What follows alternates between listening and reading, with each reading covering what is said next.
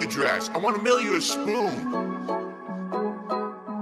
I'm tired of people saying that because I am who I am, I can't eat shit out of my fucking ass. Meerkat Mall. Who? The champ. Who? Eat it. Kiss my fucking ass and lick my ball. Eat it. Fucking eat it. Oh, he's doing a meme. Oh, this is cringe. Eat it. Eat it. I am fucking based. Fucking eat it. Meerkat Mall. Who? Shut the fuck up. Take your fucking ass and eat it. Eat it.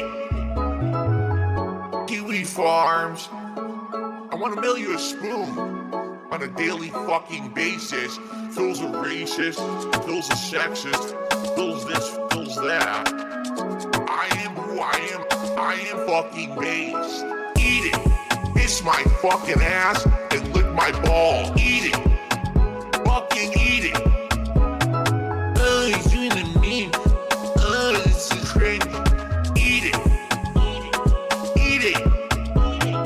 Eat it. I am fucking based. All right. What's the gimmick gonna be like today? Let me tell you something, brother. Let me tell you what we're gonna do.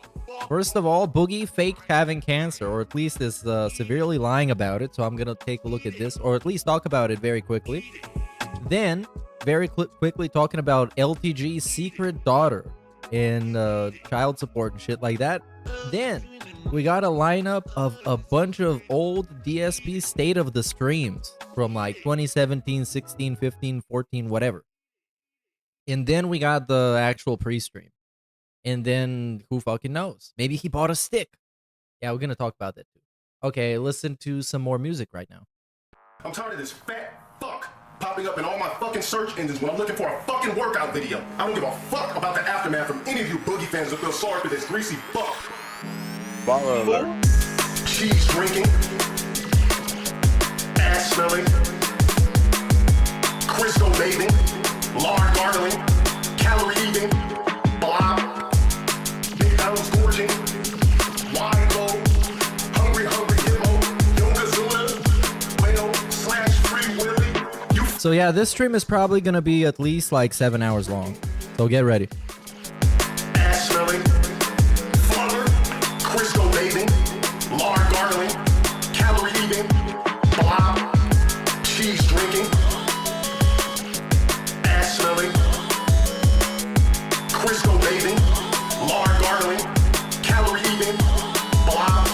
I know there's gonna be a lot of people out there calling me a bully. Well, guess what? I'm not. I just don't feel sorry for fat fucking people, especially ass smelling, crystal bathing.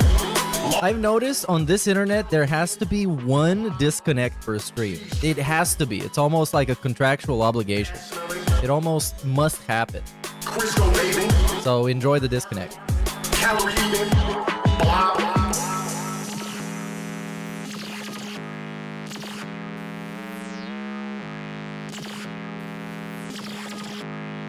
Meerkat Mall. Who?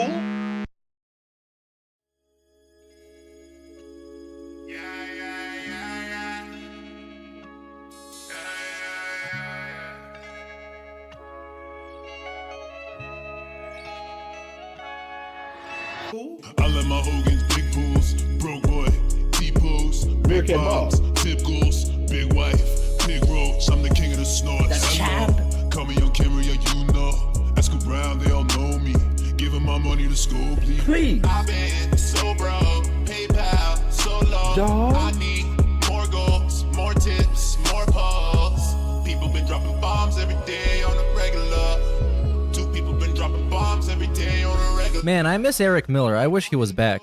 Call me a coat, they call me a local streamer. I'm gonna show all these trolls my club and I don't need them. My wife, oh no, goddamn baby, I might be forced to leave ya. Head down to the stove, keep down low and find me a Vandalia. And OIC with a member bar. Got my woman's sweater, about to go put it on. And shout outs to the fans that always keep me on. Watching Jenna's OnlyFans with a camera on. I let my Hogan's big pools, broke boy, T-pose, big bombs, tip goals, big wife, big roach, I'm the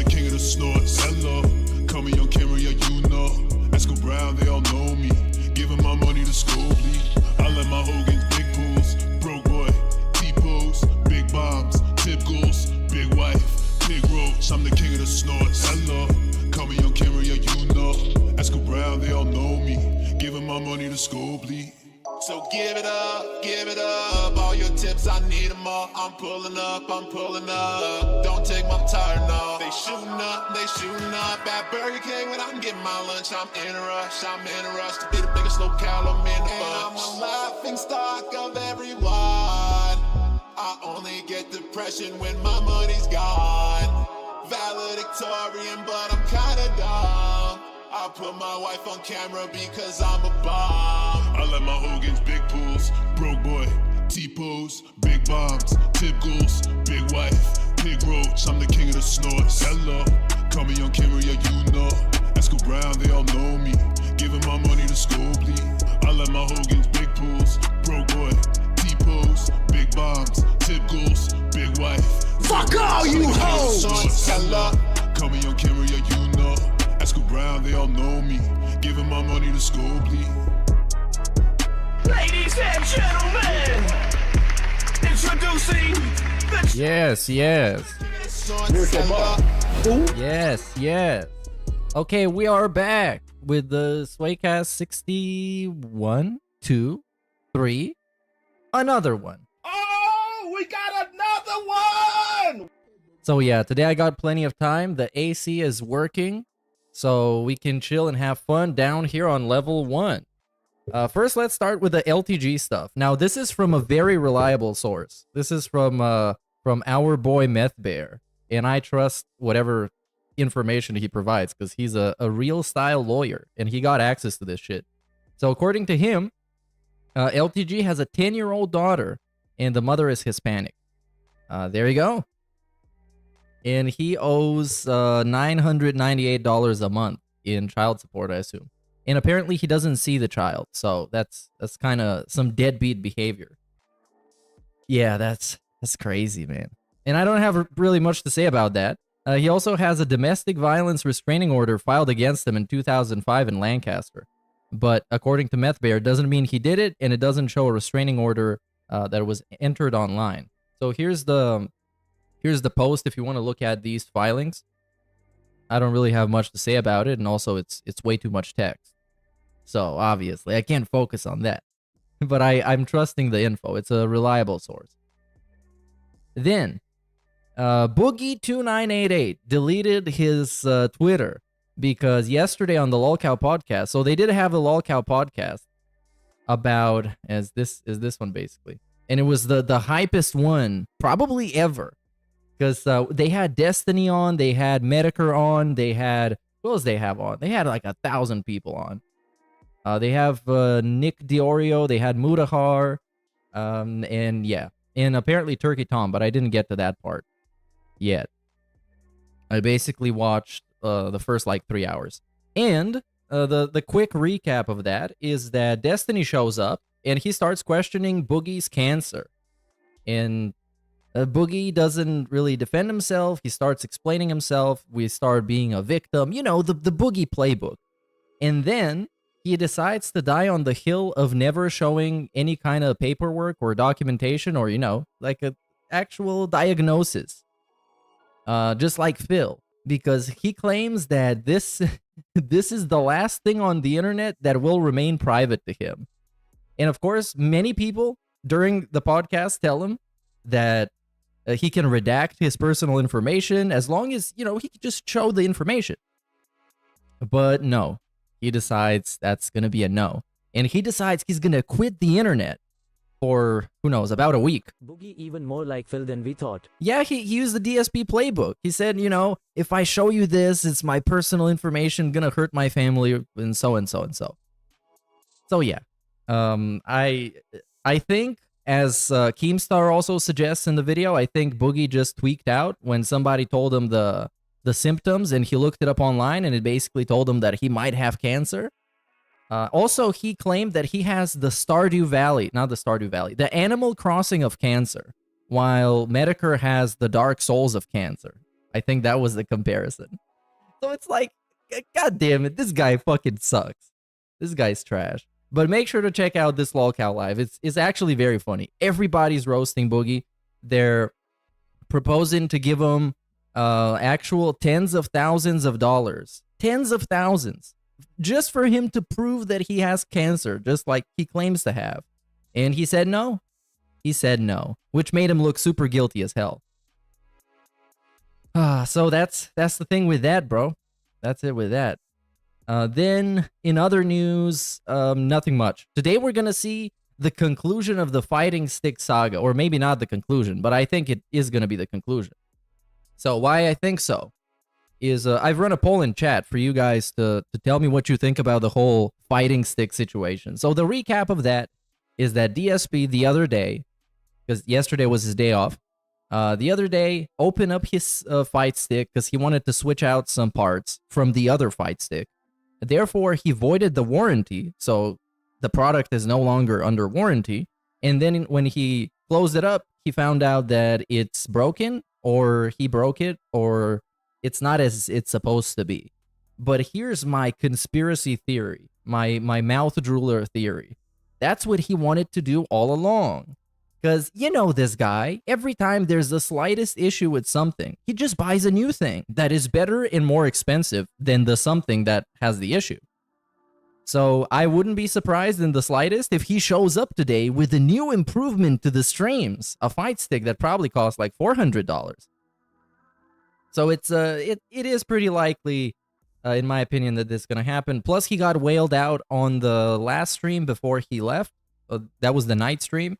And he got, I think, one guy sent him like $150 or something. So let's find this out here. Yeah, one guy sent him $155 for a total of $175. So, you know what it's going to be like. Let's watch this daily wrap. Then I have queued up a ton of drama videos. Yesterday, if you didn't watch, that being said, we did a Wheel of Hate that was all about emergency and drama videos, but we couldn't watch many of them. And I think there's a lot of gold dust in a lot of them. And the main topic for today that I have is the state of the stream. This is basically DSP's State of the Union that he used to do around once a year to basically tell you all the bad things happening to him and set himself up for a bunch of more drama.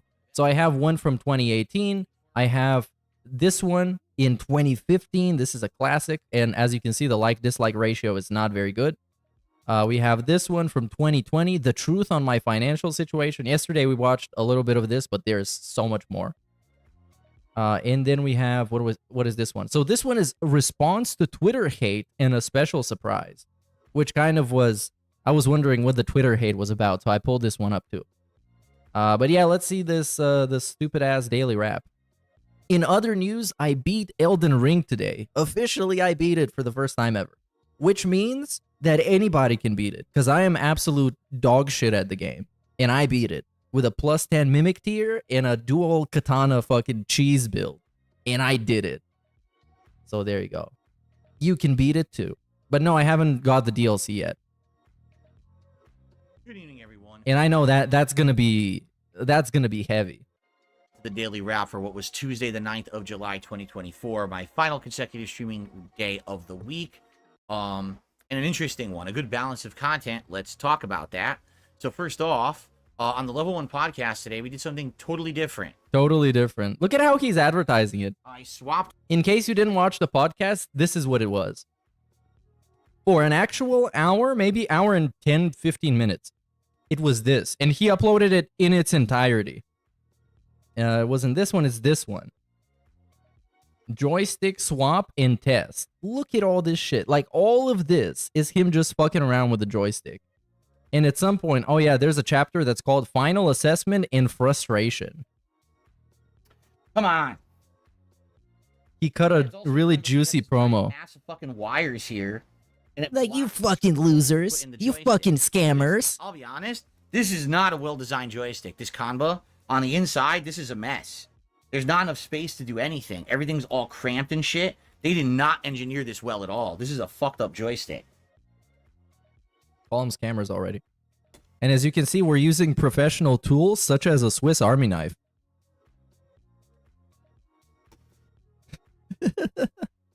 And you know, the professional guy, he's not gonna do all of this on his desk. He's gonna do it on his lap. Because of course he will. And man, his skin is so pale. I mean, I'm not surprised because he's only in the sun for about an hour a week in total. That's fine. Destroying the joystick, and I don't know how that's going to be possible. I really don't. Oh, and there's no transcript on this one. God damn it. Considering alternatives, you can see here. Yeah, he was setting it up the whole time that he's going to buy a new one. And he's definitely going to buy a new one. 100%. There's no doubt in my mind. Because he could also buy the replacement parts that he could just substitute in this stick without breaking it. But he's not going to do that. He's going to buy a new stick. Ass. There's a different sound to it. Awful. All the buttons. If I tried to brute force the stick in on its own, it more. Oh, this chapter is great because it's called More Product Design Flaws. Thanks. Track Zach an hour ago did a super chat and said, "What happened?" And what? We got a chapter that's called Foot Reveal. Actual foot reveal. And it is. People are like, feet. Yes, I have feet. I don't know if you guys were aware that I actually have human. Yeah, they're flat as hell. Look at those fucking feet, bro. This guy's weird. I told you I have actual flat foot syndrome. Hobbit-like feet. They're disgusting. They're not Hobbit-like. Don't look at them. They'll vomit profusely. Okay, yeah, get him out of here. I wanted to look up the actual rant. Let's see if who's gonna have it. Memology.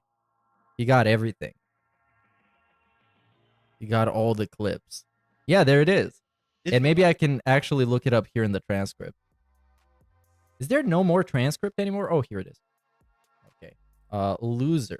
Yes. Yes, this is so good. Listen to this shit. It's about like 30 seconds of toxicity. Impossible to remove the buttons the way they built this fucking joystick. You can't rotate them. So you can't get the push spots to move. My finger is destroyed. My finger is all fucked up from getting these buttons on and off because the way they designed this stick is fucked up his finger. Awful fucking stick design. Hey, why was this clip so fucking quick? Nope. Fuck these idiots. Fuck Kanba. You fucking pieces of shit. You fucked me on your shitty ass $300 rip-off joystick where I can't put any stick I want in it because you designed it poorly because you're a bunch of fucking idiots. You fucking losers. You scam artists. I can't believe you fucked me like this. So I can't use this. This joystick's fucked up now. A scam artist. A thief. Yeah. I have a crooked light kick. I love he called them scam artists. I'm always going to have a crooked light kick now. Yeah, the light kick won't sit firmly in there. It can't. It's not even possible to sit firmly in there. Fucking losers. Test it. And after all this work, yeah, I'm going to test it right now. So, thanks Rare Tricks for the last super chat. And I received $1 tip so far today. Wow, this has been a great podcast, huh? Just everything's going my way today. Yeah, why is he surprised that he got only $1 tip? Because the whole fucking podcast was this. An actual, not like no content. Something that you do off stream. But the rant was kind of funny. Let's see what he's going to say about that. Big ups Kenneth Douglas on 14 months, dude. And he says, the only stick he hasn't broken is his own. Are you sure about that, brother? Are you sure about that? I think maybe the alcohol did that job. It broke his stick. It's out from my joystick, my Xbox joystick over there. These are brand new Sanwa buttons that I had bought for the Xbox joystick last year and only used them like a week or two before I bought the PS5 joystick. And this is a... Yeah, the gout did it. It was the gout. Hanba joystick that was stock for this joystick. So this morning I basically swapped parts. Reason being, recently as I've been playing Street Fighter 6 at a very high level with Bison, I felt like there's been a lot of Boogie issues. is easily one of the worst people alive. Bro, I didn't hate him nearly as much as I do now. Before LOLCOW Live. And once that fucking show started, oh man, this dude is fucking insufferable. He's such a slimy fucking asshole. And a liar. An actual liar. And he manages to try and deflect and twist it about himself being a victim in the same way that DSP does. Which is super transparent every time he tries to do it. Again, go watch the LOLCOW Live from yesterday. And see everybody dunking on him. It's like a cathartic moment. It's so fun. Where I couldn't block on reaction, dropped inputs in the light. And you know what's funny? That he tried to scam his own audience over $10,000 so he can apparently treat his cancer. Just a second, bro. apparently to treat his cancer, but he declined tens of thousands of dollars. At some point, everyone was just throwing money on the table for him to show the receipts that he actually got cancer, to show the diagnosis. And he said no. Actual like $50, $60, $70,000 that people proposed to give him. And this is not like chat members. This we're talking about like Mudahar, I think Destiny, I think a couple of other people. Keemstar did as well. Yeah, it's fucking trash, dude. It's actual trash. Viewer react with various insults and criticism towards a gaming streamer, mocking his physical appearance and claiming he deserves it for not designing his controller to accept parts from other companies. This is fucking based. This is the greatest AI summary ever. Various insults and criticisms. Big ups for the 22, Keen. Hope you're doing well, dude.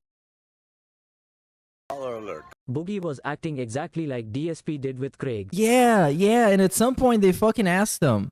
They asked him about, what was it? Would you do it right now? Would you do it on the spot? Like, show the receipts? Can we just have like a screenshot from your phone or something? And he said no to anything. And he said, and that the reason itself made no sense. That like the actual excuse made no sense. Just like with DSP, it was basically people know everything about me, and this is the one thing that I'm gonna keep private to myself. It's like, what? You know, you can redact the information, right? Wrong apparently. Boogie only faked cancer once. Well, you only get to do it once. To be fair, you don't need to do it multiple times. Big ups Anonymous. The joystick at this point is like the only other thing I can possibly do besides buying a whole stick. At this point, seeing, you know, trying to drive rush right and it freezes and stuff, it's concerning. That I think that joystick was either having issues or always had issues. I remember when I first bought this joystick last year. Yeah, that's just gaslighting. That's just bullshit. Issues like that right from the get-go. That's absolute bullshit. It would work out over time, but no, he's saying all this shit to justify buying a new one. That's all. That's all he wants to do.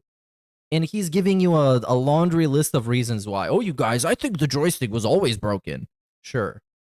Yeah, right. I'm playing at master rank with Bison and I'm seeing these dropped inputs and things. I think it could be the joystick is the problem. So anyway, I did that swap, and if you want to see that live, you can see that earlier today on the podcast. I did it live. I actually disassembled the joystick, did it all on camera, and then I did 2 demo matches of Street Fighter 6, which why are you promoting this? This was actual terrible content. Any better? You know, I have to play actual sets and stuff online to test it, not just a few matches. In a grease wipe. Oh, wow. I don't know if it'll improve my situation at all. I'm going to be honest with you. Crazy. It will. But I have to say, this shirt and undershirt combo is not bad. This is probably the best fit he's got going on right now. It's not bad.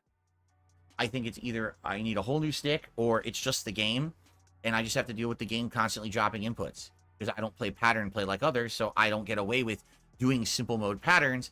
And if I try to do something on reaction, half the time it doesn't come out. Because that's how they made the netcode of the game. I don't know what else to say. But anyway, so after that podcast, we jumped into Elden Ring. And with Elden Ring today... Okay, yeah, I'm not listening to this. Major things. First, No, I'm not listening to this.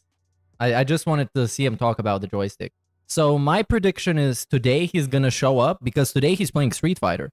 So he's going to show up and be like, oh, you guys, you're not going to believe this. I have a huge improvement to the streams. And it's going to be some $400 joystick from a different company. Because now he hates Kanba, or whoever it was that made his current $300 joystick. He's going to show up with a new one. And then he's going to beg, because he spent so much money on it. You'll see. You'll actually see. So where do we begin? Let's begin with the oldest shit. The state of DSP gaming. What's been up for 2 months? And this is in November 3rd, 2015. And there's a bunch of explanation in the actual description, but we don't care about this. What we care about is this comment that I found to be very funny. So this guy says 7 years ago, dude, are you serious? Read your comments. It's blatantly fucking obvious that people want to commit suicide from watching your videos. Pay attention to the instructions and controls. That should help a shit ton. That's a CEO move. I gave you that one for free, Philip. Look at that W. The great comment. And yeah. Oh, this one is about him deleting the videos. Let's see this shit. Let's make fun of this shit. Because we got a bunch of hand graphs. Look at this here. We got, oh, I was making this much, and now I'm making this much, and now I'm making this much. All right, hello everyone. Dark Side Deep sigh. here with a special video. And I really don't know how to approach this video. Big ups, Ben reviews things for 8 months, dude. The heart, it's kind of me revealing some information and being honest with you in a way that you know, probably not a lot of other YouTubers are, or if they are, I don't know if they would actually. What a great opening. Stuff like I do. And for sure, I'll tell you this: if you're just a casual viewer and you're stopping by my channel DSP Gaming for the first time, or for the first time in a while, and you're just here to watch the new gameplay, you really don't have to watch this video. This is good thing they don't have to watch it, because this is 45 minutes long. Hardcore viewers, those who have been with me for a long time, or who like to watch all of my content, and who care more about the personal connection that I have with my viewing audience, and who really want to know what's been going on with me these past couple of months. All right. In particular, the thing that we're addressing in this video is if you are a subscriber or an avid viewer of DSP Gaming, and by the way, ignore my really messy hair because I forgot to brush it before I did this video. No biggie. What? How the fuck is it no biggie? You're making an important update video and you don't even fix your hair. Come on. This is just, like, disrespectful. And this video is about how much you love this job and how much you care about it. I mean, come on.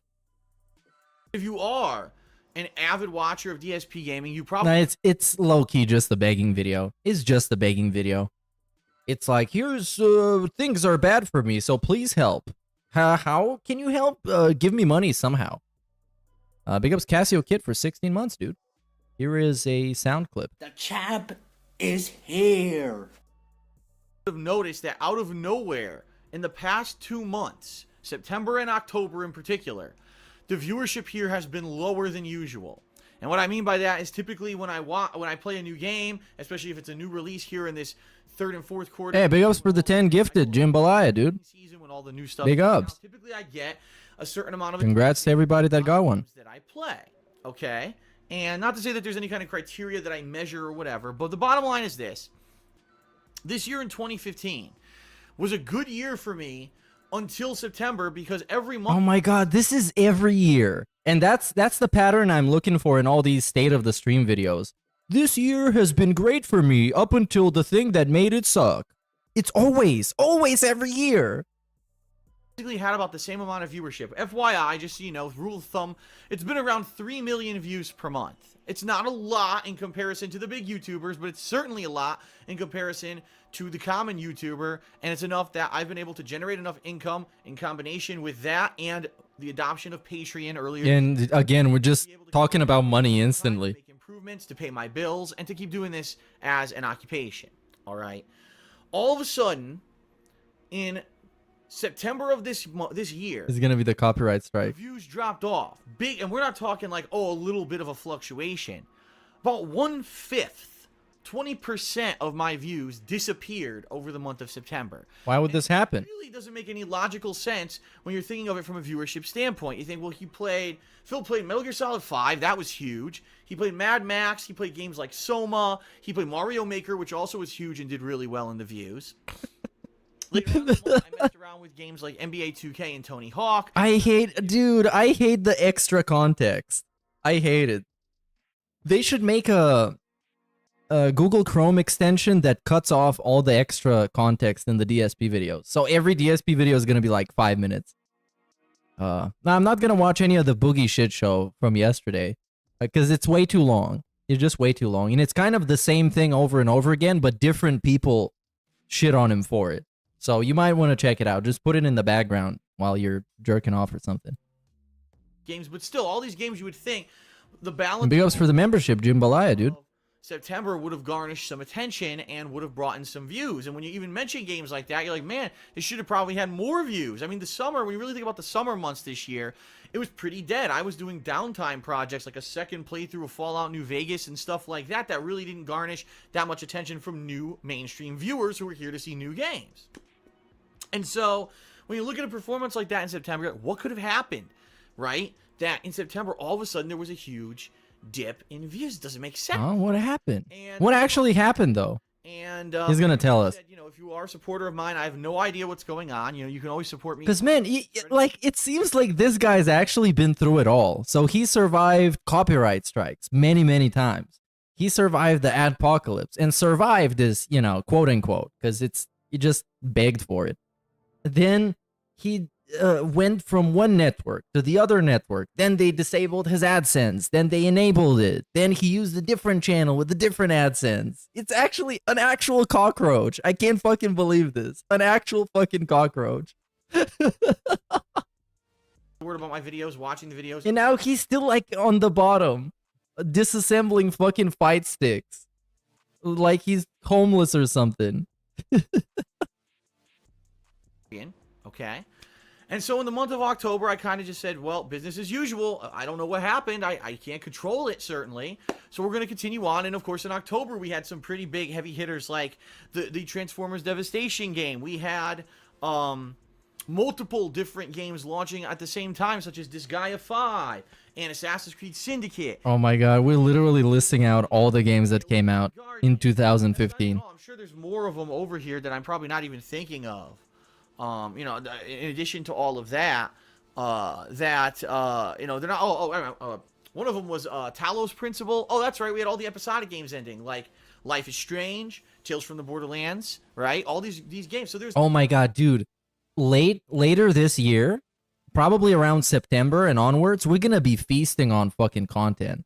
Because June the King's gonna release the Review Tech USA documentary, DSP's gonna react to it, and you bet your ass Review Tech USA's gonna react to it. And I hate both of them. So I'm gonna be enjoying this. I'm gonna be eating good. And then, of course, we got the main event. We got the June the King documentary on DSP that I'm gonna watch as it premieres, and then we're gonna watch DSP react to it. It's gonna be fucking... It's gonna be something. Tons of stuff going on in the month of October. In addition to that, I did a Halloween special. Okay. Oh my god, stop touching your hair. Stop it. It's so greasy. It'll be done as of tomorrow. Typically it takes about 3 days after the month to tally up the final results for the month and see. But it looks like October was just as slow, if not slower, views-wise, than September.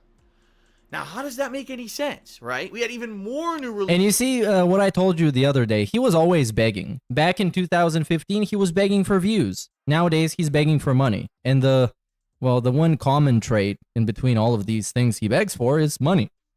Literally is. It's always happening. The month of October, you would have thought it would have driven even more attention to DSP gaming than ever before. And especially, again, thinking back this year at the fact that there's been slow months for game release. It's crazy that the solution to any of his problems is money, but he never actually uses it to fix things. Shower, old PC, etc. He complains, begs for money, gets it, and moves on. Well, he only uses it to fix things when there's no other option, when he's actually been crippled by the issue.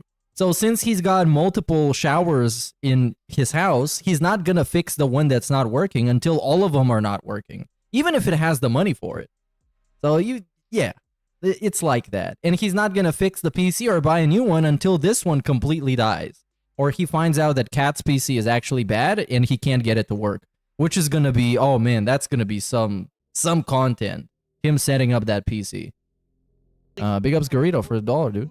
To September and October, what could be going on? And of course, you got the crazy conspiracy theorists, you got the naysayers, you got all these fucking weirdos who like to make shit up about stuff, and you know, it's all fluff, because it's all just speculation. It's not based on any kind of fact. Finally, I'm going to be honest, what really happened. I was messaged by someone, and I can't really disclose information on who this person is because they basically had it in confidence when they messaged me. And they said, Phil, I just want to let you know that I know you're freaking out for the past couple of months regarding views on DSP Gaming. Well, I've got the inside scoop, and, you know, please don't tell anyone how I'm contacting you or whatever, who I am. But the bottom line is this. I know why your viewership's way down. And it's something that you've done wrong. And it's oh, yeah, this guy was fucking faking. This guy was fake as hell. Some guy shows up to you, and he claims that it's too private for him to actually even tell you he knows where he knows this from. But he knows all about what's happening, and somehow it's not Phil's fault. Whose fault is it? Is it the trolls this time? that your viewers are doing wrong. It's nothing about the content you're putting out. It's a very simple, stupid thing in regards to YouTube. And at this it's YouTube's fault. I don't know what to tell you to get back on your feet, and let me explain the situation. So the person proceeded to do it. All right. For those of you who don't know, this past summer, I had a lot of fucking problems. Oh my god, just right before he was about to say it, we start a new paragraph, and it's about something fucking else. It's more context. Oh no. Just as he's like about to tell you what the guy said and what the issue was, we're talking about something else now. We're talking about past drama. Issues or whatever. I'm talking people who, for whatever reason, just don't like me and wanted to end me from having a living. Basically, wanted to end my business. They didn't want. They want to end me. I was under the attack of The eradication of Dark Side Phil. my internet and knocking me off the internet when I tried to live stream. They were doing all kinds of things in regard to doxing, meaning I would try to go on stream. They'd be sending out my address information to people. What do you think Phil's take on Nintendo making an M-rated horror game will be? Oh, I actually don't know, man. It's probably gonna be... I need to look up the actual game, because I think that matters as well, what the gameplay is gonna be. Because he's gonna compare it to something else. He's gonna compare it to, I don't know, fucking Silent Hill. Let's see what that's about. Nintendo M-rated horror. What's that about? Oh, there's just a trailer. Yeah, it's definitely going to compare this to its first M-rated horror game. Silent I'm Hill. not kidding. The company just posted this very dark and disturbing video with hashtag #WhoIsEmio. All signs are pointing to this being a first-party release because of this teaser being posted on all of Nintendo's accounts, and they even already made a Japanese page for the game. And lastly, the Japanese text at the end of the teaser translates to Smiling Man. What do you think? I don't really think much. I think he's going to compare this to Resident Evil or Silent Hill. And then he's going to say, well, I guess they're trying to diversify their content or something. But, I don't know. Well, I guess we're going to find out today because this is going to be a part of his DSP news. Most probably. My address there, and they go all over the internet. Big ups Devotio3 for the $1, dude. About me and my family, not just me, my family members and stuff like that too. Then it escalated to a whole new level when in June I was swatted. And the police showed up, and luckily I had called the local police last year when I moved here and warned them that something like this might happen because it was a growing epidemic. And luckily the swatting ended up just being, you know, a quick false alarm 5-minute deal. It wasn't a big deal. Local law enforcement didn't go too crazy over it, even though they did send a SWAT team. It wasn't like some of the other horrendous SWAT Wait, this is the first time I hear they sent a SWAT team. They didn't do that, did they? It's the first time I ever hear they sent a SWAT team. Wait. Pretty sure he's bullshitting. Because as far as I remember, the actual story is that like 2 policemen showed up and then he just let them in his office and they were like, oh, it's some gamer shit. And then they left. They sent a SWAT team. Come on. Kids being evacuated from schools and people nearly being shot. It was nothing like that, thank God. All right. So all of that going on this past summer, but I came back strong and I said, I'm not going to let it affect me. I'm just going to keep going. And, you know, the best way to kind of to stick it to them is to keep doing what I'm doing and being successful. And we had a great summer, in my opinion. And then near the very end of the summer, in August, all of a sudden, DSP Gaming and my vlogging channel, The King of Hate Vlogs, started getting hit with false copyright strikes. Now, these copyright strikes were almost kind of ingenious because they found a fucking loophole around YouTube's copyright system, basically finding that the system is completely automated and a piece of garbage. So let me explain very quickly. YouTube's copyright system works like this. You send them something that existed somewhere else on the internet before it existed on a YouTube channel. It could be a song, it could be a piece of artwork, it could be a video clip, it could be anything. All you need to do is send them the evidence that that existed somewhere else first, then send them the evidence that it was used in someone's video on YouTube. You could send them completely falsified information saying who you are, that you have any legal rights to this piece of content, and YouTube's automated system, which is run by robots, there's not a human involved in the system, will simply say, does it match? Yes. Do we check any of the information to make sure this person's real? No. Copyright strike. And that's how YouTube's copyright system works. So there were people who had submitted fan art over the past couple of years that I've used on Prestream. Yeah. That I used in this whole thing, I only know from his perspective, because I wasn't around back then. And all I have to go by is what he's saying right now, and it sounds fishy as hell. Because as far as I've heard, because I've heard some mumblings and rumors and stuff, he straight up told people to DMCA him and that it wouldn't work, and then they did, and then it worked. such as my Nintendo 3DS, Or at least that's my memory. submitted by fans, and this fan art, they flagged it. They said, oh, well, it existed here first before Phil ever used it, even though I had legal permission to use this fan art. What is legal permission? YouTube system. And so YouTube system doesn't look to see if you have legal permission, doesn't look to see if the person is legit. They just flag everything. So I ended up getting tons of false copies. What is a legal permission, by the way? I'm struggling to understand that. I ended up getting two against the King of Hate vlogs and 2 against DSP Gaming all at once within a week's time, which meant that if I got one more, the channels would be shut down temporarily until I could get everything reversed. I lost my ability to live stream during about a 2-week period in August, and at that time things were very uncertain. I contacted my partnership network, Machinima. I explained the situation to them, and they said, listen, we recommend that you set all of your videos that used fan art ever to private, so that way they can't flag any more of them, okay? And we're going to work with YouTube to get your streaming capability back. YouTube did that. I guess the legal permission is somebody just telling him you can use that, which I guess counts as somebody allowing you to use their content in the video. I mean, that makes sense to me. Big up Scumbag Josh for the 5 gifted, dude. You're the best. I'm drinking. Gave me my streaming capability back and said, okay, we understand these are false copyright strikes, but because we want to legally protect our own ass, we refuse to remove the strikes ahead of time. You have to wait 2 full weeks to get the strikes off of your channel. So basically what YouTube is saying is, we don't care about you. We care about protecting our ass legally. Yeah, of course. No information. Because then they would get sued out the ass. Do you know how many copyright strikes happen every day? It's probably tens of thousands. Because YouTube is just like infinite amounts of videos. Like, come on. Of course they want to protect themselves and not be liable about the stuff that's posted on their platform or its takedown.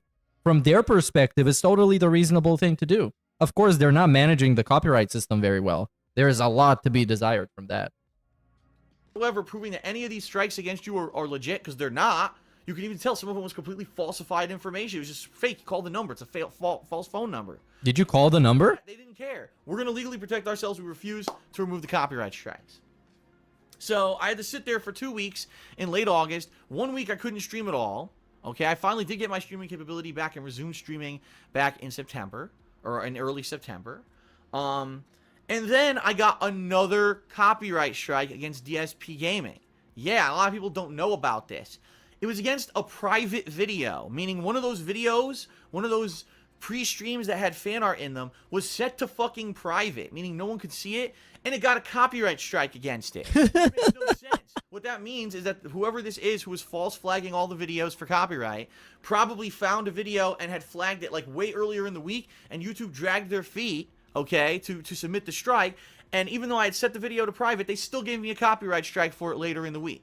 So now, basically, if Machinima hadn't been involved, DSP Gaming would have shut down completely for at least 2 weeks. Hold on. So this is, by the way, this whole segment, this whole story is only vaguely related to what is happening in this video.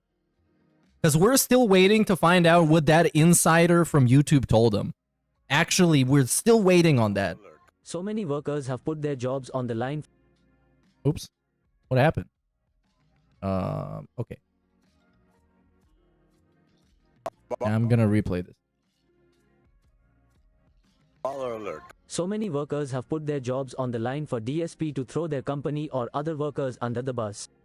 Comcast, Catvet, Machinima. Yeah, he constantly fucking talks about his interactions with people that work somewhere, that did something for him or did something to him, and he doesn't care about it. All that matters is that he's supposed to be blameless, and he wants to make that abundantly clear, even though it doesn't even matter most of the time. Machinima got involved, and that didn't happen. But Machinima said, well, at this point, you're basically boned because we don't know what else is in the pipeline. Whoever these malicious parties are could have submitted 100 copyright claims against you for every piece of fan art ever. So we recommend you take a day and you go through and you delete all of these videos off your channel whatsoever that have fan art in them.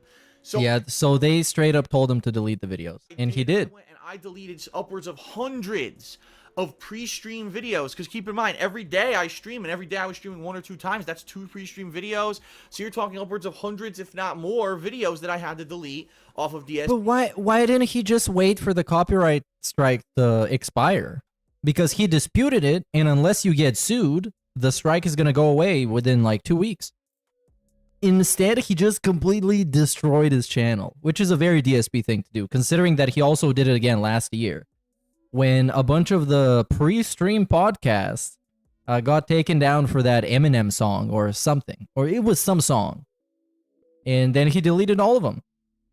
It was like actual at least 50 to 100. So and now the funny thing is they're only available in Detractor restreams or on Spotify, where a completely different person is uploading them for some reason. that, and it was all that, plus I had to make all of my Nintendo 3DS playthroughs either private or delete them. It was a lot of work, and it took probably about 4 hours time to do all of this, and ultimately it was a major negative, and let me explain why.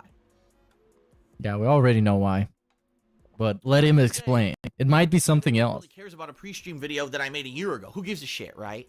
But for those 2.5 years that I've been doing pre-stream videos, right, and uploading them to DSP Gaming, that's a significant amount of views. Each video maybe gets 1,000 views here or there, but some of them got more, some of them got less. And you're talking hundreds of videos, so you're talking hundreds of thousands. In fact, just FYI, I did the math, okay? The videos that I ended up deleting off of DSP Gaming to protect me from these false copyright strikes amounted to almost 2 million views. Oh my god. That was spaced off of a long-ass period of He did what Tipster did. Oh my god, Tipster completely eradicated his channel. Socialblade.com. And now we're gonna look up Tipster. And that dude, man, that dude fucking nuked himself. Where was it? Where was it? At some point he deleted all his videos or put them in private or something. Detailed statistics, perhaps? No? When did that happen? Oh yeah, this here. Look at this. Oh my god. On May 9th, completely nuked everything. And it dropped like off a cliff. Off a cliff. But I mean, come on, it's Tipster. He's just a fat DSP. time. It was over 2.5 years that I'd been doing live streaming, but still, that's a significant amount of views that all of a sudden disappeared from my YouTube channel. That's right, ladies and gentlemen, when you delete a video from your YouTube channel, regardless of the fact that it had views on it, YouTube subtracts those views from your total view count. Huh? So just because I deleted a video today, it never existed? That's how YouTube's system works. And that's why I laugh when I hear about, oh, Google employees are so smart and they hire from Ivy League schools. What fucking buffoon thinks that because you deleted something so no one can see it in the future that it didn't exist in the fucking past? It just doesn't make any sense at all. And it's not like it matters, right, that those views don't exist anymore. I mean, that just makes sense to me. I don't know. I don't know why wouldn't it make sense. So your total channel views are at 1 million, let's say, and you delete 500,000 worth of views from the channel. Therefore, they should go away because you deleted them. It doesn't. And I guess this is made to punish people who delete videos and try and hide stuff. I assume. Doesn't matter. It's that view existed in the past, so it shouldn't affect my total view count now. It shouldn't go down, but it did. When I deleted all those videos in August, my total view count on DSP Gaming went down by about 2 million views. Now, I didn't think anything of it. I'm thinking, this isn't going to affect me in any kind of a big negative way. It's just pre-streams and stuff. Yeah, the one thing I would say that I regret that people cannot watch right now are all of my Nintendo 3DS playthroughs, because I did a ton. I Tomodachi Life, Majora's Mask, Pokemon Omega Ruby last year, Monster Hunter 3DS, of course, Professor Layton versus Phoenix Wright, which I did full fucking voice acting. Oh my god, okay. All those games in September, and when all the views were so low at the end of the month, a 1/5 decline, 20%. So is this whole video about how he got taken out of the algorithm and his views are down because of that? Decline in views. I was shocked. I'm pretty sure that's what it's all about. Is just a bozo. Disgrace to my fellow Northeasterners. I'm more Italian than him, a Puerto Rican from Bed-Stuy, Brooklyn. Bro, that's the funny thing. I think he makes everyone look bad. So he makes YouTubers look bad. He makes streamers look bad. He makes Italian people look bad. He makes Americans look bad. He makes Polish people look bad. Like you said, he makes Northeasterners look bad. He makes everybody look bad. Because he claimed all these different identities, and then he's like the worst fucking stereotype of all of them. Like, this dude fucking sucks, bro. Alert. Views. I don't want to be Mr. Views. Well, he is, well, as you can see, he's not Mr. Views anymore. He's Mr. Low Views, I guess. But that's still a Mr. He's still somebody. You know? Big ups Bob Starsky and Too Keen, dude. Why would I have such a decline in views? And then in October, keep in mind what happened in October, I got another false copyright strike against me. Yes, for the same thing, a piece of fan art from a video from June of 2014, where again, it was a picture of Booth Babes with me superimposed on it. Well, someone proved that that picture of Booth Babes existed on the internet before it was in my fan art. The automated system's a piece of shit. It's so crazy. Another copyright strike. And again, I have to say special thanks to Machinima. They once again went above and beyond. They went behind the scenes. They contacted YouTube, and within a couple days, I got my live streaming capability back. However, this time, I decided I wasn't going to live stream all the time anymore. I was going to cut back on live streaming. It would only be for new releases, maybe only for the first few streams of each game, and that's kind of what I've been trying to abide by these past couple of weeks. So I've been streaming a lot less than I have been, okay? So I'm working at it, and all of a sudden, you know, I'm trying to not look at views or whatever, because I just want to play the games and not be, like, bummed out or affected by the fact that views might look low or whatever. And now I look again and they're low, and I'm like, this is insane. Well, clearly he is bummed out. Very, very strongly bummed out. Why? Your views are low for the past 2 months. Okay, now we actually go back. We actually go back to the original story. I don't know how much this tangent took. I think it was about 10 minutes, maybe? But now we're actually back to the original story. So this is what the insider person told him. In August, you deleted all of your pre-streams. You deleted all of your videos that had fan art, right? Your channel lost 2 million views. He says, this is how YouTube works. Now listen to how fucking stupid this is. From Ivy League employees at Google, they're so brainy, right? They're supposed to be smart. When you delete a video, it takes away views from your channel. YouTube ranks channels based on how many views they bring in on a monthly basis, and based off of that rank, they actually prioritize and put channels in order dependent on how you're going to get ranked in searches, how your videos will show up in related videos. Hey, big ups Sweet Potato Pies, man. Have a nice time at work. So, typically every month, I make 3 million views. 3 million views is pretty good. And I've been around since 2008. This channel in particular, DSP Gaming, has been around since 2010. So the fact that my channel's been around for over 5 years, still bringing millions of views a month, I was actually pretty high up in the rankings and the priority. Yeah, I don't think so. Not even in 2015 was he ranking pretty high. He was just putting out way more videos than anybody else. And that was compensating his general low views compared to everybody else who was uploading, let's say, a video every 2 days or something. I got some pretty good search results. If you search for Bloodborne playthrough, you know, I would show up maybe in the top 50 or so people playing the game. And of course, it's always random. It all depends on how many views individually you got on your videos. It depends also on how long your videos are. Yes, it's called engagement, and it has no fucking... Who cares if you watched a 5-minute video or a 30-minute video, that the 30-minute video gets rated higher, and it does. That's how you... What do you mean, who cares? What do you mean? And of course, to him, it doesn't matter, because as long as the ads play, he doesn't give a fuck if anybody watched his video. He doesn't care if they liked it. He doesn't care if they were engaged watching it, or just watched it, they put it in the background and went to the bathroom. He doesn't care, but it makes a lot of sense. Because if you can stick around and watch somebody's video for like half an hour, that means that they engaged you, and you were having fun or learning stuff or whatever, you know? But to him, that doesn't matter. Right now, the 30-minute video gets rated... And it says a lot about his overall mentality doing this. ...higher than the 5-minute video. And it's always been like that. No fucking sense. But again, the brainiacs at Google, right? Because they're Ivy League trained. They know better than everyone else. So anyway, I digress. For me to be bringing in, you know, 3 million views a month and being around for 5 years, I was pretty good in the rankings. Here's what happened in the month of August. I brought in around 3 million views... And YouTube says, well, you deleted all your pre-streams.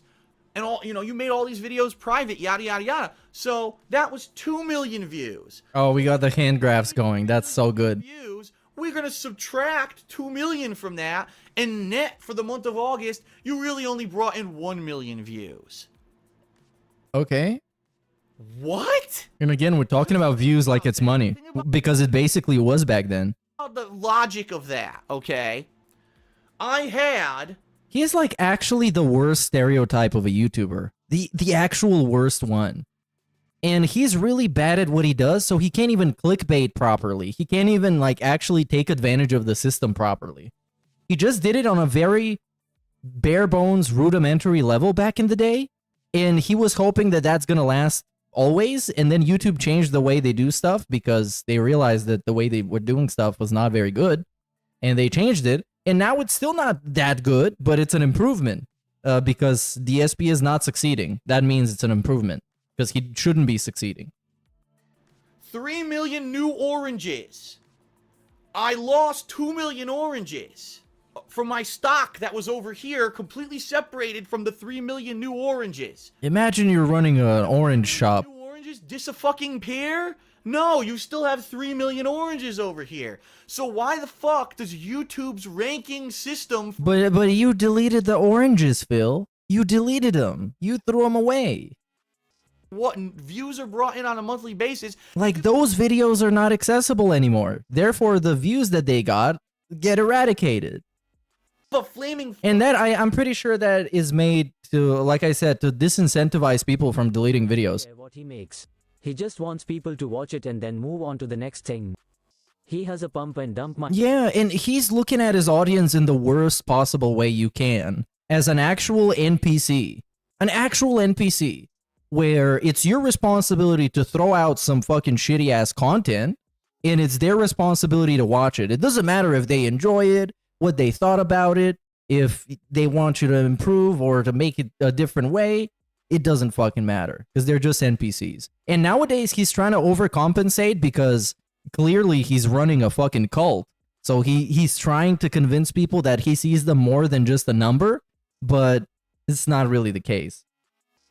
About what you delete. And again, it wasn't like, oh, I had 400... Because you saw when that Fallout video went, well, I'm not gonna say viral, but it got like 30,000 views. He was obsessed with the views. He didn't care if people watched the video, because they didn't, because his average watch time on an hour-long video was 30 seconds.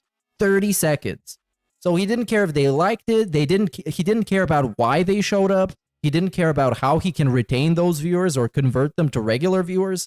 He just cared about the number, the 30,000. Flagged for copyright. I had deleted the videos myself to protect myself from YouTube's broken copyright system that I was a victim of. So let's review. YouTube's copyright system is a piece of fucking shit run by fucking automated robots with no kind of human Then go away. interaction or any kind of legal responsibility on YouTube's part. Why are you putting your whole business's future in the arms of robots? Why are you doing that? Aren't you supposed to be the smart one, and the robots are stupid, and the people that program the robots are also stupid, and everybody else is also stupid? But this guy is smart, and this guy is the guy who always cries about stuff. They will flag the fuck out of anyone so that they can protect their own ass from a fucking lawsuit. They struck my channel with 5 false copyright strikes in the past 2 months because they're too fucking lazy to institute a real copyright system. He is so mad. The uploader. Because of that system being so broken, I was advised by YouTube and my partnership company, Machinima, to delete videos off my channel so I couldn't have further abuse of their own broken system. I did it, and YouTube said, oh, we have another broken system called the ranking system. And because we told you to delete 2 million views worth of videos, we're now going to drop you in the rankings so you don't fucking show up anywhere anymore. And that's actually what's happened to DSP Gaming in the past 2 months, if you can believe it. DSP Gaming used to show up in search results. When you search for a new game, I would be in there. When you were watching a playthrough of a game, I would be in the related. My channel, DSP Gaming, if you were watching other similar gamers on YouTube, my channel would show as a related channel. You know what? I wonder what his reaction would have been like if he was, you know, we're talking about back like 2011 YouTube. And there was some guy that was DSP's competition that was uploading like 60 videos a day. But DSP was only uploading 1, for example. I wonder what he would say about that guy. That guy is a fucking cheater. He tries to fucking scam the system and oversaturate with his fucking dog shit videos that are recorded with a fucking camcorder. Yeah, that's exactly what it would have been like. But since he's that guy, he can't say anything about it. He was cheating the system and got away with it. As he admitted, he straight up admitted this to the quartering in their interview. He was so smug about it too. It's like, I found out the perfect formula to trick the algorithm and get a bunch of views. sidebar of their page. It doesn't anymore. I'm gone. I've been completely removed from search results. Thank God. I've been completely fucking removed. Now, don't get me wrong. If you type in DSP or DSP Gaming plays such and such, yeah, then it'll come up. But in general, if you're just searching for a game, I'm gone. So here's what happened. I was basically removed from YouTube search and related videos as of early to mid-September. And so that influx of natural organic growth that I would get, wow, here's someone who's playing this game, I want to check out their video, I'll click it, is gone. I have no natural organic growth anymore because I don't show up anywhere on YouTube except on my own channel. So what that means is for the months of September and October, the only people watching my videos on DSP Gaming have been hardcore fans and, of course, the hardcore detractors that still watch all my videos, too. Those are the only people. No new people have seen any of my gameplay. Oh, that is actually true. That is very true. People like DSP forced YouTube to change the methods of monetization and how the algorithm works because they realized people like him are just straight up cheating and they don't want to encourage that behavior, so they made it less possible to do. Not showing up anywhere else on YouTube. Because, like, that's the thing on YouTube, right? If the algorithm clearly told you what you had to do to be successful, everybody would do that. And it would just be slop. Endless slop. Kind of how it is nowadays, because some people just figure out how it works, and they just do it. And you got a million videos that are basically the same video. But it could have been way worse if they were just upfront with how it works. And if you don't believe me, I don't believe you. Search and you'll confirm it. Again, don't search for DSP in a game, just search for a game in general. You won't find me anywhere in there when I used to be relatively high up, maybe top 20, top 50 even, gamers playing a game. And that actually does add to the view count that I get on my videos. It's the natural influx of people from YouTube who come and watch someone who's playing a game.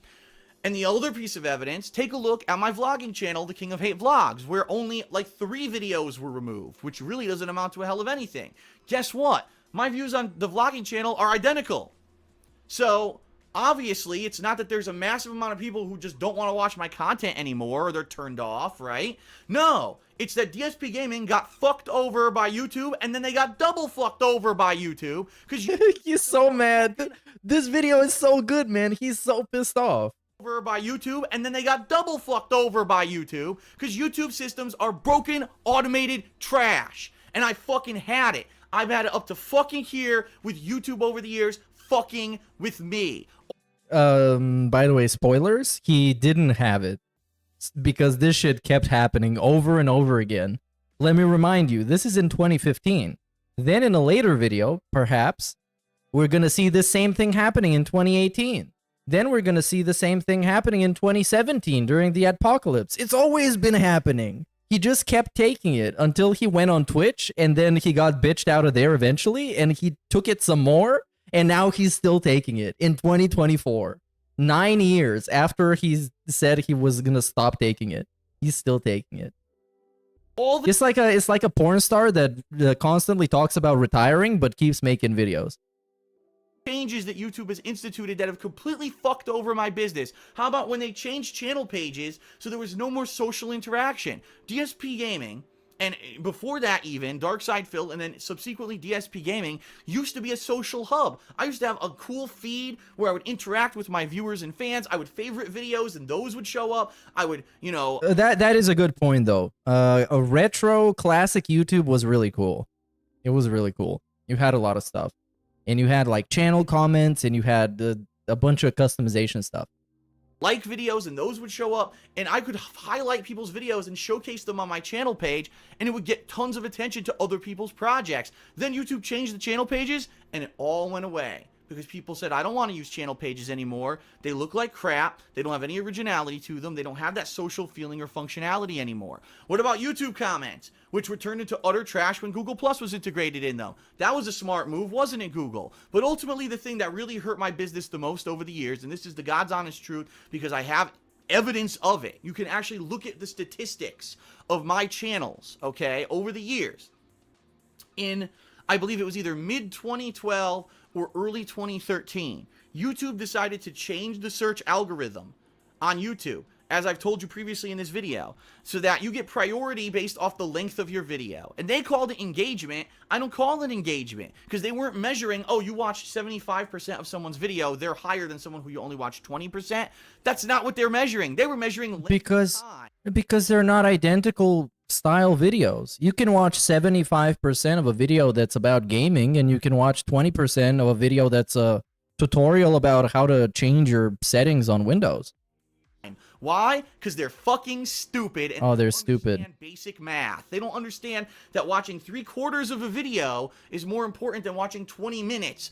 Time means nothing. Length of time means absolutely fucking nothing. Engagement percentage does. But that's not the criteria that they started using in 2012, 2013, whenever it was that they flipped the switch. No, it's kind of the opposite.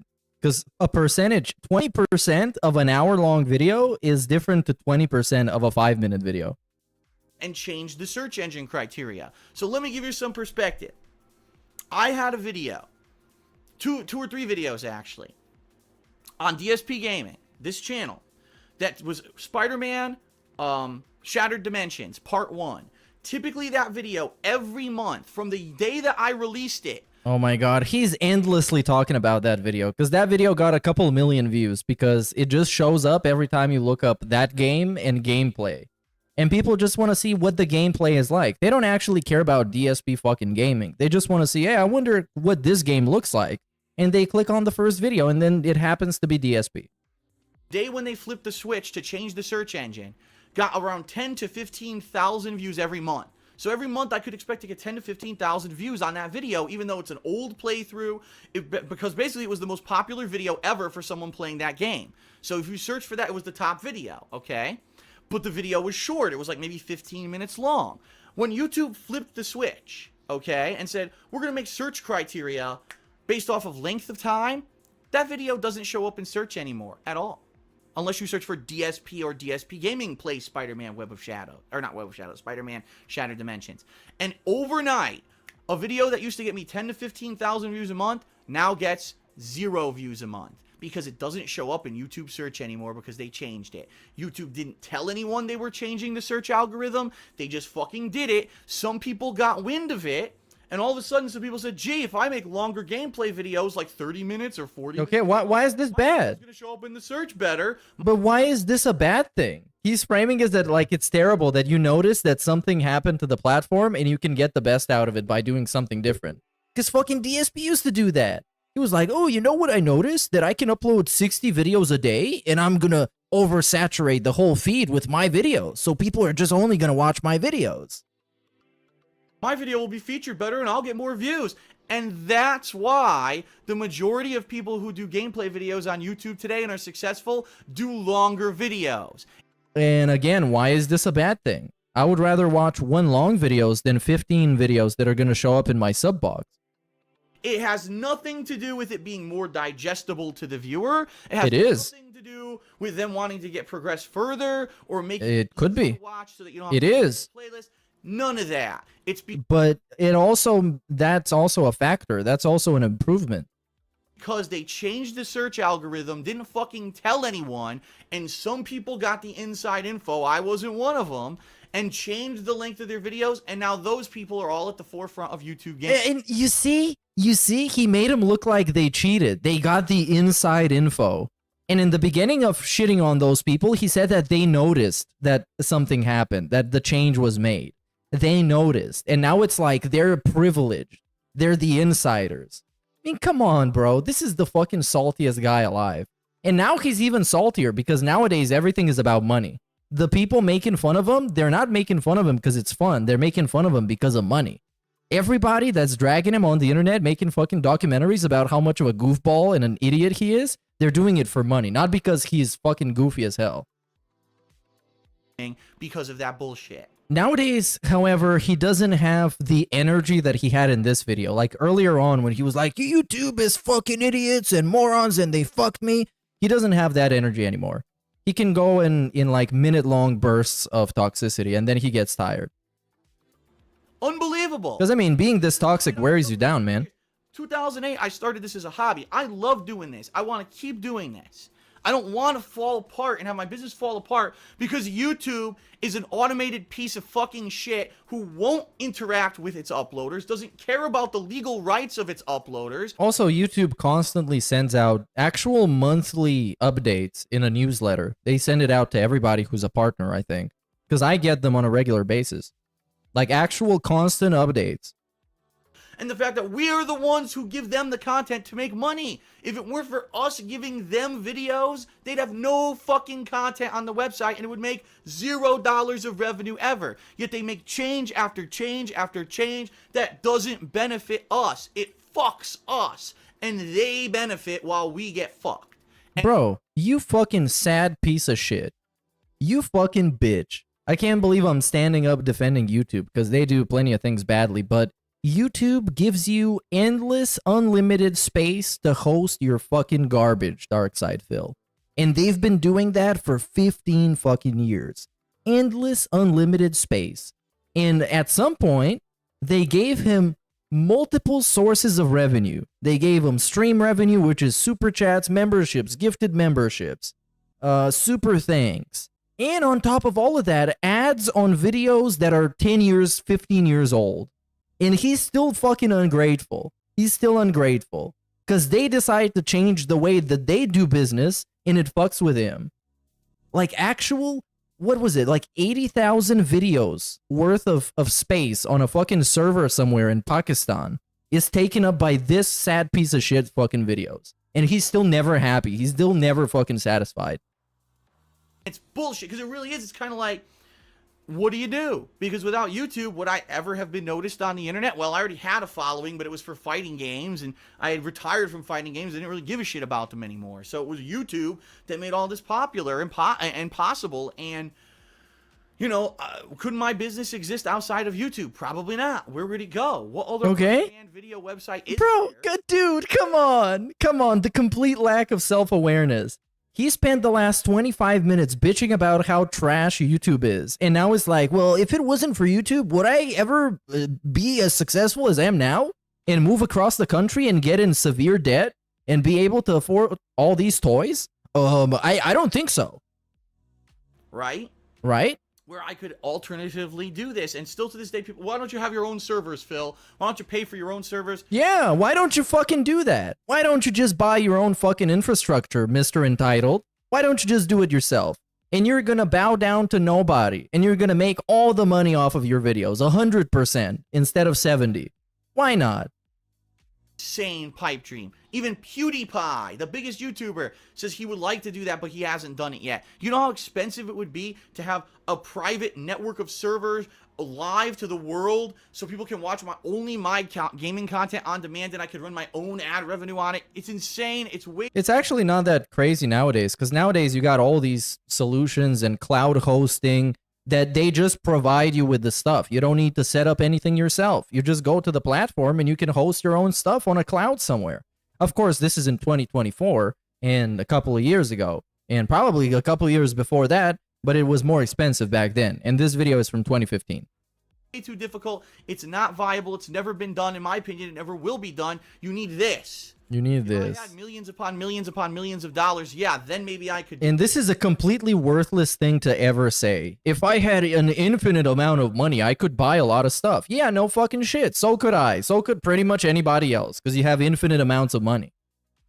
It's not viable. It's never going to happen. I'm always going to be reliant, sadly, on YouTube. And so this is just another case. YouTube's copyright system's broken. YouTube's ranking system's broken. And I'm fucked. Now, there is some silver lining at the end of all of this. I don't want this to be a total negative video. Well, it has been absolutely negative. Like 1,000,000% negative so far. Oh yeah, that's very true, Hate Army. The video hosting is feasible, but the ad network is impossible. Because YouTube they got too much data. That's true. The silver lining is this. Number one, even with the fact that my viewership tanked by about 20% in the past 2 months, I'm still making decent money. Okay? It's not like, oh my god, I'm destitute. But it's tight. Like, I'm at the edge now. He's at the edge. He's edging. So 28 minutes into this video, straight up just crying about the money he gets, he says that he's still making a good amount of money. But it's much worse, and that's not good. on Patreon. Come on, bro. Wow, like I can barely pay my bills, but there's no way. Like I have debts from moving that I was hoping to pay down within 2 years. If it keeps up like this and there's no positive change, there's no way. Those debts are going to be around for a while, which means I'm not going to be able to travel. I'm not going to be able to upgrade equipment. I'm just not going to be able to afford any of that. All right, and that's just the reality of it. And it's YouTube's fault. It's 100% YouTube's fault for not having these safeguards in place and having proper systems in place. They fucked me over, all right? But the good news is I could still survive. You're not going to see me destitute and having to, you know, sell my house.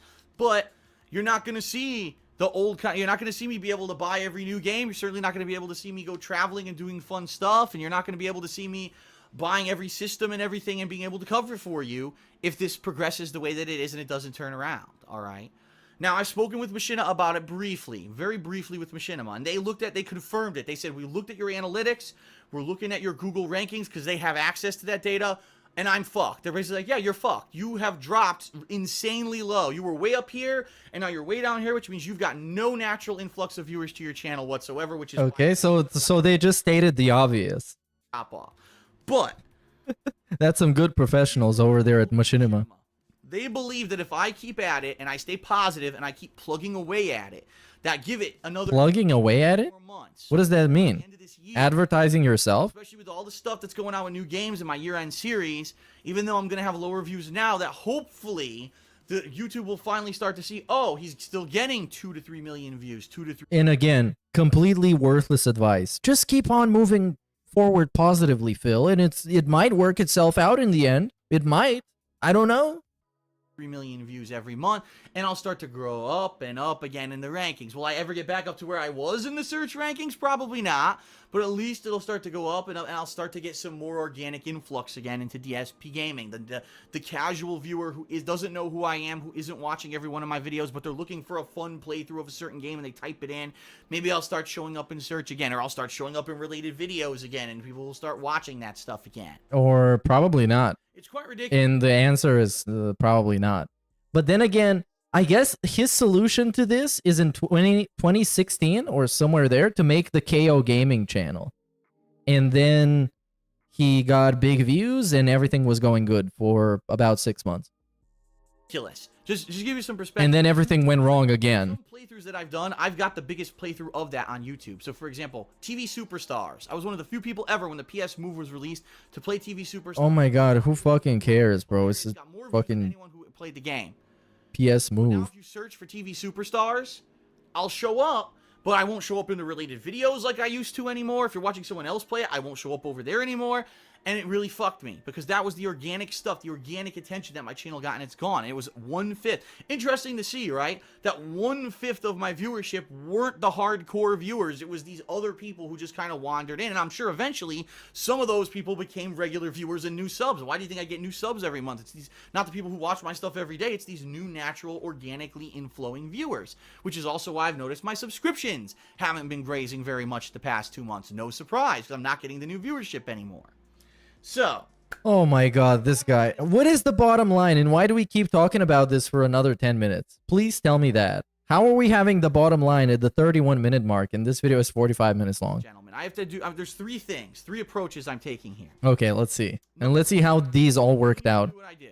I'm going to continue to work. I'm going to continue to do videos. I'm going to continue to have fun. I'm going to continue to cover the new games that I like. And I'm going to do the year-end series and reviews and everything, all right? It's all going to continue. I can't stop now. That would be stupid. Like I said, at least even with the drop, are things tight? Absolutely. But I'm able to at least make ends meet for this time. I'll be in debt still, but at least I can make ends meet with this fucking... Bro, this fucking means nothing to me. Because he's always had debt. And he's always had a huge debt. So this doesn't mean anything. Going on, all right? That's number 1. I'm not stopping. I want to make everyone abundantly clear. Some people, well, why don't you go, some people say, why don't you go get a job? Yeah, why not? I'm sorry. If you think that me dropping all this investment, all this time, all this work... Oh, this is called sunken cost fallacy, by the way. This exact thing that he's talking about. Dropping all of that to go get a part-time job is a smart strategy. You're a nudnik. But what? Why? Why? A part-time job. We're talking about like 3 days a week, working like 8 hours a day. And you can still make fucking videos. And you can still do the same shit. You're just gonna make a little bit less. but you're gonna have some sort of a reliable fucking side income. You just like, you're in such a mentality that you can't make an internet-based business work. You think that me going to get a $10 an hour job somewhere is going to pay my bills compared to No. now? You're out of your fucking mind. No, nobody fucking thought that. But that could be a backup plan. You always need an exit strategy, because this fucking YouTube shit, as you've learned from Dark Side Phil, is a pretty bumpy ride. It's an insanely silly situation. A lot of people say, well, what's your fallback plan? There isn't any. There never was. This was a crazy pipe dream. This always was just kind of a crazy thing that I had no idea if it was going to work, how it would work, or how long it would work, if it would work indefinitely, if there would be a time period when YouTube fell out of popularity or YouTube changed and I wouldn't be able to do it anymore. And now it seems to be happening. YouTube is now at the point where it's abusable enough. It's just completely... Phil, you only became somewhat popular on YouTube because it was at its most abusable it's ever been. Literally. If it wasn't for that, you wouldn't fucking exist on YouTube. Its ranking system, all it cares about is making money and promoting big corporate projects. And, you know, I hate to say it, take a look at the biggest gaming YouTubers. Most of them have And now just slander. tons of money. They're investing in the videos. And But how did they get to that point where they have tons of money and they have a team of people? How did they get there? Did they get there from making emergency videos and complaining about not being able to get a job? they've got high video quality and all this shit. It's not about the common person anymore doing something for the love of it or having fun with it. It's about big business. You have to be... Okay, but that's what you want to do, right? You want to do big business, and you're complaining that your big business got smaller.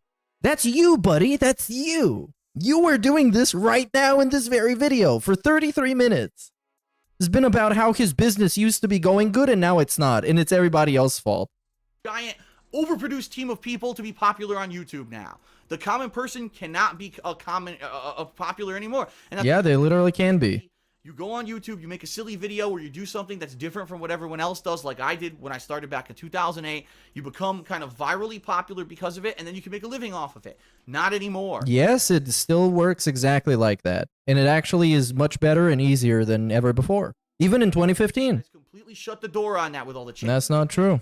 It's not possible anymore. Yes, it is. Not. You might get viral for one video and then you're done. Because then all the other guys that YouTube likes to promote, the big bullies of the corporate world who have tons of money to invest in their videos. Where did that money come from? Because of all this YouTube priority nonsense, and people like me and you go to the fucking bottom of the barrel. But you belong there. That's where you should be. Because that's how YouTube works now. So, the bottom line is, I'm not going to quit. That's the first part of my strategy is I'm not going to quit. I'm going to try to... Okay, so the first part of the strategy is just nothing. Do nothing. Okay? What's the second part? Number 2, I am going... Make a new channel? 16 to attempt, as I've already revealed... Make a new channel. I revealed this on my last podcast, to try to change up some of my content. And what I mean by that is possibly play less games, but instead of playing as many games as I've been playing, take the time out to take that raw... unedited footage that I'm making for DSP Gaming and turn it into edited montages, countdown series, the best and worst of my personal favorite picks for maybe best. Yeah, literally that. Of a certain console generation. I mean, okay. Compared to nowadays, compared to what he's doing in 2024, which is just sitting there reacting to his own videos and asking his chat to help guide him through every single game, this is, to his standards, putting in a lot of effort. Because he was trying to figure out how to edit videos. He was trying to figure out how to break through. Yes, they were terrible. Yes, they were lazy as hell. But the attempt was made. And now we don't even do that. Now he can't even make his own thumbnails. He can't even make his own fucking schedule. These videos, people have been asking for this kind of video from me for 5 years. And I keep telling them, I'm not a video editor. I'm not a highly skilled producer. But you want to be on the top?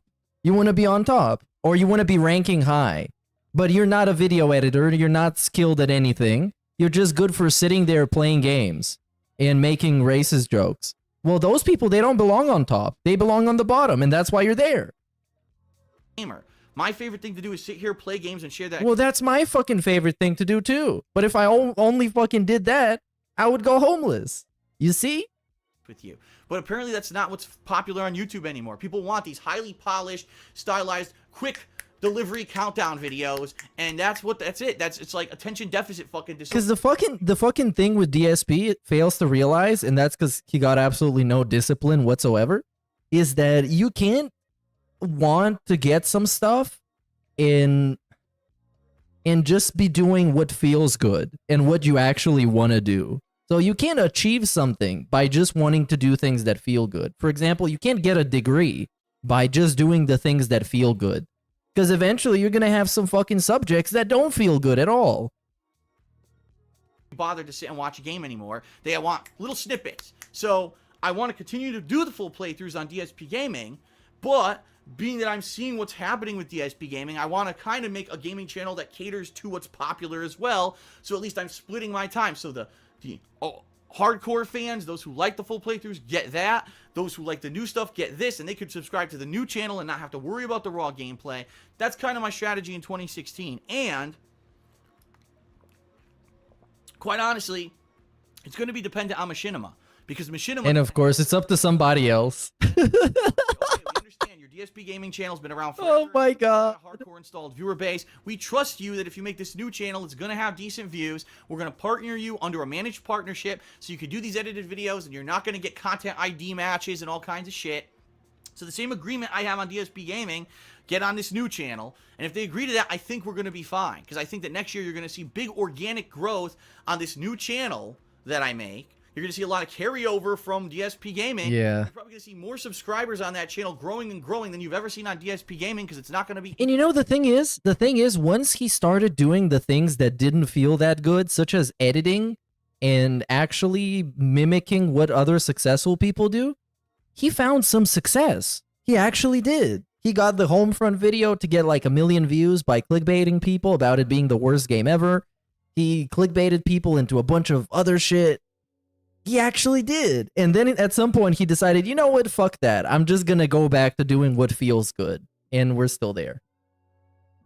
With videos, it's going to have 1 or 2 videos a week, probably. And people will like that, rather than 20 videos a day, like on DSP Gaming. They'll actually subscribe to it, because that's what the common YouTube viewer is used to digesting. 1 or 2 videos from someone a week, not a dozen a day, right? And I think it'll work. But I have to talk to Machinima about it. I do, because if I can't get into a good partnership that's going to protect me from this content ID match and all this nonsense, and half the stuff that I put on the channel is going to get claimed and I make no money on it, then it's a wasted effort, right? And ultimately, if you're watching this video, like I said at the very beginning, if you're someone who watches my content, you like me, and you're like, man, I really want to see Phil this... Okay, now this is where you come in. Because this video, as you might have noticed, it doesn't have any begging. It's just all complaining and being salty at everyone else who is successful. But there's no begging. But here's where it comes in. And here we have the most replayed part, which I think is going to be something crazy. Yeah, he seems very energetic here. I can't wait to go there. Upset that this is happening to him these past couple of months. What is he going to say? Pledge to his Patreon. 3 things. Number 1, continue to watch. And certainly I'm not saying watch, you have to watch more, you have to watch everything. That would be very greedy of me. But just please at least continue to watch something. Even if it's a playthrough that maybe you didn't think that you would enjoy, give it at least the first 1 or 2. Oh my god, we got a vintage grease wipe. Vintage. Straight from 2015. You have to watch everything. That would get a load of this. But just please at least continue to watch something. Even if it's a playthrough that maybe you didn't think that you would enjoy. Wipe the whole face and just blatantly in the shirt. I love this. Pleasantly the blast from the past. Wow, you wasted 20 minutes, right? But at least you gave it a shot, and you might see something that catches on, and you like, and you end up watching. I get the feeling what a lot of people do now, they say, that's a game I just totally am turned off by. I don't even want to see Phil try it. And that's, unfortunately, I think a lot of people miss out on fun playthroughs and stuff because they do that. Okay, because they're not interested in watching this game. Like, why should they be interested? That's number 1. Number 2, and I know a lot of people say, especially in this day and age, with all the negative shit that I've had for the past 2 years about me, but spread the word. Let people know. But did you know that DSP still makes videos? Did you know? What? Call of Duty Black Ops 3 co-op? Oh, did you? Yeah, go to your friends so they can call you slurs. Go and tell them, oh, you guys, you should check out this guy. He makes like really cool playthroughs. His name is Phil. You guys heard about Phil? He wants people to spread the word of Phil. You remember that Zombies co-op from 3 years ago? He's going to do it again this year. Dude, Phil's going to do it again. You know that guy that jerked off a year after this video came out? Yeah, that guy. week straight. He's going to be basically marathoning this game. And Guys, make sure to show up on May the 1st, 2016. This guy's gonna jerk off. with it. Remember when he played Fallout 3 back in the day and he was one of those YouTubers who blew up for playing that game and got a lot of attention for it? Well, imagine him playing Fallout 4, right? It's going to be kind of the same thing. And that's what you need to do, is just let people know I still exist and spread the word, because that organic growth I was getting from YouTube search and YouTube related videos. Yeah, none of that was organic. It doesn't. And, you know, one thing, I want to say one thing before I go to my final thing you could do to help me. A lot of people is, well, what about streaming, Phil? Because, you know, have you noticed that your streams lately haven't had as many viewers as before? Yeah, because I haven't been streaming. My streaming's been on and off for 2 months. Where I can get it turned off for a week, it's back on again, then I'm not streaming for this game, I am streaming for this game. That's going to happen. That is a direct result of, number one, the false copyright strikes against me, and again, number two, when you're watching people streaming on YouTube Gaming now, I don't show up as high as I used to. I used to be showing up as the #1 guy, and I'm already... The #1 guy. Happened in August. A lot of people were wondering. They're like, Phil's streaming until dawn, he's not even showing up in the search results. That's why I wasn't.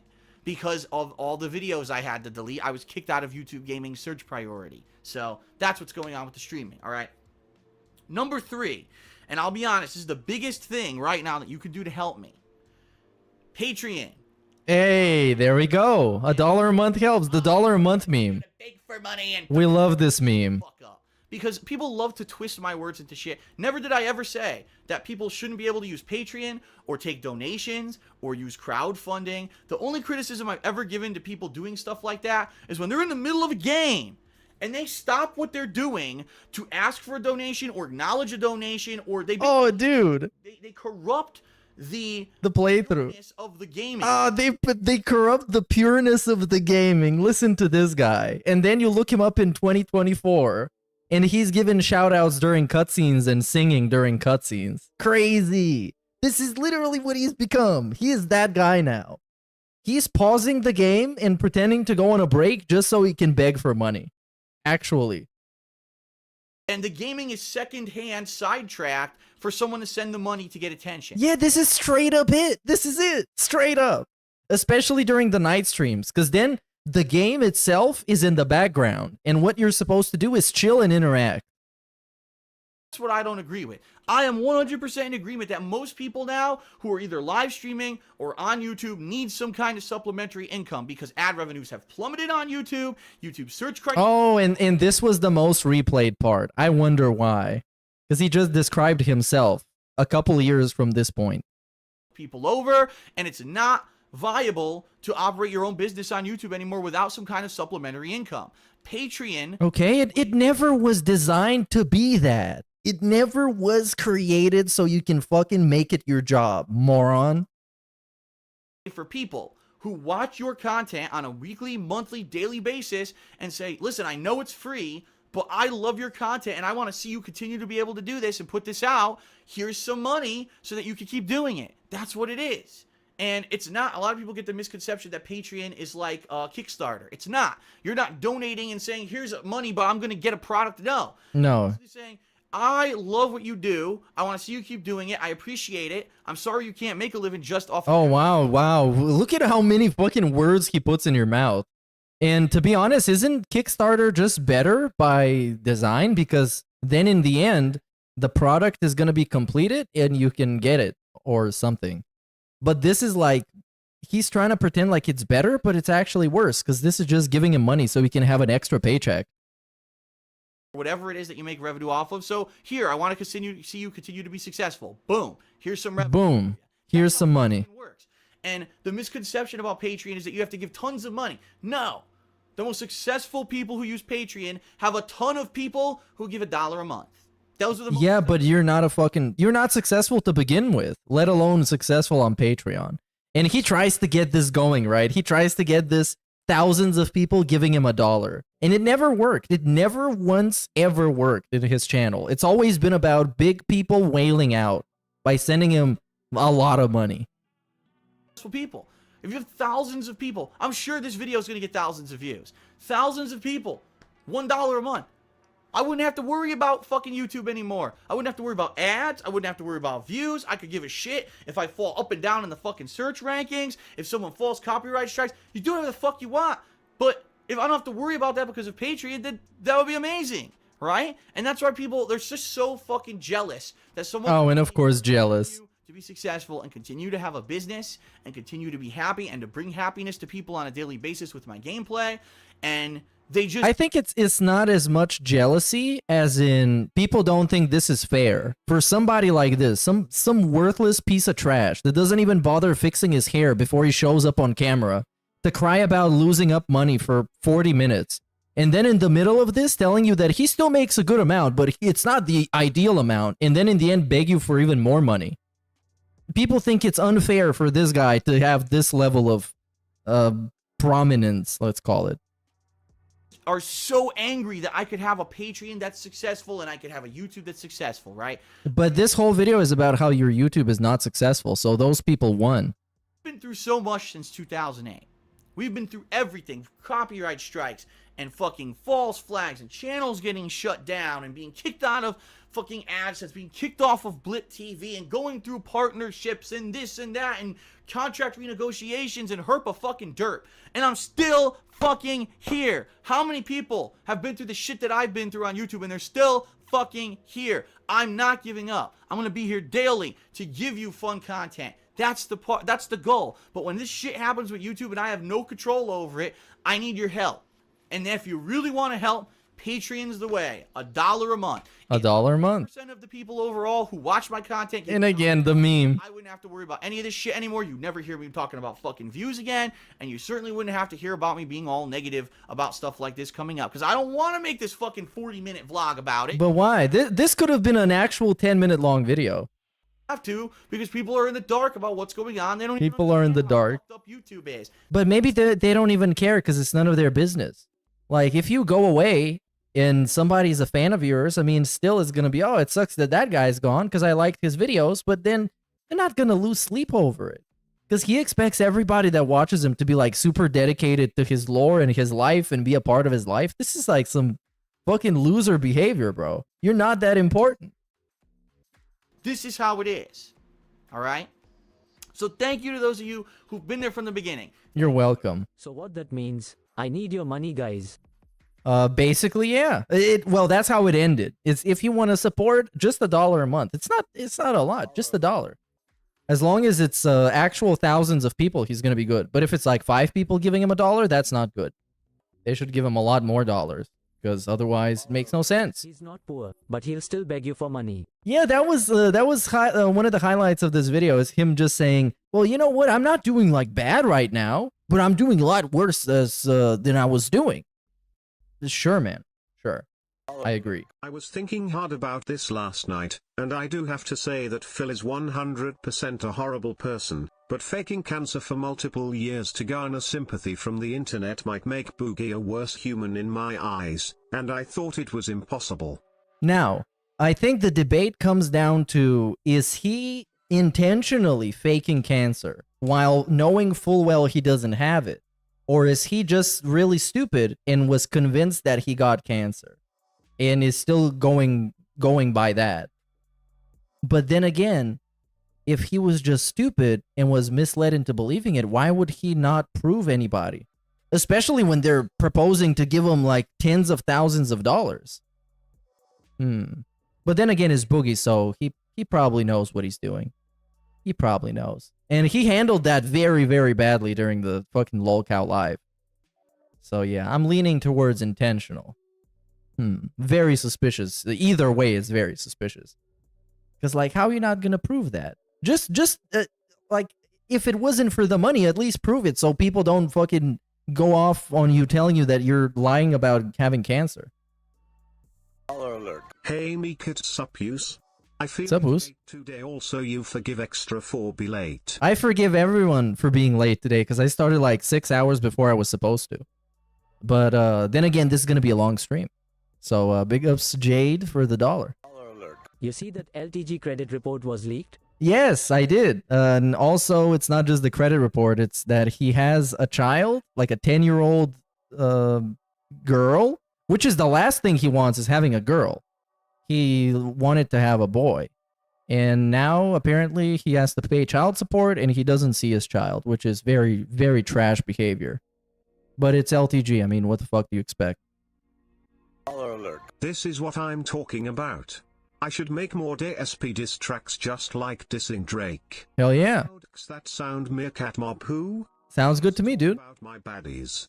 Please, please, please, please, Please, please, please, please, please. Caller alert. How can you be in panic mode for a decade plus? You know what? That's a very good question, but that's just how it is when you just get so stuck in your comfort zone and you're only doing things that feel good to you.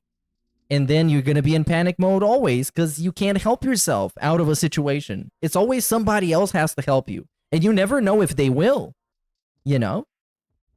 So this is naturally what's going to happen in this case. And as I say this, now we are going to another fucking video. This one is from 2018. This is a state of the stream, as is the theme of this stream, where we watch a bunch of old state of the stream. So this one is from 2018, 3 years after the other one. And now we're going to find out what happened in this one. Who fucking knows? As we can see, the top tip is by Rob Warren. This is Rob on Wheels. He left.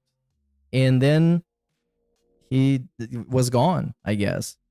So yeah, pretty crazy. And when it comes to being in panic mode for a decade plus, you think about why he's aged so badly. And why he's so fucking angry all the time and why he's degraded so much and he's only 42, it's because of that. Because he lived the last 15 years. Sure, he was making a lot of money to most people's standards, but he was living in constant fear, paranoia, anxiety, and just bitterness that was bottled up throughout the years. And if you live like that, of course you're going to look like fucking trash. Of course you're going to be angry all the time and you're going to be lashing out on people. And of course, alcohol. Of course, that makes it all much worse. Caller alert. Dashboard quitting being a dad. LTG true to form. Yeah, oh my god. For real. But since there's a child involved that's being actively neglected by its father, it's not as funny. It's not as funny.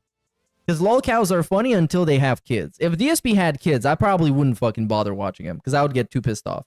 Because this dude can't even take care of himself. His wife can't take care of herself. They can't take care of each other. They can barely take care of their cat because, I mean, it's a cat. If they had a kid, yeah, I'm leaving. All right, ladies and gentlemen, I am Darkside Phil. He's Darkside Phil. I welcome you to this very special video and stream. If you're watching this on YouTube, it's obviously a video. If you're watching this live on stream, welcome. I'm actually filming this of all times on Thanksgiving Day 2018. Typically, I do like a Q&A show or a podcast style show on this day. This year is no exception, although 2018 has been a very different year than a lot of the time in the last over 10 years that I've been a content creator for the internet. If you guys haven't noticed, this year in particular, I have held back a lot of stuff from you guys that normally in the past I would be very transparent about. I would always be talking in the back or on pre-streams during videos about my personal life. I would be constantly doing Instagram posts and tweets about stuff going on behind the scenes. And I would keep you in the loop about a lot of stuff happening. And this year I purposely didn't. For many various reasons. You know, number one of the major pieces of feedback I got in 2017 was, Phil, we heard about your personal shit too much, especially when the whole state taxes thing happened. It seemed like whenever you revealed it in like the tax saga rest of the year and earlier on in 2018, it was too much. And we just wanted to come to your streams to relax, to have a chill time, to have fun and escape our own daily stresses. We don't want to hear about yours every possible moment. I mean, yeah. Of course. So that being said, I understand that. Okay, and I tried to make an active change this year to, number one, keep that kind of stuff off the constant streams, because I know that it bothers a lot of people for me to be mentioning stuff like that all the time. Well, anytime he says that he's gonna make an active effort or an active attempt to do something, it never happens. That's why his New Year's resolution for this year initially was to not be mad at people in Street Fighter, and then it changed into try not be mad at people in Street Fighter. Because it opens up the door for him just not going through on it and doing whatever he wants. This year, Kat moved in with me, my girlfriend. Oh, my girlfriend. And we basically wanted to build a life together here in Washington that was our own and completely separate from my online presence. If we could have our own life going on behind the scenes, she could have her own job and her own stuff going on, and then I have my work going on. But then when we're away from both of those, we can have amazing time together and a life together that is not publicly shared with the internet. See how it would work out. And that's why, honestly, you guys don't know much, if anything, about Kat, because we have done our best to make it so that she cannot be harassed, and that our private life does not become a public life where now everything's out there and nothing is for ourselves, okay? And I'll be very honest with you guys. I do think that... Oh, dude. Okay. So here, I just got reminded of a video that got posted in the Discord. Shout out to Isaac Schrader for posting it in the Discord. This is going to be a little bit of a derailment, but I just can't help myself. So this is the video called Low Tier God Hates His Future Daughter compilation, and it's an hour long. And what do you find out? He actually has not even a future daughter. He's having a current daughter. Because this guy was all about like wanting to have a son, and if he had a daughter, he would hate her, which is, well, what happened in real life. So yeah, if you want to watch that video, I'm sure it's going to be a banger. But let's see how it starts out. Just the first minute or so. I want to sell people's daughters pussies. Think about it, man. When you're when you're nutting on these bitches' faces and fucking and all that, these are people's daughters you're fucking. And if you have kids, or if there's anybody out there with daughters, don't you realize there's going to be a man out there that's going to fuck your daughter and nut on her face one day? So you got to kind of have a little... He's acting like nobody ever fucked his mom and nutted on her face. More compassion for women. Think about it, dude, because you could... And I know it happened at least once. It's inevitable for that she's going to get fucked one day and suck some dick one day. So you gotta kind of... It's no surprise that Dale is a deadbeat dad. Oh no, it's not surprising in the least. He's like the stereotype for a trash dad and a trash role model and just kind of trash. You gotta kind of have compassion for women just off the strength that you're probably gonna have a daughter one day unless you get lucky and have all boys. Let's keep that shit 100%. That's the fucked up part. That's the butterfly effect of having a daughter. And he definitely got hit with that butterfly effect. Full style, man. Full style. How long has he been a secret dad for? Well, apparently his daughter is 10 years old. So quite a bit. Quite a bit. But at the same time... Anyways, back to this guy who thankfully will never be a father. Which is the best decision he's ever made. And I greatly respect him for this. Greatly. Big ups Gengar Green for 8 months. Says Dale's going out for cigarettes. He's not even a smoker. He just got really stressed out recently. I've kept so much private. There was a lot of opportunity to be transparent with you guys that was missed. You guys have no idea what's going on with me behind the scenes of anything anymore because I don't talk. Okay, let's get an idea. That's what I'm doing this right now for. All right, because I'm at a point now, ladies and gentlemen, where something kind of happened this last week. And I've come to a point where I need to tell you guys what's going on because basically there may be some major changes in the next year that I cannot help. I don't want them to happen, but I cannot help unless something changes. I can't keep going the way I'm just going and keep doing what I'm doing. Let's put it that way. Things are going to have to change. Oh, it's another one of those videos, isn't it? To keep doing things the way I do them. And I know that sucks because I love doing the things the way I'm doing them. I love doing the daily live streams the way I do them. You guys have expressed an overwhelming amount of positivity this year about the streams and everything. I'm going to talk all about that in a moment. I don't want it to change, but you get to a point where there's not much that's in my control anymore. And what? I'm gonna explain all this to you right now. Okay, let's think about that for a moment. What is within his control? Because it's almost like he boxed himself in such a position where nothing is in his control. It's in his control when he gets the wake up and when he gets to start the stream. And that's about it. That's about it. Stop beating around the bush. Let's get down to brass tacks, as they say. So, first of all, what I'd like to do is start off positively and outline the positive things that have happened in 2018, in my opinion. And you can agree or disagree, but I think, at least from the feedback I've gotten from you, the viewers... Hey, feedback. I love that meme. Been positive changes that people love. Number one, continuing on as a focus of just being basically a streamer. Okay, I'm gonna skip through this because this is worthless. This is him just kissing his own ass. Because people told him it's good. So, I think that's been a big positive change. Big positive. Right? I agree. On the personal, that's the public aspect. That's the, the streams are better, right? More variety in the gameplay I'm doing on my streams, opening up to things like Battle Royale, doing a lengthy JRPG that I used to not be able to do, that kind of stuff, having a more chill atmosphere, people being supportive no matter what kind of game I'm playing, and having longer YouTube videos. These are all very positive things that happened this year, in my opinion. And like I said, I've also seen support. Your support, in particular, when it came to things like, oh my god, my PS4 is dying. Someone donated me a PS4. Wow, that's crazy. Oh my god, my TV's dying. Someone got me a new TV, right? Bro, this is like, how can you be so proud of people on the internet giving you handouts?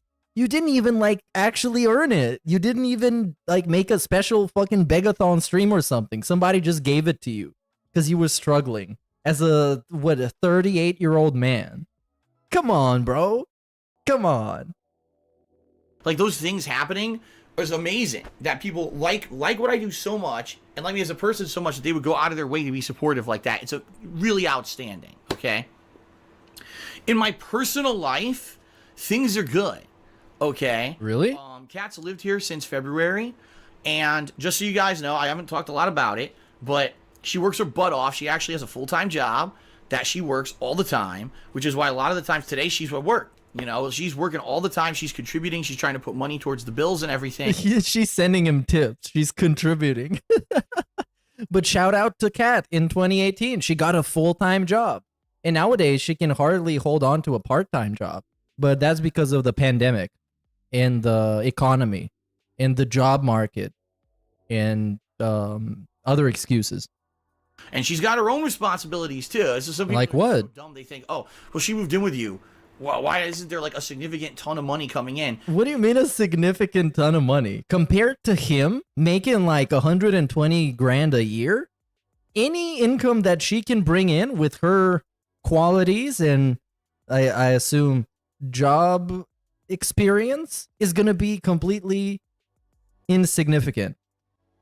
Because she has her own life, her own past debts and things, that accumulate. Oh, she has debts. Deal with too. She's not a person that came in here with zero, no past. She didn't exist till she moved in with me, right? No, she has her own life, her own responsibilities and things going on, and she's been really, contributing a lot, helping with the things around the house. That's the cool thing. Since Kat moved in, now we share all responsibilities. Cleaning the house, cooking, it's shared, which means basically Kat gets to do all of those.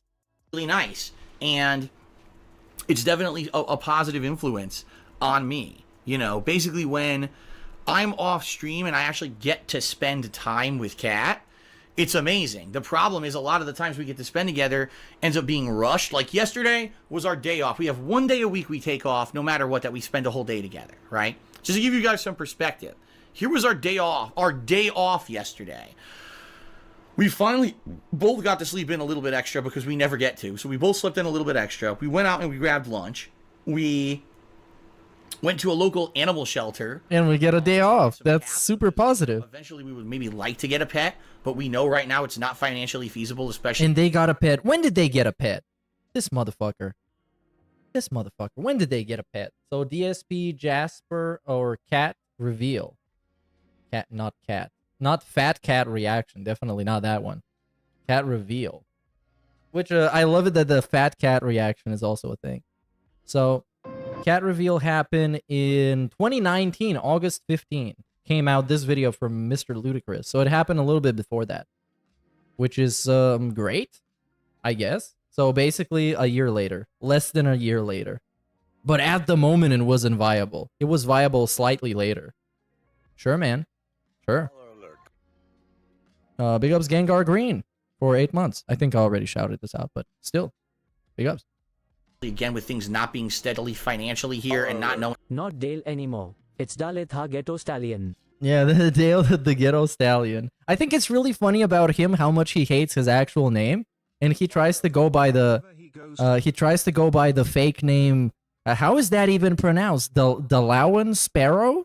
Which is like the fakest fucking name ever. It's not even like a stage name. It's like the fucking stripper name. Fucking stripper. It's like a porn star name. And Dale isn't even all that bad. Bathroom, he's just telling Cat to send an anonymous tip. That's entirely possible. That is entirely possible. Even though, I mean, it's probably not. I'm joking, but it would be really funny if it happened. Because it would be like, oh, Cat, can you send me like $1 so we can get things going on? And then Cat sends him $1. It's like, I have received an anonymous $1 tip with the message, I love you, Phil.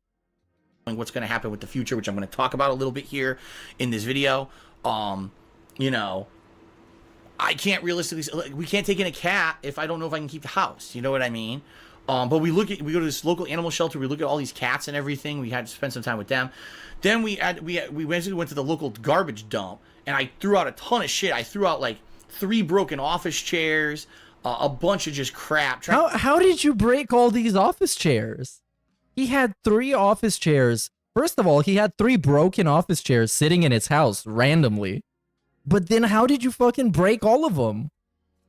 Broke 3 chairs. And you know that it wasn't him breaking it. It was definitely Cat, because he's sitting on a love seat right now. Here. When was the last time he fucking sat in an office chair? Back when he worked at the Helicopter Incorporated. I finally opened up the storage nook. If you guys, you know, I have a storage nook in my bedroom where I have all this stuff, all these old statues and stuff I used to have on display when I lived in Connecticut. I can finally fucking get in there now. So it's like, wow, that was good. We went to the dump, did that. Then after that, we had to go do a few errands and stuff. We did look at a few things, nice things, like, for example, this shirt Kat bought me yesterday. This cool Gremlin shirt. We saw it at a local Kohl's store. And she really liked it. I was like, you know what? I love Gremlins too. I watch it every Christmas. And she's like, oh, I'm going to get you that for stream. And she did. And I was like, wow, that's awesome. Here's another new shirt I could wear on streams and stuff, right? We went out and had a small, quick dinner. And then we went grocery shopping, came home, had more errands to run when we were at home. Like, that was the end of our day. We had to do cleaning and everything, washing clothes. So all in all, you say it's our day off together. Bro, what? Okay. You guys saw from the stream I did yesterday what his laundry room consists of, right? It's just a washer and a dryer. How is that so much work? You just throw them in the washer, you wait for, I don't know, an hour or so, then you just throw them in the dryer, and you wait for another hour. This is his joystick. Imagine a chair. Oh yeah, the chairs, they're just quote-unquote broken, and then you just throw it out. You don't even try and fix it, because it's broken, dude. You just buy a new one. Come on. What are you, an idiot? Bleh. But yeah, and then you leave Cat to like fold the clothes and stuff. There you go. 60 to 70% of it was running errands and doing things that aren't fun, you know, and that's our relaxation day. That's kind of how it is around here. But it's not, hold on. This is, and again, we get the thumb for Cat. I love this, the meme, the old meme thumb for Cat. He doesn't do it anymore because probably he got cyberbullied out of doing it, just like with all these other things he used to say and do, such as wearing shirts like this. Hey, big ups, Broside Phil on the 3 months, dude. But yeah, thumb for Cat is great. And what I wanted to say is that his whole idea that his day off is supposed to be his relaxation day and he's entitled to it, that's a problem. Because his day off is determined by him, and it's the one time a week he decides to get to not stream. So he got to do all the other annoying, mundane stuff that he can't do in the rest of the days. Full-time, I'm working full-time, and our schedules sadly can't even align all the time. So the thing is, the time we actually do get to spend together is absolutely amazing and meaningful, but we don't get enough of it. You know what I mean? And it sucks because she moved in and we were hoping things would eventually steady out. They haven't. Like, she actually moved into a better job and got to get paid more money, but when she did that, the schedule got all fucked up. And so that's why now every week you notice our days off are different. Bro. We could be looking at an actual generational fucking pre-stream today. Because think about it. Boogie faking cancer. LTG having a secret child. Straight up just like Drake. Big ups Meerkat. Had a vacation for the first time in 3 years. Hell yeah, dude. So that I can't remember when I had a day to relax. This flowers canoe. Yeah, dude. I'm practically on vacation right now because I start my new job on the 22nd and I'm in the new apartment. I got the internet on.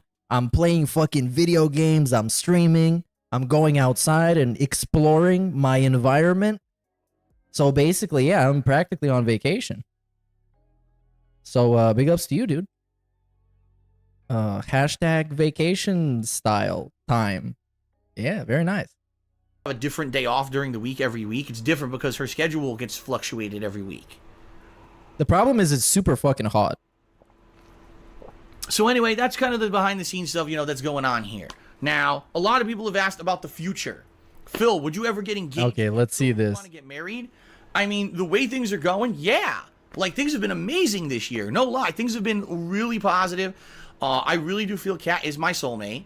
I would love to spend the rest of my life with her. All right? But when you have things that are uncertain, it's hard to take that step. You know what I mean?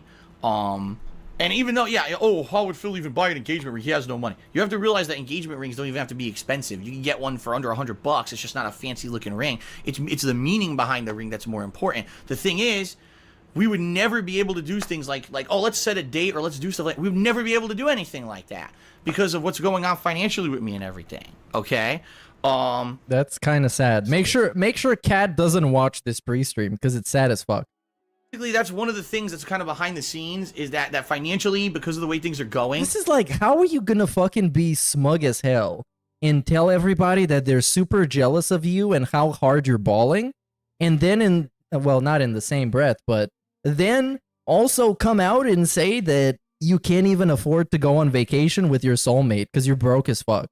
Like, how are you gonna say that? It gotta be one or the other. Things are screwed up with our personal life. We would love to be able to plan out, oh, what's a next step or whatever, okay? And I can't do that. It sucks. I'm stuck in pause because of finance shit, okay? But outside of that, like, everything else is good. Like, our personal life is really good. When we get a chance to spend personal time together.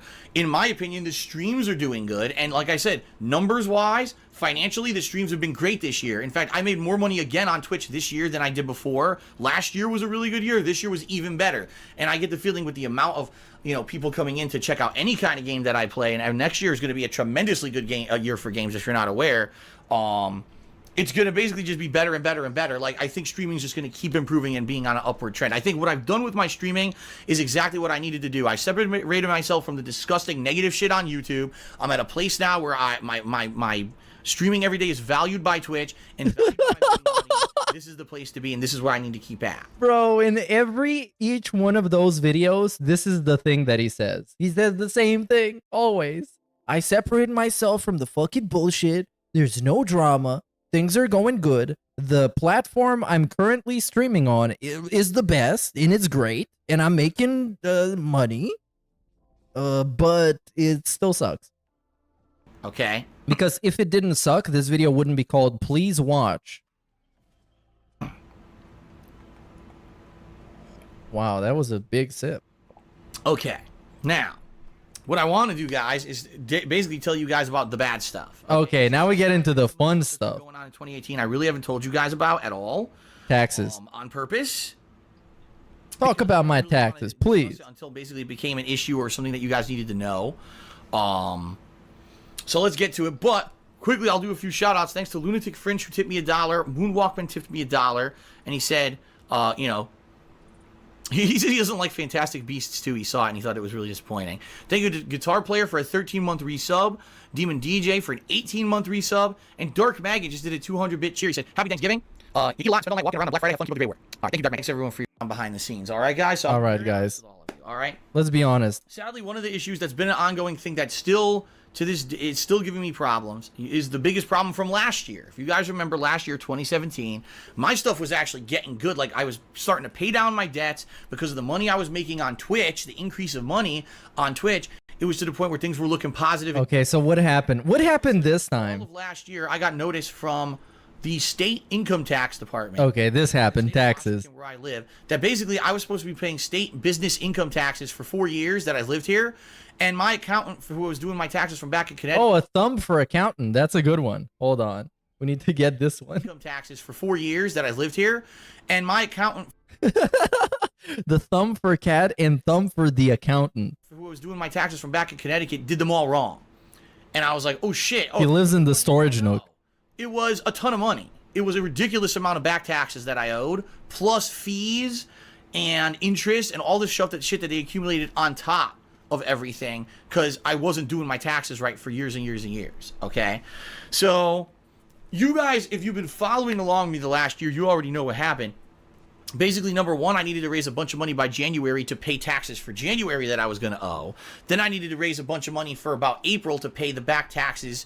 Excuse me, not April, it was around June. I needed to pay all these. Oh, now we got all this unnecessary information. Help. In the meantime, I had to pay a tax attorney to fix all of my back tax situation, which was completely fucked up, okay? So, rather than really get you all inundated with all the fucking annoying details, by the end of the day, all right, I owed the state over $5,000. I owed my tax attorney over $5,000 for the work that he had done to fix all of this. And basically, I had no money to do it. So all of that money that was phantom money that I didn't have got charged to my credit cards and completely and utterly maxed out. Oh my God. Credit that I had was maxed. He was credit maxing, bro. This dude went crazy. This is so funny to hear. It's insane. It's insane this happened to a person. Getting rid of this state taxes issue. Now, the good news is I'm now in line with what I need to do for my state taxes. It's not a lot of work for my tax attorney to file them every year. It should be very minimal charge for him to do it. His tax guy was doing his taxes for another state? I don't know, man. His old tax guy lore, it's weird. Because he was doing him wrong, but then he was an idiot. Nobody actually knows what happened. Or at least I don't know what happened. Because this shit is just way too convoluted. Way too much. I know what I'm going to owe around the end of the year. I should be... Big ups ES for the super chat, dude. From now on, I'm good. But the cleanup job of doing this cost me over $10,000 that I didn't have and went to credit cards. Which I shouldn't have maxed out, but I had to. I had no other way to pay this. He turned into Review Tax USA. He went crazy on the fucking taxes. I still remember because he's talking about taxes basically every year. And I still suspect there's something fishy going on with his taxes this year. And he got very nervous about it in the beginning of the year. Or around the time where it was tax time. I don't know. Okay? So that's one thing going on behind the scenes here that sucked. Now, this all... But at this point, I'm sure that even if he was having tax issues, he would never disclose that. He would never tell us. Because people would make fun of him hardcore for still having problems with his taxes. Even though he went bankrupt and all this other stuff. And he begged his mama to pay his taxes for him. Basically was paid as of June this year. What I was hoping was, man, now I need to start working on my taxes for federal, because I owe the federal government taxes. I'm self-employed. They tax you, and they're going to want me to pay, them, what I owe them every year for my federal taxes. But I had just literally overextended myself. Be maxing out 15 credit cards and getting into even more debt. Yeah, and it's so funny that his future plans are to get more debt. More debt. That's what he wants to do in the future. Instead of learning his lesson and trying to stay debt free by, I don't fucking know, if you gotta live paycheck to paycheck or be, how did he call it? A penny pinching. Yeah. Fucking do that instead. But he wants to get even more debt. Because, of course, he learned nothing from the bankruptcy. The bankruptcy was basically like a forgiveness check. They just forgave him for everything and made him pay some money. To get rid of this state tax issue. I paid off the taxes. I paid the attorney. It's unfair. Like, the people like this shouldn't be getting this kind of treatment. You shouldn't be nice to people like this. Obviously reckless with his money. Obviously doesn't give a shit. With credit cards, and now I had no money at all. Nothing. No credit, nothing to pay anything else. Which is why, if you guys haven't noticed this year, a lot of the times when something happened, like when my PS4 was dying, I was like, I'm just going to have to keep playing on the broken PS4 because I can't afford it. I'm pretty sure it wasn't dying. Buy a new PlayStation 4. Same thing with my TV. People were like, well, you're getting a new PS4, but you won't have a TV to take advantage of it. I couldn't afford a new TV. The very few things this year that I bought and that were new. I think earlier this year I was able to afford one hard drive to back up my video files. And the games this year that I bought for the business were all financed by your tips. Okay, so it was actually your tips. Okay. That paid for all that stuff, because I didn't have any credit on my credit cards or anything. Isn't that how it's supposed to be to begin with? That his tips, the money that you give him, he just reinvests them into video games. Isn't that the idea? To buy anything anymore. It sucks. It's terrible. But that's the situation that I'm in right now, okay? Okay. Now, Now. what I was hoping would happen, and what actually looked like it would happen, was that, okay, well, that sucks, but maybe because my Twitch is increasing, and I know for a fact that my Twitch is making more money, that I'll make more money on my Twitch, it'll account for that, and maybe I'll be able to pay off that shit, so that now I can afford my taxes, you know, moving forward this year. Maybe I'll be able to pay down my credit cards a little bit, and then no. my first tax payments in, I could afford it or whatever, okay? Or and maybe. It looked like that's what was going to happen. Like No, June-ish, definitely no. like, wow, I am making a lot more money. In fact, if you remember around June-ish, July-ish, I was saying, wow, these are the best streaming months I've ever had. I actually got a little bit extra money, right? Well, ladies and gentlemen, now I'm going to reveal to you. Oh, now we reveal stuff. Behind the scenes that I've not talked about whatsoever until right now. The full story of what happened between me and YouTube and my partnership network, Curse. Because I never told you the truth. I didn't feel like it was going to benefit anyone until right now to tell you what actually happened. Okay? Okay, let's find out what happened between him and Curse. For those of you who don't know, around this summer, I had to leave Curse. Curse was my partnership network on YouTube. They provided me with the highest paying advertisements of the whole, you know, website on my videos. I was making good money and everything was good. Never once did I ever get a complaint from Curse that I had done anything wrong. Everything was good. Everything was in line. They were making money on me. I was making, you know, decent money on YouTube. It wasn't as good as it used to be, but it was a certain consistent level every month so that, okay, if YouTube stays consistent and my Twitch is going up every month, now I can afford maybe pay down those credit cards and afford my taxes and everything would have been fine. So here's what happened. Okay.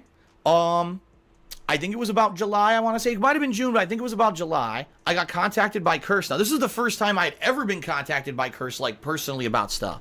And they said that we need to talk to you. And it's not something that we want to put in writing. It's something that we actually want to talk to you man-to-man about because of the seriousness of it. I was like, oh, my God, what could this possibly fucking Oh, yeah, he straight up got called up to an HR meeting. Straight up.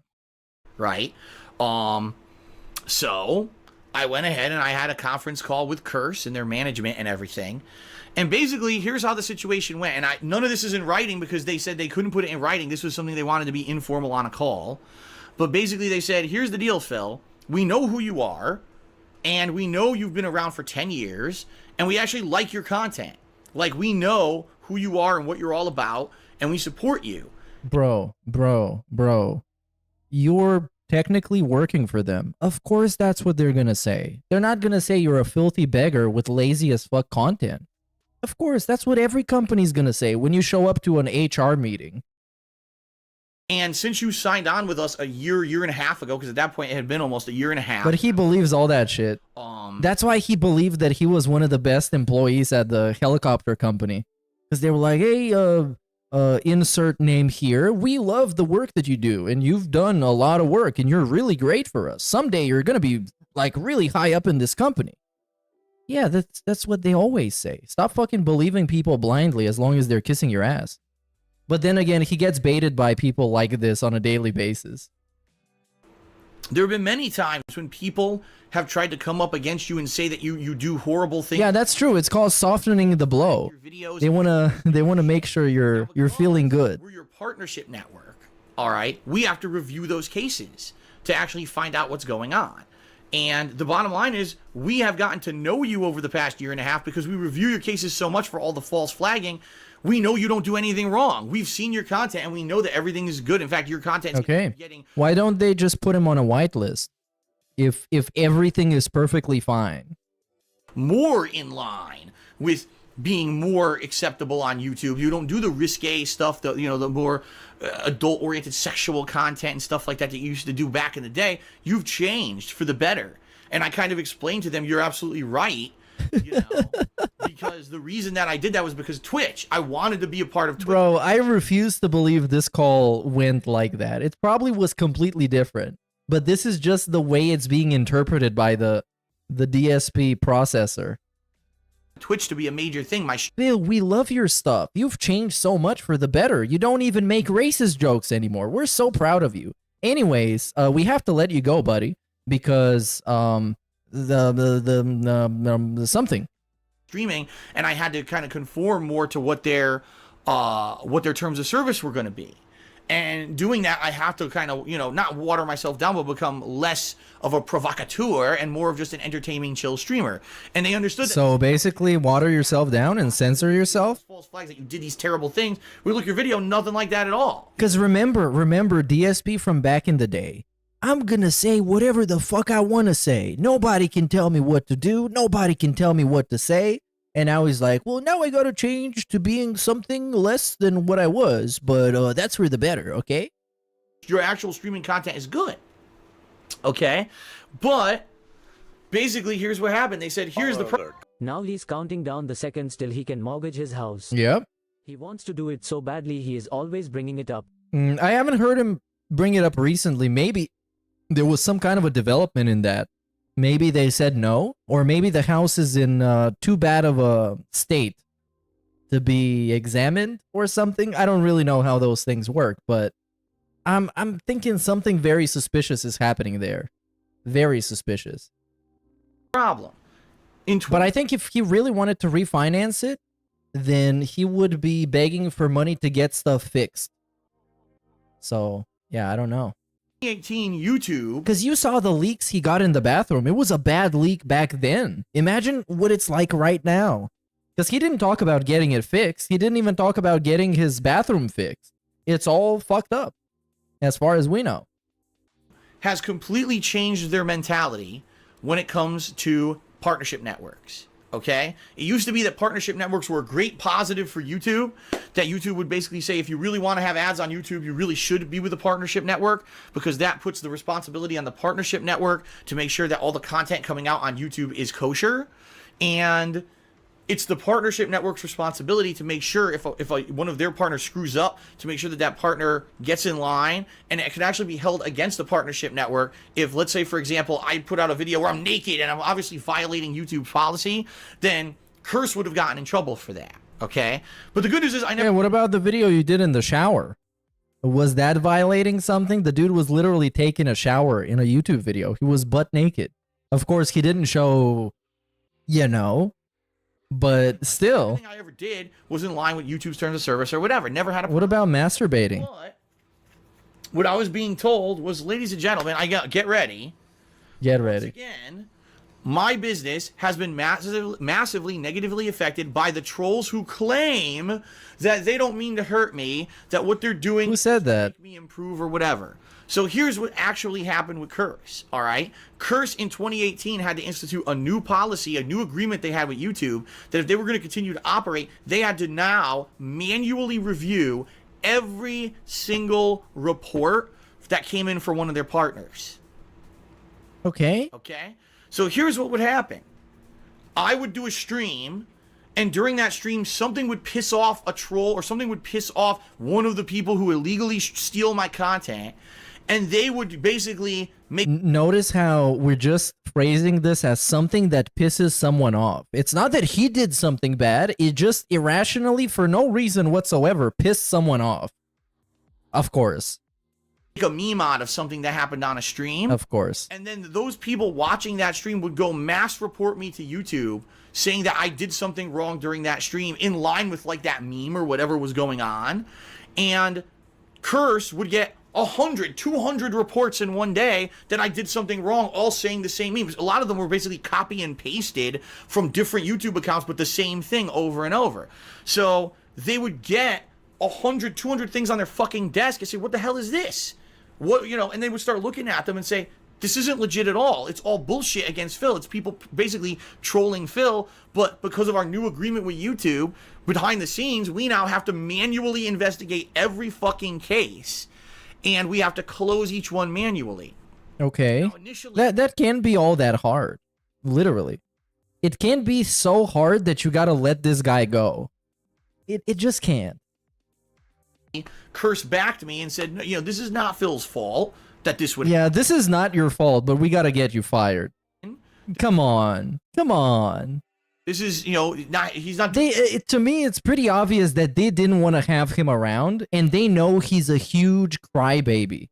And he's gonna make like 20 videos just like this one, shitting on Curse, name-dropping the person that he was talking to, reaching out to superiors and like the actual higher-ups at Curse, They knew this was gonna happen because this is all this guy fucking does. He's a huge Karen. So they just made up some random reason why they had to let him go, which is good for them. Wrong. We're looking at his content. There's nothing wrong with his content. He's not inciting these people. These are people who literally just make their living or get their jollies off of making fun of Phil, and they start these negative memes and then mass report to YouTube just as a trollish measure to see if they can hurt him. And they backed me to a point. But basically what they said is it got to the point where there were Imagine being that poor staff member at Curse who now has to watch a 90-minute video about some idiot snorting, shouting at people and talking about his broken shower. Yeah, that's right, but I still don't think. If they knew that all of these reports are false, as Phil claims, they would have just closed the ticket. They would have just been, oh, it's another one of those, and just close it and move on. That's why I'm saying it could have been that hard to manage. They were just looking for any reason to let him go, because it's DSP. things going on. For example, the state tax situation, where then they would mass report, oh, Phil is scamming his viewers in this video, go check it out. And there'd be, you know, 100 fake reports. And the person from Curse would spend all fucking day having to manually close 100 reports. Okay. 100 different YouTube accounts. That wouldn't take all day. And I'm sure that you can probably batch close them. You just mark them all and close them. Again, I don't know what kind of system they were using, but it's not 1,000%. I'm sure it's not the way he's framing it as if it was. It's just not. Saying that I had violated the terms of service when I didn't. And it basically got to the point where the actual manpower of closing false logs against me was more expensive than keeping me as a partner. So they were making money on me, but the money they were making was less than the manpower it took for them to have to manually close all these logs. Yeah, which leads me to believe that he was not making them any substantial amount of money. And he was just not worth it. Because, you know, if somebody makes you shit ton of money, you keep them on no matter what, even if they had to close 1 million tickets. Because this is not making any sense. And I said to them, well, you know, in this case, this is a special case, obviously.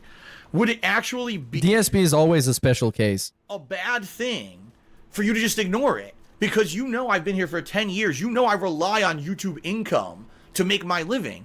I need this income. So if you were to, say, just ignore those reports and not have to put in those hours or whatever, save yourself the money, right? And they said, no, we can't do that because, God forbid, I have a bad day and this is the day when I actually do violate the YouTube terms of service or something. Okay.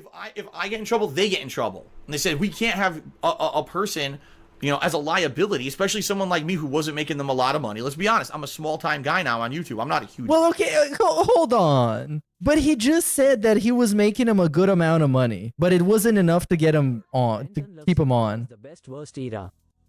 Yeah, dude, the Love Seat DSP, we got so many fucking clips like this on the Love Seat. And I already watched one. There's this one to watch. This is the truth on my financial situation from 2020. It's actually crazy. The Love Seat era is godlike. We got the cat Q&A. We got so much. It's so much. Big ups Mickey Thor for the super chat, dude. More. And they said, you know, not that you don't make us money, you don't make us a ton of money. If you were making us tens of thousands of dollars a month hand over fist, then maybe we would be willing to put up with it. Yeah, of but course. The amount of money you're making us, there's no way that we can risk that one day we don't review something that you did and then it becomes legit and now we get slammed financially from YouTube with fines and fees or maybe get penalized because of that. And you know what would happen? He would have, like he said, a bad day and he would break the TOS. And then they would punish him for it, and he will still disagree that he did it. And he would still cry, and he would still reach out to the higher-ups. And nobody wants to take that fucking risk to keep this guy around. As he himself just admitted, he doesn't even make him any amount of meaningful contributions. Basically, that we had talks, okay, back and forth. But they love his content, though. That's what matters. After about a month and a half of talks, Curse said, we're sorry, Phil, you've done nothing wrong. We like your content, but because we have to basically start now trimming people who are not cost effective to keep, we have to basically kind of agree to end the partnership. And I said, I guess I agree, but this sucks. And they said, yeah, basically, Phil, you're not ever going to be able to get partnered ever again. It's so fun. And I love the whole reason of we love you, but we don't love you enough. So we got to let you go. But we love you, though. As now that this is known, we don't love you financially. He's going to do that because we just love you in general. And it's the thing is, when you're on your own YouTube channel with your own ads, your own AdSense, that goes through YouTube's report system, which is so terrible anyway. Most of the time, they don't even review things that get reported. And when they do, it's a quick cursory glance. You know what I mean? So that's basically what Curse told me. They were like, if you go by yourself. They still have the love seat. Cat said it was gross. Yeah, well, where did they put that even? In the living room? Because I know they put an ottoman. I don't know if they're talking about this one, but they put it in the hallway. So they can, according to his own words, it was so he can take a break when he's going upstairs or something. It's like the least logical reason why. You want to have a break while you're moving around the house. If you don't have a partnership on YouTube and you just do your own ads, you're actually safer than you are with us. Because with us, we have to manually review everything. Big ups, ES. Chances are they don't even review it anyway. A lot of people, you know, this happens to them, they're fine. So this is what happened, is I lost my not that it was super lucrative or anything, but I was making a lot more money on YouTube when I was with Curse than when Curse had to release me from their network. And it was not anything I did wrong. Curse didn't want to get rid of me. It was 100% these fucked up people who steal my content, restream my content, say negative shit about me. Of course, this is the trolls again. Of people to go false report me to YouTube for stuff. But bro, you just said that you weren't making enough money, so they had to cut off all the people that are not cost effective to hold on to. You just said that. And now it's all about the trolls. I didn't do. Okay? That's what got me out of Curse. No. As fucked up as it is. No, you just wasn't making him enough money. Now, if you guys remember, at that time... And I'm sure they also let go a bunch of other people, and they also told them that they love their streams and their videos and that they're the best. Because that's how they do it. Did release me from my partnership, everything went wrong on YouTube. YouTube had frozen... Yo, we get the fucking godlike quote. One of the peak DSP quotes. Release me from my partnership, everything went wrong on YouTube.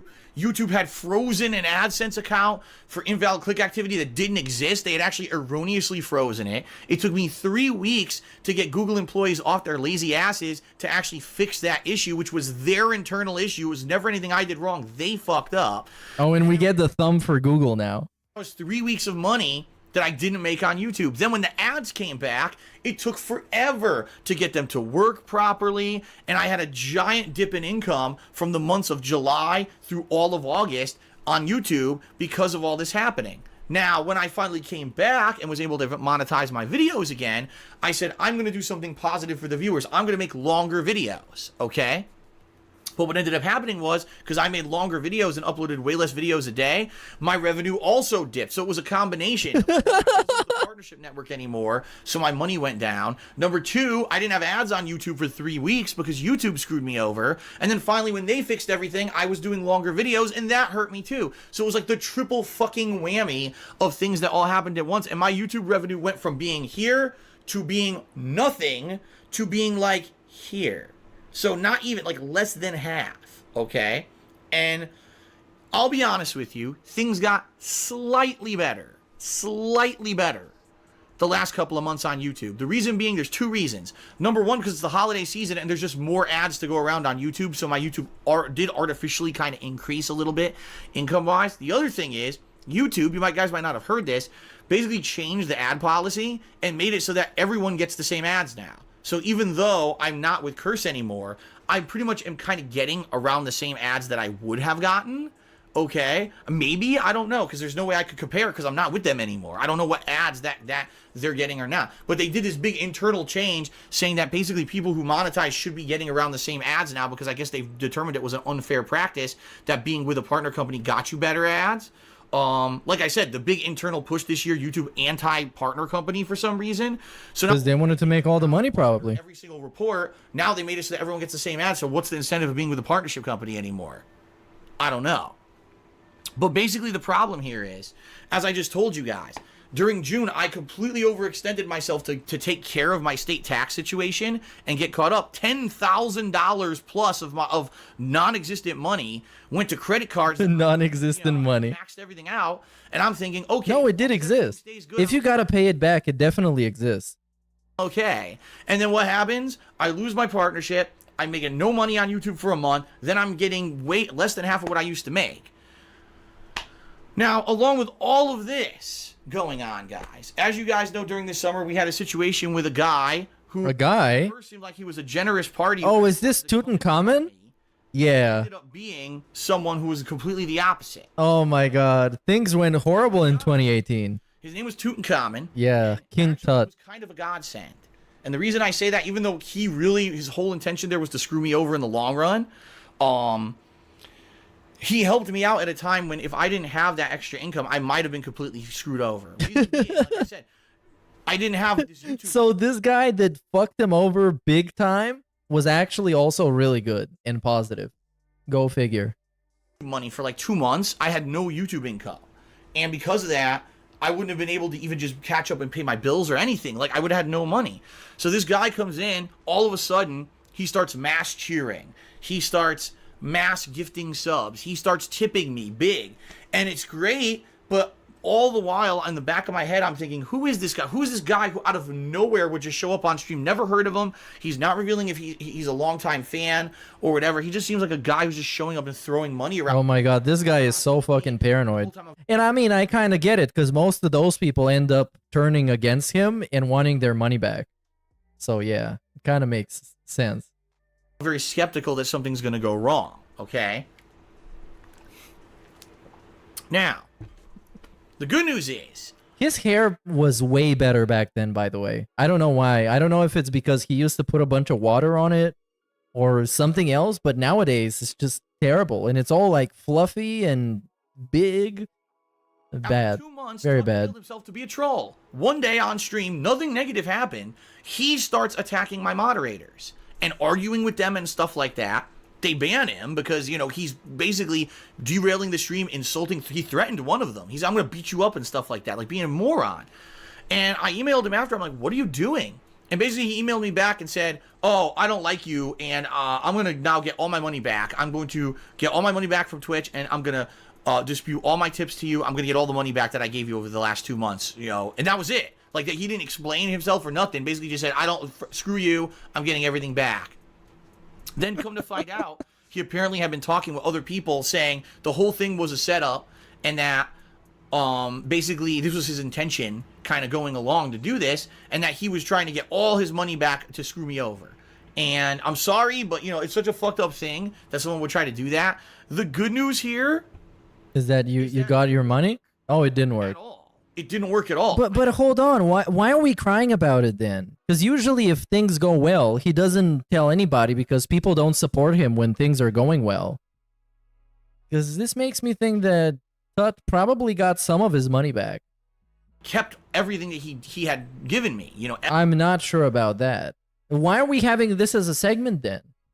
When he gave you a lot of money, then wanted it back, and you kept all of it.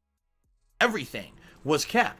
And this guy's a pathological liar. He went ahead to go to the other distractor streams and other streams and say, oh no, I disputed all that. I got all my money back and all that. He's completely full of shit. I kept everything. PayPal wouldn't have let me keep the tips, over $1,200 in tips, if he got the money back too. He's a pathological liar. This is some kid who probably has daddy's credit cards and is just spend. His daddy just lets him spoils the shit out of this kid so he doesn't have to deal with him. And he just goes crazy on the internet fucking throwing money at people. I mean, okay, this is immediately after calling somebody a pathological liar, he invents a random lore about the guy.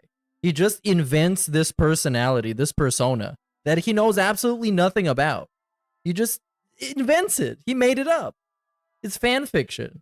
Intention was to fuck me over. And he does this about a lot of people, just to make some kind of a point, or to make them out to be losers. That's what people like Review Tech USA also do. Oh, you're probably in your mama's basement, and you probably have no job, and you probably can't get your dick hard. They just invent some fan fiction so they can shit on you. But it doesn't work because it's all fucking made up. Luckily, it didn't work, okay?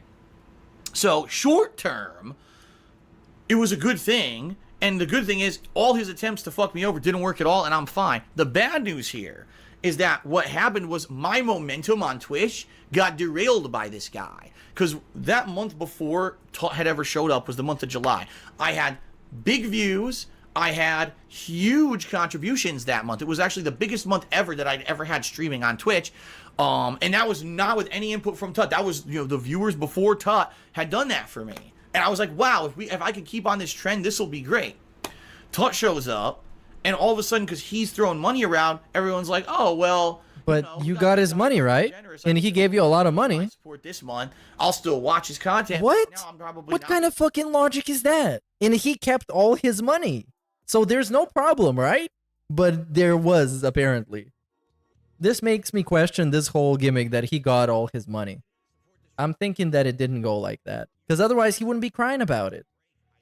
Be doing contributions on his stream because look, he just got gifted 600 subs and he just got a ridiculous amount of tips from this guy, and look at that cheers he got during his Dark Souls stream. Why am I going to contribute, right? So what ended up happening was I got 2 months of big support from Tut, August and September, and thank God, because those were the 2 months when I was getting paid for the months when I had no YouTube revenue. So if I hadn't had that, I wouldn't have even been able to pay my bills. I would have lost everything and basically had to figure out what I was going to do because I can't even keep the electricity on. Okay, so at least it made up for that. But what ended up happening then was when Tut went away last month in October, all of a sudden, because people were now in, oh, I don't need to contribute to Phil anymore because he made all that money, my contributions went way down. And October on Twitch was my worst month of the whole year. Bro, like, think about that. Oh my God. The whole year of 2018, the month with the most games, I made the least amount of contributions on stream. It was, I didn't talk about it. I didn't want. I'm sure he definitely talked about it. I totally didn't. I'm pretty sure he talked about it. In that regard and say anything bad because I was feeling positivity. You guys were showing up and being positive to all my stuff. I didn't want to tell you guys, oh, by the way, everything's turning poorly, right? It's turning? Especially the month when I was doing the most amount of games and whatever. But then when the month ended, I kind of looked, I was like, you got to be kidding me. So basically, I made way less in October than I had July, August, September. Now, yes, some of that was because of Tut, but keep in mind, even July, before Tut ever was there, I made way more money on Twitch than I did in October. So what I think is that basically, that's what happened. Tut's influence was a short-term gain, but long-term, it might have screwed me over. There are people who like... It might have, by the way. It's not even guaranteed, but he's talking about it as if it is. I saw a decline on Patreon, plus on the streams at once. So... It's almost like people only give him money when he cries about being broke as fuck. And when it seems like he's not broke as fuck, people don't give him money. Wow. What a great business strategy. It was and that's why nowadays he can never admit being good with money. He can never admit things are going good because then people are going to stop supporting him. Heartening. Okay, and the point I'm making is now it's none of your business until it's really bad. Do anything wrong? It's just that people thought, oh, Phil's doing insanely well because this guy, right? When in reality, all Tut was doing was putting a band-aid on the fact that I had 2 months with no YouTube revenue, fixing that for me. And now, basically how I'm doing now, guys, just so you know. Okay, now we get to the current. I think this month, November. Current event begging. October, but it's nowhere near as good as it was, say, back June, July. And the thing is that the whole thing about his begging gimmick is that he realizes that he lives and dies off of emergencies and bad things happening to him in begging. He knows that there's no such state where he's going to be doing fine and getting the amount of money he wants, and there's not going to be any kind of a emergency or serious event to beg for and stuff like that. Like, actually, and he knows that. I was relying on. YouTube revenue is up, but nowhere near what I was making back when I was with Curse. And he admits that when he says that if he wants to get a PC fundraising event, he can do it, but then that's going to mean that people are not going to support his regular streams. The problem is it's already artificially inflated. You see what I mean? It's already artificially inflated because of the holidays. What's going to happen come January when, boo, it tanks again? Because it does. It always tanks January, February. Ad revenue on YouTube is fucking terrible. So I can't even imagine what I'm going to be making on YouTube come January and February. All right? So, why am I telling you guys all this? All right? Well, because here's I don't know why actually. I was in a Because situation it sounds like you're doing good. to basically max out my credit cards and everything in the middle of this year to pay off. Oh no, so it's bad. Issue that again, nothing I did wrong. I got fucked over by. I don't even like. That's the thing. I've watched 40 minutes of this, and I don't even know if he's doing good or bad. Attorney, I got that cleared up, and I was like, smooth sailing for the rest of the year. This should be great. Now I just got to keep doing what I'm doing. I'll make enough money. I should be able to pay everything. Then I lost my partnership with Curse because of trolls. Then YouTube fucked me over for 3 weeks by screwing up my ads. Then I finally got my ads back, but they were way less because I wasn't with the partnership network. Then when things were on the turnaround, Tut decides to be a detractor and fucks me over. And But he doesn't fuck you over. Didn't we already establish that? He didn't fuck him over. He asked for his money back and he didn't get it. So essentially, DSP kept all his money. And then he made up this whole thing where people weren't supporting him because apparently Tut was supporting him, which is not a fucking thing. Were positively supporting the streams, supported less, and now I'm in a situation where I'm like, I'm in almost the end of November. I don't have a single dollar to put towards my federal taxes this year. Not a dollar. Oh my god, 40 minutes into this video, he admits he can't even put in $1 towards his tax payment. This is crazy. Every dollar that I'm bringing in now has to go towards all my other things. Utilities, food, cost of health insurance, the games, obviously, buying the games, credit card payments, loan payments, mortgages, everything, every dollar that I have goes out and I'm left with nothing. Oh man. This is not me. They milk him fucking dry every month. This must probably be fucking terrible. Because imagine begging for all this money and then it's gone on debts and like money that you're just basically giving someone else and you get nothing out of it. God damn. You're milking a human. Exactly. You're milking a human. Lying or exaggerating, which I have not done at all in this video, I promise you, the past 2 Oh, he didn't exaggerate at all or lie in this video. 0 lies and 0 exaggerations. It was at least like 4.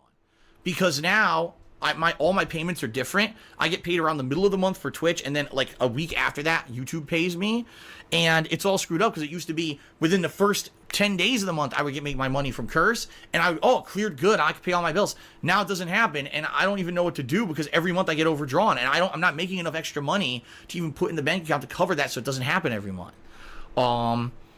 So here's the deal. Okay.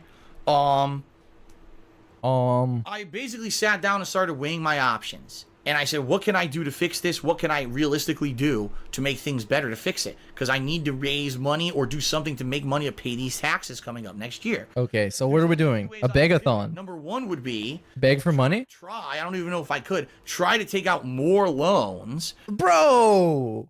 What? That's the first idea. Step 1 is try to take out more loans. More debt. Wow. Actual godlike idea. I think you should do that. Which, with my credit, the amount of debt that I owe. This is so crazy. This man is insane. Very unlikely anyone would even grant me another loan. And if they do, I doubt it's going to be for the entire amount that I need to pay the... No, why not? You should go to the mob. You're Italian, right? Get your Italian parents to hook you up with somebody who's going to give you a small loan of $1 million. And then they're going to come and break your kneecaps when you fail to pay it back. Come on, that's a great idea. It's free money. It's not even from the government. For taxes, okay? You're just going to pay with your life. Piece together enough with more borrowed money to pay the taxes. How do I now pay these new loans? With my money coming in every month and I'm only having enough to basically, pay things, and I'm even getting overdrawn. How am I going to afford another loan? Basically, you see how his plan is actually no plan. But he's acting like he has one, but he doesn't. His plan is either to not pay anything or to get loans and then not pay them. So basically not pay anything. That's hundreds and... Or probably to beg, which I guess at this point is probably the best option. Alert. Every donation, a lifeline he clings, viewers witness the drama he brings, rage against the game, a mask he wears, while bills pile up, despairs in the air. That's what I'm talking about! That's true poetry right here. Big ups, Kane Gains, He'd triple spend a six. few nights in a prison pod or cell and Tyrone-esque individuals devour would devour a burger. He'd be where money means nothing and your smarts and physical ability are everything. He'd get forked hard. Yeah, they can't devour his soul, sadly, because he doesn't have one. But they can devour a lot of everything else that he can offer. He can't offer much, but they're gonna take it, and they're gonna have a lot of fun. Hundreds of Huge dollars fun. to pay off. Now He's gonna be chilling, interacting. and said, you know, I'm willing to give you even more money out of my paycheck a month. And I'm like, we're already taking so much out. You know, how much can you do? And she's like, you know, yeah, but I love our life together. I love this situation. Oh my god, and now he's fucking getting money from Kat. Now Kat's money. Didn't he start saying in the beginning that she has her own debts? So she's gonna pay her debts, and then he's gonna pay his debts off of her normal 9-to-5 full-time job, while this guy is sitting on his ass making actual fucking crybaby videos in gameplay. Come on, the fucking audacity. This is insane. You know, I love this house. I love everything. And to give that up because of more fucking bad luck would be like a defeatist attitude. And I agree with her, but I don't know realistically if I'd be able to even get enough credit to take out loans to pay these taxes. And that's only a 1-year fix. What happens next year? Will my streams increase more in 2019? Will there be more bullshit with YouTube? Okay, I'm almost sure that he currently managed to get some kind of a line of credit. He might have gotten a loan or a credit card or something like that he currently has. Because this dude, he can't live without credit. He just can't. It's impossible. And he gets a shit ton of money. In 2019 to fuck me over, I don't know what's going to happen. Okay, that's number one. Actual insanity. My second option. And I've seen these videos before, and I don't remember being as shocked as I am right now. Because, like, it sinks in how fucked up this dude is with money. How bad he is with it. Crazy how this guy runs a business based on his emotions. That is true, yeah. The business based on his emotions. But it's a good thing that his emotions are chill and interactiveness, if that's even an emotion, but it is for him. Would be a refinance. The chill emotion. Now, I've been trying You just want to have fun and chill. this house for 3 years. And every year when I go to do it, I'm told you have too much debt. Narratives spun like tales of old, but deep down, the truth unfolds. Behind the bravado, the facade's thin, success on the surface, but struggles within. That's what I'm talking about. This is truly beautiful. You should make a book with DSP poetry. Call it DS Poetry.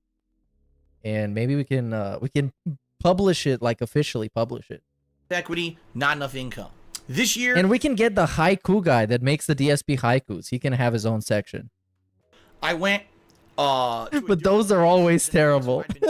Those are so bad. We're a little bit more serious about it. I said, okay, let's. Hidden, but the Oh, we got more. Coping on streams, where frustrations flow, success proclaimed, but the truth's concealed, reality bites, as the struggles revealed. And the struggles definitely are revealed in this video. All of the struggles. This has been 45 minutes of pure, raw struggling. Struggles, pain, Your numbers and everything. and perseverance. This is like a Tolstoy book. And I actually went and did that over the last couple of weeks. And I'm still not done crunching the numbers. But basically, there's really bad news. Here's the bad news, everyone. When they're judging, Okay, there we go. do a refinance, because I have a lot of equity in my house. If I could take a lot of my debt, like my credit cards or loans, and put it into the mortgage, it would dramatically reduce my monthly payments. I'm not even kidding. I looked it up. It would reduce my monthly payments by like over $2,000 a month, it looks like.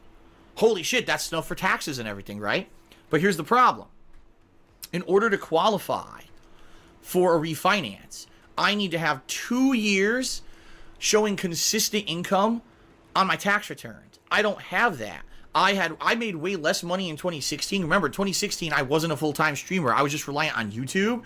And that was a year when YouTube, that was the adpocalypse, right? It was like the end of 2016 was terrible for ads on YouTube and everything. And I made way less money in 2016. I actually had a big increase in my income last year because I started doing full-time live streaming, but it was the state taxes that fucked me over last year where I had no money. So I actually have showed I'm making more money now that I'm focused on live streaming. This year, it looks like I'm going to make just as much, if not slightly more than last year. So as of this year... Wait, bro. Wait. We spent all this fucking time crying about money. And 45 minutes in, we admit that, oh, this year, by the way, I'm making more than last year. I'm doing better than before. Then what the fuck was all this fucking crying? Because you would think this guy barely struggles to pay his bills. And now it's like, I'm actually growing my income, you guys. Don't worry about me. But actually be worried about me, because otherwise you wouldn't give me money so I can grow my income. Years of consistently higher income where I might qualify for a refinance, but they need 2 previous years. Oh, and they get the thumb as well. 16 and 27. I think things with the refinancing probably changed quite a bit after the bankruptcy. And I don't know. But I don't think it's looking good. I don't think it's looking good on the refinance at all. I think he's not doing very well right now, which is, I mean, it's not really a hot take. It's not enough. They're going to tell me we need 2017 and 2018 tax returns. Well, my tax returns won't be done for 2018 until April. So now that doesn't work. Guess when the federal taxes are due for me? Tomorrow. Oh, no, April. So I can't start a refinance process in April to make money to pay taxes that are due in April. You see what I mean? Plus, there's still no guarantee. I've got a ton of debt. We don't know, for example, if I did an appraisal on my house here, we don't know what the value would come in at. It's kind of ambiguous. They did a little bit of preliminary research, and we're like, it could come in this, it could come in this. If it came in high, you could be good to go. You could pay off all your debt. If it came in low, it's not even worth it to do the refinance. So I'm basically in a situation where I can't even do it. Like, this was one of the things I was banking on. Hopefully I could do a refinance start in the fall, get it done by the spring. I'll have funds now that I can pay taxes, and then I'll be much better off not having all this credit card debt. I still can't do it at least until probably next year when I have 2 years of consistent tax returns showing. Yeah, and the appraisal situation has definitely gotten worse because there's a ton of shit broken in that house. So, not good at all. Not at all. Oh, man. So I can't even do that yet. And it's like, what the fuck? Like, I don't even know what else to do. I talk to my parents, and, they sometimes, every once in a while, something goes horribly wrong, are able to help a little bit, but they're elderly now. And of course now, but hold on. They're elderly. But then you got there and you got married on their fucking dime. And then you asked them for like $5,000 for your fucking taxes. You motherfucker. But listen to how he talks about them before he went to get married. Wrong, are able to help a little bit, but they're elderly now. They're at a point where my dad still works full time. He does. Okay, so he's not that bad. If he can fucking work full time and you're just sitting on your ass playing video games, that's kind of trash. And you gotta ask him for money. That being said, they do as much. They emotionally support me, and every once in a while, if I need such a little bit of a boost or whatever, they've helped me over the years. Not just this year, but over the years, a little bit financially. I can't rely on them anymore. They don't have it. They don't have money to keep giving me for this kind of stuff. So I'm now find myself in a situation where basically I have between now and April, like say middle to late April, to raise an exorbitant amount of money. You may say, how much? I can just tell you this. This is... it's a lot. He's not going to tell you how much. An estimate of the amount of money... What was it, 16,000? April. And by the way, this is the amount of money in addition to me making my normal money that I make every month on stream and every month on YouTube. Which is already exorbitant. Already. For a streamer of his size, it's insane. In addition to my normal income, I need to raise about another roughly $16,000. Yeah, 16K. Okay, speaking of, speaking of something, we got an update on the whole Boogie fake cancer situation. This is from Keemstar. Because, well, he actually works with the guy. So Keemstar says, to the best of my knowledge, based on everything I know, Boogie went on steroids that could cause cancer in the blood years ago and was warned of the dangers. 2 years ago, he lost all his money in crypto. He went to the doctor and had high red blood cells indicating he might have cancer blood. Before he got any confirmation, he rushed to make a YouTube video announcing he had cancer. 2 years later, he still doesn't have confirmation he has cancer, but he's been telling everyone he does and used it for sympathy multiple times. Whether it was promoting his crypto scams or asking people to financially support him, lying about his cancer could be considered fraud. He is scheduled to get a confirmation test to see if he 100% has cancer soon.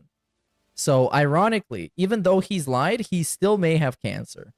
The whole thing is sad as hell. This is just fucking trash. Ah, Jesus fucking Christ. But take this with a grain of salt, as with everything else that's about these guys, because they constantly lie. That's kind of a part of their persona, personality, identity.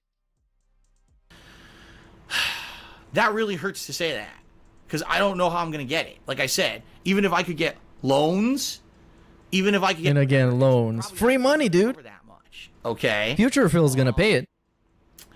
The only option that's like ultimate worst option, okay, would be sell the house. If I sold this house, I'd probably have enough in equity to pay off a lot of stuff. Obviously, I'd be able to pay the taxes immediately, and I'd have enough equity to probably pay off a bunch of my debt. But he is clinging to that house for dear life. Number one. And you know eventually he's going to lose it. You know, this guy has been declining in revenue for years on end. And right now he's being supported by, at best, 10 people who make the majority of his income. And eventually it's going to happen. But whenever it happens, that house is going to cost a lot less than what he bought it. And it's going to be dilapidated as fuck. And he's going to leave it kicking and screaming. And it's going to be very fun. My whole business is based off of this office.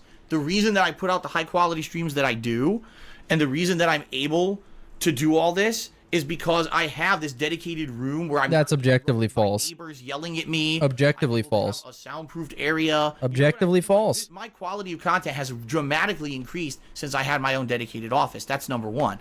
Number two...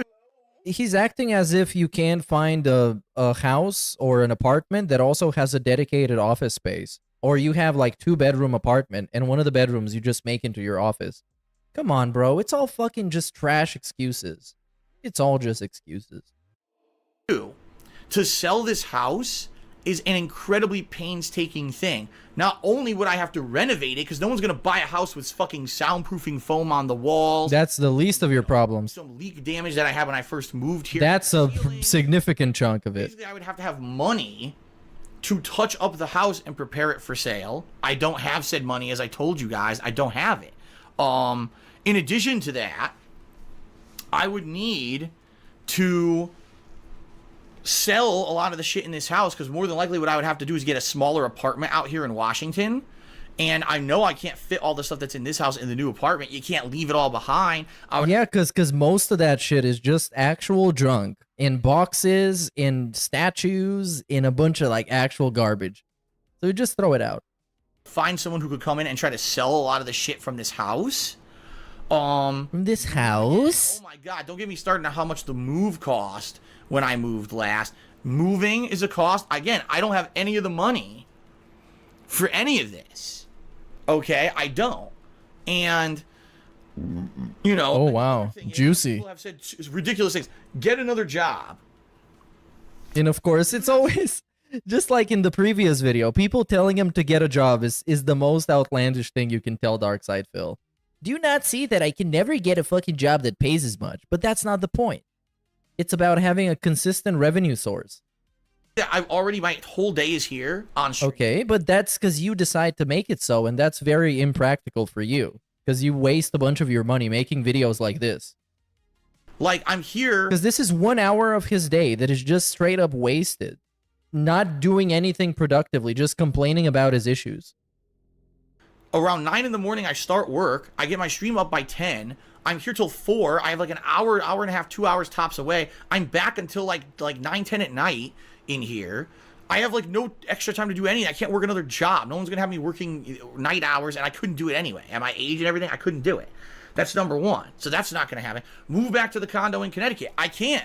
Again, I would need to sell this house, which I can't afford to do. I would have to move all my shit, which I can't afford to do. So literally, like, everything is not feasible. There's like nothing feasible here. Really, the only things that I can do, really hope that a refinance goes through, which it looks like it's not going to. It won't. It still hasn't. Hope that I can get loans that I don't know how I'm going to afford. That didn't happen. Get the loans to pay the taxes.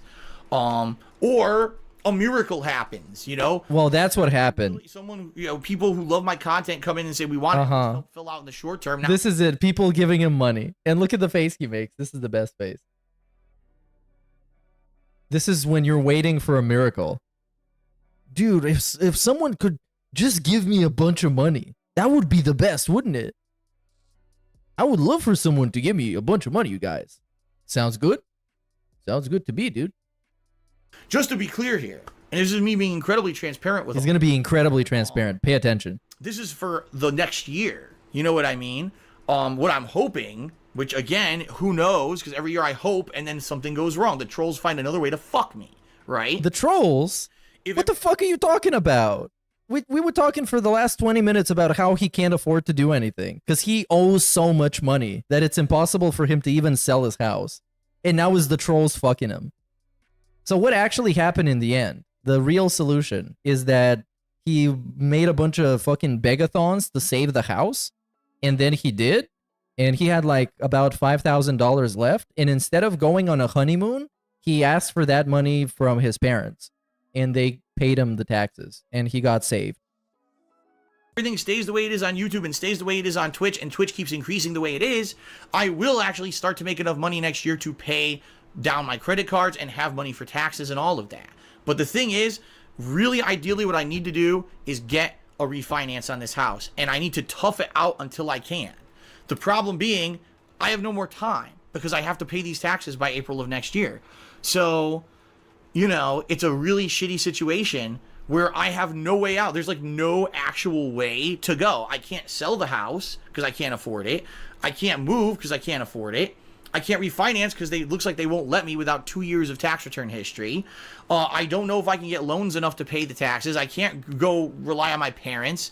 What the fuck do I do? But that's what you did. And it's just... What do you mean you can't rely on your parents? That's exactly what he did. He went on vacation to Connecticut, completely paid for by his parents. It was an all-inclusive by his parents. And in the end, the money that was supposed to go to his honeymoon went to his taxes. So it seems like that's exactly what happened. Very positive. Cascading. We saved the house. And it's terrible because Kat and I have an amazing life. Like I said, we have talks where we like to get engaged. We like to maybe get... Yeah, everybody would like to do that. All of this, which that's really messed up. Which I do want to talk about here. My parents are getting older to the point where I know... Oh, go fuck yourself. And they don't want to tell me fully what's going on because I think that they don't want me to worry. But at the same time, I get the feeling that they may be getting ill to the point where they won't be around forever. You know what I mean? And they really wanted me to go visit them next year. And I told them with the situation, there's no way. And they actually offered, they said, we, in this case, would be able to like maybe pay your way, pay for your plane tickets or in a hotel, in a car, or drive our car when you're out here just so we can spend some time with you, you know, next year, maybe next spring when things die down a little bit with gaming or whatever, because they want to meet Kat. They're dying to meet Kat. They really want to meet Kat.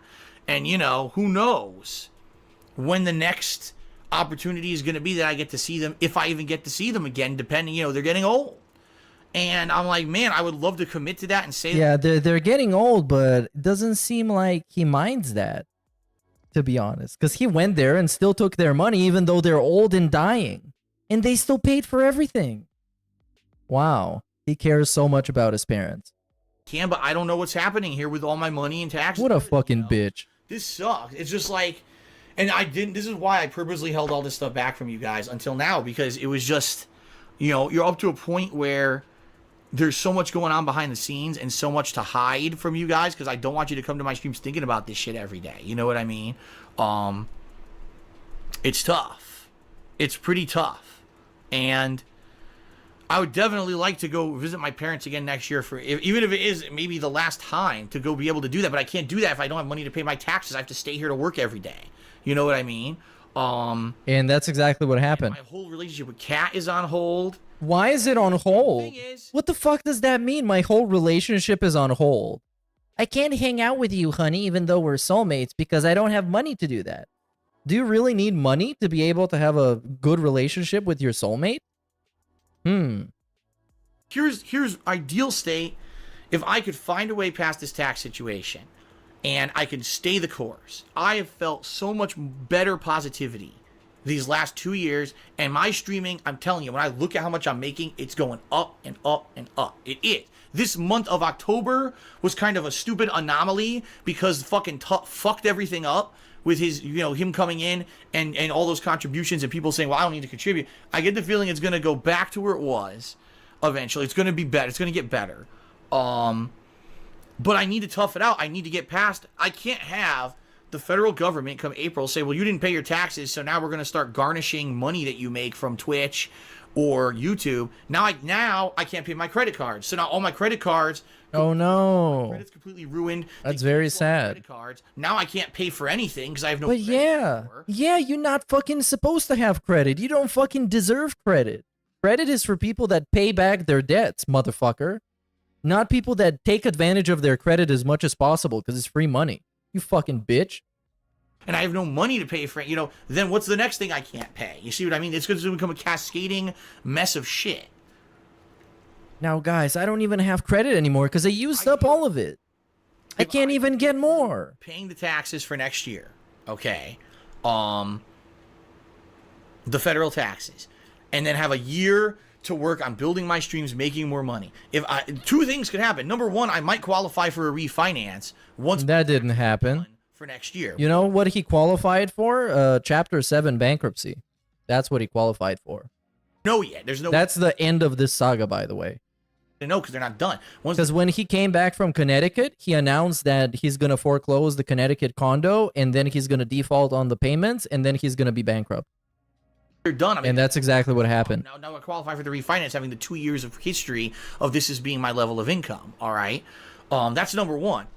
Number two, I can just stay the course and keep, even if it means for 3 years my life sucks and I can't afford anything, and I'm literally just going paycheck to paycheck, paying everything, minimum payments or whatever, just to keep floating until I can eventually do this refinance. I think I'm all right. But I'm basically just in a situation, where I don't know what else I can do. Like there's nothing certain to fix the problem. I can't declare bankruptcy because they'll say sell the house. I can't sell the house because I don't have the money to sufficiently sell the house. Moving to the East Coast, back to the East Coast isn't viable. I can't afford it. I don't know if I can get loans to pay the taxes, and I don't know if I can afford the loans to pay them monthly. I don't know how I would. I can't go to my parents for help. Like, see what I mean? Like But you did. That's exactly what you did. And you see this? Somebody gave him $100. It was all worth it in the end. And what did they say in the message? Phil, I've loved you for years, man. I'm genuinely tearing up. I really wish I was rich to bail you out permanently. Because, you know, that's exactly what the fuck DSP wants. He wants an oil baron to show up and throw money at him like he's some barely legal escort. Anyways, I hate to see people having trouble. Sorry for all the hardships, DSP. Been watching since Spider-Man Web of Shadows. Venom boss fight. Wow, epic.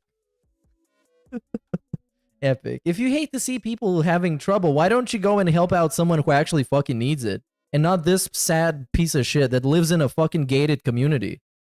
Why don't you support some fucking homeless people or some orphan children instead of this dude? An actual middle-aged fucking man who took out all the credit cards that ever existed and maxed them all out. And now he's crying about not being able to max out even more credit cards. Oh, it sucks. It does suck. You know? I just don't know what else to do. I'm between a rock and a hard place. I really am. I'm between a rock and a fucking hard place. And again, and you know, I'm the kind of person, I don't like to point fingers. Oh, what? But, you know, I know that what? Now, you know, things that I did in the past, bad financial decisions. When I moved out here, I spent way too much fucking money. Obviously. I agree with that. I mean, even fucking Super Blind Man could have told you this back when he was alive. But, I mean, it's not hard to figure that out, that he made bad financial decisions. That's like 99% of his life is making bad financial decisions. That's his whole identity. The 2015 trolls who fucked me and fucked over my YouTube channel. The 2015 trolls. Over on YouTube again because these fucking assholes won't leave me alone. You should start crying. And I lost my fucking sponsorship. I'm sorry, guys. You know, how much more can I do? And I'm a one man, and a lot of people ask me, Phil, how can you do this every day? How can you put up with this shit? Oh my God. Anymore, man. Like, I'm trying to make a life here, you know, and all I did for Dude, he's trying so hard to cry because it's the end of the video, but he just can't get it out. The input dropped. He actually is trying to cry.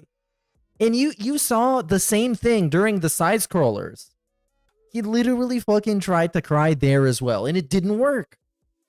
But nowadays it does kind of easy because he's going through some weird like midlife crisis, hormonal disbalance. years to try to share my fucking passion with you guys.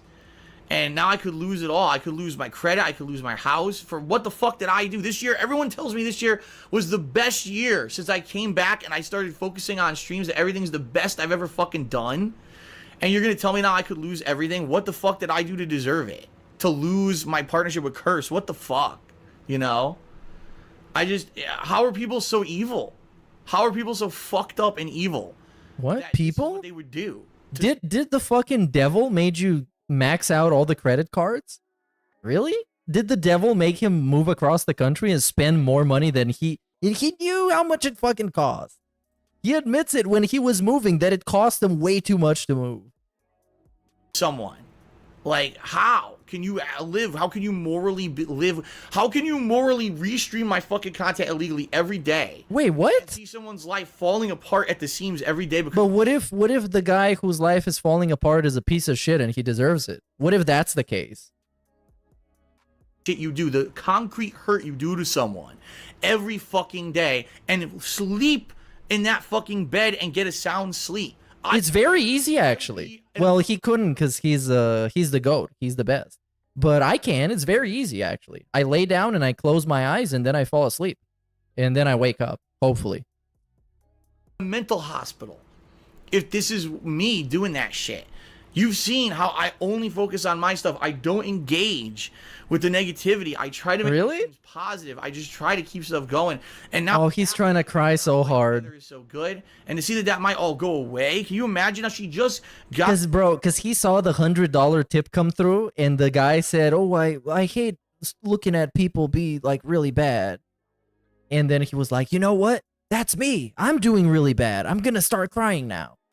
Here, she already, since she moved here, has changed jobs once to try to make more money and make ends meet. How's it fair to her? She just fucking moved out here, man.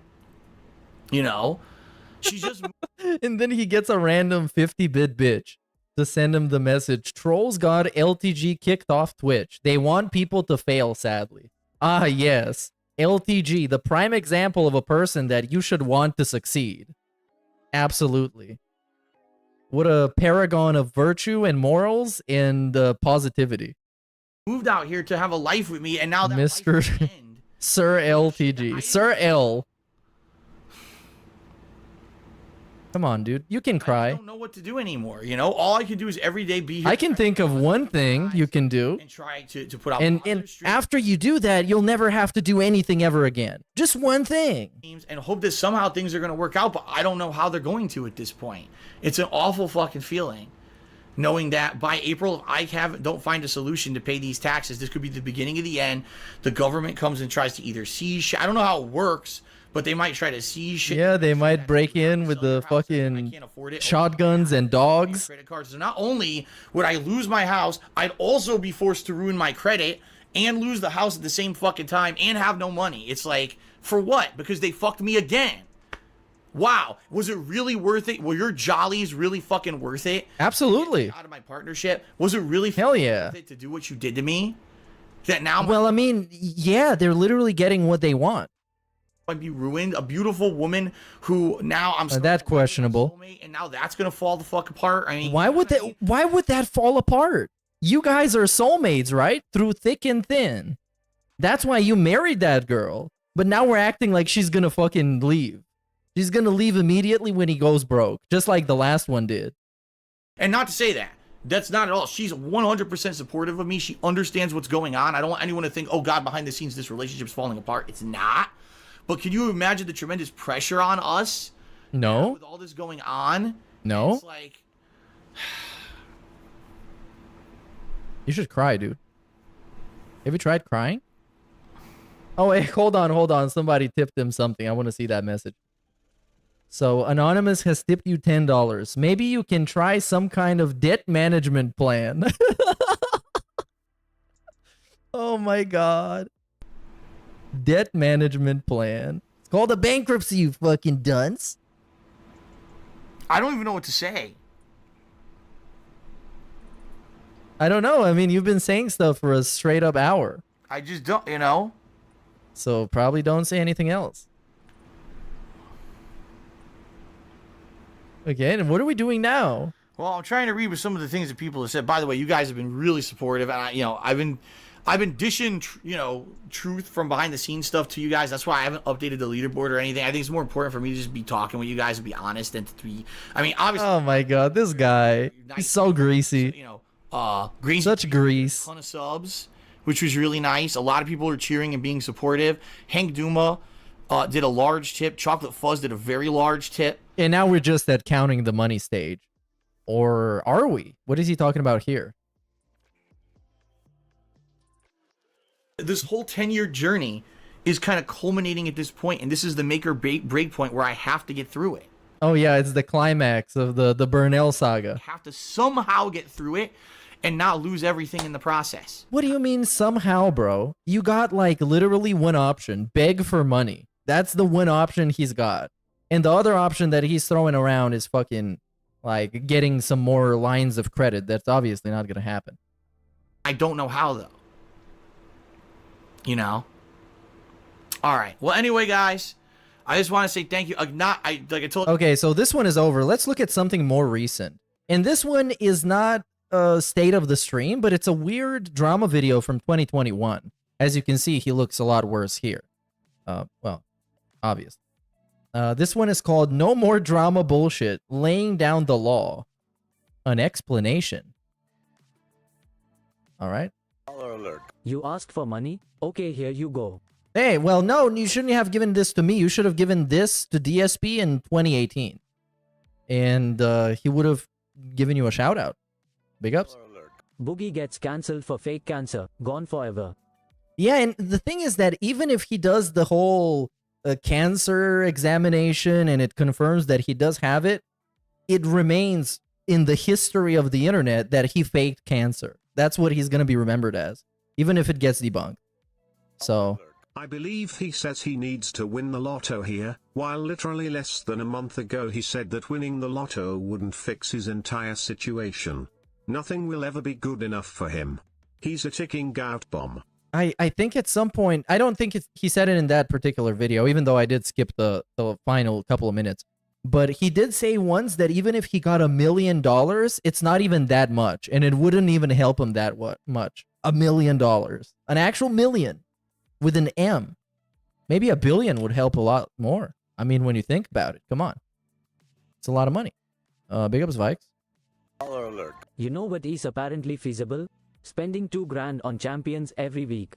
Well, back then he was probably spending less because he physically could not afford to spend more. But now he can. So we just, it's Hogan time. And it still blows my mind when I see the estimates because it's always in the hundreds, sometimes in the thousands. Even if it's the lesser estimate, it's still like mind-blowing amounts of money from a guy who complains about his bills every day. But I guess nowadays he just doesn't have a problem with begging. He just got used to it. It doesn't even humiliate him anymore. So, well, it is what it is. We just keep rolling like it's Limp Bizkit.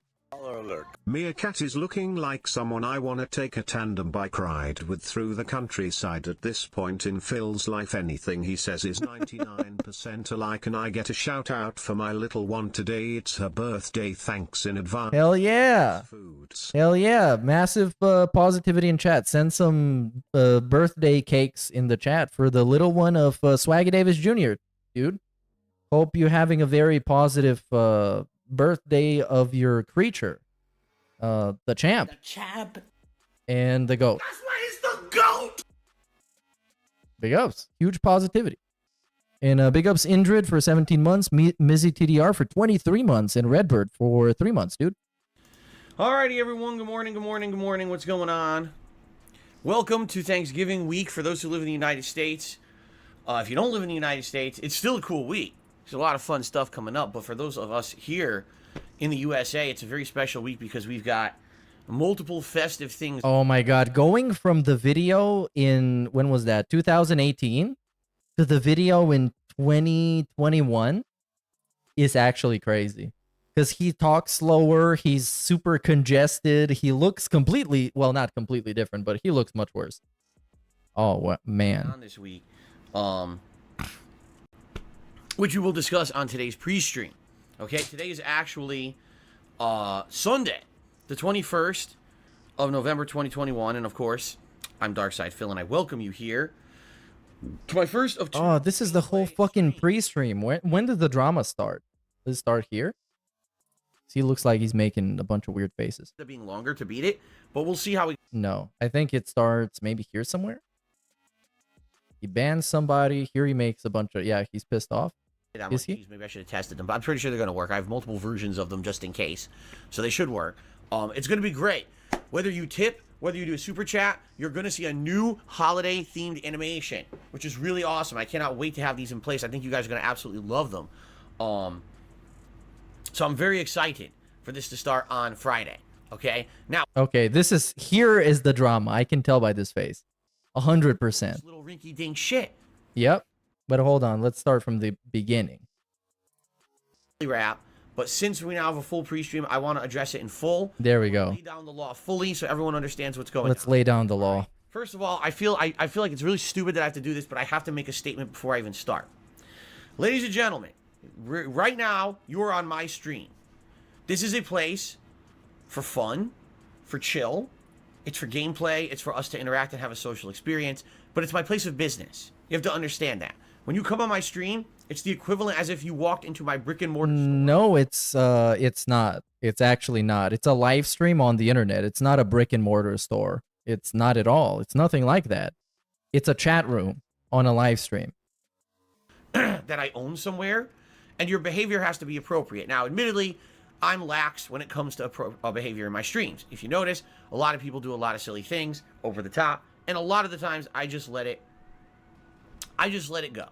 All right, I'm not going to sit here. It's not my job to parent you and the other stream viewers and chatters. It's not my job to sit here and chastise you and waggle my finger like an old begrudged man. Begrudged, I don't even know what that means. But you still keep doing it, though. I just want people to come and have a chill time, and I feel like everyone should be relaxed and have a good time, and 9 times out of 10 that happens, all right? But every once in a while, shit gets out of hand, and then I kind of have to, like, lay down the law. I don't like having to do it. But last night was completely unacceptable what happened, okay? Oh, this was when Only Iced Coffee was threatening to dox people in the chat, wasn't it? Explain and give some backstory on what's yeah, going on. we're going to get the backstory. What's going on. And it's this guy. It's Kevin Bernstein that just sent him $5 tip. Is that guy that got involved in it. Okay.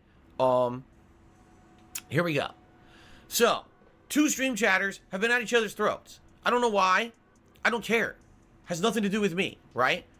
And you know, say, oh, why are you calling them out? Because this is totally about these 2 people. It's about Only Iced Coffee and Kevin Bernstein. Yep. For some reason, these 2 stream viewers have had it out these last few weeks. I don't know what's going on with them, why they're hating on each other or whatever. But here's what's going on, okay? Only Iced Coffee used to be a humongous contributor to my streams. Still is. Last year in particular, one of the biggest contributors, day in, day out. So obviously they get preferential treatment. And I appreciate everything that he did for this stream over time. Every once in a while, he still pops in, says hello, and every once in a while, he'll contribute. Okay? He was a moderator for a while. He wanted to help out earlier this year with moderation, and for a few months, he was a moderator, and most people had no issue with him as a moderator at all. Hold on. I thought people didn't like OIC at all in his chat, and they thought that he was just running the chat because he's a big pay pig. And he just told them to ignore it. He told them to set their differences aside just because OIC is a big pay pig. Because he was a big contributor, the ire of the internet has been on him, especially, as you know, my internet trolls latch on to people who do positive things for me in my streams, okay? So they hate him. They hate his guts, all right? So already there's drama associated with Only Iced Coffee because of how he used to contribute, because he was a moderator, etc., okay? I've seen all kinds of drama and shit surrounding this guy over the last several months. I don't play that game. I'm not going to let that shit derail my streams. Yeah, you do. As you know, I don't really talk about the guy that much at all, unless he contributes. Or if he's here, I'll say hello, I'll have a conversation with him. But I'm not about that shit. People would love for me to just sit here and talk about drama all day with this guy, and I'm not going to do it. I'm not playing that fucking game because that's not what my streams are about. But you're doing it right now. And as he was doing it, people in his chat were talking about exclusively that. Dan? Fair enough. Okay. Yeah, sure. We've got Kevin Bernstein. Kevin, in the last few months, has become a stream regular that everyone recognizes, and a lot of people like the guy and have great positive interactions with him. Personally, I'm one of them. I like the conversations I have with Kevin. We have a good time together on the streams. He contributes in positive ways, both monetarily and not monetarily. Okay? So it's great. Personally, Kevin, I'll be honest with you, I think you give away way too much information in the chat. I've seen you have personal conversations with people We're victim blaming him. where you're like talking about personal stuff, and I'm just going to lay this out up front for everyone. Stop doing that. Not just on my streams, everywhere on the internet. So yeah, the actual lore is that OIC was threatening to dox Kevin Bernstein in the chat. Just straight up. And now it's Kevin's fault because he was telling too much info about himself. I have no idea, because you're not in my shoes.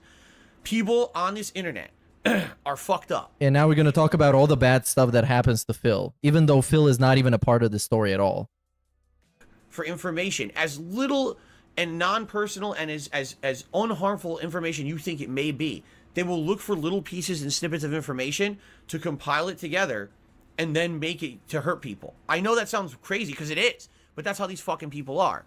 They'll compile things you've said over the internet for the past year and a half to make a profile on you and use that to try to find out who you are in real life and fuck with you. Yes, they will. Even if you think you're a no one, oh, I'm a nobody, why would anyone want to do that to me? Because people are nuts. But why are you telling this to people in your chat so they can be even more paranoid to be in your chat and hang out with you? And also, why is this happening in the chat of somebody apparently who is chill and fun and just wants to have fun and play video games? They will get a bug up their ass about you. It's very suspicious. As fucked up as that sounds, okay?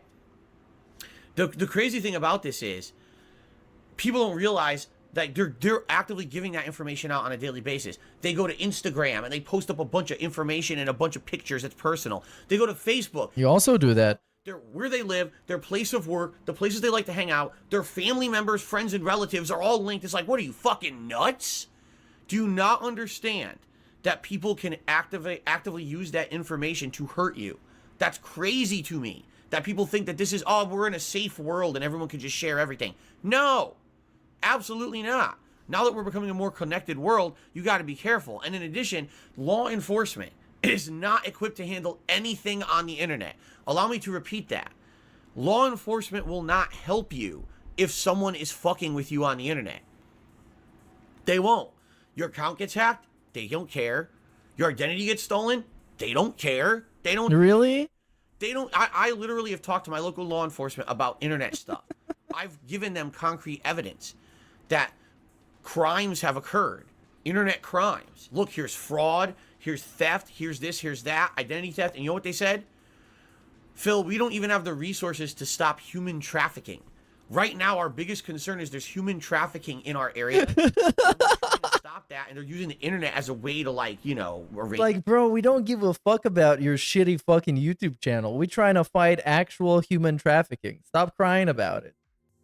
For that, that's what we're working on. That's all we can work on. We don't have the resources, the budget, the money. Because, dude, this is gonna be so much fun. Imagine DSP walking into a police station. He's just wobbling in, being like, okay, so I'm being harassed on the internet, okay, and here's the proof. And he shows them a bunch of, like, printed out pieces of, like, Kiwi Farms posts. And they're like, bro, what the fuck do you think we're gonna do about that? We're trying to stop actual human trafficking. Get the fuck out of here, you idiot. Tackle anything on the internet outside of that. If you want to contact the FBI, go ahead. And maybe he got a printout of a duty video that it just it says, like, Phil gets mad at his chat and calls them dunces. And then he shows them, look at this. This is defamation. Or is it slander? I don't know. You tell me. I'm going to sue them. They're in the same boat. They're tackling high-level hacking. They're tackling, you know, espionage and shit. They're not tackling this little rinky-dink shit. You see what I'm saying? Okay. It's funny because people say to me all the time, with the level of harassment you get, why don't you seek out help in law enforcement? I have. No one helps. No one can help you. All right? So understand that. Understand that the internet is very much the Wild West. If what you put out there can be used to hurt you, and no one's going to help you if you need help once you start getting harassed and fucked with. Okay? So this is DSP just straight up telling people on the internet that they can cyberbully him as much as they want, and nobody's going to do anything about it, including him. To talk about this all the time on my streams, and I basically Probably you shouldn't be saying this. later. People just don't understand this, and it needs to be reiterated again. Okay? Okay, now let's go back to the topic. Now, all that being said, here's what happened over the last few weeks. Kevin Bernstein, for whatever reason, I have no idea, because I never really asked him, but I already talked about this previously, so I'll say it again. For some reason, he decided to try to get the ire of Only Iced Coffee. I don't know why. I really have no idea. But he changed his name to like Only Iced Kevin. Then he another variant of Only Iced Coffee's older So name. dumb. And The fucking DSP pay pig slap started fights. telling people, I am Only Iced Coffee. I don't know why he did this. Kevin, only you can answer this. Why did you do this? Why would you fuck with someone like that? Why would you do this? I don't know. Okay? And that's not even like fucking with people. DSP would call this razzing and just lighthearted making fun of or whatever jollies. It would like what the fuck is the problem even? Oh, he named himself like somebody else. What? Well, while obviously not being them. Okay? Seriously. Not a smart move to do that. It's just not. You should not be harassing other viewers. And I actually outright came out about a week or two ago and I said, stop doing this. Don't change your names to try to be a parody of someone else or whatever. At the same time, I said, I'm not going to start banning people for doing it. Just because you're changing your name to be like an homage or a parody of someone else's name, it doesn't mean that you're necessarily insulting them or riffing them, right? It's not like Kevin changed his name to Only Iced Coffee Sucks Monkey Butt. Then he would be banned. Yeah. It's kind of just a silly thing. Okay, then why did the other guy that was being impersonated, why did that guy threaten to dox him? Anyway, I asked Kevin not to do it, and he ended up changing his name back, okay? Fair enough. But then, of course, what did that do? It caused a bunch of other people to then change their name to make fun of Only Iced Coffee. This is what happens on the internet. Everyone jumps on a bandwagon meme, and it became a meme for like a few days, okay? Now, here's the problem with this. It caused a big wave of drama. I've tried to ignore it and pay no attention to it, but sadly, last night it came to a head when Only Iced Coffee decided to drop into my stream, all right? And he's... Hey, well then, hold on. Isn't there a guy in his chat, a very prominent member in his chat who is called Only Iced Infinite? Isn't that guy a thing? I'm pretty sure it fucking is. Why doesn't that guy get shit on? I wonder why. me play Halo, and multiple viewers directly confronted him and said, what do you think about Kevin saying he's you? You realize he's outright said on many different streams that he is you? Well, he's obviously not. Doing that, and what are your reactions? So, of course, that's dramatic bullshit, right? That's dramatic bullshit. Shouldn't happen, right? It shouldn't, but here we go. So, Only Iced Coffee responds in a way that I completely disagree with. I don't think he should have done this, okay? He basically says, well, I'm looking into this Kevin guy because I don't know who he is or why he's doing this, but I know for a fact that he lives in this state, and from the things that he's basically said in the stream chat, he takes a bus to work and stuff like that. And okay, then this is the moment where you ban the guy, because people get banned from DSP's chat for saying LOL. So I'm trying to figure out who this guy is and why he's doing this. Essentially, that's what he said. Now, when you say something like that on a stream publicly, that's creepy. I don't know if Only Iced Coffee realizes that, but that's creepy. I'm looking into him. Oh, yeah. Oh, yeah. I got to look into this guy. Do you want to know why I think he said that? I'll tell you why I think he said that. Because he wanted to scare Kevin. Because he's pissed off. Oh, it was just a thread, dude. Outright in my just a casual thread. Only Iced Coffee, impersonating him. So he thought, oh, if I kind of like flex my internet muscles, I bully him a little bit and say, oh, look, I'm looking. But bro, fucking bullying isn't allowed in your chat, right? Because people get banned for making fun of Derek and pointing out that Derek is a weird, degenerate pervert. Literally, which is factually true, and they get banned for it. But these fucking threats are okay because it's just like lighthearted, good old boys club fun. Come on. all this information. And this thing gets a whole segment. We get the fucking OIC defense segment. Public. This is not a doxing or anything. This is stuff that Kevin has said. Out Yeah, Derek's information is public too. He puts in his first name, last name, where he lives, all that shit. The porn stars he follows, you can go and see him on Twitter. But you point that out in chat, you get banned? Why? right in my stream chat. Very confused. Time. Okay? But it's a scare tactic. He's basically like, stop fucking around, stop saying you're me, stop trying to impersonate me. You know, without saying it, that's essentially what he's saying. It's a scare tactic. I don't agree with this tactic at all. Okay, why is the guy not banned? Why is the guy not timed out? He just gets nothing. He gets a light slap on the wrist. Come on. It's not doxing. It's basically just saying, listen, if you keep messing with me, I can mess with you. How is he fucking messing with them? How is he actually messing with them? By changing his fucking YouTube username to look like his. And claiming that he's him. Obviously, he's not. That's intimidation. That's you know, it could be perceived as a threat. Yeah, it absolutely is a threat. A self-defense. Kevin, he just wants Kevin to stop saying that he's him. Yeah, why are you fucking defending that guy? That's kind of weird. Why didn't Only Iced Coffee just say, stop pretending to be me in a perfectly normal way? Okay. Now, what happens when this happens in my stream chat? First of all, I don't see it. Literally nothing happens, by the way. And he also said that he saw it and he did nothing about it. He said that earlier in this video. But now he didn't see it. Because it needs to not be Phil's fault, even though he's totally responsible for all that shit. I'm over here playing Halo, minding my own business, trying to get my ass handed to me, by the way, trying to learn the game. I don't know what's going on.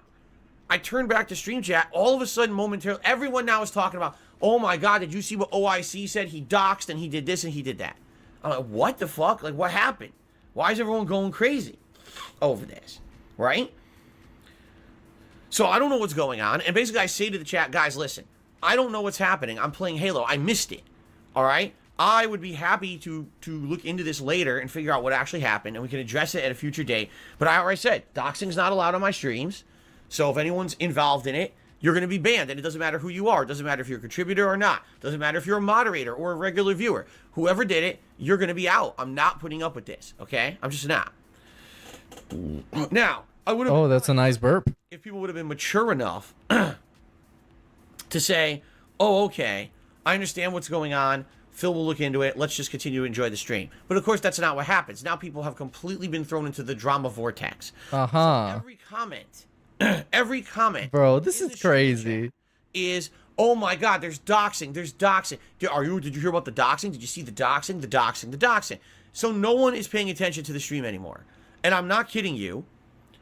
Immediately, people tuned out. People who were here to have fun with Halo didn't either stop paying attention or left. And the entire stream became about this for the rest of the night. Almost 90 minutes. It really angered me. Because this is an opportunity, the first opportunity I'm getting to play Halo in almost a week. I would be happy if someone would be, telling me more about the game, trying to help me instead. Those people who were here for Halo left because they didn't want to be part of the drama. The entire stream was derailed. No one had fun. Okay, and you did nothing about it. I can't have fun when I can't talk. And notice how he only does something about it when it starts to bother him and concern him. Anymore. And then on top of that, it hurts the business. Because now people who were here to be positive and possibly contribute and support my business, say, I don't want to be in this toxic environment.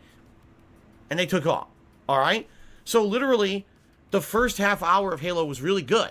And then immediately when this drama happened, everything got fucked up. For everyone. Everyone who was here for a positive stream and me being here trying to enjoy myself. Okay? Now, ladies and gentlemen, all right, I have to tell you something. I don't know if you realize this. I'm not a school teacher. All right? I don't sit here and I don't have a ruler in my hand and I don't slap your wrist. He absolutely is a school teacher, though. He literally is a school teacher. He tells people to leave and not come back unless they fix their attitude. He scorns people for being late to the stream. Among other things. It's literally just gaming class with Mr. Burnell, the substitute teacher that nobody likes. I don't send you to the principal's office and hand you a pink detention slip. Yeah, you literally send them to detention. Go away and don't come back unless you fix your attitude. For your behaviors here on my stream. This is ridiculous. I shouldn't have to act like a disciplinary adult on my fucking stream. People who are here should have enough common sense to know you don't fucking impersonate other people. You don't try to piss off other people in the chat for whatever reason. You don't try to threaten people and be intimidating to people and shit like this. People should know better. But apparently, they don't. The vast majority of people on my streams are not children. But I swear to God, a lot of people act like it. And it gets to the point where I gotta say something and react and respond to it, even though I don't want to. All right, I don't want to be talking about this right now. I don't want to be talking about this. This is shit. Seriously, this is bullshit. What the fuck? What does this have to do with my gameplay and the fun chill streams? Oh my god. So what? Drama. So he's only pissed off because he got annoyed by this. He got annoyed by people being distracted from the gameplay because someone was being doxxed in his chat, or there was a threat of doxing in his chat from an actual pay pig who is actively being defended. Yeah, good job, Phil. Great fucking job. Nonsense. If Only Ice Coffee and Kevin hate each other, they should go fucking deal with it outside of my streams. I should Okay, ban them. This is classroom bullshit. And I'm not putting up with it anymore, okay? There's many things you can do. Like what? Like someone. Block them? Mute them. So you don't see their messages anymore. Then you can't be pissed off by them because they don't exist, right? That's one thing you could actively do. If you feel like someone's existence in a chat. Okay, I just can't fucking stand this anymore. This is such a fucking bullshit ass segment. I can't. I actually can't. So let's listen to a different one from 2021. This is not a state of the stream again, so we're kind of breaking the gimmick. But I saw the title of this and I was curious about what the fuck is going to happen. So this one is called The Worst Day Out Ever. The Story of Food Failure. And it has no webcam. Oh, this is the Burger King. Dude. Epic. I can't wait. The Burger King. You see here the chicken? Here somewhere. Look at it. Oh, it's so good. When does it start? Probably here somewhere. I go out and we look and see what costumes are available at stores and stuff around here. Once we get some really good ideas for different costumes, I then create categories. For example, I'll do... Hold on, let's play some super chats first. Baller alert, baller alert. It blows my mind how many things he claimed he couldn't do, but none of his solutions was getting a freaking job. Well, the getting a freaking job is actually the antithesis of a solution. It's unrealistic and it's bad, and you should never propose that he would do that because it's just bad feedback. Baller alert. Add this to the WWE Champions Fund. For sure, dude. That can get me 1/4 of a pull, perhaps, depending on the pull. Maybe I can get a whole pull. But it's not going to be a legendary or something. It's going to be a comment card. So you guys need to step it up. Big ups Well Swayed and Golden Mask. Even if he does have cancer, it's not a serious one at all and the life expectancy for it is 77 years old. Yeah, he just... Oh, that whole thing. I'm just waiting for the confirmation. And that's when I'm going to have my final verdict. But Boogie's a piece of shit. So I'm not surprised if he would bullshit. I'm not surprised if he would over-exaggerate. I'm not surprised if he's fucking lying. I'm just not surprised by any of that, because he trash. Would Phil rather watch a tree grow or a cat grow? Well, I'm sure he would prefer to watch a cat grow, because he literally did. So, there you go. That actually happened. Have a better day than LTG. Place your bets if he gloats and grave dances. Yeah, dude, I said that earlier. Today could be a generational pre-stream, because he can talk about Boogie's cancer situation. He could talk about fucking LTG's hidden daughter situation.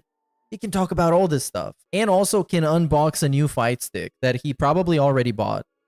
Because he's playing Street Fighter today. And if he doesn't have a reliable stick, he's just going to be crying about it all the time. So he probably just bought a stick.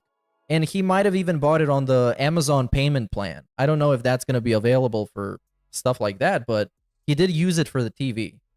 Which makes me think that he's using it consistently. Because why not? BMJ Boogie Nick Rikieta fall, but our boy goes on. Well, his time is gonna come eventually. Come on. Every dog has its day. And this dog is gonna have his day someday. And it's gonna be very positive. Very positive. Not for him, but for everybody else. Baller alert. Big ups Gribbis Gibman on the 3 months, dude. And we got one more message. Anytime now. Baller alert. Maybe we can compare the OIC and Kevin situation to ALT and Cat. One day we'll find out in the same way that Boogie's stuff came out that Sir Alt bought 6 round-trip flights over the past 5 years to visit Cat at the mall, and he'll tar all of us. You know, that would be crazy. That would be crazy if we found that out. And not even an interview for TBS. Like, you're gonna go and fucking fly, see that bitch, and not even get a fucking exclusive interview? Not even get content? Come on. Get out of here. We're gonna toxify him. Toxified as hell. But anyways, let's thank you guys for the contribution. Let's move on to the Burger King shenanigans. An iconic fucking pre-stream. Video game character, comic book character. We're ultra supported. Really. Like, the streams were great. Attendance was up. People were engaging. People were supporting. It's been a great week last week. I hope we can keep that momentum up for the rest of September. It would be outstanding. Keep in mind that in October we get even better stuff because we're going to have even more new releases nonstop. I'm going to be decorating the office for Halloween. We have the Halloween decorations all month long. It's going to be really exciting. Halloween animations. I'm going to start instituting the Halloween animations again on stream. Pretty cool stuff, man. Okay, let's actually get to the story, bro. Took off, but you may have noticed something. Nope. If we didn't have plans for what we wanted to do for the rest of the day. Okay, here it is. American-style diner. Is there increased traffic, but this means that there also would be way more people going to the places that we want to go. So there is a place that we've been going to eat recently on our days off for like breakfast, and it's a really nice place because it's a throwback place to, like, I've been telling my wife, it really reminds me of the diners I used to go to when I was a kid. I used to go to a place called Friendly's with my mom when I was a kid. My mom and I would have days out where she would just go out and she had to do a lot of shopping or whatever. Sometimes we go to the mall together, go to the movies together. And then we would actually go out and get lunch. And it would be at Friendly's. Friendly's is like an American-style diner where you can get all kinds of food. You know, sandwiches, burgers, grilled cheese, chicken, all kinds of stuff. And I liked it because it was sit down in old-style booths. And you could get shakes. They had amazing milkshakes and stuff, okay? So I used to grow up going there. So there are places out here. There's one place in particular we've been going to recently for like the past month and a half, 2 months, on and off we go there, and it reminds me of old school Americana dining, like old diners, all right? We love this place. We love it. The value for the food is great. The food is outstanding, at least per American standards. It's not gourmet food, but it's basically, if you like American diner food, you're gonna like this place, okay? So anyway, we've been going there, and we said, well, we want to go there to celebrate my wife's birthday. She loves it so much. But we're so absent-minded, we're not thinking, oh, it's Sunday. We drive there, the entire place is full. And there's people waiting outside to get in, and we're like, you've got to be kidding me. Now, here's the thing. If we didn't have plans for what we wanted to do for the rest of the day, we probably would have waited. But we actually had plans. The place where my wife wanted to have dinner actually was a pretty far drive away. And there's a big shopping area there, and our plan was we were going to... What about a reservation? ...to get there. We were going to spend the whole day there, going around, doing a little bit of shopping, and then having this nice dinner together. But we didn't want to get stuck, you know, spending all this time waiting to get in to eat this place. All right? And by the way, the place was overrun with people. And the thing is, with COVID, you don't want to fucking be around a million people. We like eating at places that don't have a lot of people in them because we feel it's safer. Okay? Even though we're vaccinated fully. This Delta variant, motherfucker, we don't want to get sick, okay? You know, even though we probably won't go to the hospital for it, we don't want to get sick and be stuck at home with COVID. So we said we're not going to do it. Now, on a whim, we very foolishly did something we should not have done. We said, what is near us right now that we can just grab any food to put something in our bellies? Oh, you know it's coming. This area where we want to. You know exactly what that's going to be. So we look and guess what's the closest thing to this diner? Burger King. Oh, good. Well, we said, what the hell? We'll just drive to Burger King and grab something quickly. All right? And then we'll be off on our day after that. We'll get on the road and we'll drive out to this place. Okay? Burger King. So, we drive 1 block to Burger King. All right? As we're at this Burger King, we firmly realize this is not the kind of Burger King that normally we would want to go to. Why? Why, Phil? The drive-through, there are essentially drug users in the alleyway next to Burger King doing drugs. like plainly in view of us. We're staring at them like, that guy's shooting up. Yeah. He's shooting up, by the way. At Burger King, people are shooting up. Like, oh, this might be a problem. Well, we better just get our food and get the hell out of here. Okay. But like, okay. Keep talking. Now, what did we order? My wife wanted. Hey, we got another mom wife. We got the mom wife. We order. Now, what did we order? My wife wanted to get a original chicken sandwich. Combo. She likes the original chicken sandwich at Burger King, so she ordered that as a combo. All right. I ordered something that I hadn't tried yet. The Chiking chicken sandwich. They have a new chicken sandwich at Burger King, and they have two varieties. They have a regular, which is like lettuce, tomato, onion, and mayo. And then they have one that's the spicy version, which is supposed to have spicy the cursed sandwich kind of sauce on it or something. Okay. So we order, fine, okay, and we drive to a safe area. We get the fuck out of there. All right, seriously, we get the fuck out of there, and we're like, let's eat somewhere safe quick, because the thing is, Burger King doesn't have the doors open. Now, we don't know if they don't have the doors open because of COVID or because there's fucking druggies in the alleyway next to them shooting up. Maybe the druggies keep going into their store to shoot up and shit. Because that could be. It could be, oh, we want to do somewhere safe, so we go in their bathroom and start shooting up drugs. Who knows, right? This obviously is not a good part of town. So, we drive to somewhere safe, or at least we think it's safe, and we open our food and we're going to eat. Okay? So my wife starts eating. Her food seems good. She's like a little dry, but what are you going to do? It's Burger King, right? So I open up my bag. I eat a fry. Burger King fries are kind of crappy. I never really liked Burger King fries. And, the early 2000s, their fries were good. They used to have potato skins on the fry. Then they tasted good. But I've never been impressed with Burger King fries in the last like 10, 15 years. They suck. Okay? So finally I go to grab my sandwich. I'm like, what the hell? I pull my hand out of the bag. My hand, all right, is completely covered in sauce. So oh no, this is where the actual meltdown starts. The sandwich in sauce. What they do with this Chiking sandwich is they wrap it in wax paper and then they put it inside of like a foil bag. So I opened the foil bag and I just put my hand in to grab the sandwich and I was like, what the fuck? Okay, now I'm in a car. I'm not at home. I don't have a ton of napkins with me. I don't have a faucet to wash my hand, right? This is me in a car. That sounds like it's your problem, buddy. A ways to go spend a day out, nice for my wife's birthday. And I'm like, what the fuck is this? So I pull it out. I'm not kidding you. The entire wax paper was wet. There wasn't, like, it wasn't dry at all. I'm trying to unwrap the sandwich and I'm getting increasingly covered in sauce. It was the most sloppy, nasty fucking thing I've seen. Now, ladies and gentlemen, normally I would just tell the story. This was so bad, I took a picture. Because I immediately said, I am going to complain about this. I can't believe what I'm seeing. This is the most revolting thing I've ever seen. So, I have a picture for you. And it's not all that crazy, bro.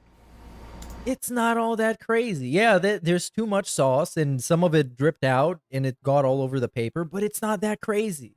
It's just a sandwich that is not that good. From Burger King, a fast food place that is not that good. That was the sandwich that they gave me. What you're seeing and right he's acting like it's a fucking war crime. At Burger King.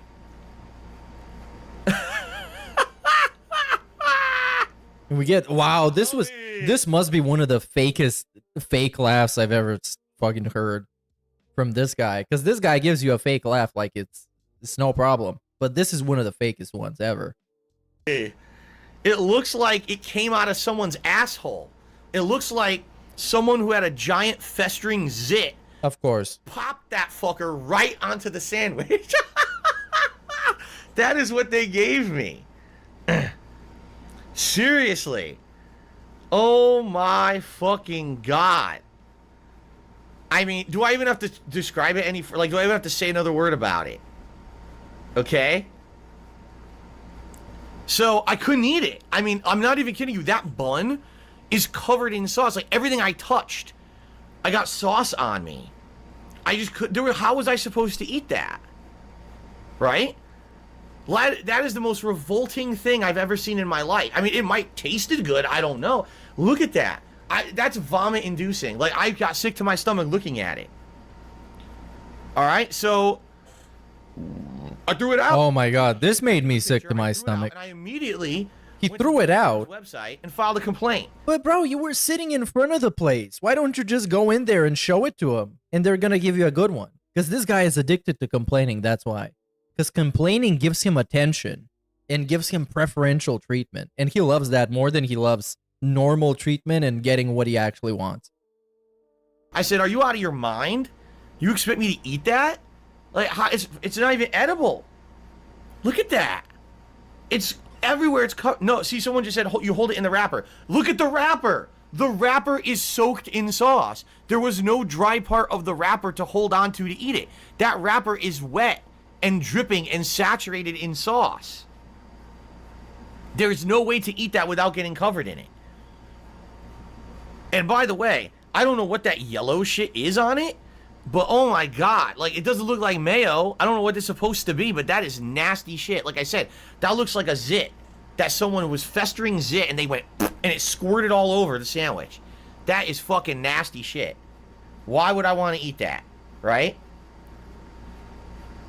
So anyway, all I had for my meal yesterday was fries. I'm serious. I threw out the sandwich. I couldn't eat that. You couldn't. Why didn't you go get a different sandwich? Oh my god, what a fucking crybaby. I forgot. Because, you know, people have been memeing on this for like 3 years now, almost. And I forgot how actually entitled, obnoxious, and bitchy this whole segment is. Because sure, they gave him a shitty fucking burger. He could have gone inside and replaced it and show it to him and fucking cry about it. But he didn't. So now he's crying about it on the internet. I wonder if the 15-year-old dude that made him the burger knows that this guy is going to end up complaining about it for a fucking year. Because yes, he did complain. He kept bringing it up over the course of a year. And I did complain, and I have written back and forth with Burger King twice in the last 24 hours. Basically, they apologized. I sent them the picture, and then they really apologized and said that they're going to basically get this restaurant in contact with me. Essentially, what's going to happen is probably the manager of the store will apologize and be like, oh, here's a few free credits to come and get free food. Do you really think I want to go back to that Burger King? Really? Do you really think I want to go there? Then what do you want? I have to see what do you actually want? While I'm buying food. And then I have to try to eat that? Like, are you out of your mind? So even if they give me free stuff, I probably aren't even going to go there. I hope if they do give me anything free, I hope they give it to go to another Burger King that's a better one. Because that place is fucked. Seriously. So anyway. So then we leave, and we're off on our day. Okay? The good news is, we did have a lot of fun. We ended up going to a few stores and things that normally we wouldn't go to because they're not in our local area. It was further out drive and everything. We had a nice day. The weather was fucking hot. It wasn't supposed to be. The weather claimed that the high for the day was going to be in the low 70s. It was in the 80s. Full sun, fucking 80s, sweating our balls off out here because the car was so goddamn. I want him to say that they lied. Because it was hot as shit outside. It was just like, oh, come on. It figures that our day out we planned for Kat's birthday ends up being insanely hot and we're sweating. All right? But you know you could do about that. You know, whatever, make the best of it, right? But how the fuck did he make the best of it? He got a bad burger and then was a killjoy for the rest of the day. You know he was fucking complaining about it every 20 minutes to Kat. He ruined her fucking birthday. We had fun. We went to it like. And she's probably not gonna have too many of them in the future. So, goddamn. We wouldn't have gone to. We actually got a new kind of treat for Jasper. That's it's supposed to be like a puree of both tuna and shrimp, and he loves. Oh yeah, he said they were sweating their balls off. Food. Therefore, confirming that Kat has balls. Crazy. He'll jump on the kitchen table. He'll sniff it. Oh, seafood. And he'll try to get some because he's a cat. He wants to eat the seafood. He doesn't do that for anything else, only seafood. He loves seafood.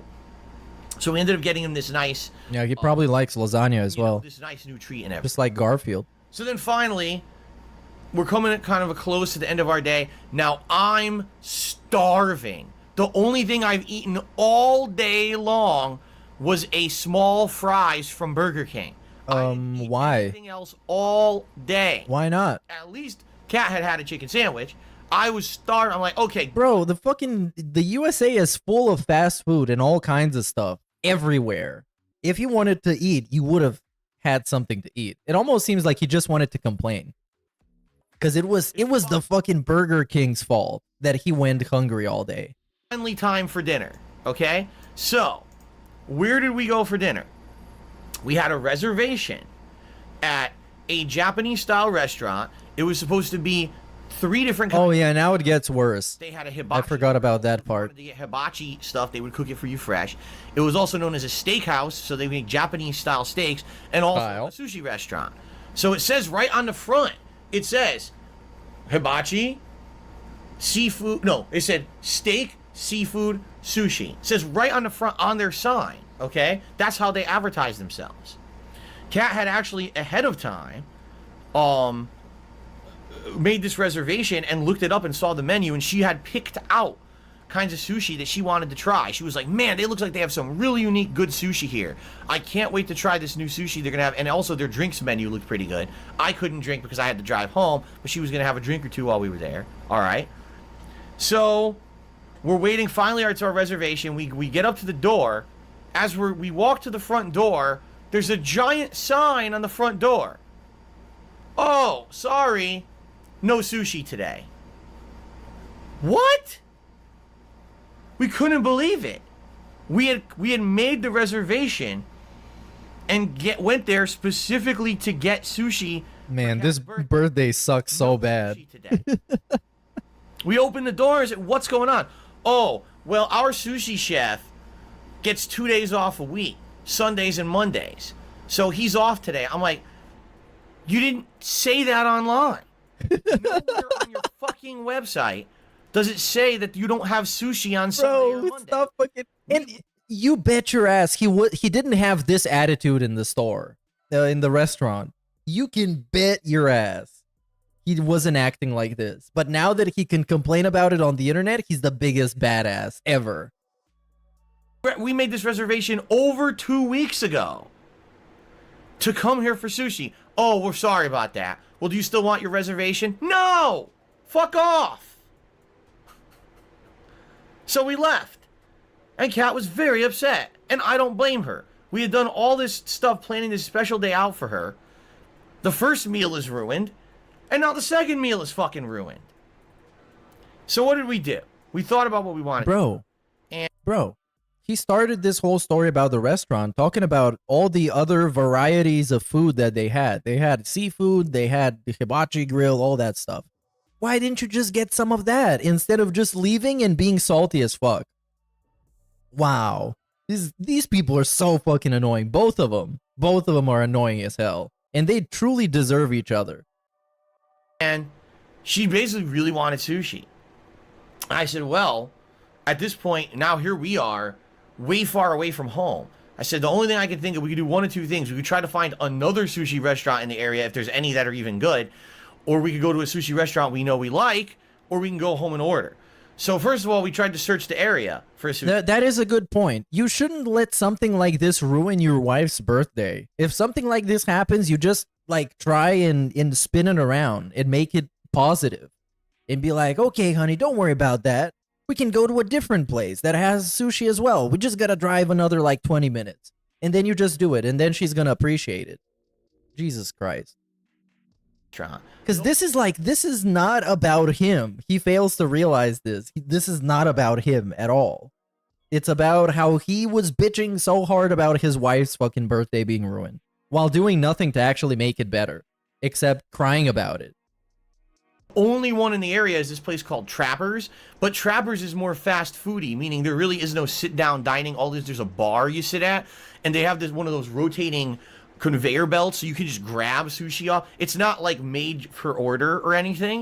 And I was like, that's more like you want to go there for lunch or grab something quick. That's not like you're gonna sit down and have a birthday dinner at Trapper Sushi.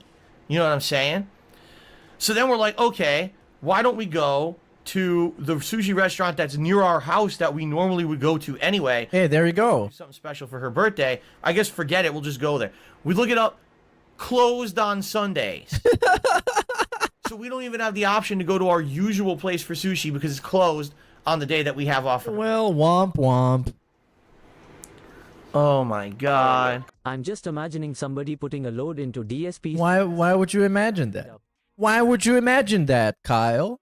Answer me this, buddy. Why would you imagine that? Now I'm imagining it. It's your fault. As usual, snot. Well, also Cat made the reservation, so he was basically just the driver. He was the chaperone. Baller alert. Hearing this story again makes me think that Cat is just like him. She could have decided to get hibachi, but she did not. They are both full snobs. I know people like to assume that she's some kind of a victim and some kind of a person that's being taken advantage of. What if she's just like fucking DSP? What if she's just as much of a whiner as he is? What if she's just as spiteful and angry and jealous as he is? That would explain them being soulmates. Because if she was anything different, they probably wouldn't be fucking soulmates. Because that's the impression that I got from her. So, finally, it's like we're at our wits' end. And we're like, what are we going to do? Well,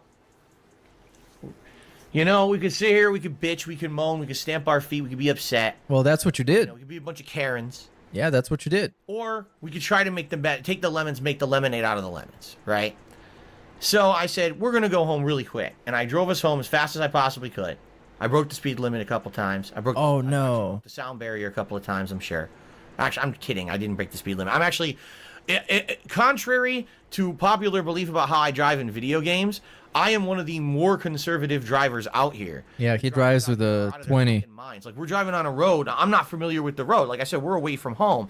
It says 40 mile per hour speed limit. So I will drive like 40, 45. We got people flying by us going like 70 miles per hour on a regular road. This isn't a fucking highway. These are regular roads. And by the way, the roads where we were driving on were very narrow with no guardrails on. So if you drive off this road, you're driving off into the woods. It's like... Okay, well, what are you going to do about it? Out of their minds. How are you going to prevent people from driving fast? Anyway, we get home as fast as we can. Jasper's happy to see us. We give him his treat. So what are we going to do? I said, well, there's this Japanese restaurant we have been ordering from recently and getting delivery at home. The sushi that we've tried from there is good. The problem is the delivery sushi isn't great. It comes and it's warm. It's falling apart by the time it arrives because it's delivery. You know, you order anything like DoorDash or Uber Eats. Oh my god. Everything sucks. The worst day ever. Kind of sitting there. So what we want to do is, well, let's do it anyway. So we ended up ordering like 3 kinds of sushi. Dude, yeah, for real. This story needs to be animated. This is such a great story. And it sucks that you can't even see his face during this. You just got to look at the shitty-ass fan art. And it was pretty good. Admittedly, one of the sushis was outstanding. This one actually had salmon and tuna on top. And it had like, I think it had like crab and other stuff inside of it. That one was like ridiculously good. And normally I'm not one for eating raw fish. But this was like, wow. The flavor was outstanding. One of them was really basic. It was just like cream cheese and tempura shrimp, and it was too basic for me. I didn't like it that much. And then the last one had eel, and I actually like the eel. I think it's like savory, but Kat liked the other one, the one with the fish on it, better. So anyway, we ended up eating at home as if it were just a normal day. We ended up ordering it home and getting delivery and eating at home. It sucked, you know, and it sucks because we had gone out of our way to plan this special day for her, and I try to do everything possible, you know. Like what? You know, like what? So people ask ridiculous stuff like, "Oh, did you get her anything?" Of course I did. It's actually, I ordered it a bit ago, and what she's getting for her birthday is coming later this week. Nothing I can do about that. Delivery time is. But what? You couldn't, dude. Her birthday is always the same day every year, as per usual. That's how it usually works. You couldn't order it so it arrives before her birthday or on her birthday? What? Come on. Present. Yeah, it wasn't. This day out was supposed to be the majority of her present, but she is getting something else later this week. But, you know, it is what it is. The day I'll be honest, the day was disappointing compared to what we had imagined it was going to be. But there's not much. And it wasn't anything special to begin with. They just wanted to go eat sushi at a certain place, and their burger from Burger King was bad. And Come on. That. Sometimes life fucks you over and you just got to make the best of it. We did have a great day regardless. Like I said, the time we spent between the fucked up meals was actually really good. We had a nice day out. We had a lot of fun together. And I'm happy about that because normally I don't get to spend a whole day with Kat. Usually it's half the day is run errands, appointments and shit, and then we wedge in time together between all that. This was a day fully dedicated to us spending together, and that was really nice. Well, at least they did something positive in the end. It just was nowhere as good as we had wanted it to be. Okay? Someone asked, did we get a birthday cake? No, actually, last week, Kat had said, instead of a cake, I want a pie. So we ended up getting a big Dutch apple pie from a really good bakery. And she's been actually eating the pie. I had 2 pieces of it. It's amazing fucking pie. I'm not kidding. Best apple pie I've ever had. And she's been eating pie over the past week to finish it. So I think there's like a tiny bit left in the fridge. But we've had that to celebrate all kind of week. So, yeah. So that was our day. That was our day. This was the start of our day. This was the fucking start of our day. Burger King. The cursed burger. Where someone craps the food out of their ass into your wrapper, apparently. Because what the fuck is that? I mean, I think I've actually had turds that are better. Oh, come on. Actually, most of the turds are neater than that. That's just fucking something else. Okay.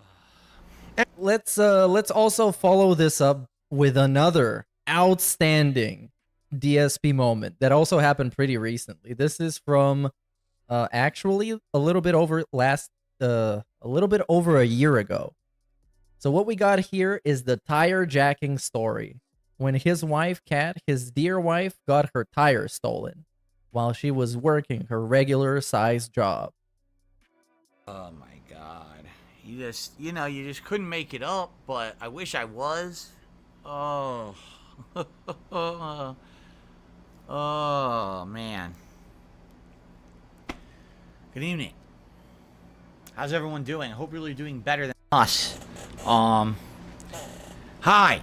Wasn't expecting to do this, that's for sure. Was expecting to have a nice normal final streaming day of the week. I certainly wasn't expecting to have anything crazy out of the ordinary happen to me today, or us today. And, I was a little off. It is so funny when stuff like that happens to him. And to him in particular. Here, I've got a headache. I mean, no freaking surprise. I have a headache that's brewing, like you can feel it in here. It's starting to get bad. I got my coffee here. I've tried to hydrate. Likely it's a stress headache. I mean, it's probably nothing else than a stress headache. But it's life, I guess, right? So I'm going to tell you a story here tonight, everyone. This is not a stream or a video I was expecting to make. I was thinking, oh, I'm going to play Final Fantasy tonight and relax with my audience. And yeah, why aren't you not doing that? Okay. You can still do that instead of making an hour-long drama video. In my life. Okay, I'm just let me just preface this video. Excuse me. Let me preface this video with a little something we were talking about earlier today. Okay? So earlier today, on my podcast, okay, I was actually getting questioned by some of the live attendees on my podcast this morning. And they were saying things such as, gee, Phil, good for you. You just had a really good week and a half, right? We had 20 straight streams where I was hitting my support goals. It was amazing. Hey, that sounds like a streak. Wow, that's really good, Phil. What do you think you'll do with some of that extra funds that you've raised? And I said, well, I just paid all my monthly bills, and some of them I actually paid up a little bit, ahead a little bit, because I could do that this month, because I actually had a little bit of surplus. And what I'm going to do is I'm going to take that surplus money, and I'm going to just let it sit for a bit, because you never know when something could happen. You never know when something could come up that you might need some money for, right? And people were like, oh, but this means you should put that towards a new gaming PC, and you should put this towards this. And I was like, no. Absolutely not. No, what we're going to do is we're going to wait. Okay? And we're going to see what happens. Okay, so we all know what happens, but yeah, still.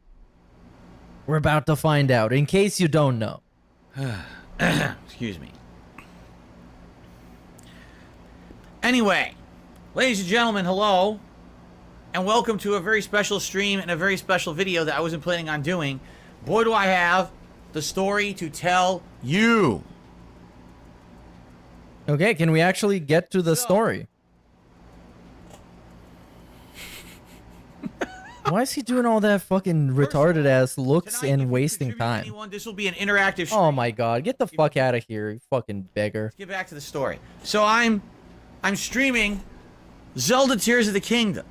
Okay? We're having a good time. We get a million lines of context again. It's time for my break. Okay? So I go on my break and I lift up my phone and I notice, oh shit, my wife has been texting me for about 30 minutes or so, but you know, I've been playing the game, so I'm not paying attention to my phone particularly. He's at work. You know, honey, why are you texting me while I'm working? You fucking idiot. So that there's no distractions during streams. Kind of necessary when you've been doxxed multiple times and all your shit's on the internet. You got to make sure everything's, you know, silent so you don't get interrupted. And so as soon as I go on break, I see this like, oh shit. So I call her right away. And I said, what's going on? And she says, so basically, she was getting, I don't even remember what the story was exactly because the whole thing hit me so hard. I don't know if she was going on break or she was actually getting out of work, whatever it was. She was leaving her job and she walked into the parking lot. And as she's walking to the car, she realizes, she's looking at it, she's like, what in the hell? Our car. You know what? This also needs to get animated. Because imagine all the cool cat faces you can make. Get this, which is locked, secure, everything should be safe, is supported by a car jack. What? That's not supposed to be there. Is missing. What? There's supposed to be a tire there. Okay? Huh? If you don't believe me, I have evidence. What? Okay. That is our car in the parking lot of where my wife works. Dude, I remember when this happened, everybody was going CSI mode on this. They were zooming in, expanding, enhancing, and everything. It was so much fun. A fucking tire. The entire tire. Not just the rubber. The entire tire has been removed. What if they needed it? And as if to be extra dickish, they took the lug nuts. They took those fucking lug nuts with them. They did not leave them. Okay? That is what she sees when she's coming out to the car after work. Yeah, that must suck. Because then she probably thinks, can I even drive this now? I don't think so. I'm gonna call Phil. He knows everything about cars because he used to play Forza. Phil, are cars supposed to have 4 wheels or could they be just 3? The funny thing is they left their jack. But I hate to tell you guys this, I'm not sure if you're aware, what do they call it? Economies of scale, or you know, the law of equivalent exchange. The value of a car's entire wheel is not equivalent to the value of a car jack. It is a very unfair exchange. And although I appreciate the fact that they actually left the car jack, all right, sadly, it is not a fair trade. And I am sorry. I appreciate the nice. They should have taken the jack too. They're gonna need it for the other cars. It's just not right. Okay, so this is what my wife sees when she's going out to her car. Like, what the fuck? So she runs back inside. And of course, first thing she does, she tells, you know, the other people she works with what's going on. They call mall security. Mall security gets involved, comes out, looks at the car, and the mall security basically says, well, we can't touch anything. We're not true investigators. Well, they're mall security after all. And here he confirms that his wife works at a mall, by the way. You gotta call the police. You gotta file a police report. That's how it's handled. And then once the police are involved... And this photo confirms that the picture of him and Kat in the car is real, and that's actually him. Not that there was any suspicions that it's not, but still. It's the police's job then to contact you and us, and when they contact us, they may ask us for information. All right? Now, the good news here is that at the shopping center where, you know, my wife works, there's cameras everywhere. Like, I'm not even kidding you. I wish this was an exaggerated joke. It's literally not. There is an actual camera set up about 20, 30 feet away from where this happened in the parking lot. It's right there. It's a security camera. And it's you know, must have gotten something on video of this. It had to have. Okay? But what you got to understand is, around here, crime is very high. So there's potential that if someone actually did this, there's absolutely no way that they're going to get them, because likely they were probably wearing a hoodie, a mask. They were probably wearing things that would, you know, hide their identity. A criminal garb? Well, if someone's going to steal Of course. the entire wheel off of your car, they couldn't just walk away with it. They must have had, like, somewhere to put it. I mean, you're right. They probably drove up in a car, removed it, tossed it in their car, and drove away. But the question is, you know, would that have been caught on camera? You know, what information could... Oh, man, that would have been some great footage. A stolen, expired license plate on a car doing this kind of stuff, correct?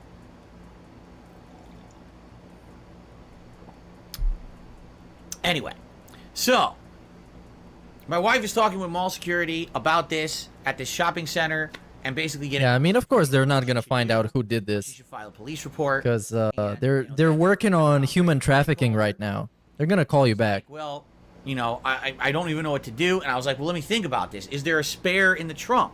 So they checked, and there is a spare tire in the trunk. All right, that's good. The problem is there's no lug nuts, because they took the lug nuts. Okay, so you can't just put the spare tire on. You need to get lug nuts for the damn thing to put it on. Okay, so that's issue number one. Issue number two is, how quickly could you maybe, like, get a replacement wheel? And the answer is, if it was just the tire, you could take it to any tire place. Like, you could literally take this to, whatchamacallit? The guy. Something like that. Oh. You could probably get a tire right away, and it wouldn't even be an issue, right? But the fact is, they took the whole wheel. So I need to get a specific wheel type for this car, which likely they probably don't even have something like that just sitting around in stock, right? So already you're talking about that's going to be a pain in the butt, right? It's not just, oh, I completely forgot what happened after they found out the tire. Freaking assembly is missing off of the car, okay? So, that's the issue there. So we're talking about, what should I do? So in the meantime, I said to my wife, I said, let me call. My dad knows more about cars. He'll kind of know. He'll be more minded on what to do about this. In the meantime, you know, work there with the security and file a police report. Get that moving, so that way that's in process. While on my end, I try to figure out what else we're gonna do here. Okay. So I call my dad, and we have a conversation. Calling his dad is a godlike DSP move. And he says basically, well, at least he didn't ask help from chat. Imagine if he had, like, an emergency stream trying to find a tire for this. That would have been the best. You can basically see what tires and order one for you. There's nothing you can do about it. They're gonna have to order a tire. They're not gonna have one there. But it really is a situation where, you know, can I get this spare tire on the car and drive it around? Is it secure? Is the spare tire good? Right? And the good news is, I've owned this car since it was new, and I never used the spare tire before. So the spare tire should be fine, okay? Just an issue that I don't have any lug nuts for the damn thing, because they took them, okay? And by the way, shout out to Kevin who did a super chat. Okay, why can't you just buy the lug nuts? That's great. If only we could all afford a Tesla. Shouldn't be expensive. Sadly, we're not all insanely rich. You don't have to be insanely rich to afford a Tesla. Okay, it's ridiculous. Anyway, so you don't even need to be rich. and he's like, yeah, so what you basically got to do is see if you can get that spare on, great. If you can't get that spare on, then what you're going to have to do is you're going to have to call a car place, see if they recommend a towing service that could tow the car to the car place, and then that car place can essentially see if they can order a new tire for you or whatever, or not just tire, but a whole new wheel for you or whatever. So basically, I talked it out with my dad, like what exactly I should do, what are the steps, because I didn't want to go out there, because, you know, I'm probably going to end up going out there myself to help handle it. You know, quite frankly, you know, Kat is kind of shaking about this. You know, you go out to your car, you have a whole missing freaking wheel. You're kind of just shaking up about it. And I want to get out there to help her with the whole situation. I mean, sure, but together as a couple rather than just one person trying to figure all right, it all out. okay, I get it. I just don't get why would you be shaken about this, but sure. If you're Darkside Phil's wife, you know why.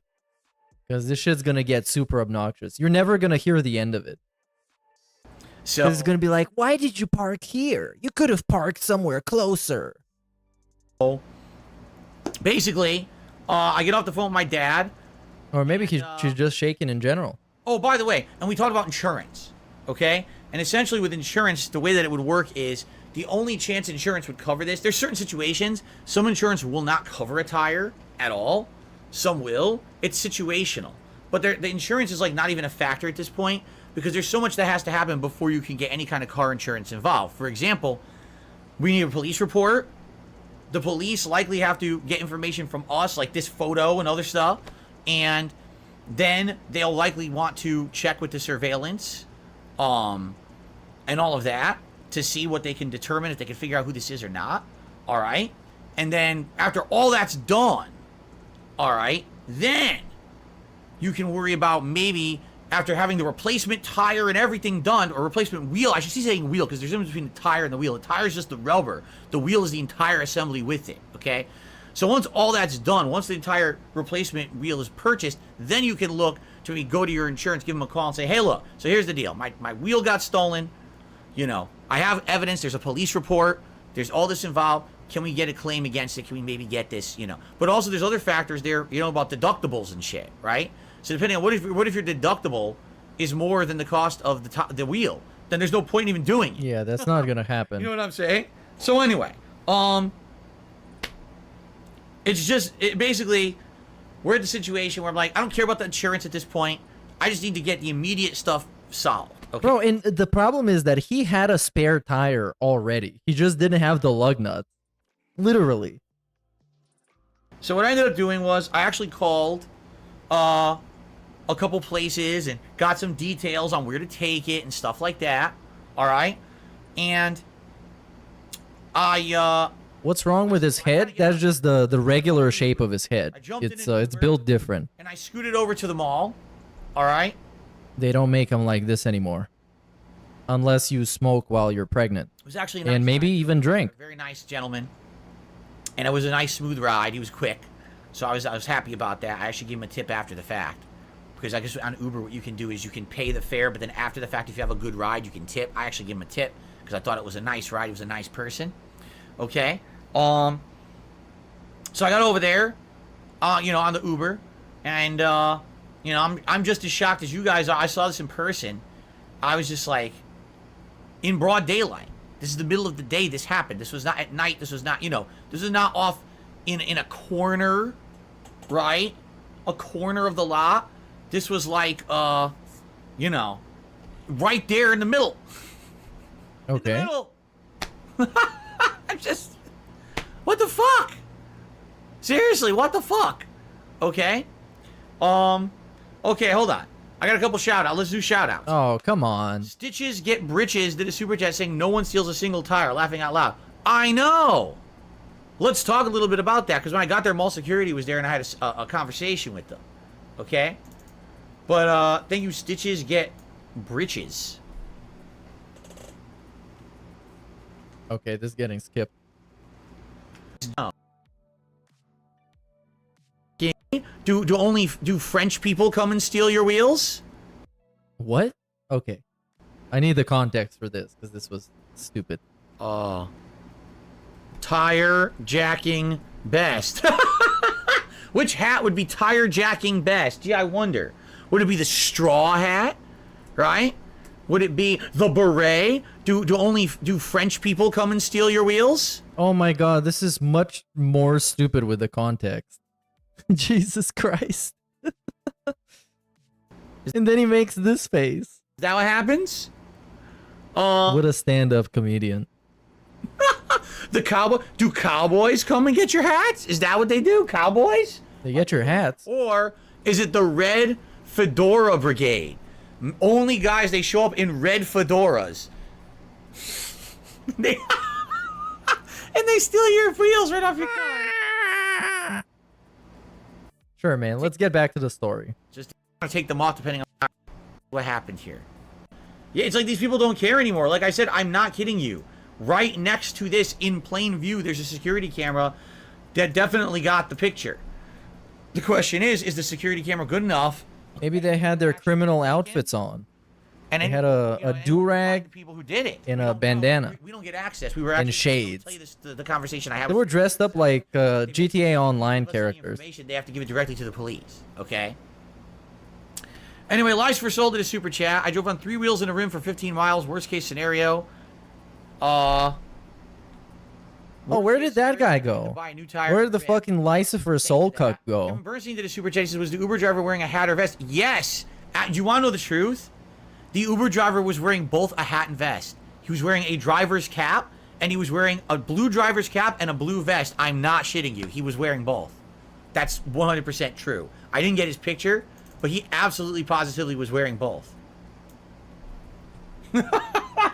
That's just a complete coincidence, and I didn't even think about that till right now when you asked me the question, but absolutely he was. Okay? Okay. Anyway. Let's continue the story while you guys vote for the hat. Actually, you guys voted an incredible amount for the red fedora, so I'll just put on the red fedora for now. Since you guys voted so much for it, okay? Okay. Let's get back to the story, bro. My wife about it. You call like 911 so the cops will show up. But if it's not an emergency, you don't even talk to anyone. If you call the police here, you'll never speak to a person. It just goes to an automated menu and you But must bro, select your problem is not significant enough for you to talk to a person. Fucking deal with it yourself and then fucking whatever. Just tell you go online. Literally somebody stole your tire. Anyway. So literally. She filed an online police report. Yeah, just file a fucking police report. We were told they will contact us. And nothing's gonna happen. They're going to contact us for follow-up information. Because they're working on the human trafficking cases, you guys. Come on. And basically, what we're being told is they will contact the mall security if they wish to launch an investigation for this. And then they will work with mall security to get the surveillance footage and work there. And we should be given like a case number and a follow-up and all of that at a later date. So that way we'll have that information if I choose to go to my car insurance to try to do anything about this with my car insurance. Okay? So I can't do anything with my car insurance until the police decide to do something, and then I get a case number and all of that stuff. Okay? So there you go. Lies for Soul did another super chat, and he says, they steal catalytic converters during broad daylight in Walmart parking lot, so I'm not surprised they stole your tire in broad daylight. There you go. Thank you, Lies for Soul. I believe you, by the way, on that. I really do. Okay. So, after speaking with mall security, they're basically saying, yeah, there's not much we can do to help you. But, well, of course. What do you think they're going to do? It's mall security. It's fucking Paul Blart. It appears to be intact and new and good to go. Like, the spare tire seems fine. Problem is, I don't have any lug nuts. Okay? So, in the meantime, I called, like, a tow place and had a conversation with a tow guy. Oh my god, they're gonna charge you so much. Why didn't he just go and buy the fucking lug nuts from some hardware store or whatever the fuck? You know, the car repair place. They're gonna have it there.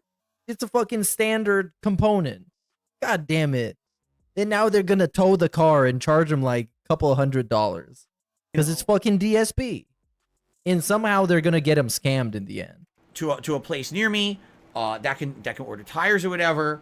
Because I need to order a tire right away. Obviously, I need a tire for this thing, and we'll have to talk. But you got one. You got one. And so you need one, and you got one. He says, I'm already in your neighborhood anyway, so I'll come by. He says, but if you can go find some lug nuts or whatever in the meantime, and you can put your spare on, then you should drive your car to the car place, not me. That's going to save you a ton of money. And I was like, I understand that. That's actually quite nice of you. Let me go see what I can do. But in the meantime, he says, I'll be on the way anyway. Okay. So I actually walked, and in the actual shopping center, which I didn't know, there actually was a place that has car parts. So I walked in and I said, I need 5 lug nuts for a 2017, 5 of your Toyota, finest lug and nuts, they sir. went and looked and said, we have them. Are they still hot? Okay. Good. I was handed a handful of lug nuts for a few bucks. Okay. It was around $10. Okay. Okay, great. So this is good news. So now he can replace the tire with the spare and drive away into the sunset. Right? Right? I can get this spare tire on myself. I really hope so. So I go back to the car. I pull the spare tire out. I, start to line up the tire and everything. So it's lined up. And I go to start to put the lug nuts on. This one's going on. This one's going, huh? Well, that's just my luck. They handed me a handful of lug nuts. 4 of them are correct, and 1 of them is incorrect size. Okay, go back and replace them. 4 out of 5 lug nuts. Okay. Correct. Okay. Take one that is the correct one and go back to the store and be like, sir, I'm going to need to replace this one for the other one, please. And then you do that. Okay. It's just my luck. Good news is you can drive with 4 lug nuts instead of 5. And there you go. Wow. It was actually not a nightmare. So, well, that's just it, right? So anyway, I'm affixing the lug nuts, and as I'm affixing the lug nuts, the tow guy shows up, and he gets out of his car. But why do you need the tow guy? Everything's going here, and he's like, he looks, he's like, yep, those are the right lug nuts and everything. Yeah, they're fitting fine, and so basically I'm putting them all on, and it's like good. I was like, dude, I seriously, and this is true, I haven't changed a tire in like 20 years. Why did they even need to bother that guy to show up? Why? What? As if he got nothing else to do. In the 2000. Also, Phil, you can just Google it. On the site where you made actual $1 million, you can open up that site. It's called youtube.com, and you can write how to change a spare tire, and it's going to show up. That car had issues in times I popped my tire at a low tire. I changed the tire on that a few times. This is the first time I actually changed a car in a very long time. So I'm making sure, it's nice to have someone there with you to say, I know what I'm doing and you're doing it right. Oh, it's just we had to bother this random guy because it's nice to have a guy to tell you that you're doing things right. Not that I couldn't have figured it out, but it's nice to have someone there to confirm you're doing it correctly. Okay? So I got him on. Yeah, that's true. Actual hand holding in real life. Hand holding. Tighten them all on. Okay? And then I go, okay. Now I got to get, by the way, everything's good. And I'm like, okay, so now I got to get it off the jack. We're both looking at this jack, and I realized something. I said, wait a minute. So I got my wrench. All I have is my wrench, and I have my, my spare tire. And I have my own jack in the trunk. My own car jack is in the trunk. But I'm not using it. Obviously, this person who stole my tire, it's their car jack that's on the car right now. Okay? So I'm like, all right, so let me get the car off the jack, get it down on the ground, and I realized, I'm looking around, I'm like, I don't have a tool. Oh my god. Why, bro, why don't you use your jack to fucking lift up the car so you can remove their jack, and then you remove your jack? Or have the fucking tow truck guy lift up the car a little bit with the tow truck so you can remove the jack. Car jacks, there's a hole that you're supposed to stick something in and twist it to make it go up or down. It's a different size than any of the tools in my car set. They're all different. They don't fit. They're all too big, actually. They won't fit in the hole, so you can take the car jack down. And I was like, shit. Like, what do I do now? I can't get the jack. This guy, bro. So luckily, the guy who was the tow guy. The tow guy. He got really big feet. That's why they call him like that. And he had a giant wrench, or not wrench, excuse me, screwdriver, like huge. This thing was like this long, and it's a 2-in-1 tool. It's a screwdriver, but it's also used for stuff just like this. So he luckily had a long screwdriver that fit in this jack, and he got my car down onto the ground. If it wasn't for him, I would have had to go beg people in the car parking lot, or go maybe back to the car place and be like, can someone come over here and test tools till we find a tool that fits this goddamn jack so we can get my car off the ground? Like, there was no other way that I was going to get this jack undone. Bro, this is actually crazy. This guy is helpless. So, and he went there to help and did absolutely nothing more than Cat could have done. Cat could have done all of this. The jack is down. The car is on the ground. Okay, we're basically pushing, testing. Okay, the spare looks like it's good. It's not great. Everyone knows spare tires aren't great. You're not supposed to drive long distances on them. You're not supposed to drive on the highway. You're not supposed to drive fast on them. Essentially, if you need to do essentials and get your car from point A to point B, you put the spare on, but you don't drive around on the spare for more than you absolutely need to. Okay, it's just for very necessary things. All right, so we're testing it. It looks good. And he's basically like, yeah, just be sure you test your air pressure. You know, that thing's been in your trunk for, you know, years and years. So just be sure that air pressure is good. And the thing is, I actually have a tire inflator in my garage. A tire inflator? Is that how it's called? You know, an inflator? You're gonna check it, make sure it's good, make sure it's filled, and everything for, you know, having to drive this around. Bro. Places. Okay. But in the meantime, even if it's called like that, it sounds very funny. Yeah, because I'm thinking, you mean an air compressor or a pump? No, a tire inflator. Shopping center to the car place. And so we show up, and basically we go through the rigmarole of what we're going to have to do. And he's like, yeah, we don't have, you know, we don't have the wheel in stock. We don't have entire wheels. We have the tire. If we needed just the tire replaced, all right, that would have been fun. More like she waddled to the car. Oh yeah, dude, this should be animated. This is so funny. It's so funny. And then you got the random tow truck guy just sitting there being like, yep, you're doing this right. This to enhance begging or to protect his R-word wife. I don't know if he's even lying about this. Because, like, if he wanted to lie and make up some weird thing to milk people's money, he would have just made it up like a bunch of his other scams where it's like, guys, something happened behind the scenes, but I can't tell you what, but I really need your help. Instead of coming up with this super complicated situation where it's like other people involved and somebody stole something, I think it's real. And it just shows how fucking helpless he is. And he doesn't even know he's explaining to everybody that he's super helpless. But we need the whole thing. I order the whole wheel. He's like, so we got to order it. Now, the good news is, what's going on? People are saying things are going on that are racist and stuff. I'm not seeing it. I don't know what you mean. Hold on. Let me see if I can find what you guys are chatting about. Hold on. There's some idiot here. I'll get rid of him. Okay, is there? Did you say something ridiculously racist? If you did, you're going to be in a lot of trouble, dude. No, he won't be. He's a pay pig. Seriously. Lies were sold. You can't say racist shit. I mean, come on. Stop being a fucking idiot. All right. Anyway, at this point, I guess I can... Let's get rid of this picture because...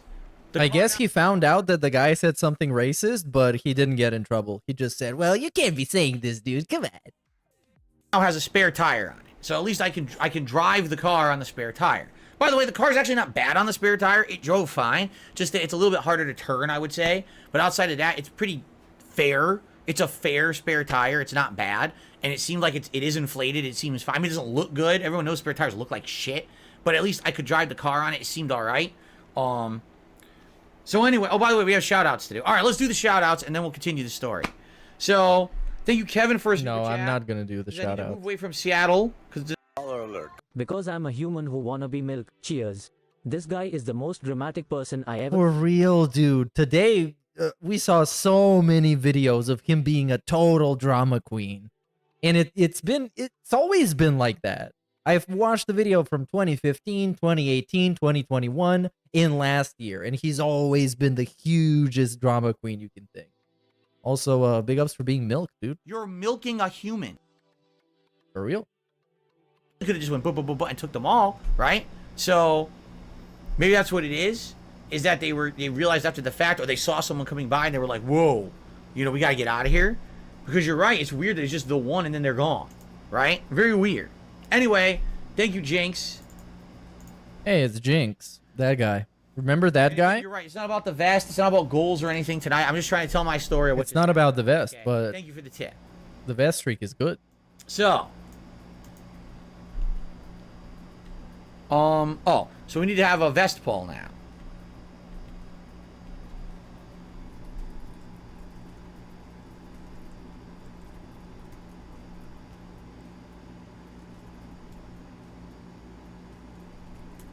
Okay, this is getting skipped. You know, you're good. Don't worry about having to pay me nothing or anything. I was already, consider this a break. And he had a cigarette. He's like, consider this having a break. I was like, dude, you gave me a real solid here today. And I shook his hand. I said, thank you very, very much. Yeah, give him like 20 bucks, bro. Nice of you that you came out here just to kind of supervise. I didn't need the tow, thank God. Because he literally said to me, he's like, I already got 10 of them. It's going to be like $200-300. And I was like, yeah, so let's hope I get this thing working. And it did. So basically, you know, it worked out fine in that regard. The spare was on. Oh yeah, that's true. He did give him a shout out. So I didn't charge me anything. So that was very, very nice. Okay. But you could have just given him like $10-20. Come on. So he can just get himself a fucking six-pack or something. Come on, bro. And that guy sat there watching you try and put on a tire. Come on. All right, so then I drove the car.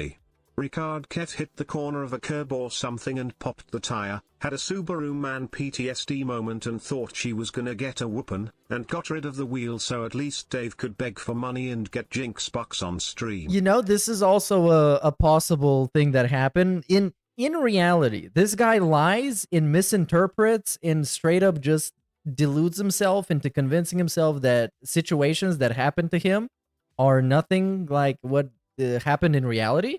So nothing he really says can be trusted unless it can be verified by a third party. Pretty much nothing. This guy is absolutely fucking wild.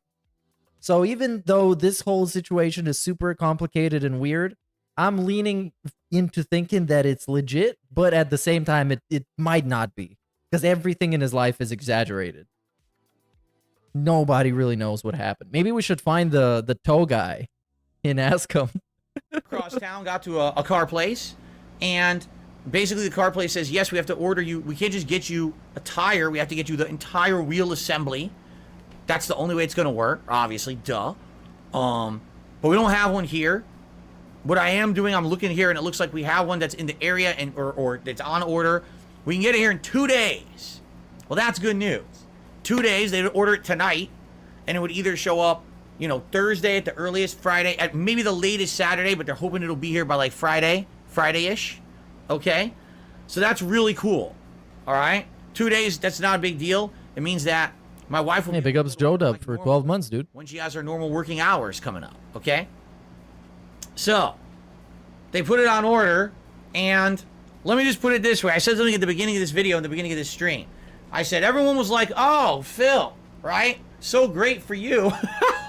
All that extra money that you raised, right? Oh, yeah, now we're going to talk about how much it cost him.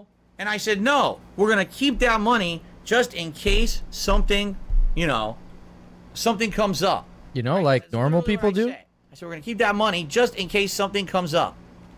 Well, guess what? Something came up. Because, just to let you know, it's going to be just about under $700. Just under, I believe. Actually, he didn't give me the final total. I think it was 600 and change plus tax. Out here, tax is high. It's like 10% or something like that. Okay? So, yeah. Now, here's the thing. I could have looked around. I find this very, very, very hard to believe. Very hard to believe. $700 for one tire. I don't know, bro. I don't think so. I don't think so at all. I was being told by certain people. For example, when I went to the car place, I bought the lug nuts. The guy was like, if you really want to save money, you should go to like scrap yards and you should be fishing out there for tires at scrap yards. I mean, the Toyota Corolla tire shouldn't be that expensive or elaborate or sophisticated. That's what, you know what I mean? For real. Do you really think I have time to go from scrapyard to scrapyard looking for a wheel for my car? Right? I don't even have another way to get around. I don't have a spare car. You know what I mean? So, basically, what am I going to do? I have to pay it for this freaking tire and wheel assembly. It's not just, if it was just the tire, it would have probably been like $200. But it's the wheel assembly that ended up being like $400 plus. You know what I'm saying? Well, it's insane, right? So there you go. And it's on order. And the good news is there's no additional fee. There's no installation charge. Basically, what the cost of the wheel and the tire is it. There's nothing on top of any of that, but it just sucks. It does suck. Imagining this buffoon in an actual emergency situation is so funny to me. Bro, I kid you not. I kid you not. This guy couldn't even make a hamburger helper by himself without any issues. A hamburger helper.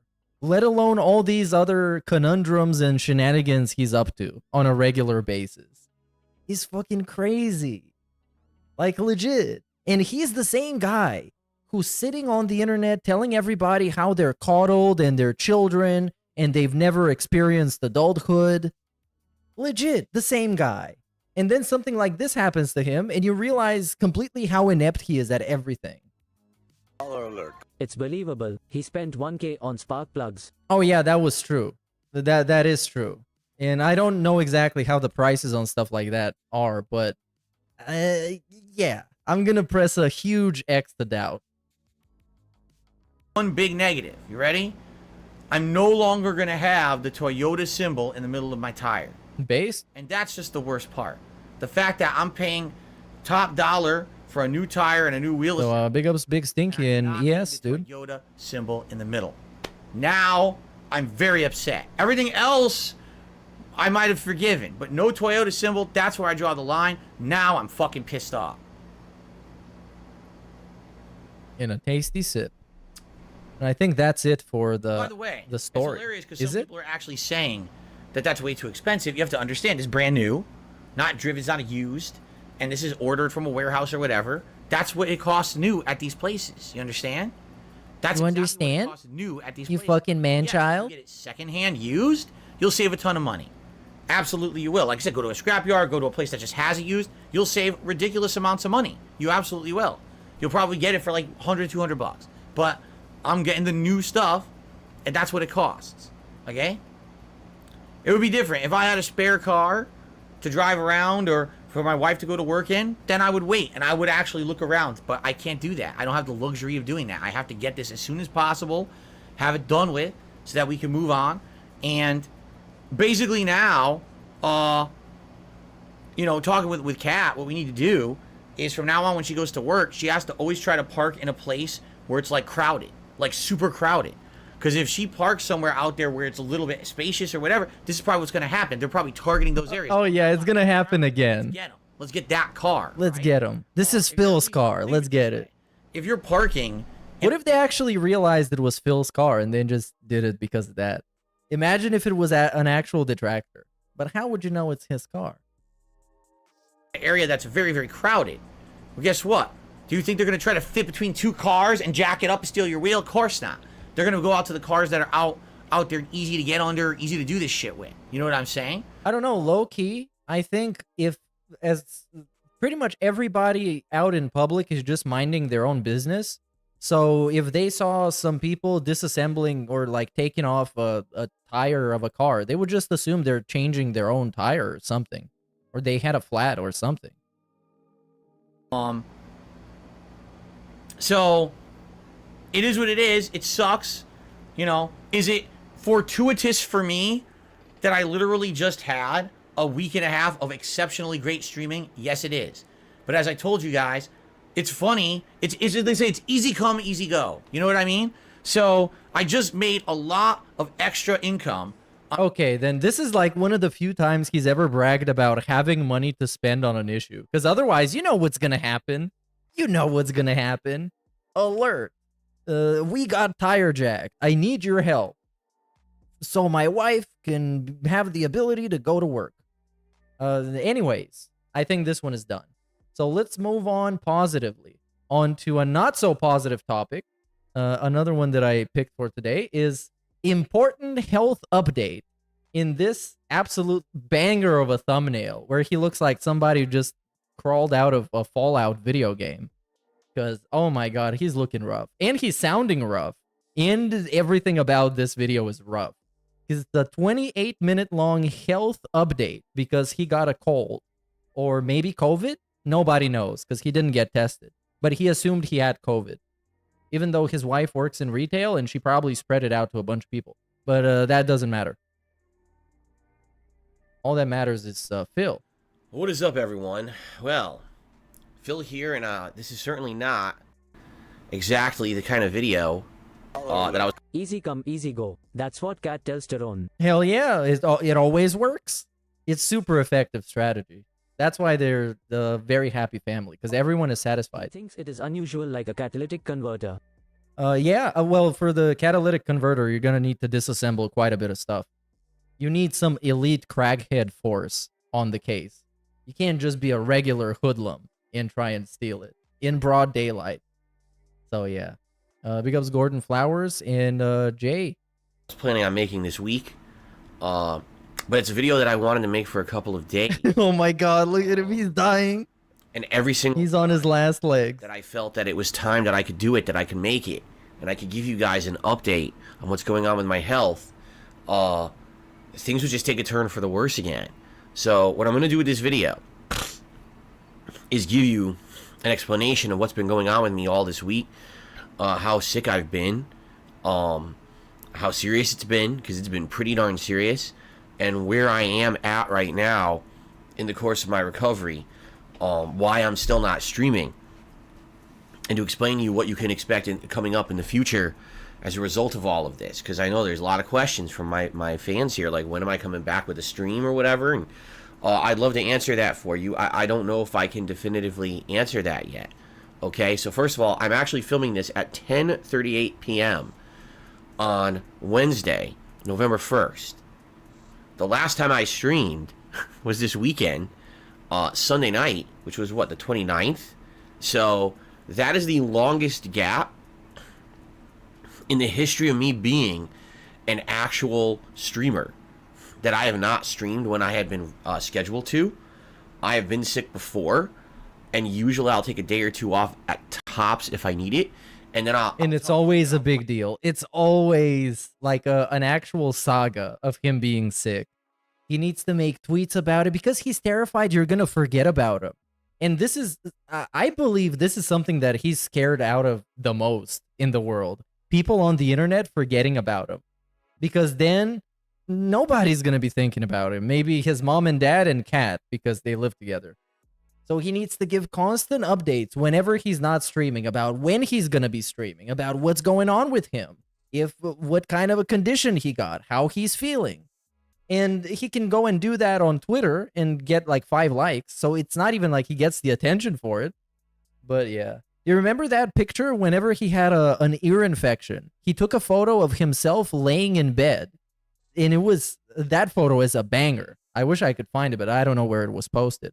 But it's so fucking funny. Right through it, and I'll come back and I'll stream. Wow. And I'm going to apologize. Yeah, by the way, the snorts in this video are nuclear. Better turn down your headset. In advance to you guys, I still am really congested. Yeah, I can see. Disgusting cloggage and drippage in my body. I'm going to have to be clearing my nose and snorting and doing things to even talk to you in this video. Please be expecting that. I'm sorry if that's disgusting. Please expect snorts. What's going on right now. If you want to watch this video, you're going to have to tough through it. Just like I have for the past many days. Okay? So, here's what's going on. This last week was a very stressful week for me. My internet was having all kinds of issues. Oh yeah, this was also the same time as the Comcast assassin. The Comcast assassin striking him down off the internet. Stressful day out on my day off last week, on Thursday, where I had to run around doing a million appointments, plus get on phone with my ISP about the internet. Whoa, he had to have a phone call. So stressful. And then what happened on Friday, I had to have the tech person come out here and figure out what was going on with my internet and solve it. And then we rushed right into Alan Wake 2. This has been a very, very stressful time of year for me. Trying to make everything work and everything with all this other stuff going on at the same time. It's stressful enough trying to juggle all these new releases and plan marathon events and things, but then to have all this other stuff going on at the same time. You know, the one thing that I don't understand is why he canceled the fucking Halloween event. Because he already got a costume, he got the backdrop for it. He could have just made it a delayed event and had the whole gimmick about how the event has been delayed. It's like Halloween in November, you guys. Wow. Nobody does that. But I guess for him, if it doesn't land on the specific date it has to, it must be canceled. Because it's like, if you really like making those special events, just make it. So it was my every intention that over this weekend we were going to focus on Alan Wake 2, get back to Spider-Man, do the react show on Sunday, play some Mario. These decorations were going to be here for a fun Halloween marathon on Tuesday, actually Halloween 2023. I was going to be in costume all day. It was going to be You such could a have great still event, done it. right? And the thing is, he wouldn't even gone. He would have got more money for it because it's like Phil overcoming his illness to deliver the Halloween event that he promised. You know, he would advertise it like that. He overcame this obstacle. Today we were going to start the new month. Brand new background. Look, I didn't have a chance. I haven't even been in this office since Sunday. I literally haven't been in here. Okay, bro, we get it. You were sick. Because here's what happened. So, after playing Alan Wake 2 for 2 days, loving it, by the way. Amazing game. Cannot wait to play it again. Been dying to play it all freaking week because I love this game so much. This is like, you know what? This is like being sick at work and getting some sick days off. But every day you call your boss and you're like, oh, man, I really wish I could come to work, man. Like, I miss working. I really love you guys, but I'm so sick, man. I'm so sick, you guys. And then just calling him over and over again, just to make sure that he knows that you're sick. When I woke up, well, when I was going to sleep, actually, on Saturday night, I noticed that I was starting to get pain in my throat. And I was really starting to feel Bloggage and drippage, bro. like, that's not good. That's a bad sign. And I have a react show the next day. I have to talk the whole stream. How am I going to do that? And my throat is all messed up, right? So I wake up in the morning, I realize, yeah, this is the case where I am totally going to be not able to talk for 3 straight hours. And I said, well, here's what we should do. Let's postpone the react show till Monday. Just cancel the whole stream. Let me sleep in and recover. Let me come back that night, do a gameplay stream, which won't be a lot of talking. It's heavy gameplay, Spider-Man 2. And then hopefully recover and be back on Monday, full capacity. Let's get that react show hammered out, and then back to gameplay, and then, you know, the marathon for Halloween on Tuesday and all of that. And so I did that, and it was funny because, you know, my wife had made tuna casserole for dinner on Sunday, and I slept almost the whole day. And I go to eat it, and I start eating, and I realize, number one, I can barely taste it. And number two, I'm just not very hungry. Like, I'm not appetized by it, which is weird. I love my wife's cooking, and I'm eating. I'm like, all right, I'm going to force this down. Let me eat half of it, right?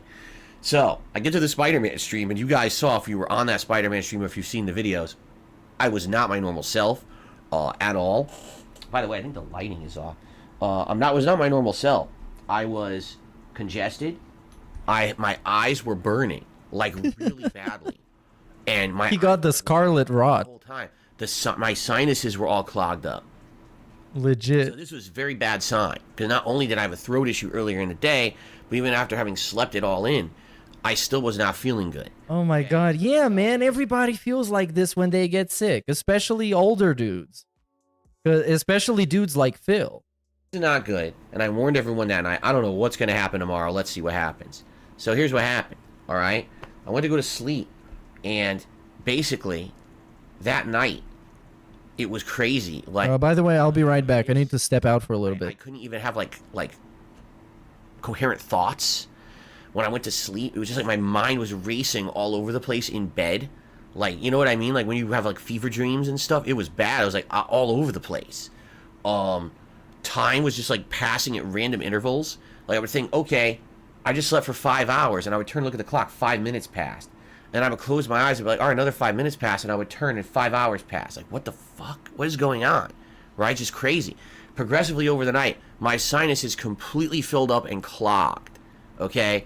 Insane head pressure. Some of the worst I've ever felt in my life. Started to fill up above my eyes, up into the top of my head, so you could tell it was the entire sinus all the way up and down through my face on both freaking sides. Okay? So it wasn't like, okay, one side is clogged, I need help with that. No, I couldn't breathe. So how do you sleep when you can't breathe? Right? So I got up on Monday morning, and I knew there was no way that I was going to stream. Okay?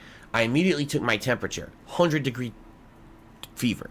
Okay, this is awful. So what am I going to do? I'm going to pop a maximum strength Advil. We have them. They're migraine strength. And the way it works is you could either take it once every 12 hours or 2 at once, but then you can only take that once every 24 hours. So, well, I'm going to meter this out. I'm going to take one. I'm going to try to kill this freaking fever. Hopefully it'll alleviate some of this inflammation and things I'm getting in my head. And so I did. I took it in the morning. I want to say it was like 9 a.m. on Monday morning. And that's actually when I think I had originally posted up and said to everyone, hey guys, I'm really sorry. You know, everything today is canceled, indefinitely postponed. There's no way that I can stream. You know, maybe I'll stream tonight, Mario, if I feel better. And I don't know what's going to happen. And so I took that pill. And I remember, I think I ate like a bagel with just butter, if I even ate it all. Because here's the thing. Ever since this started, I can't really taste anything. All right? Now, I know you're already going to start to say, this starting to sound like something. Okay? Well, let me finish the story. So, yeah, I can't really taste anything. And, you know, it could be because my sinuses are so inflamed, right? But it could be because it's COVID. Let's be honest. So, I don't know what's going on. I'm like, all right, well, I took this pill. Let's go back to sleep. So I did. I went back to sleep. And the good news is this pill, within an hour, because it's so strong, such a strong Advil, it not only killed my fever, it went right back down to normal temperature, but I got the sweats. That means your fever's gone. That's why you're sweating. And all of a sudden, half the inflammation went boop out of my head. I was able to sleep. So I was able to get normal sleep during the day, sleeping all day Monday. My wife went to work, all right? You know, unbeknownst to her, she has no idea what's going on with me at home. She's worried sick what's going on. So she comes home, and, you know, what's funny is I wish I could tell you, like, the exact timeline. This whole week has been so delirious for me. I can't even tell you the timeline of what happened when. Like, I know she made food on Monday, but I don't know what it was. I can't remember anymore. Like, my mind is shot from how crazy this week has been. I couldn't tell you what she made for dinner.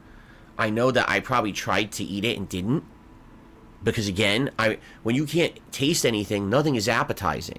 So even though you're hungry, or you know you should be eating because you're sick, you don't want to eat because you get sick to your stomach when you try to eat and it tastes like nothing, right?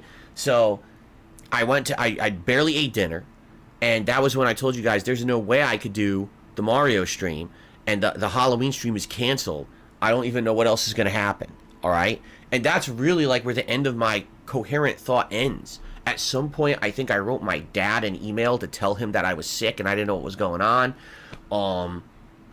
I don't even remember if I posted up anymore. I think I had said, since the Halloween marathon isn't going to happen, you know, and that was something I was counting on for the end of the month. If anyone wanted to do a last-minute contribution, like if you were thinking of maybe gifting a membership to the channel, please just do it.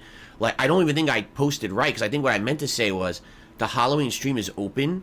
You could still go to the stream, and I think you could leave like a super chat or a membership or a gifted membership. I think. I don't even know how it works, but I think you still could. And I think that's what I meant to say. But again, I don't think I said that in the post. So I think people were confused. Like, why is Phil saying this when he's not streaming? We can't contribute if he's not streaming, right? Which is a valid point.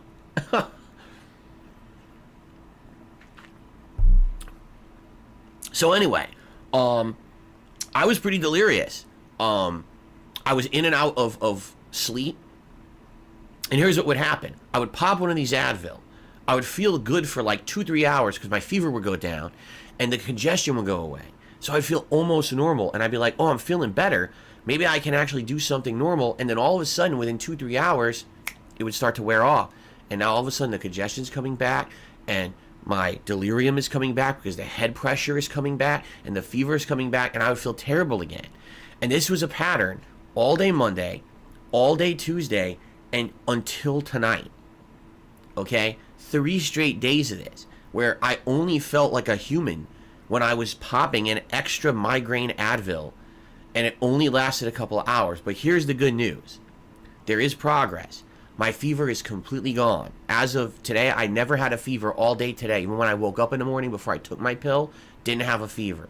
That's tremendous. In addition, the congestion, I still have it, but the head pressure is not so crazy anymore that I can't think straight. I can actually, as you can see, I'm actually formulating thoughts. I can make a video for the first time in days. I wanted to do this video for 3 days and I couldn't.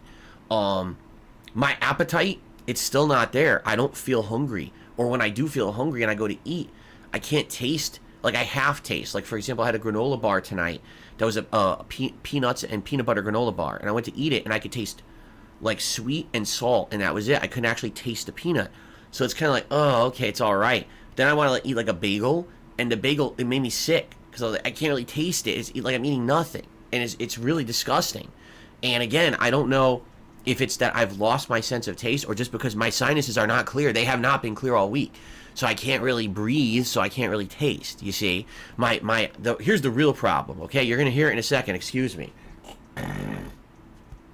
I have postnasal drip. I've had it my whole life, all right? It's awful. I don't wish it upon anyone. Whenever I have a cold, it makes the cold twice as bad because it just constantly goes. So not only do I have to deal with my sinuses inflamed, but then I've got it going down my throat and into my throat, and it just makes everything so much worse. And that could be it too. It could be that it's affecting my sense of taste, because between my taste buds and my sinuses is drippage and gross shit. And so because of that, I can't taste either. I don't know. Because I've heard that COVID, a side effect of COVID is you can't taste, okay? So, here's the good news and the bad news, all right? I have good news and bad news for everybody.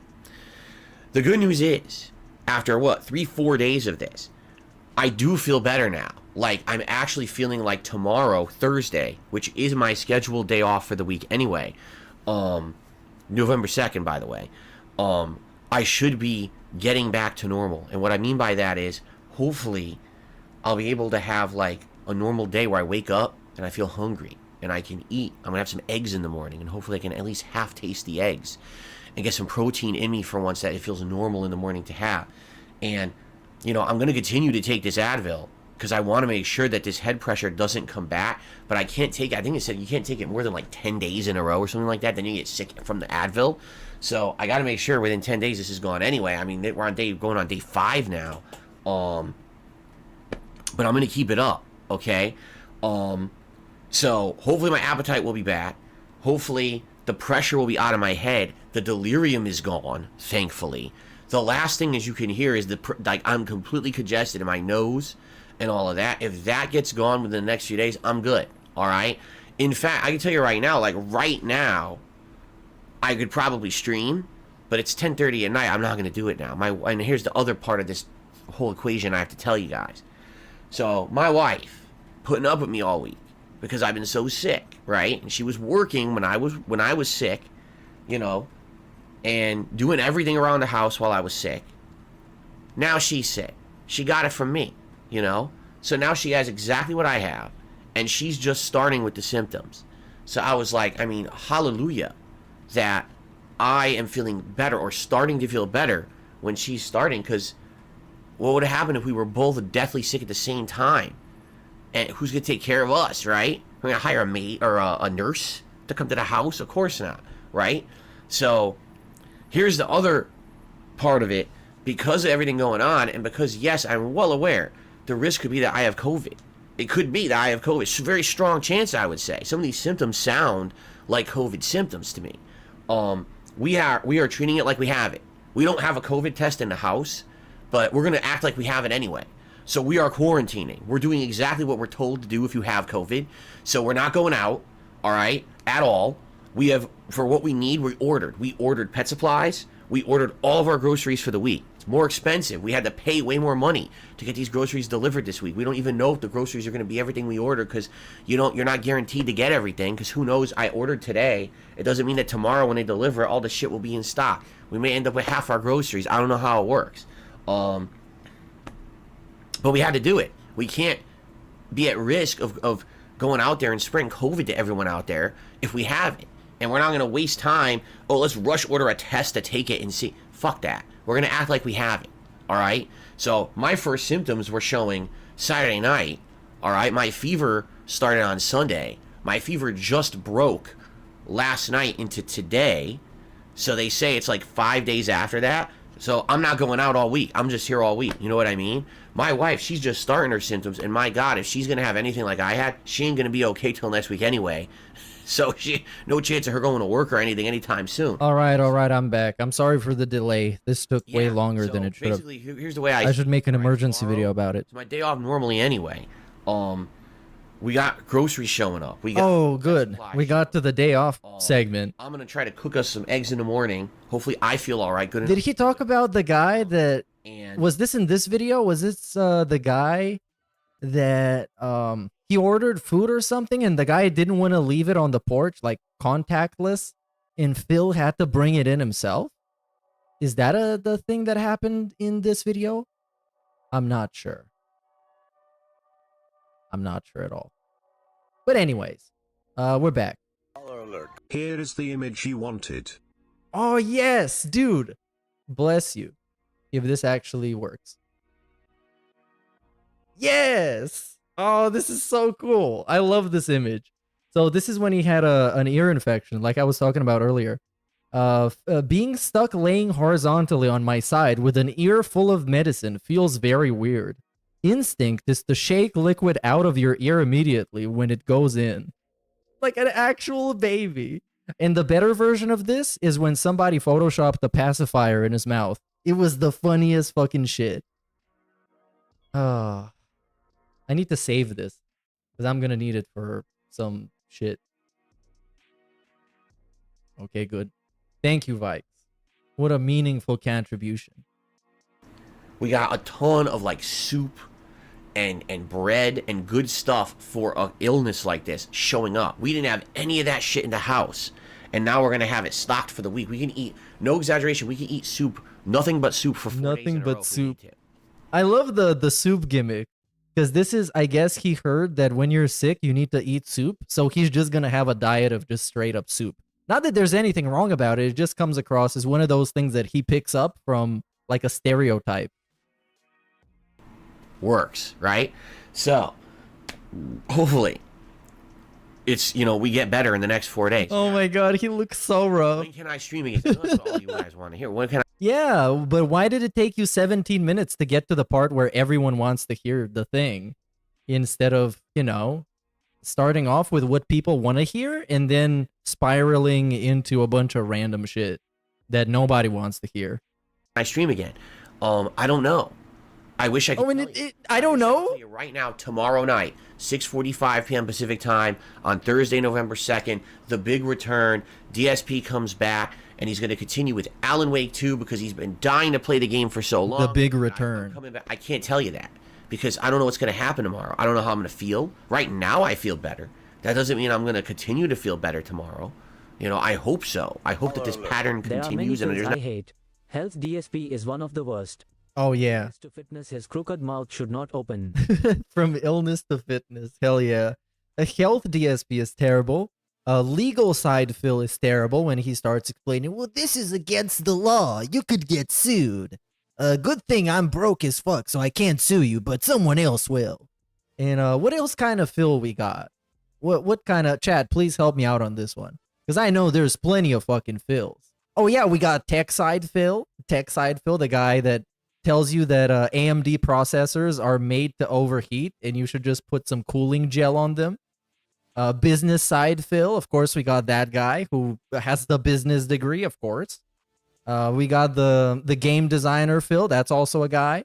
The tough guy Phil that's cutting promos on people, being like, oh, in fucking real life, you wouldn't tell me that because I would fucking beat the shit out of you. The moral side Phil, yes, Mr. Morality. He's great. So kind of crazy so many relapse fucking of head pills, pressure, bro. and the fever comes back. Head I've had it for pressure. over a day now, so that's a good sign, you know. But please don't let it come back. And again, I got to keep taking this Advil to make sure that I keep this shit out of my system. And my God, it's been an ordeal. So maybe tomorrow night, and if I come back, it will be Alan Wake 2. Obviously, the Halloween marathon, guys, is done. It's not happening. It's no finished. Doing it in November, right? And I apologize. We planned for it for so long. I'm not kidding you. I spent a lot of money on the costume this year. This is the second most. Actually, no. I think when I added in the extra prop, the extra prop, expensive costume I've ever gotten. Then why don't you fucking just do the fucking stupid event anyways, you moron? Why not? And now we need to wait until the October of this year for him to do the event. What a fucking bitch. And remember, these events are for him to reward his community by having a great, fun event for everybody. But he got sick and missed out the day, so I guess he doesn't care anymore. Come on. Guys, this year, this is supposed to be the year that the marathon wasn't based on contributions. It was just us having fun. And I really like to do in marathons. Then do it this year as a anyways. result of that. And he could have still played Alan Wake during the marathon because, you know, he's been crying about not being able to play Alan Wake or whatever. He could still do it during the marathon. It's a horror game. Or at least like a thriller, spooky game. I'm still getting myself to play it, bro. I can't convince myself to play it. I'm too lazy. And now it gets canceled because of this shit. It pisses me off. Because I know we had a lot planned and people worked hard to get games nominated for this thing. People worked hard to nominate games? So far behind. There's no that we... Does it really take that much effort to click on a poll? Guys, it's too late for it. Now, what's the other thing that's been happening is this React show that was supposed to happen. DSP versus the Internet was supposed to happen on friggin' Sunday. You know, here it is. We're going to be Thursday. You know, how can we do it? Well, I'm going to be honest with you guys. At this point, I'm going to have to ask for some understanding. We can't do 2 React shows in 2 days. It's not going to work. And there's not enough time to even post up like a thread and say, hey, we can just do one React show that's like 12 hours long. Show this week in 2 days. It can't happen. So here's what's going to happen. Hopefully, I'm good enough to start streaming, if not tomorrow, Thursday, maybe Friday at the latest, right? And if that's the case, then this Sunday will be the next React show. And it's going to be the same submissions that we had from last week are going to be this week's show. And then there'll be a new thread that night to post up for the next week's show. And I know exactly what everyone out there is going to say. Well, Phil, how... Oh, and now we get to this part. This is a completely unnecessary part of the video. Because now he tries to, like, to address complaints that most probably haven't even happened. Not fair to those who are members.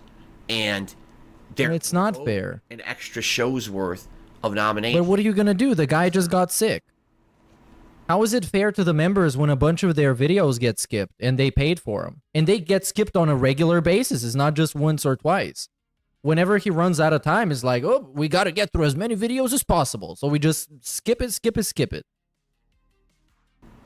Life's not fair. Life's not fair. That's true. If it was, this guy would have been gone a long time ago. It wasn't fair to me. I feel terrible. I wanted to be here all week. I didn't want to be sick as shit, feeling like crap, not streaming the games I love, not making money for my family. I haven't been here for how many days? And now it's like we flip it. He takes this complaint that nobody made and he flips it onto himself being the victim. This is like a out of nowhere, just manufactured victim segment. You guys, it's not like back in the day where if you didn't, back in the day when you were a YouTuber, when I... Such a skinwalker, I'm upset along with your fellow humans. Then right back into the grift. Yeah, he pretends to be upset on behalf of the viewers and then just makes it about how he's suffering. And you shouldn't complain. Because life isn't fair. I had time. But you weren't complaining to begin with. And I couldn't make videos. But it didn't matter because the revenue on the video is just the on-demand viewership. And of course, views so high on YouTube and money and ad revenue. You could be sick and you go on a trip, you go on a vacation. Yeah, like you did. And it didn't matter. You're still making so much money, it's like you didn't even lose anything. He killed, bro. Some people are fucking dying to get a video that gets 1 million views. When he got a video that got 1 million views, he just dropped the fucking channel and went on vacation. Straight up. He should have made like 5 videos immediately after that, just to capitalize on all the people that might have bothered to look up his channel and see what's going on. But no, this dude went on a staycation. What a god. Today, the on-demand revenue, the ad revenue, is so low that it's not even... I'm not going to go into specifics, but, you know, the day I don't work, we know it's bad. The day I don't stream is the day I don't make money for my family. And I haven't now worked. Oh, this fucking family gimmick. Both Rich and DSP do it. Is that he was so frugal and didn't want to have to buy a new Halloween costume in 2024 that he still to this day never said what his costume was. Legit. But he has spent over $25,000 on champions in 2024 so far. Really? Has it been that much? Just this year? 25 grand.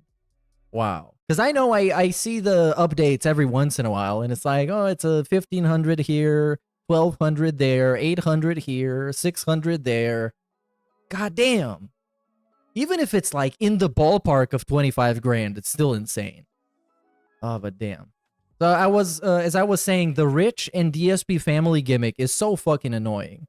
Cause like you see these two fucking bums that are on level 1 that don't get off their fucking ass to learn something or improve at something, constantly talking about how important their family is and how much they want to provide for their family and how you shouldn't be fucking with the way that they bring food to their fucking family.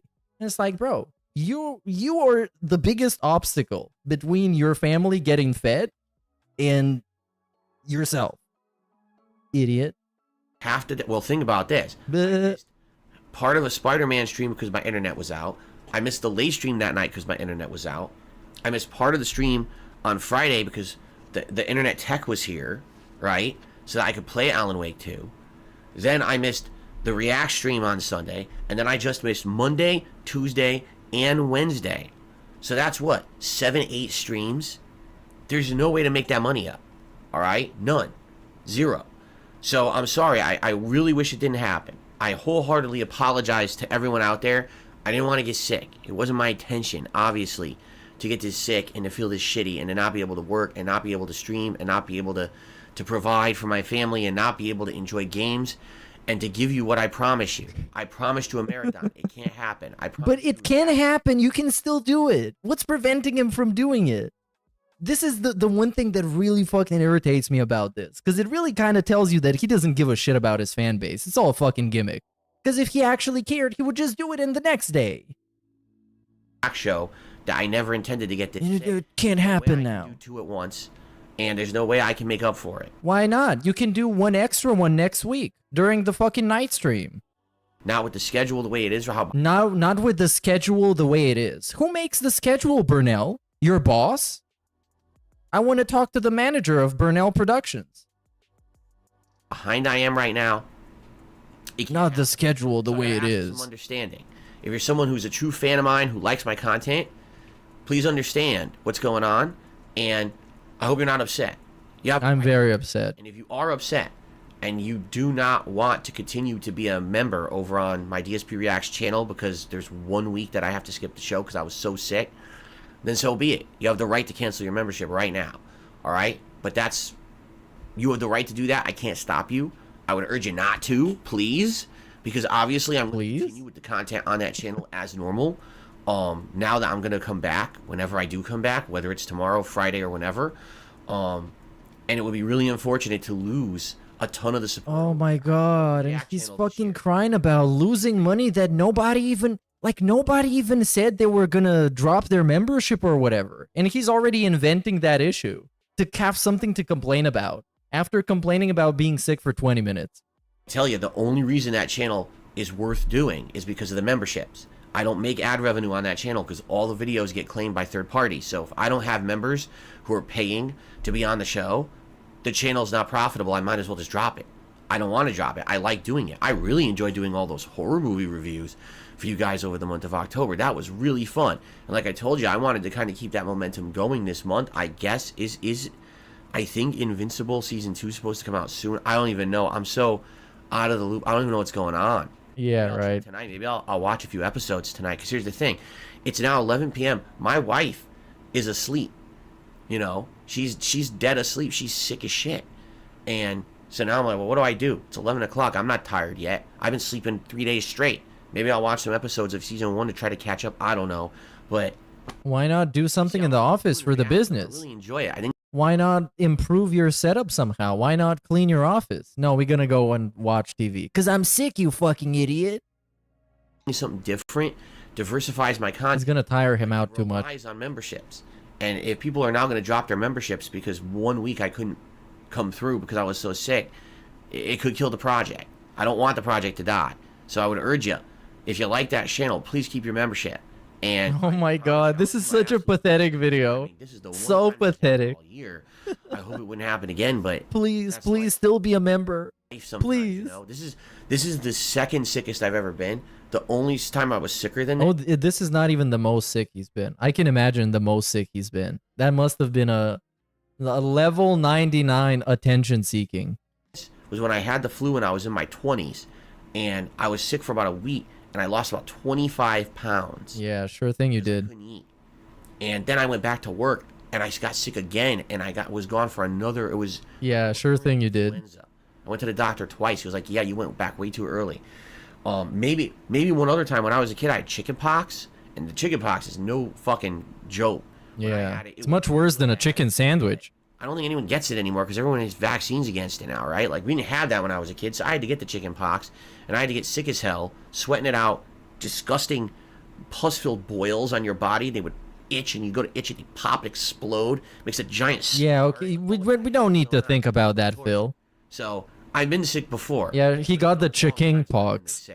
And I do my best. That's a good one. It's been how many years? I didn't have COVID during the whole COVID thing. Yeah, because you didn't go outside. I got it now, but at least it seems like I'm through it, and I'm getting better, all right? And again, I know this has been rough for everyone. A lot of people, they know me as the most dependable guy out there when it comes to streaming and content. You know, in some way he is, because it's almost, not almost, he's on schedule there 6 days a week in the approximated times that he's supposed to be there. So yes, he is pretty dependable if you're looking for garbage to make fun of. They're like, where have you been? Well, this is where I've been. When it comes to garbage, he's the most dependable garbage. In this video, for the last half hour, I'm covered in sweat. Because I took my pill around 8:30ish, and what happens is, but when this pill takes hold of me, all the pressure in me. I forgot that this part was in the video. When the pill takes hold of me, he's acting like he's popping mollies and perks. You should make a mixtape about him. The pill takes hold of me, bro. If he goes away, detractor content goes away. I don't think he realizes you could come back to this video 5 years from now and make new content. Yeah, I've been watching videos of him from like 2018. And when I run out of videos, I'm gonna forget about all of them so I can watch them again. There you go. Also makes me sweat. So I've been like... And there's so many gimmicks that you can do with his videos. There's so many different formats you can do. It's borderline limitless. 2 hours, like, now I'm and man, he's gonna keep giving us a lot more drama before he goes out. And then people are gonna be piecing together his whole history. People are gonna have like the Geno Samuel Christian documentary series that are like 85 parts long. People are gonna clown him for like a decade after he dies. Here talking to my stuffy office. I don't even have the window open because I'm trying to not make noise here because my wife's asleep, and I'm sweating. I'm like, oh man. He's sweating. I mean, I'd love to come back. I really want to come back tomorrow. I really come back, bro. I can't rush it. I got to see what happens. Do I get a sound night's sleep? Do I wake up and actually eat normally? What happens with these groceries showing up and everything, and everything else, you know, and go from there. How's my wife doing, right? You know, my wife knows I got to get back to work. She's worried too, right? You know, it's one thing to have a day off. It's another thing to have a week off when you can't really afford it. So that's what's going on, guys. Oh, so that's what it comes down to. We can't really afford it. Hopefully this video clarifies, all right? I'll do my best. Maybe I'll be back tomorrow. Maybe I'll be back Friday. Keep your eyes and ears peeled. You know where I'll post. I don't think I will, because I know you're back already. On my Twitter or both. He's still alive, you guys. No need to worry. You know. All right? And thank you all for understanding. There's a few people who actually were very nice. Oh, this is one I wanted to watch. And maybe we're going to fit this right in. Right in before he goes actually live in real time. So this one is called Prestream July 22nd, 2021. Response to Twitter hate and a special surprise. And this is one of those without the face cam, so I guess we'll have to be listening to it. And let me find the response to the Twitter hate, because I don't even know what the Twitter hate is about. Talking, interacting, having a good time. Ridiculous or having over-the-top, you know, ridiculous expectations, all right? Even during the vest streak last year, which lasted how many months, right? I wasn't hitting $150 a stream. So I know it's not going to happen every stream. When it does happen, I'll be very grateful. Oh, we got a 150 goal, yeah. All right? That's but this is that's what good. I'm aiming for, and here's why. Right now, I have about 200, you know, members. I used to have 900 on Twitch. Oops, Just what the happened? difference alone of 700. What happened on Twitch, Phil? All right. Is equivalent to, if you do the math, around $1,500 or more a month. And that's missing income for me right now. So I got to try to make that up with tips to make ends meet, which is why the tips goals went originally from 100 to 150 a stream. All right. So that's what we're aiming for. Now, long term. Okay, yeah, I'm skipping through this. Where's the drama at? You know, positive. Do we have a? Oh yes, we have a transcript. Comments is just a complete fuckwad. Oh, I think I found it. I think it's deserve actually any here. kind of attention or The any browser kind of positivity froze. in their life, if they're gonna crap on someone when they're down like that, that's pretty particularly fucked up. Oh no, the And fucking best whole part about browser it is shut when you down. call them out about it, they immediately move the goalpost. Oh well. Wait, what? Okay, it's back. But hold on. That Is it it does here? happen. All right, but this is what I'm aiming for. Who stalk me and harass me on the internet Okay, here it is. constantly? Those people are.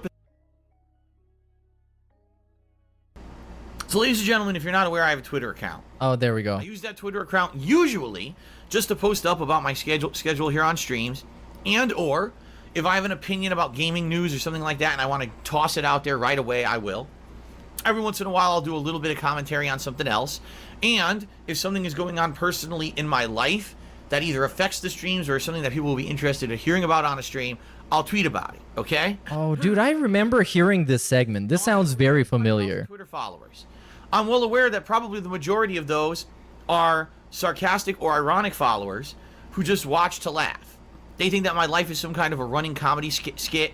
That's They wanna make true. fun of me constantly. That's Those true. people are pathetic losers. Why? Because those people, But you need to ask yourself, why is your whole life for the last over 20 years a pathetic comedy skit? Why? And why are so many people mesmerized by how pathetic and comedic your life is? That's the actual question here. And also, this is a godlike fan art, because you see this picture. Do you notice something about this picture? It seems kind of out of place. You know? Because it seems like certain things have been cropped out of the image.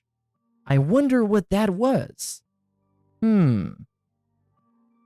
only revel in the misery of others. They're waiting to hear about something bad happening to me so they could just jump on that bandwagon of hate. Yeah, because you're trash. They're scumbags. No, you're trash. People who have positive lives and great things going on in their lives don't spend all of their time hating on others. They What do you mean all of their time? So these people are way more miserable than I will ever be. That's not true. And I know that. That's why when I tweet and I get 90% nasty responses from basically brainless idiots. Yeah, that's because you're trash.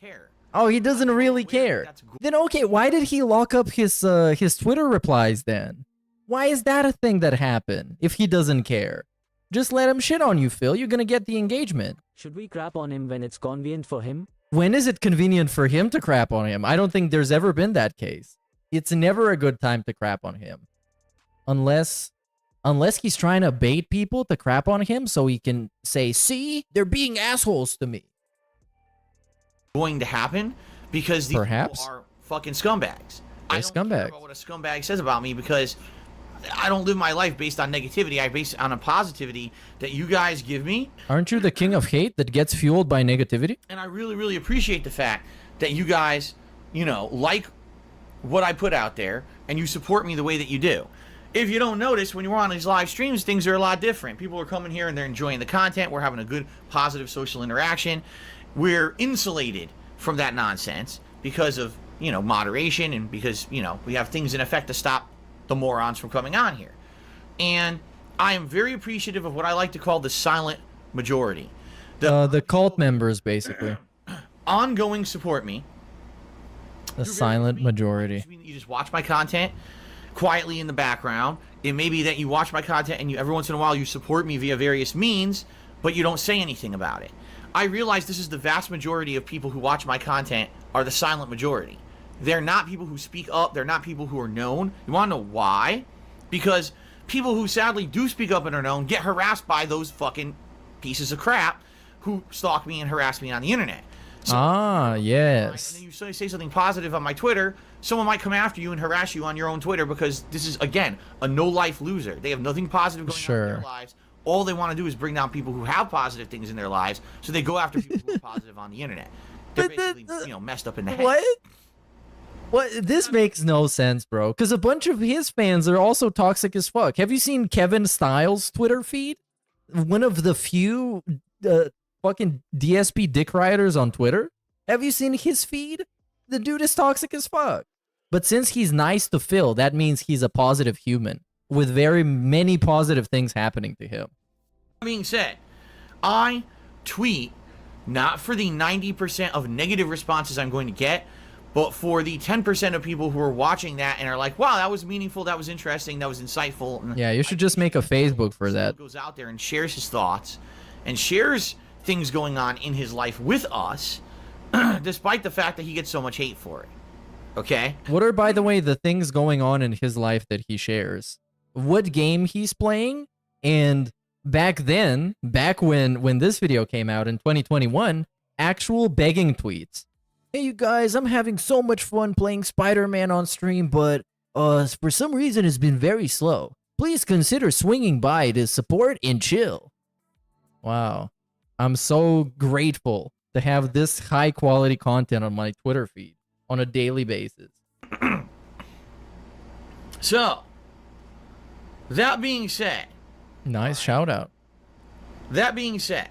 No, Kevin Bernstein and Kevin Stiles are not the same person. It's two different people. And apparently, during my day off, some bad crap happened that was completely unexpected and actually very negatively affected me and my family here. Oh, what happened? I was supposed to get paid by YouTube yesterday, and I was waiting on that money to arrive. Oh, was it President's Day? I needed to do on my day off. Oh no, it wasn't. Grocery shopping and buying supplies for Jasper and a few other things. There's a few other things we really needed badly around the house, and I didn't have any money for it. I had, no lie. What a mature adult. Literally broke until it's payday. He's broke before payday.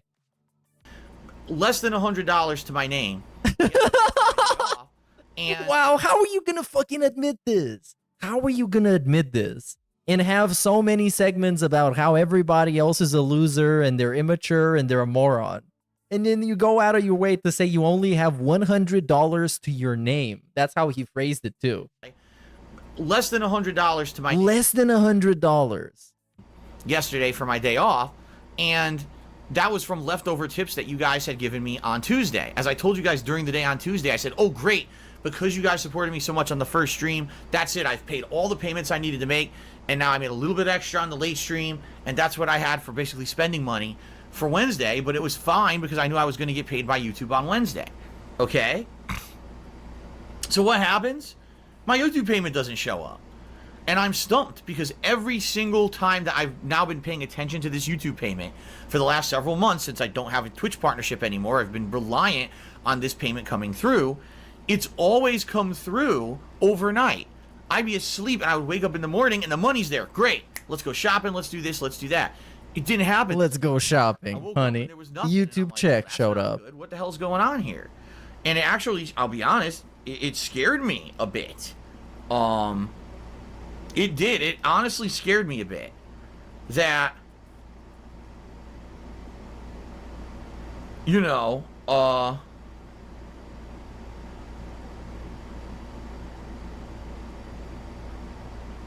Huh. I got a positive email here for something that I actually ordered yesterday for food. Well, that's cool. Oh, wow. What a great fucking segment. I got distracted because my phone vibrated and ends up being something really good. Anyway, wait, what was the really good thing? Something he DoorDashed? Yesterday for food. Well, that's cool. An email here. You got an email? Something that I actually ordered yesterday. For something that he ordered yesterday for food. Well, that's cool. Yeah, he got a refund, 100%. Because it was positive. Anyway. He was spurging out on somebody on DoorDash again. Anyway, so yeah, yesterday was basically a very shocking day because this is something that I depend on.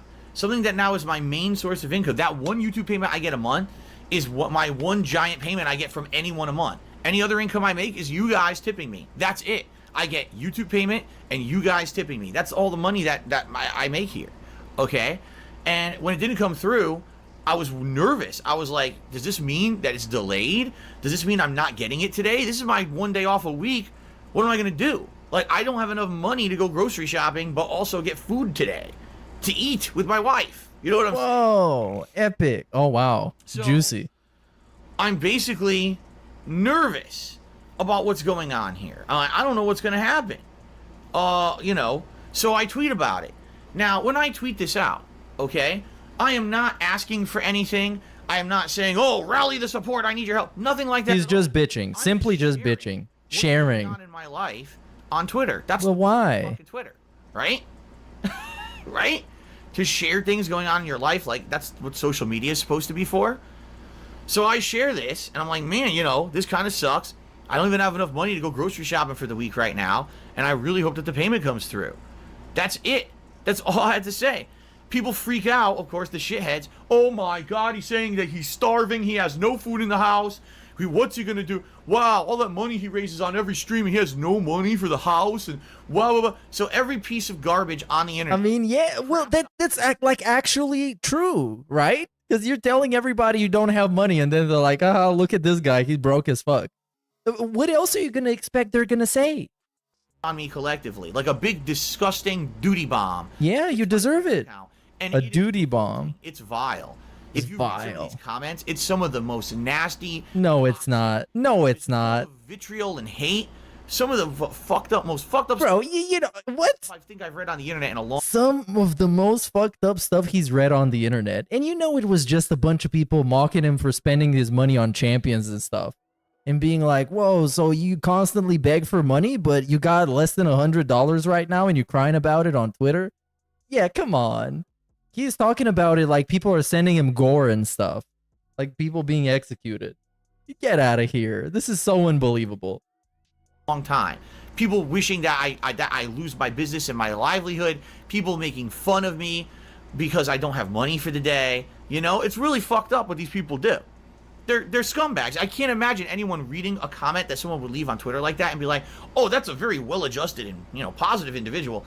It's obvious anyone who left those comments is just a complete fuckwad and really doesn't deserve any kind of attention or any kind of positivity in their life. But what do you mean, bro? What do you mean? You're giving them the attention right now by making a dedicated segment to those people that spent 10 seconds tweeting out something like gout, gout, gout.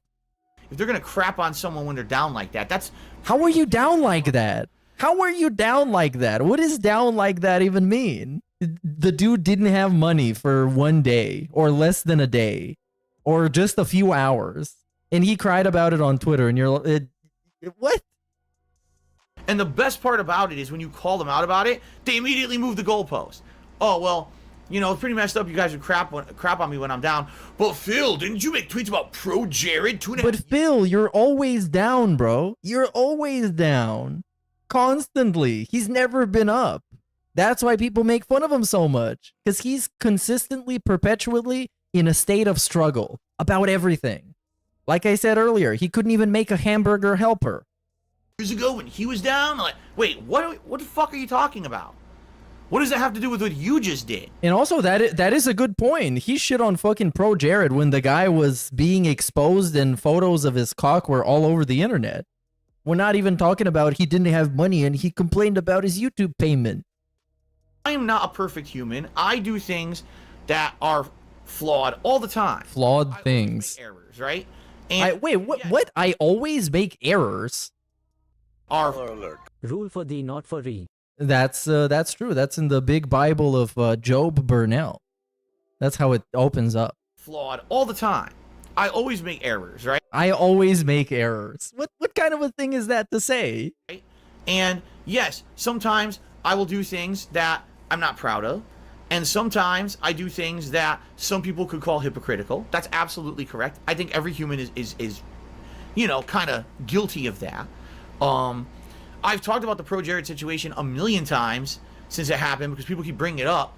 The fact that I literally never made an actual negative tweet about the guy.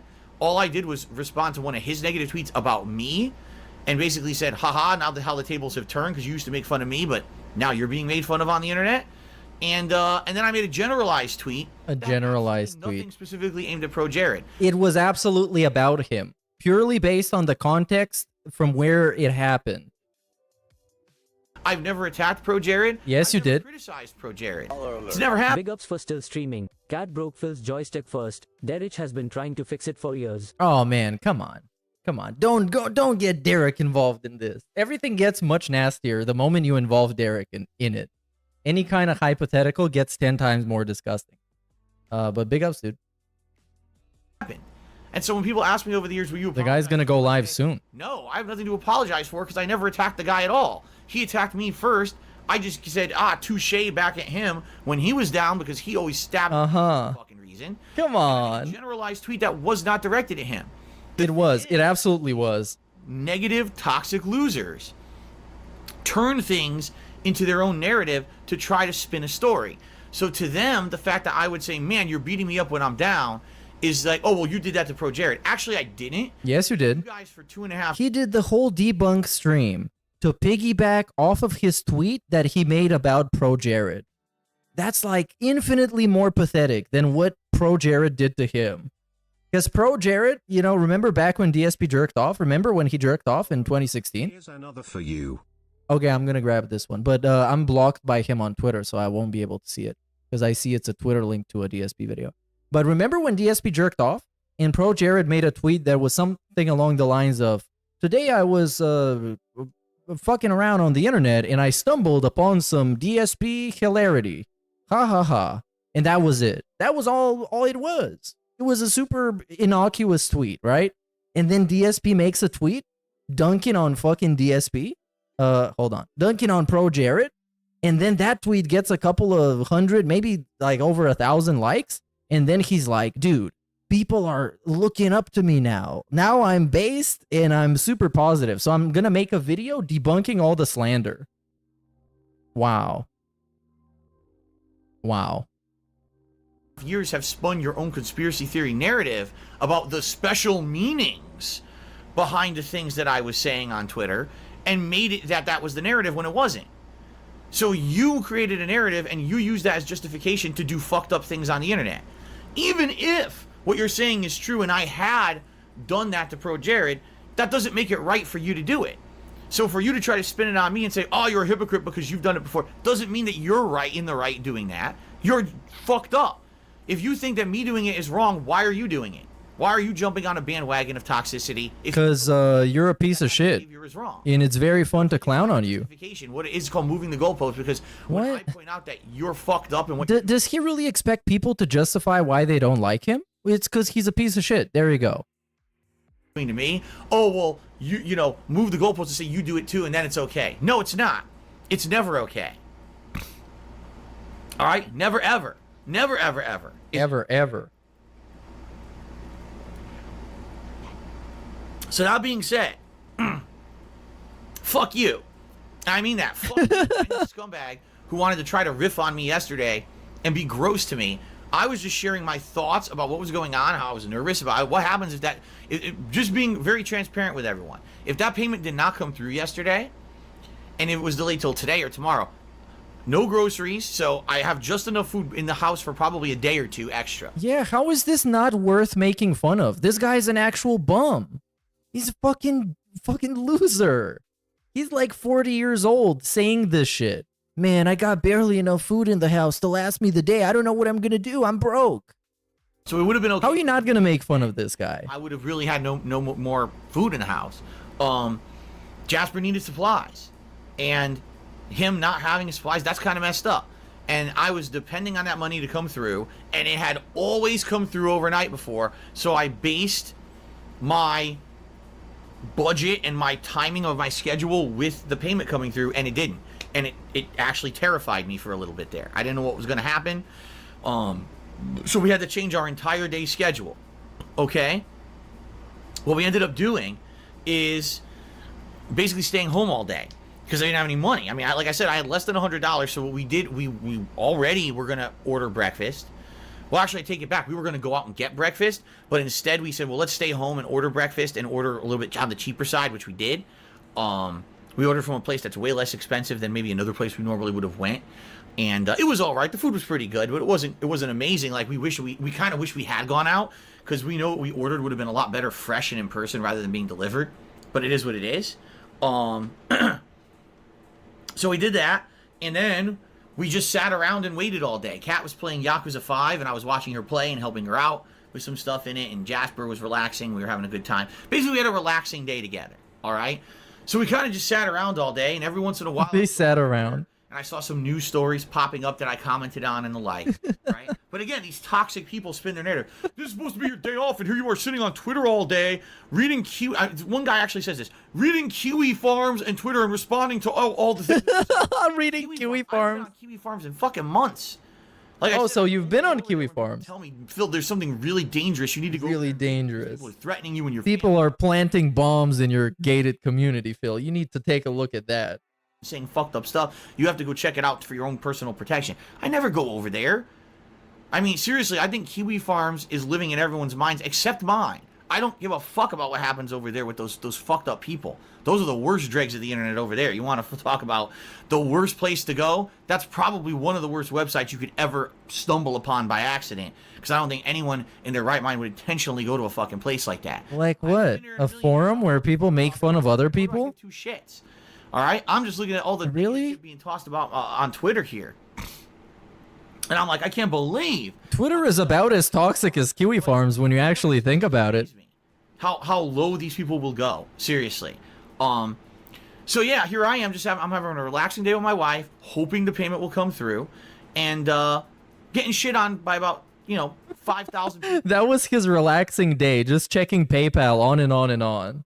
on Twitter. How relaxing. Complete brainless idiot. And getting mad at people on Twitter. That's a mature adult, by the way. Mature adult who has absolutely no money and is sitting around on Twitter looking at troll posts that are hating on him. Okay. So anyway, I'd say it was probably between 3 and 4 p.m. So, a lot of the day has already passed. Finally, the payment shows is coming through, but it's not in the bank account yet. It's just showing as, okay, the payment's being sent, but it's not actually showing in my bank account yet. So now I'm like, oh, great, because what happens now if the payment is showing as pending, but those funds aren't available, and now I can't use them today, right? That would suck, because that means today, which would mean today, meaning Thursday, I'd have to completely rearrange my schedule. I would have to make it so that maybe if the money shows today, I can go grocery shopping today. And of course, he's a slave to the dollar. Jasper needs supplies and stuff, and basically I'd have to screw up my whole streaming schedule today. Essentially, like, I'd have to maybe cancel the first stream and try to rush around early in the morning doing all these things before my wife goes to work, because my wife goes to work this afternoon. So, all this stuff's going through my head. Luckily, within a few hours, the payment did clear and hit my bank account. I was like, now I can go out and do everything I need to do. So Kat at that point just stayed home. She wasn't going to get ready to go out and do everything that late. So I just went out and did everything myself, grocery shopping, errands, running and everything. A couple of hours out shopping and about, and came home. And then because we actually had some money, because the payment had come through, I actually ordered us a decent dinner. It's this Asian food place. I've told you guys about it before. It's kind of Asian fusion. They do both Asian fusion style restaurant. That's my favorite. Sounds very delicious. That has a variety of stuff, including that was probably great. Some katsu chicken, some probably a banger, stuff like that. And my wife got a bunch of Chinese food. Like, she got a combo plate that had like some what was it? Like chicken chow mein, but also it had like, I think, what a chicken chang wang chicken and stuff like that. So we liked it a lot. We did. We were good. It's like, wow, good. After being stressed out all day long about this happening, the big payment came through. We're like, we can actually have like a good dinner now. So we were relieved, and we had a good dinner together. And that was basically our day out. That was our day out. Was a day in. We, instead of having a day out, which we had originally planned, we had to stay in all day. Now, what did I learn from this situation? Number one, I learned, do not depend on that payment being there first thing in the morning. It seems like it does consistently come through on the 21st of every month, no matter what. But it's no guarantee it's going to be there in the morning like it had been previous months. I mean, this was near disaster levels. All right, near disaster levels, because if that money hadn't come through, we couldn't do anything that we needed to do on our day off, and essentially it was a wasted day off. And having to rearrange my work schedule around having to go out and do the stuff I should have done on Wednesday would have really sucked and negatively affected my business as well as everything else going on, right? Right. So now I'll know, do not schedule my day off to be that day. Expect that money to be there right away. I either need to have money saved up previous, or Yeah, no shit, you need to have money saved up previous. off, etc. You see? Because this is like the head of a household, and he's hoping to get paid on the exact day he's supposed to get paid. Otherwise, they're just flat broke and they can't afford anything. It's an actual sad situation that he thinks is kind of normal, but it's not normal for anybody. So, that's number one thing I learned. And number two, I learned no matter what I put on Twitter, people will turn it into something negative, despite the fact that that's not my intentions and what they're trying to say. Like, people were literally saying, oh, you see, you're putting this up on Twitter because you're expecting people to send you money. I'm like, what the fuck are you talking about?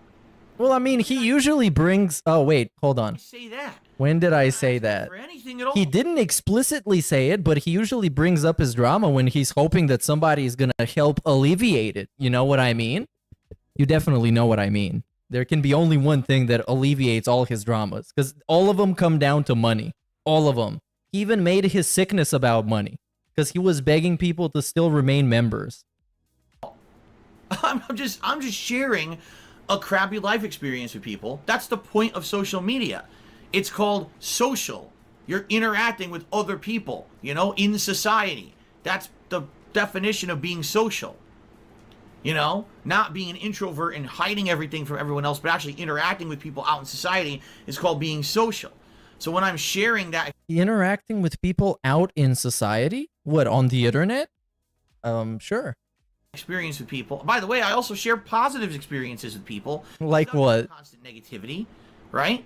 But these people are so sick in the fucking head, they turn everything into, oh, you posted that up because you're expecting people to send me money. No, I'm not expecting anything. I don't want money. I don't want money. Well, it kind of sounds like you do. You're out of your fucking minds. Seeing how he only had less than $100 or about $100, he kind of seems like he could use some money, if you ask me.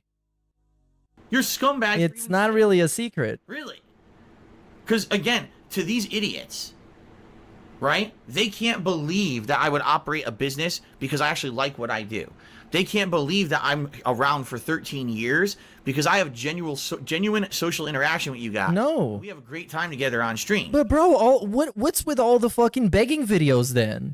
What's with all the videos, oh, you guys need to step up. You can't take me for granted anymore. Those videos are the reason why he still exists. Because it's all fucking begging so he can continue to exist. And then they give him money and then it's like, oh, you guys, I can't believe you were so positive that you allowed me to exist. You literally asked for it, bro. Talk with each other. We hang out. It's kind of a fun thing to do. Oh, by the way, there's also games that we can make progress in. It's kind of a two for one. But they don't believe that. They think that it's only about money. They think that, again, because they're so negative and they're so negative in their own lives, they can't positively believe. Sure thing, dog. That positivity happens on a stream like mine. They can't believe. They literally cannot. It doesn't compute in their heads because their heads don't work like ours. Because to buy in to his fucking reality, you need to ignore everybody else's reality. You need to ignore the reality that everyone else shares in order to be able to buy into all the bullshit that he's trying to sell you. So of course, most people are not going to believe it. And that's why he got such a small fan base, because there's been many people that have given him the attention that he wants and then quickly realized that he's trash. They're fucked up in their heads because they have no positivity in their own lives. No positivity. Confirmed. Zero. So, pretty crazy.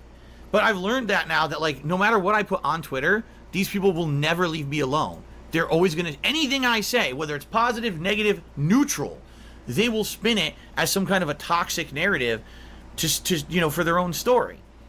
I post up, oh man, the payment didn't come. This sucks. We're stuck at home today. See, Phil's asking for money. Never asked for money, didn't want any money, received no money, and don't want any money on a day off like that when I'm not working. You know, if I'm streaming and you guys like to stream and you want to crowdfund the stream, please do. Absolutely. That's how I make a living. I'm not expecting anything on my day off. That's just crazy shit. These people are nuts. But again, to them, that's all they see. All they see are dollars. Wait, are we gonna... Hold on. Are we gonna ignore that this is the very same guy that whenever he's in dire straits, straight up tells people that they can tip him even if he's not live? He's just advertised this plain and simple in the past. He just told people they can do that. your dollar signs. They don't see the positivity. And now it's like, dude, I don't even want you to give me money when I'm not streaming, unless I tell you They're so. scumbags. You see? So anyway, that's what I learned. I learned, number one, can't depend on the payment to be there right away. And number two, no matter what I say and do on the internet, these people will always turn it into something disgusting and negative, even if it's not. They will actually say that I did something that I didn't do.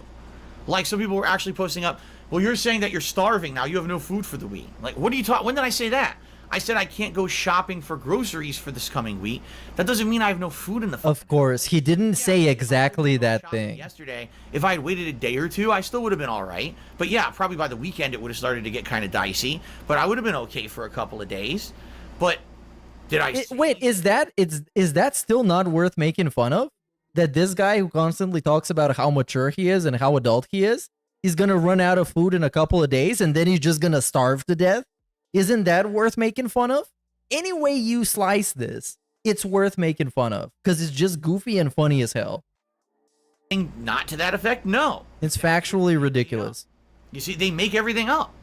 They literally are just, they're nuts. They make up these crazy conspiracy theories based on nothing. And then they perpetuate them as fact. And they believe, wow, if enough of us nut jobs say the same thing, it must become a groupthink fact.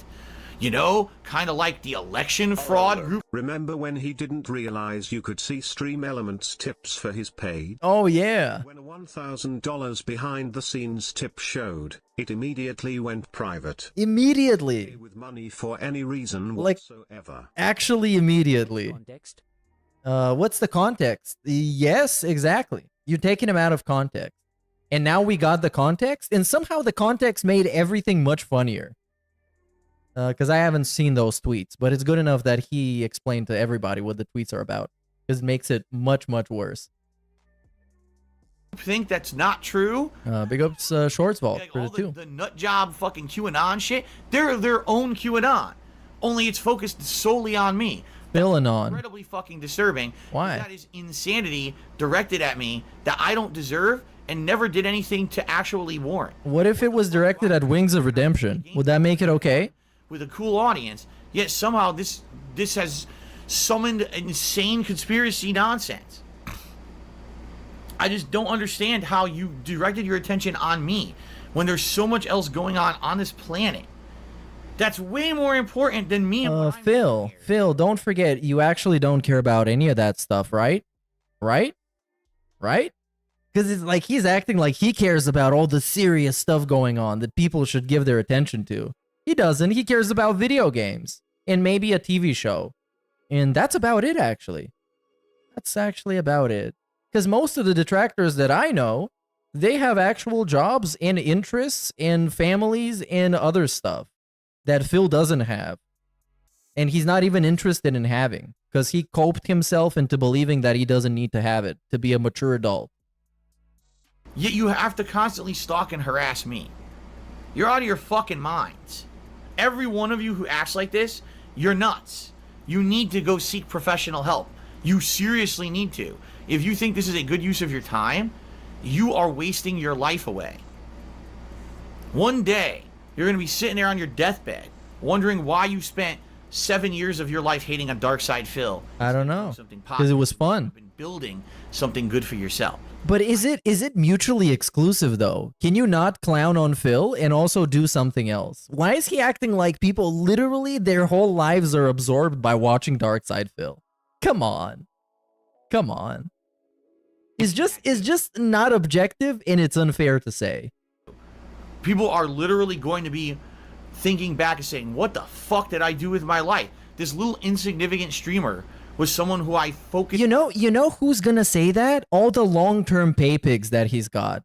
Because they're gonna think to himself, man, what did I do with all my thousands of fucking dollars that I gave to this guy? I could have spent them on a new car. I could have spent them on getting a fucking girlfriend and taking her out on dates. I could have spent them investing for a fucking house or something, or a fucking bicycle. Instead, we gave it to some middle-aged fucker that will never not need money. He will always need money, so you're not even helping him. You're just getting him to the next point where he's gonna need money, and he's gonna count on you again. Solely hating for like 5 years of my fucking life when I was in the prime of my youth and could have been doing positive shit with myself. Pretty insane. So anyway, yeah, that was pretty ridiculous yesterday. Yeah, pretty ridiculous. Pretty fucking ridiculous. And I'm not going to let it affect me at all. I'm just going to move forward positively as usual. We're going to have a fun streaming week here. And these people are nuts out of their fucking gourds. And they can do whatever they want with their nut job shit. You know, it doesn't ride here. I'm not going to, you know, some people will be like, man, Phil, how do you keep doing it? Because that would throw me off if I was a content. How does he keep doing it? You give him money for it. And that's how he keeps doing it. And he has no intentions of not doing it. And he has no exit strategy or backup plan. So he's going to be doing it one way or the other, buddy. You better bust out that Velcro. Had a day off. And for some lean in manual positive contribution. Everyone, you know, thousands of people shit on me on fucking Twitter. Fuck them. As I've told you guys many, many times, I use that as motivation. Oh, yes, the king of hate. Fucking dumb fuck, scumbag, brainless twit who wants to crap on me. That means I just need to succeed even harder. I need to push forward harder. But then why are you failing? Because people out there, again, the silent majority of people. Bro, this is such a great point that he made. Because, like, if you're pushing yourself to succeed even harder, and nowadays you got more trolls than ever, why are you failing? Why are you doing much worse than way before? And also, you blame the trolls for doing much worse. So does that mean that they're actually the ones succeeding? I think it might mean that. Or who I'm tweeting for, not for those 1,000 idiots. The 1,000 loud idiots don't matter to me. I wouldn't still be here if it weren't for people who supported me, you know? Well, of course. I love what I do. You want to see me continue being, you know, positive and having fun on streams, and that's always going to continue. It ain't going to be derailed by these morons. All right? So fuck them. Who cares a shit? All right? Let's have a good day today, shall we? Who gives a shit, by the way? This was like a 20-minute segment about somebody making fun of him on Twitter and how mad he is about it. Actually, not even joking. This was the actual segment. You just heard it. But nobody cares about him, and they're worthless and meaningless. And this didn't even happen on YouTube. It happened on Twitter, a completely separate platform. All right, so let's talk a few quick news stories. DSP News. This morning, EA had an EA Play event. 2 major announcements came out of it. The first being Battlefield Portal. A Battlefield, I don't know if this is actually going to be based on Battlefield 2042 or... Did that even happen? I didn't understand it. Battlefield Portal is going to be a game where all the eras of Battlefield are mixed together. Oh, that straight up just didn't happen. What happened with that one? Yeah, just straight up canceled, I guess. I don't remember a Battlefield Portal existing. Everybody's making videos on fucking Boogie today, though. Everybody's destroying him. Boogie2988, faking cancer. Like I said, even if it comes out that he does in fact have cancer, the story is already out there that he faked it. So now that's going to be left to history. And history is decided by the commentary channels. That's why they're so cool. So what is, let's watch some Turkey Tom before Turkey Burnell comes up. Do this one. Should be just a few minutes. Boogie2988, someone who many once saw as a shining beacon of hope on YouTube. What? When? Jungle of toxicity and drama and evil people. He had one of the most insane fall-offs in YouTube history over the past few years, and I've been very intent on covering all of it. From lying about being swatted to recently running a crypto scam on his fans. I mean, this is just the tip of the iceberg on Boogie, right? There are multiple videos, 2-hour-long, 3-hour-long videos about this from me, from June the King, from other people who have covered him, and the fact that he basically deserves everything that's come to him, okay? It's all his fault. But most people thought it couldn't get any worse, okay? Like, even in my last video about him a few days ago, I was like, listen, Boogie sucks. It can't get worse than a crypto scam. Like, this is it. But now, many people are accusing Boogie of lying about his cancer diagnosis. And it has turned into a huge drama, and it looks like he probably lied. And I have to take a little bit of credit for my... Yeah, that guy is cooked. ...first domino in this series of events. So basically, the way that this went down is that I went on Destiny's stream the other day to get him to talk about the pump and dump that Boogie ran on his fans, the fatty token scam that he ran, right? And during that stream, Destiny said he would not be surprised if Boogie was actually faking his cancer diagnosis. He was very dubious of that diagnosis. After all, it makes him look a little bit more sympathetic if he was suffering from a disease. Hey, what happened with the EDP faking his fucking cancer? Because didn't he have cancer? I think he did. I definitely think he did. The lives of thousands or millions a year, however many it does, right? It gives him an excuse to not return the money he collected from the pump and dump. Because Boogie was like, I can't return the money, it's already been spent, it's spent on medical bills, and I'm fighting for my life over here. Well, Destiny found this a bit fishy, so he and the DGGers, the DGG community, decided— All right, Dave is starting, and this intro is, wow. Is this a new intro? I think not, but it's weird as hell. Oh no, it's the same intro as always. It just makes absolutely no sense every time, so I think it's different. And there's no sound? This is supposed to not have sound? Yeah, I think this by default doesn't have sound. Oh, Jesus fucking Christ. DSP, why can't you do something right, bro? I am back from break to start a brand new streaming week. And on today's show, we got a loaded one. First of all, Bill's day off, because I want to tell you what I did on my day off yesterday. Plus, we've got an interesting amount of game news, particularly covering Game Pass updating itself literally for the worse, benefiting consumers in no possible way. Oh yeah, they made it more expensive. Interesting moves by Microsoft and Xbox these days. But in addition to that, I have a big follow-up to the joystick debacle from Tuesday's stream. Oh, look at his face, bro. He bought a new one. My stick and trying to update— Straight up bought a new one. He probably has it in him too. Go according to plan. Well, I have not one, but two updates regarding this. So this will be a very interesting show. All right, thank you all. Welcome to the Level 1 podcast. Imagine if he actually didn't buy a new one, but he has two updates. So what does that mean? Does that mean someone maybe gifted him a joystick? or he already bought it, and the updates, here are the updates. He bought it. That's the first update, and the second one is that he's going to get to play with it today. Imagine how cool, how exciting. He's going to use it right now. Or maybe just unbox it and try it out during the podcast. The fucking face, bro. Welcome to the show, everyone. It is Friday. No. And again, of course, we had to do a weird Thursday, joke. July 11th, 2024. Allegedly. I am confused because, as you know, my schedule has been shifting around recently. Last couple of weeks, my day off has now been Wednesday instead of Thursday. So my day back always used to be Friday, but now it's Thursday. And I'm going to be honest with you guys. I actually have no idea if that's going to stick for this week. I am waiting on updates just like all of you. And once I know what my schedule will be for the rest of the week, I will let you know. As you know, my schedule is more flexible. It's kind of dictated more like around the world around me. When I can make appointments, when appointments shift to out of my control, my wife's schedule, other things like that, you know, everything. So when I know, you will know. But for now, I'm just kind of leaving it as, okay, well, it's going to be just like last week where... Okay, so Wednesday? But I don't know. I can't guarantee that. I will definitely be here, you know, a good amount of days, 4 or 5 days at least. I just don't know when exactly the day off will be next week, okay? Okay, now, we are in the midst of a crazy heat wave here in Washington State. This last week, we had 5 straight days of 90-degree weather, Fahrenheit that is, and now we have an entire week, I'm not kidding you, the entire schedule for the coming week is all 87-plus degrees every day. No clouds at all in the sky. Yeah, bro, fucking get used to it. Crazy ass much worse here. Heat.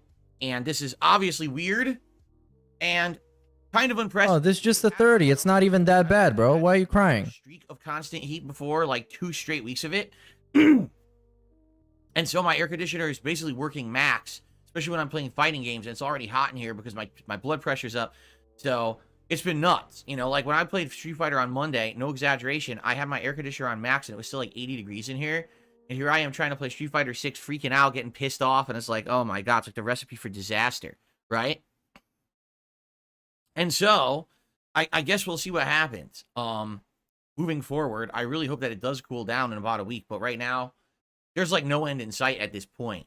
So we got a lot to talk about, okay? I think what we should do first things first. We should talk about the whole joystick situation from Tuesday's podcast. All right, let's go. Liked the podcast. They were like, "Oh, No, it was terrible. that was something completely It different." wasn't even a podcast. Usual shtick of all your segments and everything.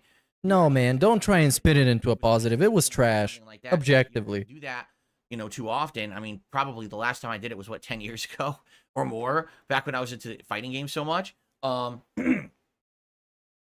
So to open the joystick and to show you the insides of what it looks like, replacing parts. No, I could have Googled the insides of a joystick if I cared. Obsidian 2 joystick, and how disappointed I was that they did not leave enough space between the joystick and buttons to install any kind of joystick comfortably. I think that was a huge design flaw of the joystick that they should definitely improve, especially for the price, because the price is incredible. I mean, this joystick was over $300 when I bought it last year. So there you go. Of course, I also announced that there is a new suggestion box. Okay. Oh yeah, that happened. This is a reset for the coming month, essentially. That if people posted up their suggestions there, that would be a better place to do it than the old one, because the old one I wasn't going to go back to. It was 3 months outdated. So I can already tell you already, in the suggestion box, we got dozens of suggestions. Some of them are legit great suggestions. Some of them are literally gripe sessions with insults and all kinds of dumb shit again, so those people are banned from the channel. I couldn't have possibly outlined it any clearer on Tuesday when What was the dumb shit? Asking you to beg less? A bitch box. It's not for you to vent on me about things that you don't like about me or my content. What you're supposed to be doing is identifying things that you feel could be improved, explain why and how, okay? Or if it's something that I'm not doing at all, that maybe you feel like it's something that would be cool for me to do, but I haven't thought of it, that's constructive criticism and constructive suggestions. Now, I just don't like your show. Oh, I don't like, you're a lazy person. That is true. You're a terrible gamer. That's true. Huh? Where's the lie? You sit around begging all day long. It's all you do. Okay, bye. Thanks for the suggestion. Here's the response. Leave my channel forever. I don't need to bother with you because you're full of it anyway. But right? yeah, I'm not sure that's how they phrased it though. But you are a lazy person and you're shit at video games. I jest because it's just silly that half the people there are sitting there being stupid. But Big ups movie sign who says, get bent, Dave. It's gonna be 104 Fahrenheit here in my area. Yeah, bro, I hate the summer straight up. I hate it. It's so annoying. It'll be a good thing to draw upon for the show. See what kind of stuff you guys want. I like chill weather for chill. So suggestion box is open. So I can chill. Is in the chat, exclamation point suggestion, or there's a community post about it back from Tuesday. That's the post you post up. Okay. Oh, nice ear pick. Here we go. Ready? So. Okay. Basically, you bought the new joystick. Tuesday, I wanted to open my joystick and I wanted to swap parts around with my Xbox joystick. Why? Because I felt like I was having issues with the stick. Like, there was active times when I'm playing Street Fighter 6 and I try to drive rush to the right, and my character just does a standing parry as if I never tapped right. There's times when I try to snap a block down back right, and the game just completely drops the input and I get hit. And I'm like, so something's going on. And by the way, Where are you going, bro? Oh, he's gonna go get the joystick or something. this is the joystick that I removed from the Combo Obsidian 2 on Tuesday morning. And what's funny about it is, supposedly, this is supposed to be an official Sanwa joystick, which is a great brand of joystick. But I'm telling you right now, as I look all around this, oh, it's fake. There's not a single spot on this joystick that says Sanwa. And all Sanwa parts are branded. It says Sanwa right on them. And this one doesn't say Sanwa anywhere from what I'm looking. I can't find that. Which makes me wonder, is Obsidian skimping? Not Obsidian, excuse me, is a con. Oh my god, you're so fucking annoying, bro. I'm not accusing them. I'm just saying, why is it that this joystick, nowhere on it says Sanwa? But on all the buttons, it says Sanwa. On all of the other parts that Sanwa manufactures, it says it printed right on it, Sanwa. So you know it's name brand, right? So I don't know. I'm not saying, oh, here's evidence of anything. I'm not a conspiracy theorist, but I just find it odd that nowhere on here is that. I'm looking like from every possible direction, and I don't see it saying Sanwa on it anywhere. Not on the motherboard, not on the sides of the plastic. Okay, man. This is another fucking shitty ass tech support Oh, stream. never mind. I found it. Hey, he found it. It's on the... He was ready to call them scammers. Right here. It says Sanwa. So it is a genuine Sanwa joystick. I can confirm that. But ever since the day I got this joystick, I had issues. And I don't know why I'm having those issues going to the right. And it could just be a faulty joystick. It could be the motherboard in that joystick. It could be many different things. Okay, so get to the point. Can we talk about what happened? Okay, it really could be. So I don't know. So the only way to really know the truth is to change it. So that's what I did. I took the joystick out of my Xbox controller, which apparently is a Hori brand joystick called a Hayabusa. It is a much looser joystick than this one. Okay, and I installed it into my Conva Obsidian 2 joystick. The problem is now the things don't line up and fit right because there's not enough room. This one, as you can see, is a rectangle plate. That one is a giant square. So it aligns, but now this part, this wire part right here, is pushing into the wires for the button, the light kick. Okay, bro. Please, please. Get to the point. About it, for now, but there's been some developments. So allow me to give you the developments that have happened in the last 48 hours, because it's just funny that all this stuff always happens on my day off anyway, right? So let me get rid of this.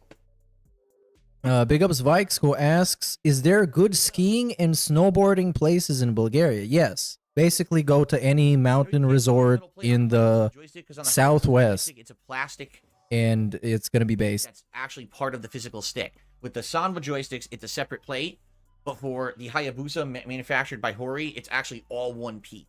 So you can't swap it out. It's a giant square no matter what you do. Part of the manufacturing of the stick, I think. All right. Okay. Two things happened, okay? First of all, yesterday, which I'm going to talk about Phil's day off in a moment, but this is part of yesterday, so I might as well bring it up. I received a message overnight from a viewer saying, listen, I'm going to buy you a new stick. You motherfucker. Update your joystick. Very unfortunate that happened.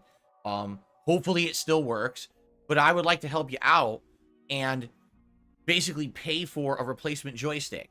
You need to get one that has a rectangular plate. Oh, just the joystick? You broke motherfucker. Buy him the whole fucking stick, idiot. 25 bucks. And I looked on Amazon yesterday morning. It was actually, I had breakfast with my wife, and then she went to get ready for our day out.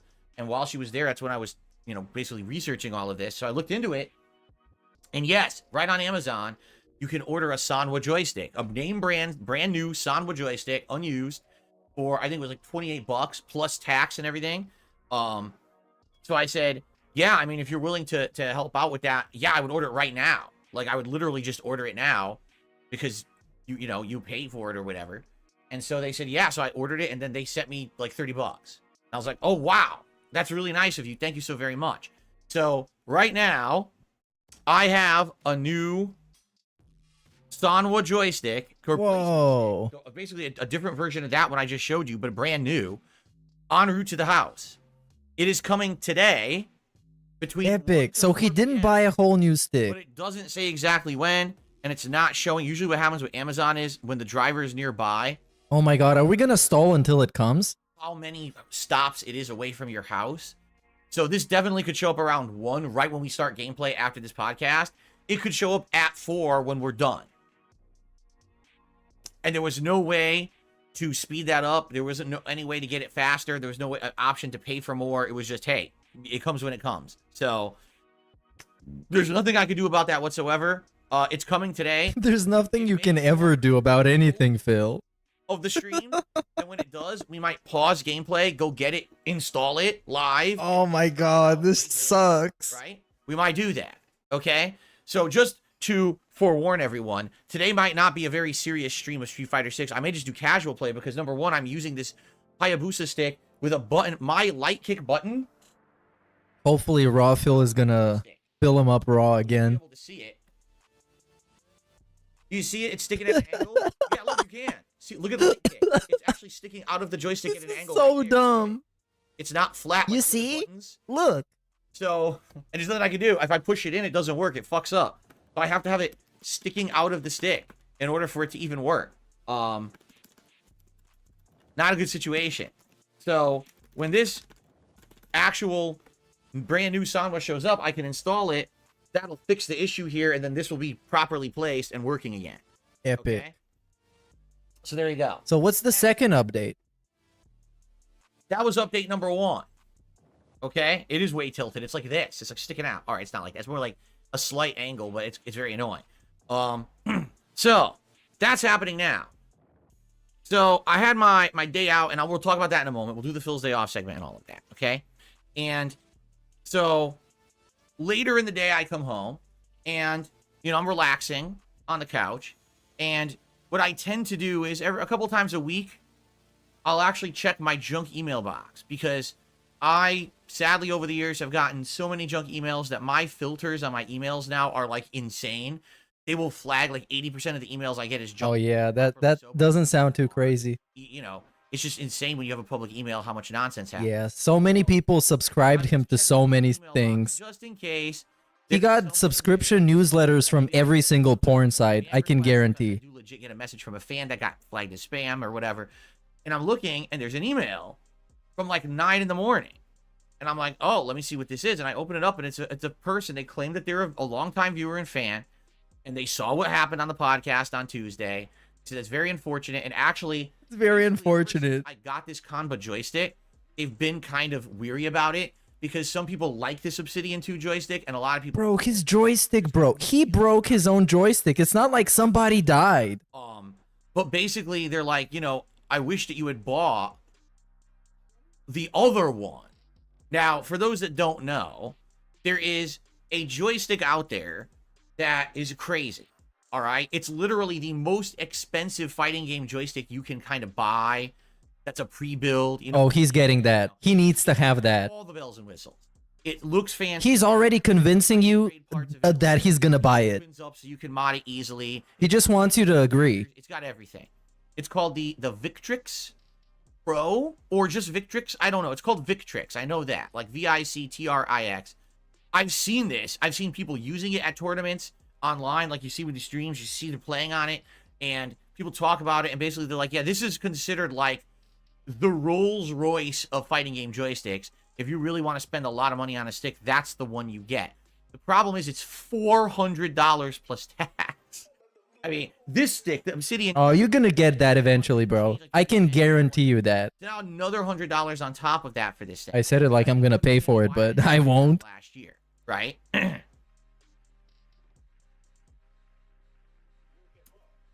So anyway, getting back to the point, this person emails me. It hit my spam. I found it later in the day, and the email says, yeah, you know, I really wish that when you bought your stick last year, you had bought the Victrix, because pretty much no one complains ever about the Victrix. Like, it's got the absolute best. I think the parts in it are called Sanwa, like, Densu or something. Like, they're a better version of Sanwa parts that are higher grade than the standard ones that you would order or put into your stick, or the ones that came in this Obsidian. Like, they're supposed to be a step up from that, okay? So, yeah, and by the way, it works with everything. It works with PS4, PS5, and PC, just like my Obsidian. He's buying it. Obviously, you know, he is so excited. So they're like, well, here's what I want to do. I want to buy you and donate. Yeah, there we go. There we go. Now, keep in mind, I don't know who the high cuckery. High cuckery. Them before, at least to my knowledge, this is not someone who I know. Infinite levels of cuckery. Contributor or donor to my streams or anything like that at all. All right, this is just someone out of the blue emailing me. This guy, you know what? Just so you know, I'm not a troll. This guy is just drunk DSP, bro. So drunk DSP, you see what he did? He got super drunk in the middle of the night, and he ordered it on Amazon and sent himself an email. And then he woke up and was like, what? This dude is gonna buy me a fucking joystick? Hell yeah, brother. A longtime fan. You know, I am very interested in getting it to you. Please respond. So I did. I went back. I said, Len, listen, obviously, I don't know if I can trust you or not. You get a lot of nonsense, but, you know, obviously, with the situation I'm having right now, you know, the Xbox stick doesn't work on my PS5. The PS5 stick now is all messed up because I switched parts and they don't fit. And now, you know, I don't know if it's even going to work right. You know, it could be this Sanwa stick shows up today. I install it and now it's broken. Because oh, yeah, come on. Come on, bro. This is like, you know, I have no idea. Give me a fucking break. So I said, okay, if you're willing to, if you're serious about this and you're willing to donate, you know, I guess This is ultra suspicious. Ultra suspicious. $400 to drop. Because, like, you know that this guy, even if he bought it himself, he wouldn't admit to buying it himself because this guy is perpetually broke. And then one day he shows up with a fucking $400 fight stick. You know what's gonna happen, right? Duty's gonna make 5 videos about it. Snort Hogan's gonna come back from retirement to make 5 videos about it. Memology 101 already made a video about it. You know what's gonna happen. You know, this is a nice gesture. Okay? So basically, I went back and forth with this person a few times yesterday. This is profoundly sus. Supposedly, they ordered it for me. And they sent me, like, they showed that it shipped and everything. Oh, come on, bro. Home, and it's supposed to be arriving tomorrow. Now, don't know when it's going to show up tomorrow, but if it actually is real and it shows up tomorrow, I could do a live This is so funny. during when it shows up, and then we could do a test stream on Friday Night Fights of this new joystick to see how different it is from the Kanba. If I like it more, if I don't like it as much, we'll have to see. But this is if it's real. And here's the thing: I hope it's real, but it might not be. It could be baloney, right? Come on. Amazon shipment. It's not like, oh, this came direct from the person. It's a box. He didn't send you an invoice? From Amazon. Okay. Now it could be an Amazon package. I open it up and it's like a whoopee cushion says, "Haha, tough luck," right? Or it could actually be the joystick, but it'll be a legit Amazon shipment. Look at how fucking paranoid this guy is. And this is also a person that people have spent thousands of dollars buying him stuff. And buying stuff for his wife as well. And buying stuff for his cat. But whoa, you're proposing to buy me a fucking stick? I don't believe that, dude. I don't believe that. You better believe it, brother. It's happening. We're going to find out tomorrow firsthand. The trolls have been defeated. And if it's legit or not. Okay? If it's legit, I mean, that's just basically, I mean, now I'm getting like the most optimized setup you could possibly have to play Street Fighter 6. I've got a TV with 120 hertz, VRR, right? Running at 1080p. I've got little to no input delay whatsoever because I reduced the input delay. You know, I'm gonna have a top of the line joystick, and he's still gonna be trash, and still gonna be crying all the time. Now, what color did they order? Good question, Dab Hands. They actually asked me what color I wanted, and I said, surprise me. I don't care. I don't care what the color is. So I know that I get. Oh, it's gonna show up in rainbow colors. The Pride style. We'll see what they ordered if it's legit. Okay? So it's arriving tomorrow. I just don't know when. And we'll see if it's real or not. I'm sure all eyes will be on this. It could be a box of you know, live scorpions. No, you can't get those on Amazon. That's what I mean. Like, it's coming straight off of Amazon. It's a legit Amazon shipment and box. So I know to trust it. It's something they ordered off of Amazon. Now, is it necessarily the joystick? Maybe not. It could be baloney. It could be like a stupid thing that's, you know, messing with me. I don't know. But I think, you know, hopefully it's legit. You would hope that they're not messing. Oh my god, look at look at how giddy he is. He's a 42-year-old man. He's so excited because somebody bought him a present. With this link, and you click on it, and it does open up in Amazon, tracking a shipment. Yeah, bro, it's real. Calm the fuck down. It just says shipped. Carrier picked up the package. And well, the guy should have sent you the fucking invoice. Yeah.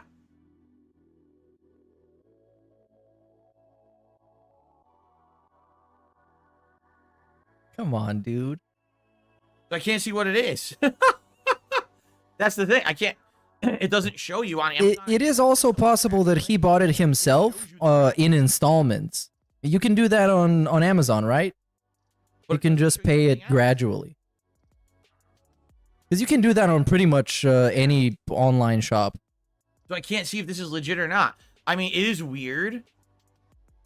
It is definitely weird that they don't send you. Because this is so fucking shady, dude. This is so shady. Like it just says, hey, Phil, I love you, but you've never heard of me before.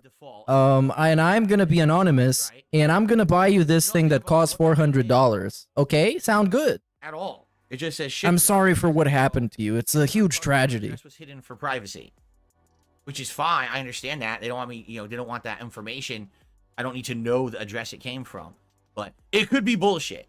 So, here's the thing. If it is bullshit, if this is just someone messing with me and it's not really the joystick they're claiming, and if it's, like someone said, maybe it's a box of adult diapers, Yeah, $80 a month for 5 months. That's a pretty good deal. It could be a joke. It could be someone pranking me, right? And if that's the case, I guess that's all right. Who cares, right? But it is something legit off of him. I guess I'll know when I see the size of the box, right? If it's this joystick, it's gonna be a huge box. Holy shit! I wish it's fucking fake. It would be so funny if it's fake. Right? And it just shows up and it's like nothing. But anyway, yeah. So I guess we'll see. It's like cat treats for Jasper. Okay. The Sanwa joystick is coming today. All right. It will be so funny. I will be able to install the Sanwa, and hopefully that will. But yeah, I'm pretty sure it's real because I'm not surprised that people would buy him stuff, and I'm also not surprised if he bought it himself and you're just lying because nobody can figure out if he's lying or not. And most people are gonna say he bought it himself anyways. Between 12 and 3. Yeah, they updated it. Estimated delivery window could change due to traffic and other conditions. Keep checking for updates. It still doesn't say how many deliveries out it is, but it says it might come between 12 and 3. So we might have it in time for the stream today. We might not. It might show up in the middle of the stream. I don't know. Right?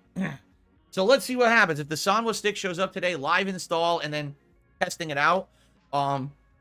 Either way, I'm playing with the Hayabusa with a crooked button now. So I'm going to do casual play before I even attempt ranked. And we'll go from there. And then tomorrow, we see what shows up during my streaming day. We see what actually shows up at the house. If it's really a Victrix joystick, if it is, amazing. Obviously, live unboxing, testing it. Friday Night Fights will be pretty awesome. If it's not, well, it's a joke. Who cares? Not a big deal. Who cares? I wouldn't even be that upset. I mean, I'm not asking for nor expecting a Victrix joystick. I don't, it's very hard for me to trust. And so I guess we'll see what shows up to the house. Like I said, if it was a box of adult diapers, I would probably laugh. Like, all right, that's pretty funny, actually. Anyway, so that's what's going on with the joystick. All right. So now I think what we should do, let's transition into Phil's day off, and then we'll talk about the schedule for the week, and then we'll do game news, and then we'll move on. And also, you know what's a pretty good question? Why was he checking his spam messages? Even though he said that he gets so much spam that it's not even worth checking. Yesterday, it's very suspicious, isn't it, Mr. Burnell? And it was full sun, and there were no clouds in the sky. So my wife and I went out and did some stuff. We went grocery shopping together. Oh, that's a good fucking point. Tricoder transmissions with a super chat. All that bullshit, so he doesn't have to tell Cat he spent the $400. You know what? It might all be a fucking theater for Cat. Cause Cat watches the fucking streams, and I'm sure Cat knows he's supposedly broke as fuck. That's a good point. I hadn't thought about that. And she's gonna fucking roast his ass if she gets to know that he spent $400 on a stick. And again, I don't fucking trust anything he says, so I don't know, man. I don't know. It could be possible. We had a couple appointments we had to do in the afternoon. We went to the. That is a pretty good food for thought. They actually got a scorpion, a black. Because you bet your ass, Cat constantly gets to hear about how broke they are and how much they don't have money, and he had a slow stream tonight, so he doesn't know if it's gonna go on like this. She gets the pre-stream every day. It was very active. It was like going crazy in its container cage thing. I was like, oh, that's kind of neat. I haven't seen a real scorpion in person probably since I was like, at a zoo or something at some point. So that was neat. And we saw some kitties. They had like kitties for adoption. One of them was like meow meow meow meow meow. Wouldn't stop talking. It was really funny. It was a cute kitten, and of course that one says, "Oh, it already has a home lined up." Of course, it's the kitten that won't stop talking. That's the one that's going to get the home right away, right? Yeah, so we got Jasper some stuff. And we were out and about, did a few things. But basically, here's the thing. So we left, I want to say we left around noon. And then we did all the stuff. We went shopping. We came home and unloaded. We had our appointments. Basically, we were finally kind of done with everything by like 4 p.m., 4:30-ish. And we were like, now it's time for us to like have fun. Let's actually go do things that are fun. But it was so hot. We were like, oh God, it wasn't pleasant. Let's put it that way. When you get to a certain heat level and when there's no clouds in the sky. Yeah, they were overheating like AMD processors. The moment you step out of the car, they needed some cooling gel. And we were just like, this isn't going to be fun. Like, no matter what we try to do, it's going to end up being really yucky, gross, because it's too hot. It was humid too. It was like, I think like, I want to say it was like 60-70% humidity, which is actually quite humid for our area too. So it was just like, yuck. Okay. So I guess we'll see. What am I saying? I guess we'll see. I read the chat and it distracted me. Nah, he wanted to talk about the fucking stick again. 4.5 hours of being out and getting through all the stuff we needed to do. We were like, well, this isn't comfortable. We're just gonna go home. So we did. It sucks because we had other stuff we wanted to do, like stuff for fun. So we didn't even eat out while we were out. We came home and okay, let me tell you my fucking conspiracy, because now he's just rambling off about bullshit. My conspiracy is, late yesterday, he was laying on the couch, potentially drinking and playing Champions, as he usually does. And he was like, dude, I know this fucking cuck is gonna send me a new joystick. But, like, you know what? I fucking deserve to be playing on the highest level. What's fucking $400? It's nothing. I'm gonna make that in like 3 streams. From the fucking dents. You know what I'm gonna do? I'm gonna order this fucking joystick. But I'm gonna set it so I can pay in installments, because I don't have $400 right now, because I just spent it on the latest Hogan. But I also need to make sure that my wife doesn't get to hear about this. So I need to make up this fucking elaborate scheme that some completely anonymous person I've never heard from or seen before has bought this for me. And then this happens. Because, you know, like, this dude is impulsive as hell, especially during the fucking midlife crisis saga. He's always been impulsive and he's always been blowing money on trash. But specifically now is the point where he's going to do that more than ever. So this is what I believe. Because this whole shady behind-the-scenes person that he's never seen before, that was in his spam folder, that he usually never checks because it's full of trash, and a bunch of newsletters from places that other people subscribe him to, it doesn't make fucking sense. So I'm willing to believe a more simple angle to this whole storyline. And that's just my personal opinion. You know, we relaxed for a while. We cleaned the house a little bit. We watched a lot of BattleBots. I keep telling you guys, we've been watching BattleBots recently, and we're going through all the seasons that are available on Max. And at this point, we're up to almost the latest season, but not yet. Like, we've been really binge watching it for like over a month. All the time we watch TV is usually BattleBots.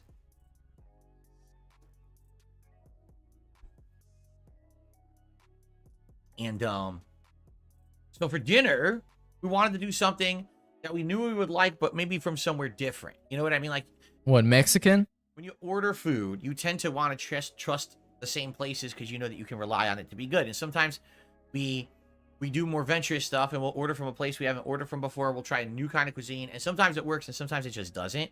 Like I told you, a few weeks ago, we ordered from a Thai place. And for some odd reason, it was way hotter than the time before. And it just burned our mouths out. It was like not even edible. And we're like, why did they make it that hot? So, you know, you always take a chance. So we wanted to order some kind of like Indian food, but we didn't want to get our from our usual place that we order from. So we ordered from a different place that was brand new. They had actually just opened within the last like month or so. And we basically kind of ordered things that we knew we would like. But this place, we didn't know how they were going to do it, if it was different or not. So I ordered chicken vindaloo curry. And my wife ordered lamb is it biryani or biryani? I don't know how to pronounce it. Just don't pronounce it. All kinds of seasonings. Just don't try. In it and cook it up. Please. With the meat, right? And we ordered naan bread. And so we put the order in, and we were told immediately they're out of naan bread, but you have a chance to do a replacement order.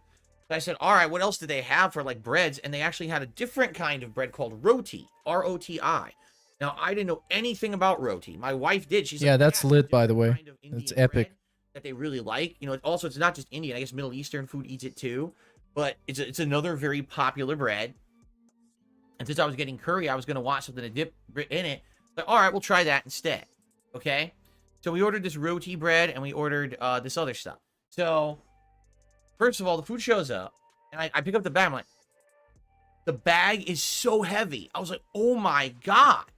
This bag is like incredibly heavy. Like, how much is in here? And so I go to the table, my curry, all right, and this is the same price as other Indian restaurants in the area. It wasn't like it was overly expensive. My curry was in this giant round platter, and it was deep. Whoa, you should have taken a photo. Definitely like a pound and a half of curry. There was so much curry, and I was like, holy shit, I have not seen a place give you that much. And then my wife's biryani rice also was this giant rectangular container that was deep, and it also was weighing like maybe a pound and a half, if not heavier than that. And so we were like, whoa, this place definitely... This is the highlight of his day off, by the way. The best day of the week that he gets to spend with his family, the highlight is eating Indian food and how heavy the food was. I mean, it was a ton of food for other places where we order, and you don't get nearly that much, okay? So, we open up the food, and immediately we notice something. The smell. It's incredibly aromatic, right? I take a taste of my chicken vindaloo. It's tons of flavor. Strong tomato flavor. Along with all the spice, garlic you can taste in there, and other things in there. Salt. I'm like, this just tastes way stronger. All I can taste is garlic. Stuff that we've gotten from other Indian places. So my wife starts eating the biryani, and she goes, like, I was like, what? She goes, the flavor is insane. She's like, there's like so much in it. First of all, she starts looking at it. She's like, look how much is in this. There's a ton of different kind of vegetables. There's leaves, and that's actually how they actually cook it. There's hard-boiled egg, which we've never gotten in a biryani before. There's hard-boiled egg in there. The lamb has been chopped and minced and put in there so you could just eat it. Like, oh my god, this dude, are you fucking eating food for the first time? Nicely. You don't have to look for the chunks. It's just in there. And she's like, this is absolutely the best biryani. He's talking about this like he's never had food before. This is just so good. It's like a big improvement step up. Okay? So then I get the roti bread. Now, roti is different from naan. Naan is thicker, fluffier bread. Oh my god, get out of here with this fucking segment. Roti bread is very thin, okay? But in some places it'll be crispy, chewy. So it's interesting, you fold it up and you can dip it in things. They actually give us a cooling, tangy yogurt sauce as well to dip the roti bread in. So I tried it with different things. I tried it with my curry. I tried it with the yogurt sauce. It had good flavor. The bread was not like bland or flavorless. It had good, you could taste that it had been fresh made. Like you could taste a little bit of singe on the bread, and whatever it is that was in it was just very flavorful bread. So I was just blown away. I was like, so basically every single thing we've ordered from this place is a big improvement on the other Indian places that we've actually gotten in the area. So you don't know what you're missing until you have it. And then when we got this food and saw how much better it was bigger portion, way more flavor, right? But there was one catch, okay? For those who don't know, chicken vindaloo is actually supposed to be spicy, and I was okay with that. I knew that. Oh, it was too spicy. So I started... Oh, no. By the way, it has potatoes in there, too, which was good, because I swear I've gotten vindaloo at other places. They didn't put potatoes in, but this one had potatoes in it, too. So I'm eating it, and at first, like, okay, it's a little hot. And I keep eating it more. Like, okay, it's definitely a building spice. Like, it's not just like a set level. This thing is like increasing in its frequency of heat the more you eat it.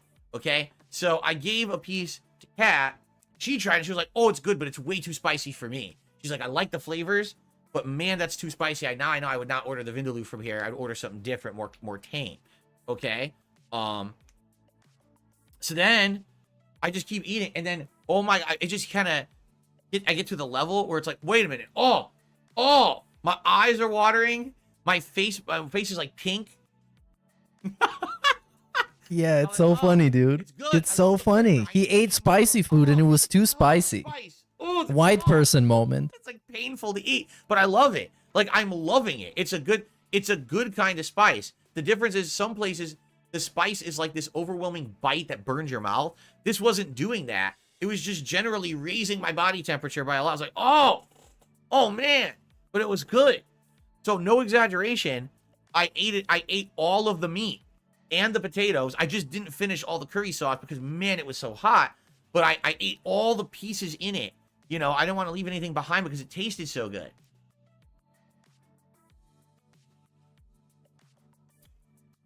My wife actually had tons of the rice left over, so we kept it for leftovers. I'm sure she'll have it sometime this week as a snack or maybe something at night. And so it was actually quite delicious. And so we were very pleased. And when we actually checked the bill, it actually was a little bit cheaper than the other Indian restaurants that we've ordered from. So just think about this. Cheaper prices, bigger portions, stronger flavors, right? Like, how do you go wrong? I mean, you don't, right? It was super It was good. too spicy though. We were very You gotta ask for your money back. It was too spicy. with our meal. And we're looking forward to possibly getting it again in the future. And if we order Indian, that's probably where we're going to order from because it was so dang good. Okay? So, we had a good meal.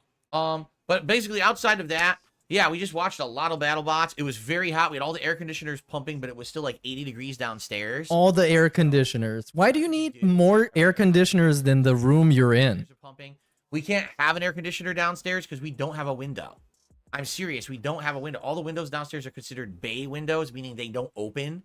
So we can't put an air conditioner in a window downstairs. We're stuck with all of them up here and trying to get, you know, the air to go downstairs. We have a bunch of fans and stuff trying to blow the air downstairs. And sometimes it works, but it's just when the ambient heat becomes so strong at one point, it's like, what are you going to do? You sweat it out, right? So, and that's what I mean. We're going to have to do that for like at least another week. The temperatures are not going down at all. Okay? Yeah, this guy's gonna die from heat. So anyway, so people are asking me. Cat's makeup is gonna start melting off her face. Well, let me put it this way. No, don't put it anyway. The day. Really, I was. And so it's the end of the night, and we're getting ready for... Bro, we getting a fucking diarrhea story. And after she's out of the shower, we go right to bed. And so it's my job to wrangle Jasper Kitty and get him upstairs into the bedroom so we can all go to sleep. Wrangle Jasper. He runs all around the house all night making noise and wakes us up. And it's the only way we can get a restful sleep is to have him sleep with us in the bedroom and close the door. Okay? So it's my job to wrangle Jasper Kitty. And I can hear my wife's getting out of the shower. I was like, okay, now it's time. And so I go to get Jasper. And the moment that I bend over to try to like pick him up, I hear... Oh, wait a minute. Oh, boy. And I ran to the bathroom. And, I mean, I could describe what happened. But I might Don't? actually, like How about you don't? I actually have to be shut down if I... Yeah, I hope it will. Because of the level of graphic activity that happened. Okay? But let's just say that you couldn't eat all of it with a single spoon. Vindaloo is just as spicy on the way out. Okay. So yeah, it was pretty bad. And then I finally get Jasper, we go upstairs, and Kat's like, what happened? I'm sorry, chat. It took forever. I was like, you really want to know what just happened? Like, of course, that had to happen the moment. Hey, big ups ass fucker 5000 for the sub. The moment I'm going to bed is when Enjoy the content. Oh. So, yeah. Anyway. Oh, yo, what a disgusting fucking pick. Phil's day off. Oh, man. Oh, no. I gotta start over. All right. So, And now we're getting a comedy bit. it was very hot. It was 88 degrees. And so because of that, we had a lot of stuff we had to do. And we started off, you know, going out and doing our usual stuff. Like we went off grocery. I'm not going to do Phil's day off again. What are you kidding me? I'm not starting over just because I forgot the logo. He's so funny, dude. I thought he was actually going to do it. Wait a minute. He actually is starting over. It's not a joke. No, it's a joke. I'm not going to do that segment again. Come on. That's ridiculous. Okay. All right. So that was Phil's day off. All right. Let's talk about the schedule. All right. Today, it's a messy Street Fighter 6 stream, to say the least. Okay, I get to skip this now. This is a fucking banger. And I get to catch up on the pop-ups. Big ups Rocco Sandwiches, who says a real fan would donate for Jasper's blood work. That's actually true. If you actually cared about him, you would donate to fucking Jasper. And then you can instead of this guy getting more toys. to do jab combos. Nope. Big ups Jay Wasau 989, who says that home smells like rotten fish and old plantain. The return of Riven Plantain. Remastered. Yes, people have been wanting Riven. I don't even want to imagine how the fucking household smells like, because this is just next level with all the cat litter. Ugh, delicious. Big ups VLX, who says no claw transplant for Jasper. Very well could be. Very sad moment. Because with that $400, you could have got him like stainless steel claws and maybe grills. Imagine Jasper getting grills. And you could have got him a nice big chain. Hey, right? That'd be amazing. Not a big deal, right? It's not. I wasn't expecting. It's not at all. To begin with. Who's going to drop $400 on me? Do I have a spicy Indian food story to share? Not really. Okay. Oh, actually, I do. Saturday. More Shadow of the Erd Tree. Okay, I'm going to do that as this guy is talking about the schedule.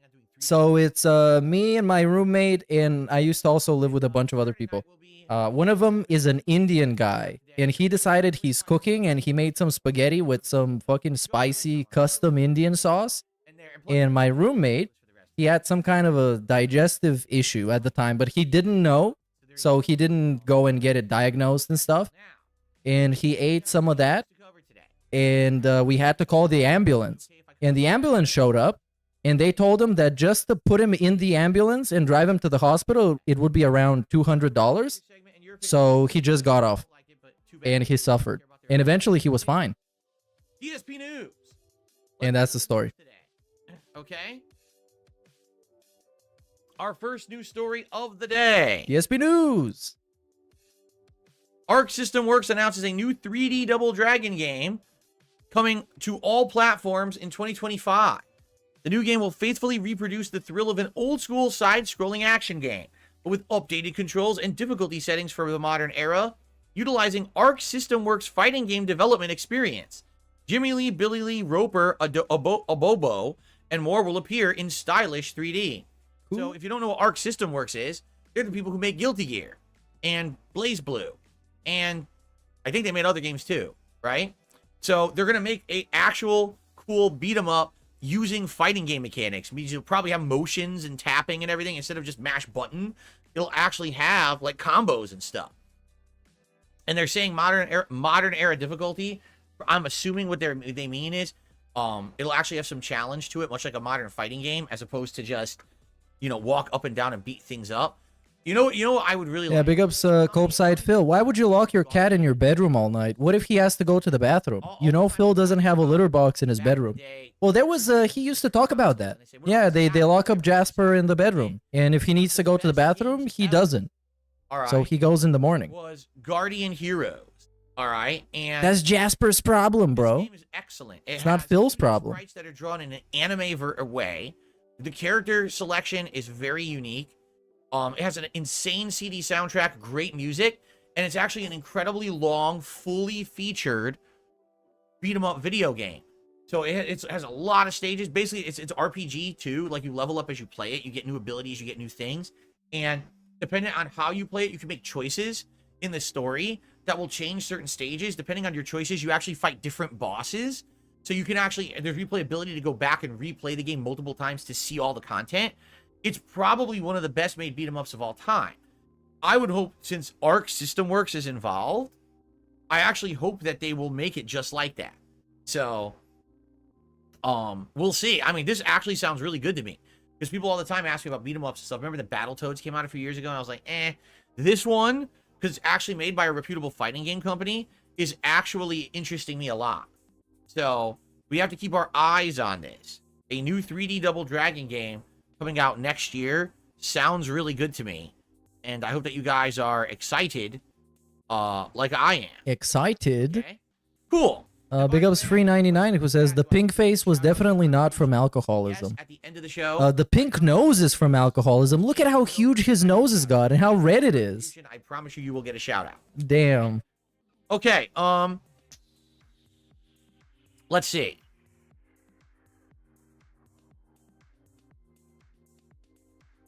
Oh, yeah. So here's the big story is the Xbox story, but I think I had one more. Yeah, that's right. Nintendo is teasing a M-rated horror game on the Switch. Oh, so the person that was asking about this earlier, you get to find out your answer, dude. Translates to English to Smiling Man, and it shows a guy with like a paper bag on his head and a smile on it. It's just so weird. And it's like, whoa, Nintendo making a mature game these days is rare. You know, Nintendo usually makes more family-friendly fare these days. And to hear that they're actually purposefully making a mature-rated horror game is kind of neat. But there's literally no information about it at all. We don't know what kind it is. Is it survival horror? Is it something else? We don't know yet. But it's crazy because already people are like going nuts about it. They're like, wow, Nintendo doing something mature. You know, this looks good. And it looks to be an exclusive, like a Switch exclusive horror game. Could be neat. So I guess we'll have to see. Smiling Man. I think it was like Mr. Ito or Mr. Emo or something like that. But then they translated it and they said actually it means Smiling Man or something Mr. like that. Emo.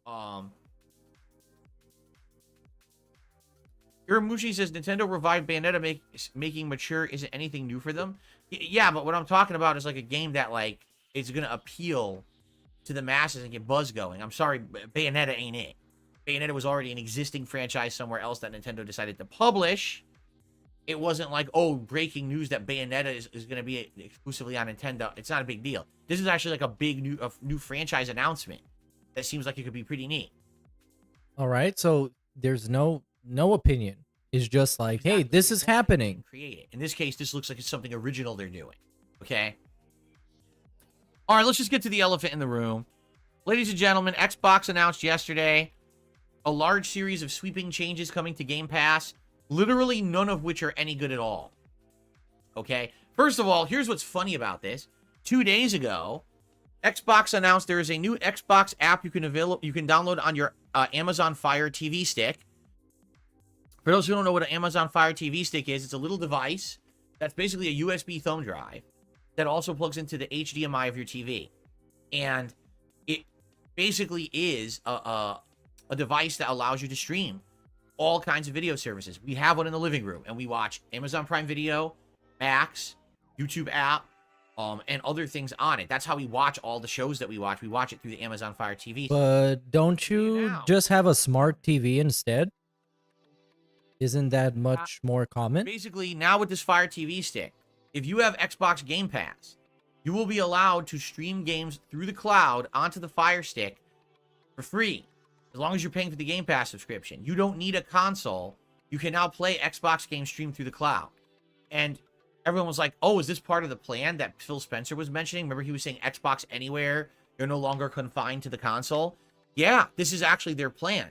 They're planning on having Xbox app be updated on all formats, that now you could just stream their games through the cloud. You don't need a console anymore.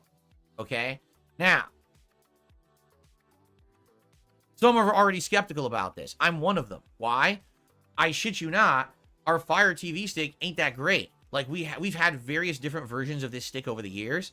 Basically, what happens is after like a year, the Fire TV stick just starts to run poorly.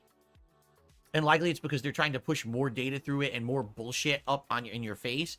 But as they do that, it becomes bloated and it runs poorly. It does. And so usually about once every 1 to 2 years, you need to buy a new Fire TV stick because the last one just runs like shit. Can't you just clean the cache or something? When they go on sale, you get one for like $20, but usually they're like 30, 40 bucks. On This, I don't trust that this is true. console.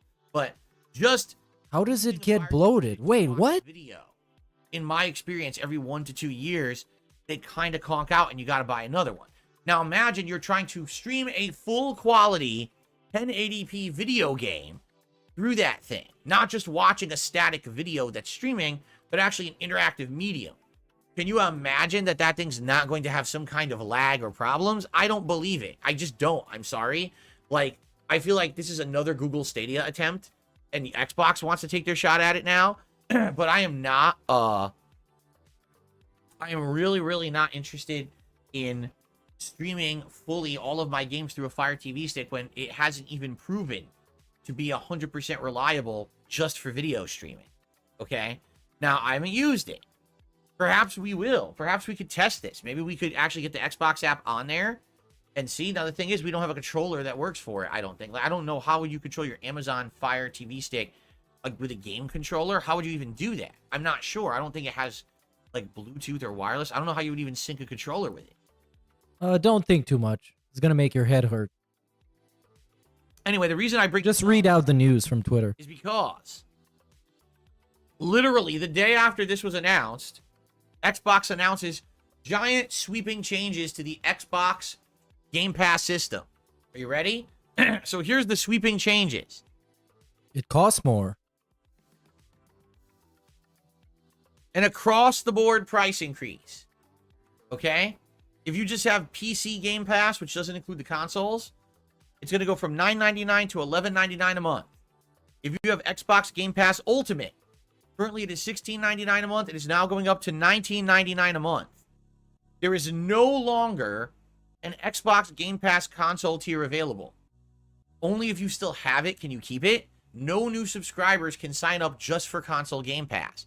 There will be a new version of console Game Pass. Okay? And that version will be more expensive than the current one.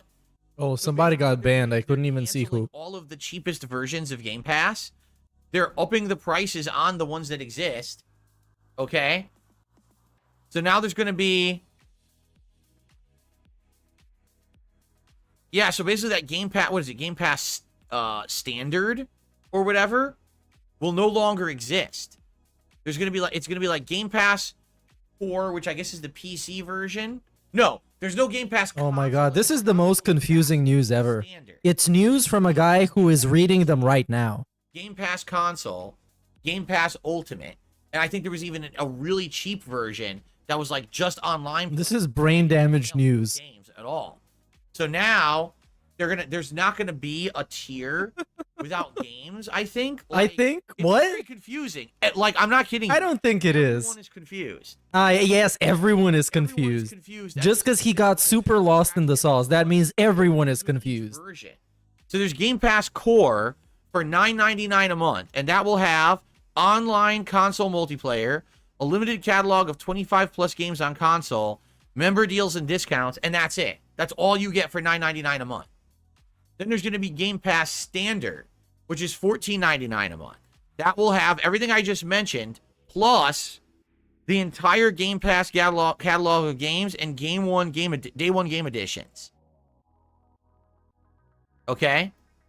But, no, wait. No, I'm wrong. Oh my god, this is so... I can't... Oh man, this is so sad. Why did they do this? Even I can't make heads or tails. Even I have a can. chart in front of me. Even I. Understand it. The genius Burnell. So there's a $10, a $15, and a $20 a month plan. $10. This is the Joe Biden news. That's it. $15, you get a limited catalog of Xbox games. This is the worst. You don't get the new Just show me the fucking article, bro. of Game Pass. Show me the article. I'm gonna read it myself. New releases. Okay? If you pay for Game Pass Ultimate, you get everything, including the day one releases, perks and discounts, EA Play, and Xbox Cloud Gaming. All right? Now, wait a minute. Did you hear what I Wait a minute. No. Allow me to reiterate what I was just said. as confused as you are.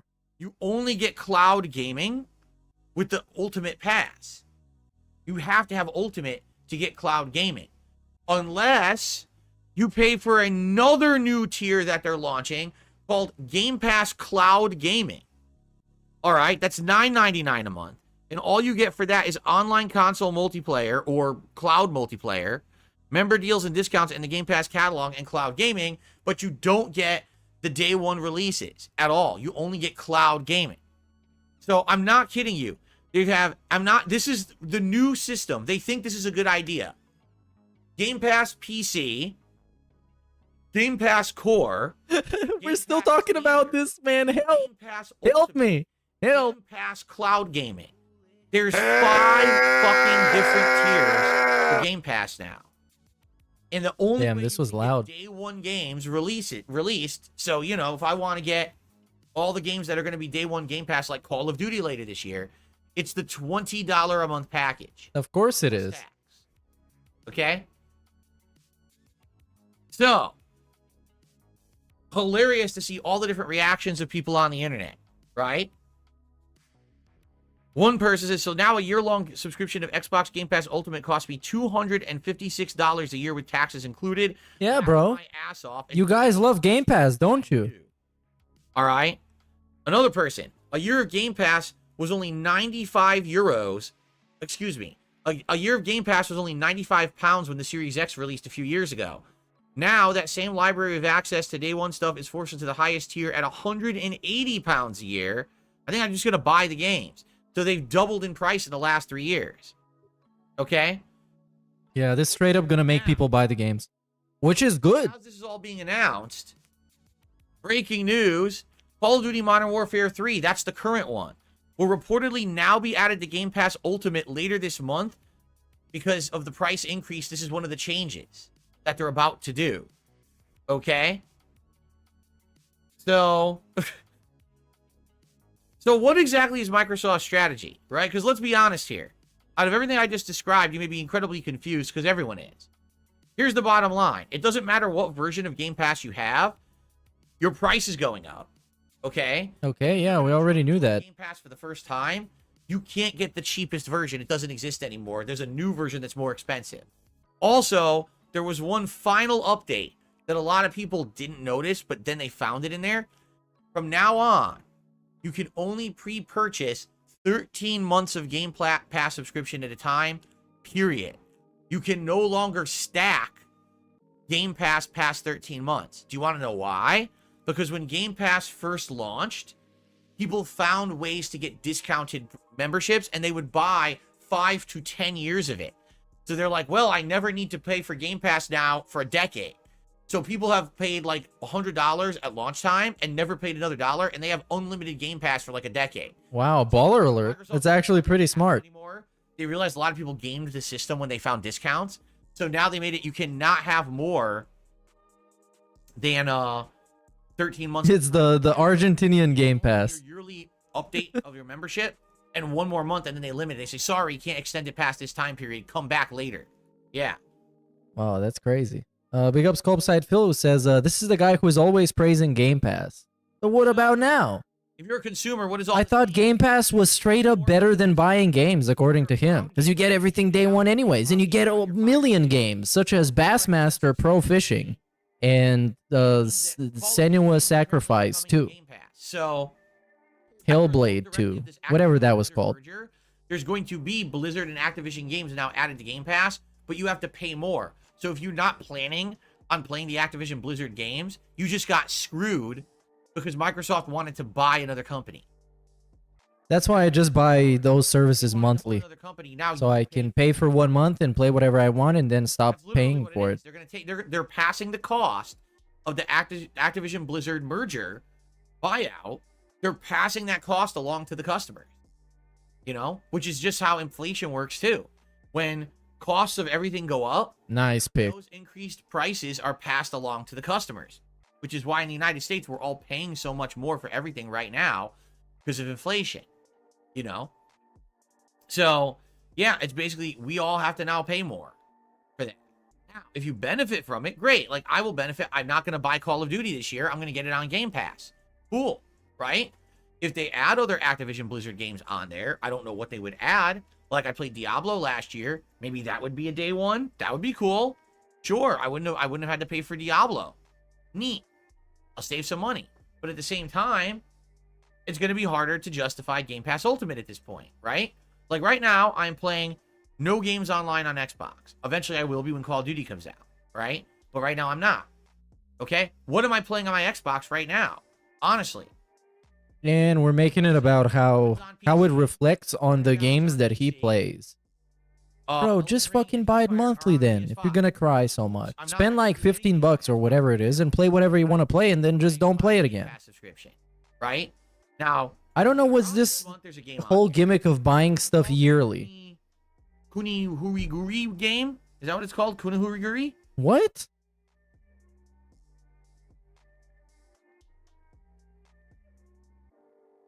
Kunitsugami, excuse me. Gesundheit. Kunitsugami is coming out on the 19th of July. It's uncertain whether we'll try it or not. I probably might beat Shadow of the Erdtree by then, so maybe we could give it a shot. But outside of that, there's a rumor that Visions of Mana will be part of Game Pass next month. Outside of that, I'm looking like I couldn't even tell you what the next Game Pass game is that I'm going to be playing on there. I'm looking at all these games and I'm like, are any of these day one Game Pass besides Black Ops in October? Oh man, how did he manage to turn this into a fucking schedule segment? This is the worst pacing ever. The worst. He got no sense of self-awareness and when to stop talking about a certain thing. But outside of that, I don't Jesus Christ. much out of Game Pass for the next few months. Maybe I should just cancel it and then renew it later. I'm not doing anything with it. I'm only using my Xbox on Sundays for React Day. Right? That's it. What about the Indiana Jones game? That's a maybe. It doesn't have a release date. There probably will be more Game Pass games this year. Yeah, you know, I don't know. It sucks. I used to say Game Pass was a great value. Because it was like, what, $12 a month? And you were getting all this game catalog and all this stuff to play. It was definitely worth it. Now, it's starting to get not so good of a value anymore. Unless you're going to be into all the Activision Blizzard games they're going to be adding, then you're paying $20 a month for what? Right? I don't know, dude. The topic is finished. You can just move on to the next thing. I played Another Crab's Treasure and other games. Because this is just like thinking out loud. It's actually a thinking out loud segment. Raising prices. I mean, listen. Okay, we get it. It's the type of stuff that you're not even supposed to say. You just think it to yourself. You're already am I getting value out of this? I don't know. Am I? I don't know. Yeah, I think I was, but now I'm not. Well, you're not really adding tons of benefits. I mean, yes, the Activision Blizzard games will be a benefit, but if you don't care about that, what about everybody else, right? Sorry, I don't believe that cloud gaming on the Fire Stick is going to be a reason more people are going to become Game Pass subscribers. I think you'll get like 100 people for that. It won't be a big deal. So I'm kind of scratching my head right now. I'm wondering what's going to happen with Game Pass. I don't know. This is very bad news for the consumer. Make no mistake about it. Okay, so I hope that Xbox is not backing themselves into the wall. You know what I mean? Like I always used to tell you guys, Game Pass is the best value. I don't know if it is anymore now. With this price increase and these changes, I actually don't know legit if it's the best value. We'll have to follow this story and see what happens. Hopefully they don't lose a ton of subscribers, but they very well might. You know, I don't know what they're doing. I don't know either. But rest in peace to Shelley Duvall, known for obviously The Shining and a bunch of other stuff. She was the GOAT for real. Dan, who became a member for 2 months and says, "You think you'll ever play Kingdom?" But she lived a very happy, long, and meaningful life. They were pretty good. And she was in a lot of bangers. Insanely bad. Ridiculously boring. That's my news for today. That's all I got. It really didn't feel like any kind of a meaningful game. I called it the play school of RPGs. Remember? I was like, dude, this is like totally for kids. Like, I couldn't believe how bad it was compared to the first two. I think the first two were like way superior. So yeah, it is what it is. I don't know if I'll play it or not. If there's a new one, I'll have to see what it is, and if you guys are interested in seeing me play it or not. I thought 3 sucked. Ladybird did a super chat. Ladybird was the person asking for me to do a shout out. Sorry it took so long. I'm a big fan. How is Street Fighter 6 compared to other ST games? I think you meant to say compared to other Street Fighter games. Street Fighter 6 is by far the most complex Street Fighter I've ever played. It is more complex than any of the games up to this point. It has the absolute most... whoa. Hold on. It has the most mechanics and systems involved. I mean, parry. Oh, man. Drive rush. Drive cancel. Drive reversal. Drive impact? Yep. That's just the basic. I know fighting games, you guys. I haven't even gotten into anything complex. I just named the basic systems in the game. And you have to learn all those before you can even play the game. Which is why it actually took me a couple of months to really understand the game at any kind of a level.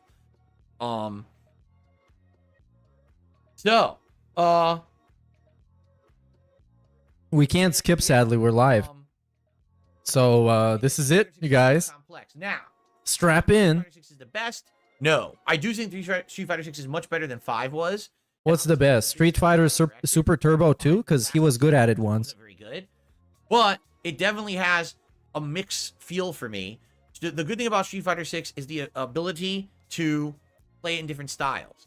You've got characters that are rushing. Anyways, let's do a fit check for today. So today, Phil is serving a white shirt with rose patterns in it but it's also black and white. So very stylish. Very, very stylish. So that it always feels fresh. Of course, as always, it's completely incoherent and it doesn't mash well with everything else going on in the stream, especially the layout that looks like it's made in the early 2000s on the very first version of Photoshop or perhaps even Paint on Windows 98. And then the backdrop is, of course, the high-quality gaming artworks that one of them is associated with a racist meme, but that is very on point because DSP is also associated with a racist meme. To some extent, you know, if you didn't have that mini game in the corner, a lot of people wouldn't have a chance because people would just outplay them solely on fundamentals. But once you accidentally get into the corner, oops, now I got to play this gambling mini game where I have a chance to get out, but I might not get out because if this person memorized this pattern to do this flowchart, and we're still talking about Street Fighter. You in the corner, and it's not about them being good. It's not about them timing things right. It's literally just they guessed, and they guessed correctly, and you guessed incorrectly. It's like playing rock paper scissors. Like 1, 2, 3, shoot! Oh, I got out of the corner because the paper beats rock. 1, 2, 3, shoot! Oh no, I guessed wrong, and I get hammered by the rock, and I stay in the corner and lose half my health bar. That's the game. Got hammered by the rock? Damn. I feel like that's, you know, kind of stupid. Dwayne Johnson up to some nefarious stuff nowadays. Corner, it's just like that. So, sadly, that's what I don't like about it. So there's things I like about Street Fighter 6. There's things I don't like about Street Fighter 6. It's a love-hate relationship for me. Hair of the Dog did a super chat and says, "Woo, it's DSP News." Thank you, Hair of the Dog. Yes, we did DSP News earlier. But that's when he did that super chat.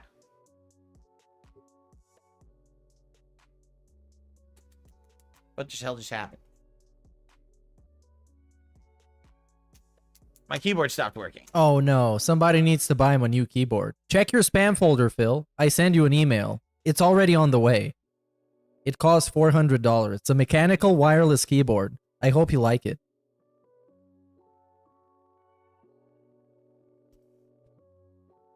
This is such a fucking cooked stream. It's so terrible. The gaming news segment was terrible. The day off segment was terrible. It's only the fight stick segment that was fun. Because someone, quote unquote, bought him a new fight stick that cost legitimately $400. Right, first tip of the day.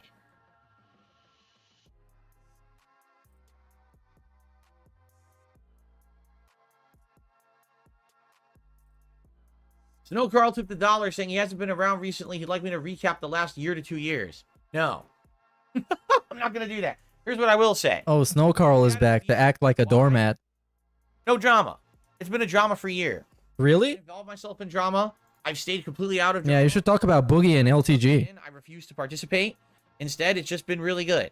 Now, I know we're going to have some drama coming up in August when this documentary about me hits. But at the very same time... Oh, is it coming out in August? Everyone else has. I think there will be some new stuff in that documentary, but it'll be stuff about my past, like Oh, the cope is insane.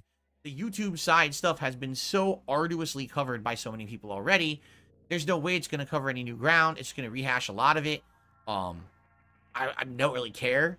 I've already been there, done that. There's nothing new to talk about in that regard. In fact, if anything, the last few years, it's just been more positive stuff rather than the same over negative shit that they like to focus on. Bro, what do you mean positive stuff? The interview was literally last year, and it destroyed your brain. You still haven't recovered, and you never will. No, I'm not too worried about it.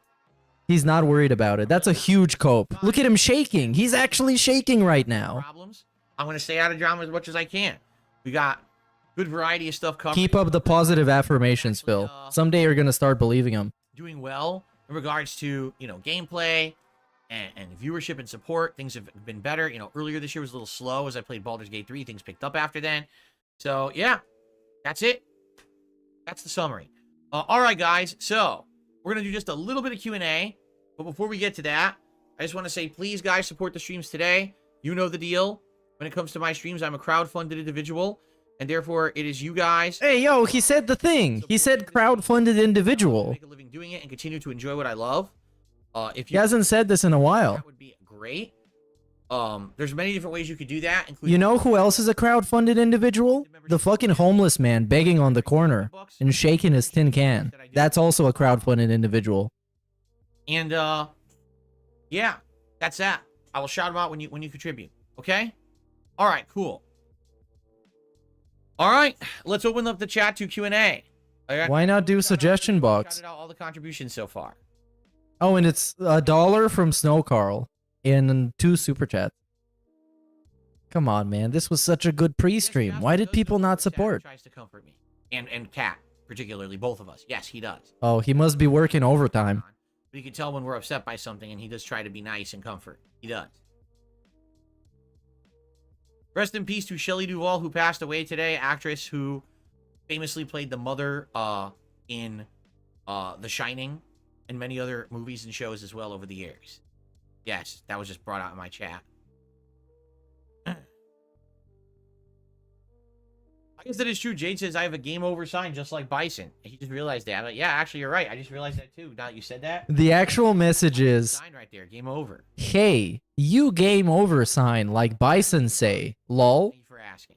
Nice. I don't give a rat's ass about Boogie or anything about him. Just so you guys know. I already said my piece on Boogie. I did nothing but was nice to that guy. He basically became a scumbag and treated me badly.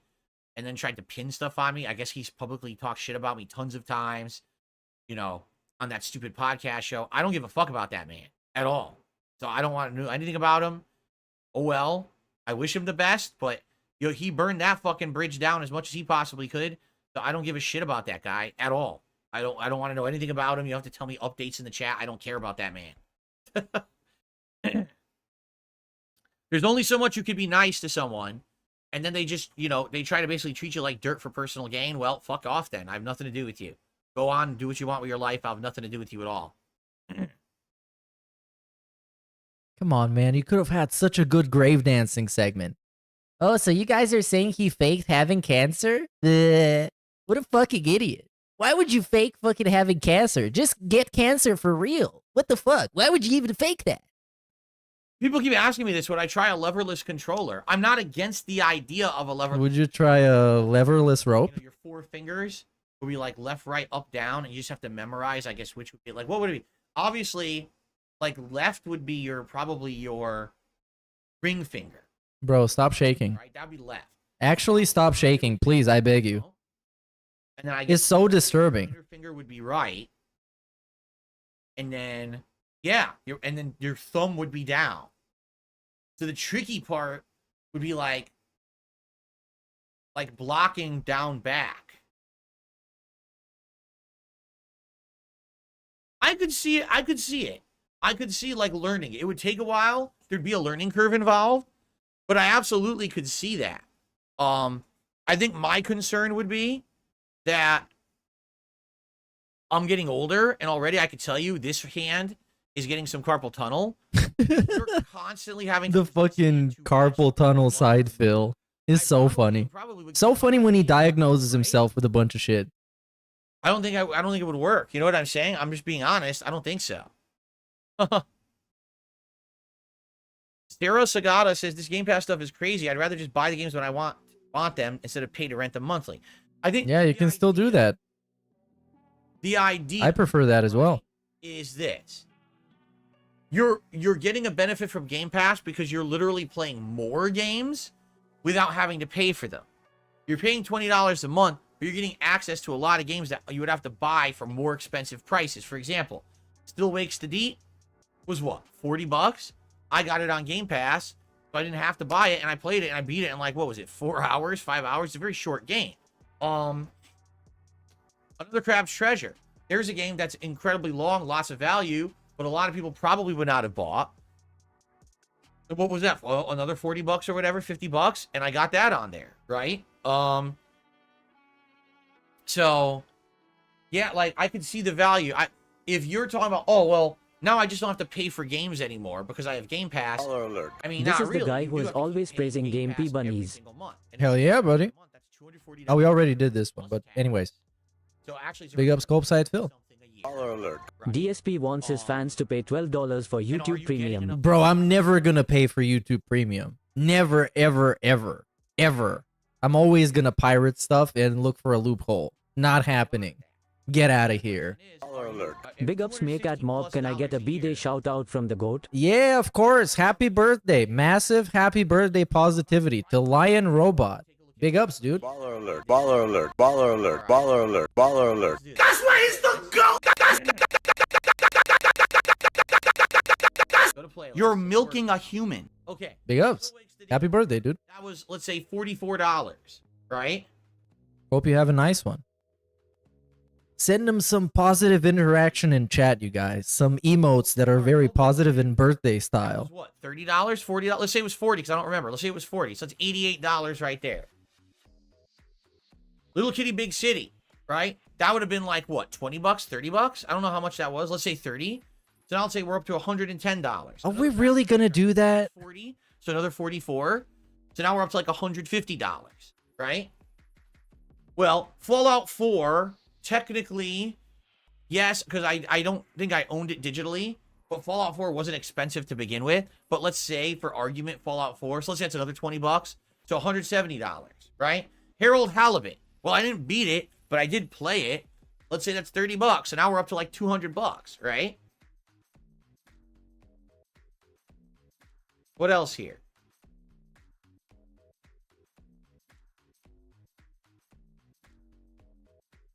I think that might be it for so far this year. So there's a Kiwi Farms post about Boogie lying about being diagnosed with autism.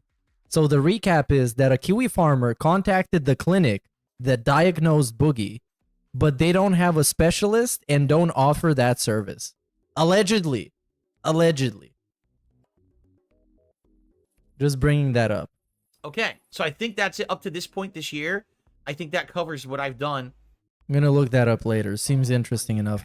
Okay, so now, what else this year? Because Boogie also claims to have autism. Yes, he claims to have everything, basically. And that would be something that I would have paid. Just name it, he got it. Right? So now we're already up to $270. He's collecting them all. Okay? So any other game that I play on Game Pass this year, I've now actually saved money from what I would have paid. Okay? But... Oh, yeah, except a job. Except having a job. Right? Because he doesn't have that. Basically under that system. So... And they ask him on the Lolcow podcast, so what are you planning to do now that you're going to escape the internet and retire and be gone forever? And he's like, yeah, I got a plan. And then they start asking him, are you going to get a job? And he's like, no. Fed Rogers is about Indiana Jones. We also forgot about Hellblade 2. This shit is fucking ridiculous, man. Played on PlayStation 5. That's incorrect. Now play that on Xbox. So, anyway. So, yeah, I think for me... Being that I'm someone who is playing a wide variety of games, I am someone who check out like Harold Halibut that won't work out, but I don't have to pay for them. While there's other games like Another Crab's Treasure that are pleasant surprises and I end up doing giant playthroughs of. I think Game Pass still kind of works for me. I don't know how much value it would have for someone else. I'm just being honest. That's your mileage may vary, as they say, right? Okay. Okay, can we talk about something, please? Please. Or are we going to get some more questions? Snowcrawl tipped another $1, says, what are you doing about your hand? Are you doing any exercises? I mean, no. As I get older, I'm going to have to start doing more regular exercises. Oh, he's going to watch the Jake James Lugo videos about how to warm up your hands. Make sure that everything's working well. I do have these hand exercisers. Yeah, hand exerciser. Bro, get the fuck out of here with these stupid-ass fucking gimmicks. There's nothing wrong with you.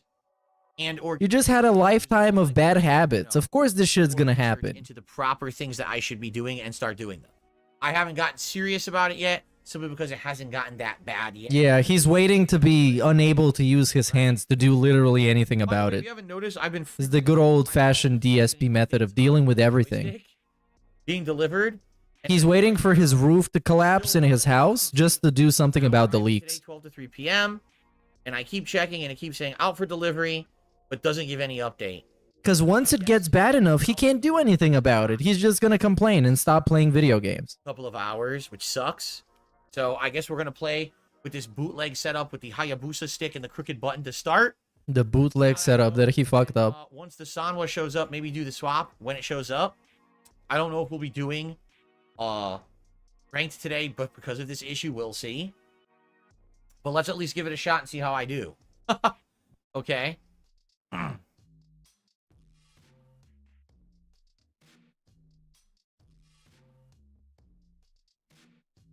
Okay, Why any not questions? swap Riven and Street Fighter? Because Riven is a late night chill stream that has its audience instilled in the late shift. Instilled the late shift. Bro, shut up with this bullshit. You have a fucking live stream. You don't operate a fucking warehouse or something to have a day shift and a night shift. What a fucking idiot. And people show up to the late shift because people in Europe can't watch it because it's in like 4 in the morning. And of course it's going to be different people. What makes me prefer Dalsum over JP? It's so stupid, man. I like the stretchy limb idea. I don't like the idea that JP is keep away solely on kind of this projectile setup. I'm not saying he's bad at all. I'm just saying I think I like Dalsim. He's more traditional. I like his setups better. I like the idea of teleporting around, big flashy stretchy limbs, catching the enemy and doing juggles and stuff. JP is more just toss a bunch of projectiles out there and hope your enemy walks into them, right? And every once in a while, I hate to say it, mashing a high priority move and hoping that it hits. If it hits, wow, giant counter hit. Oh, I hope it doesn't hit, man. This is so annoying. And I enjoy him more because of that.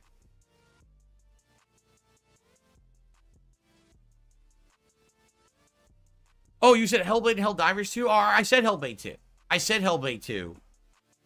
In the games on Game Pass, I included that in my calculation. When does the Girl in the Big Fish game come out? Oh, are you talking about that game we saw during Summer Game Fest? Don't know. They didn't announce it, anything about that. Right. It looked interesting, but they didn't announce any specifics about it yet.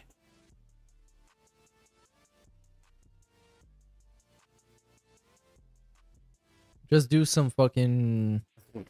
Just do some suggestion box, bro. Come on. Nipple, a name What? I'm definitely not putting on my leaderboard, just hit me $3 and said, have you considered doing a Super Mario Wonder playthrough? It's a fantastic game. I did. I already played the entire game when it was brand new. You can check out that playthrough right here on this channel. So give it a look. We're up to $5 in tips now, by the way. Okay, thanks for the update, Phil. People and their nonsense, their names. I received Okay, I mean, and 1 cent tip. bro, you make fucking jokes about shit coming out of your ass all the time. And somebody's called rock hard nipples and it gets a fucking talking to. Come on. You made some good ones yourself. You got me in a Street Fighter 4 and Marvel 3 back in the day. Any chance you go back to making those? No. I don't.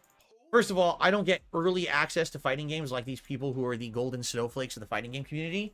So Why not? Because you're trash. to give you that early heads up style content regardless.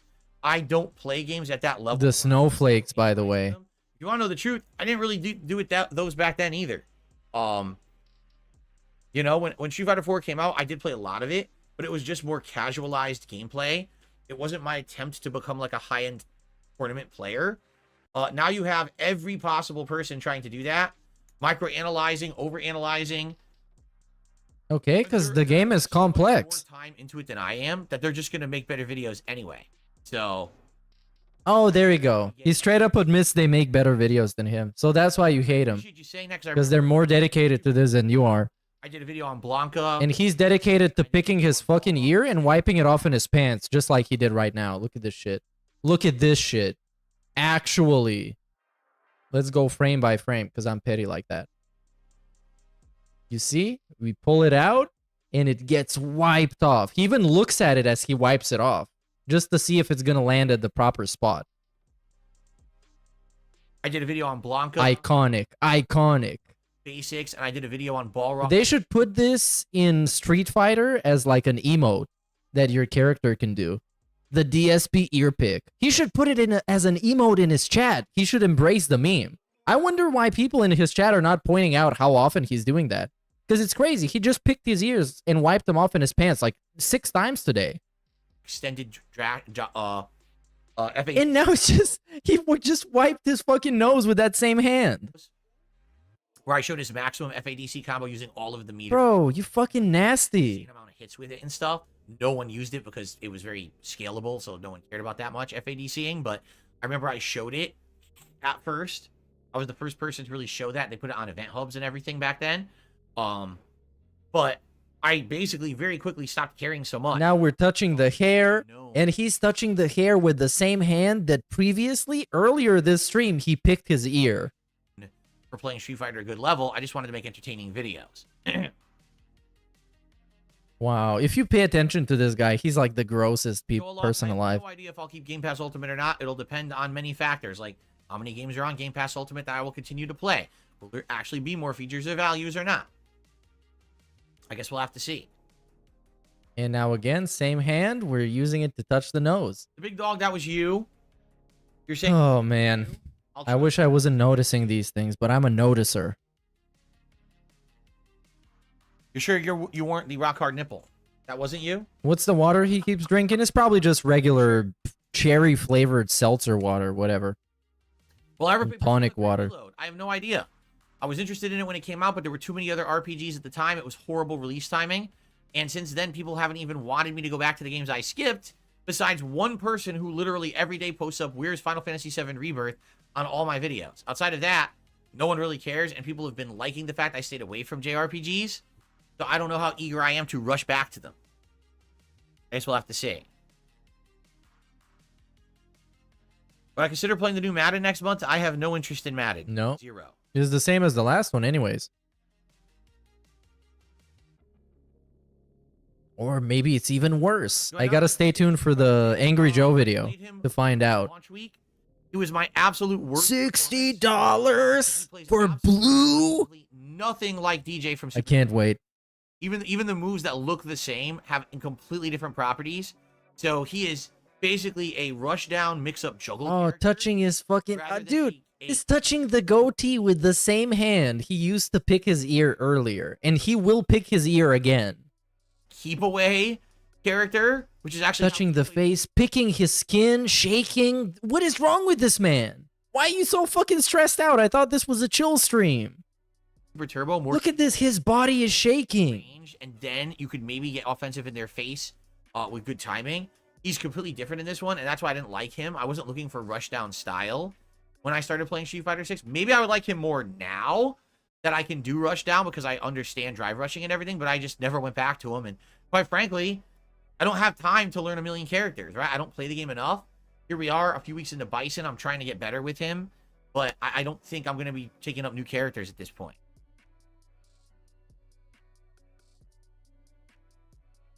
So Derek is asking, I was curious if you like that YouTube feature of scheduling upcoming live streams. What kind of a fucking question is that, Derek? What the fuck is wrong with you? Only because they exist fully fine now. Those reviews don't need to be... What kind of an actual question is this? Hey Phil, do you like being able to schedule your live stream, the thing that you've been doing for years and currently are doing all the time? Right? You like that? No thumbnail. He just wants the attention, bro. That's what we're trying to do with the throwback And channel. he's getting ignored on purpose. Content that's outdated to make it more modernized.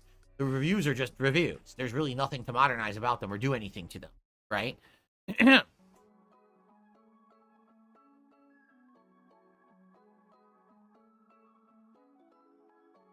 You would die a happy woman if you could see me in the cloud wing one more time.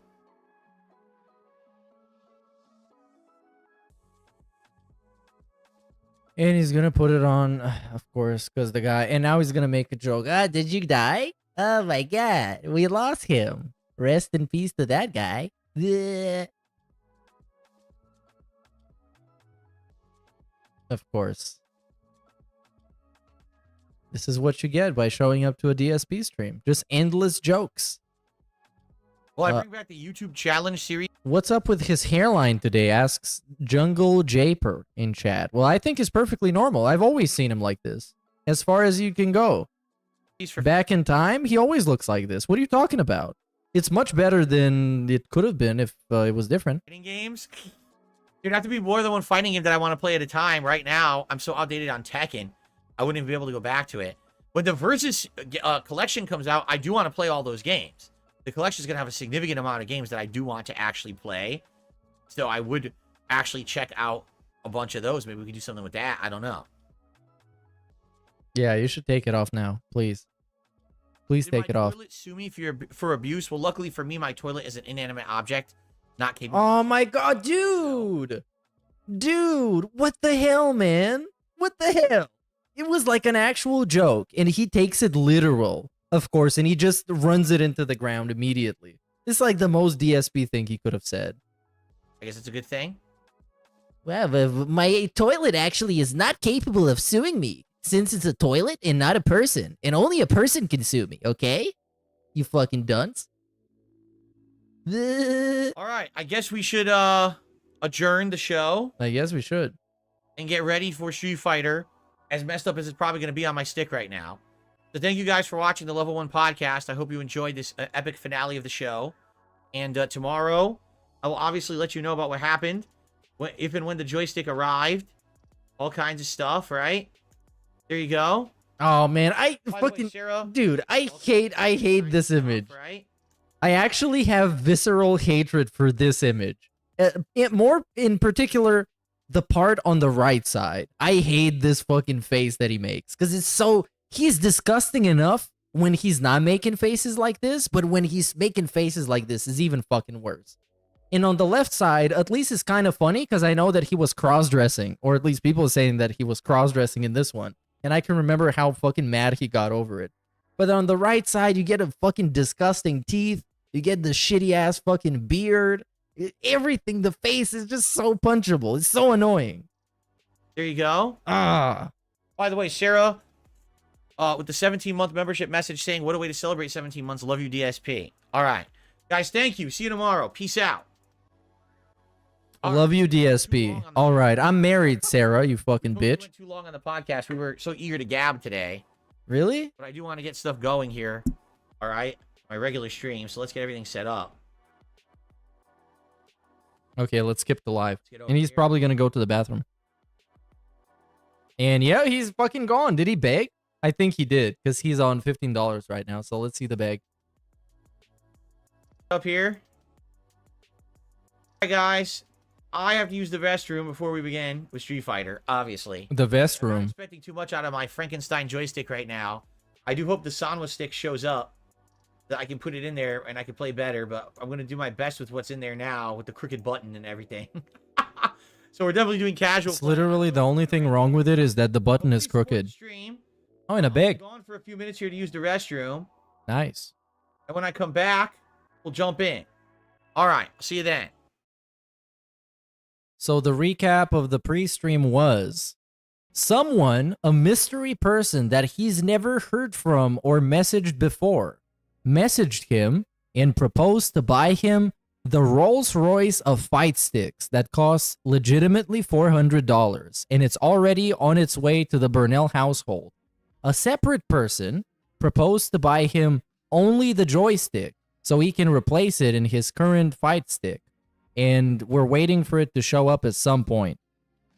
On his day off, he ate Indian food that was too spicy, but the rest of it was very good. And he also watched BattleBots with Kat. And basically that's it. Basically.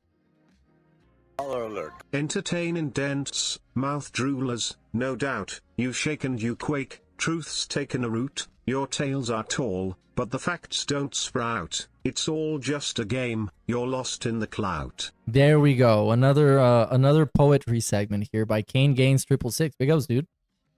And yeah, it also the Indian food also upset his stomach. That is a thing that happened.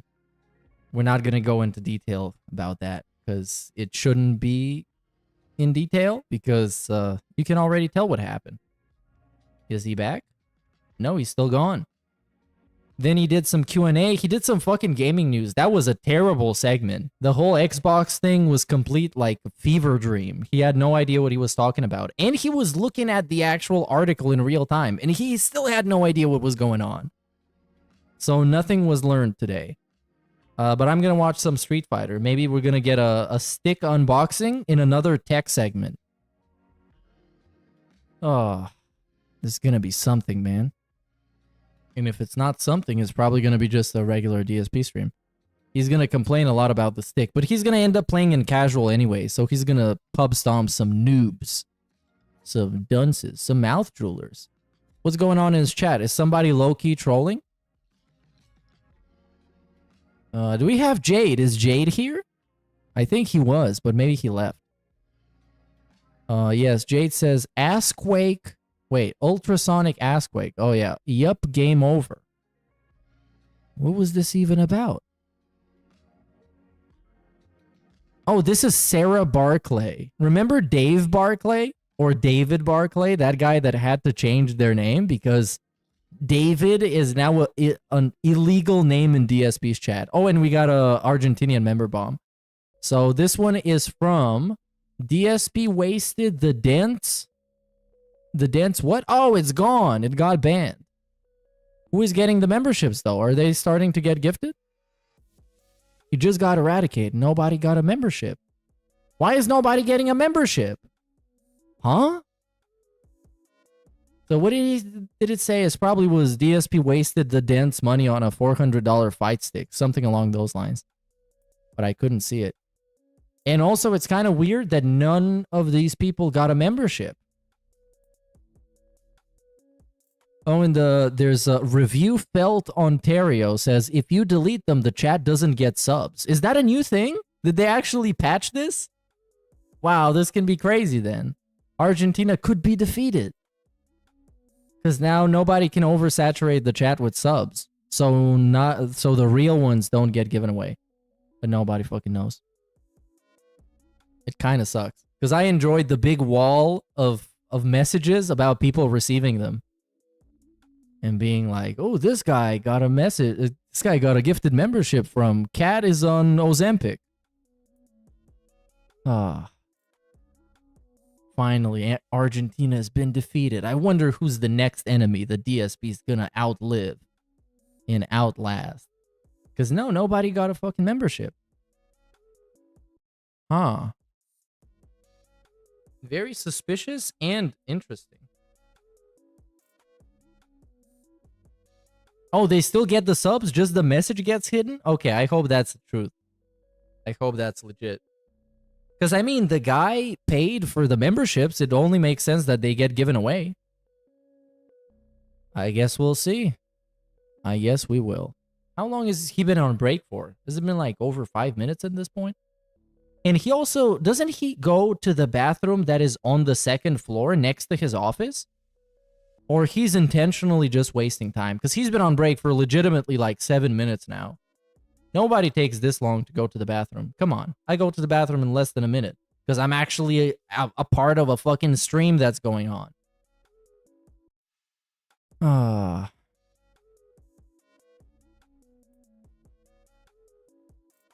I'm very curious about how this new fight stick from this mysterious person is going to turn out. Because, man, it was very, very suspicious. Like I told you, my theory was that he got drunk, and when he gets drunk, and also when I get drunk, I make impulsive purchases. So I also expect him to do the same, because I know for a fact he's very impulsive with his money. And when you get drunk, you become even more impulsive. So he probably just bought the stick himself on a payment plan and just tried to make it out to be somebody else so Cat doesn't get suspicious, because Cat knows they're broke. Don't forget about that.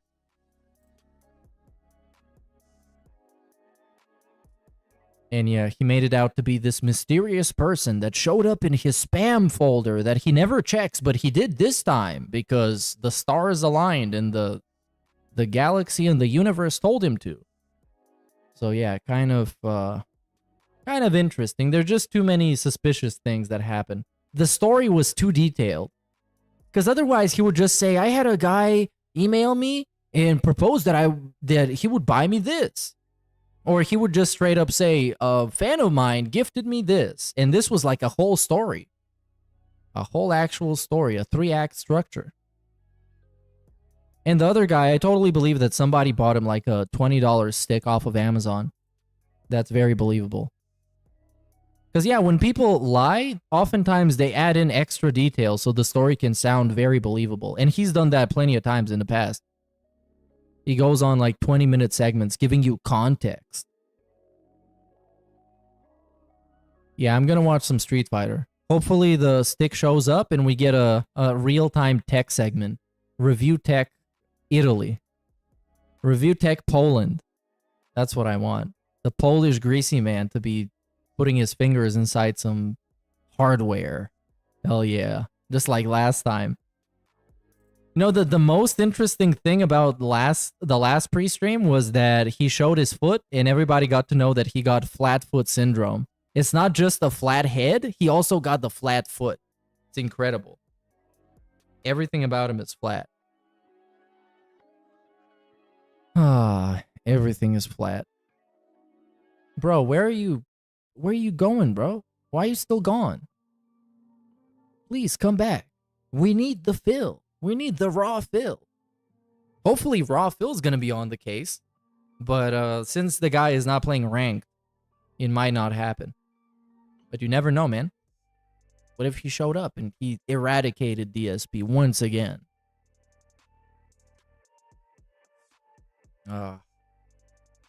See what's going on Twitter. Has there been new development about Boogie?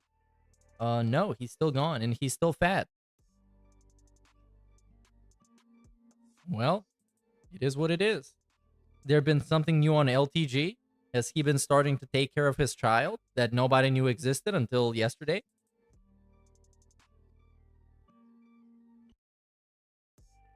I guess not. I guess not. But there's been a lot of memes, bro. A lot of memes. The memes are hot. They're comparing him to Drake. Because, you know, Drake got exposed by Pusha T for having a hidden child. And then immediately decided to become Father of the Year. It's like, dude, I love my son now. Now that people know that he exists, I love him. He's the best.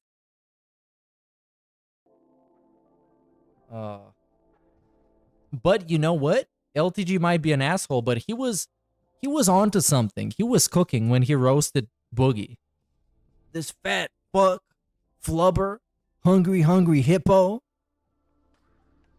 Yeah, that's that was something else. Hey, here's the guy. The guy is back. Mr. Guy.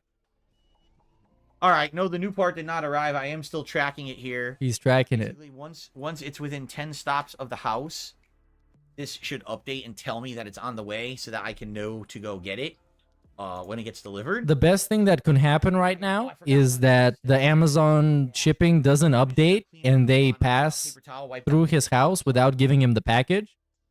And he needs to cry about it on the internet. That's going to be so funny.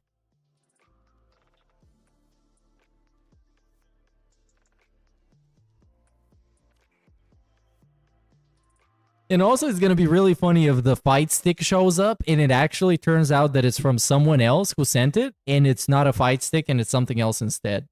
They send him like a blow-up doll. That would be funny as hell. But no, I think it's the fight stick. And I think he bought it. Like, I'm pretty certain in my belief. But of course, it's a theory. But of course, I think he bought it. It's just too elaborate to happen on its own. Do I prefer Alpha 3 DJ over Street Fighter 4 and 6 DJ? I don't know because I didn't really play him in Alpha 3. I That think was only DSP Alpha is 3 bulimic. How does he look like he does when him and Kate have the same food intake in theory? It's the only thing that makes sense. I got no clue. Credit card. I got no clue. I think he's very unhealthy. And the whole gimmick about him trying to live healthy is because, probably, in my opinion, one day him and Kat went to the doctor and the doctor was like, guys, there's gonna be a really bad thing that's gonna happen to you unless you turn your lifestyle around and be more healthy. And he started doing some fucking superficial, surface level improvements to his lifestyle that he thinks are gonna help him, but low-key won't. So yeah, that's what I think. and they're not console. Shut up. Out of Jean-Claude Van Damme's mouth is so mispronounced, it's hilarious. Mouth. Raul Julia with the, you know, for me it was Tuesday quote, the game over quote. You've got Zangief saying, quick, change the channel, right? There's just a ton of funny lines in that movie.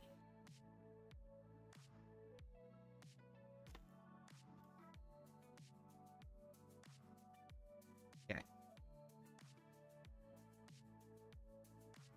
All right, so now let me just go wash my hands because now I got cleaner all over them, and then we'll begin.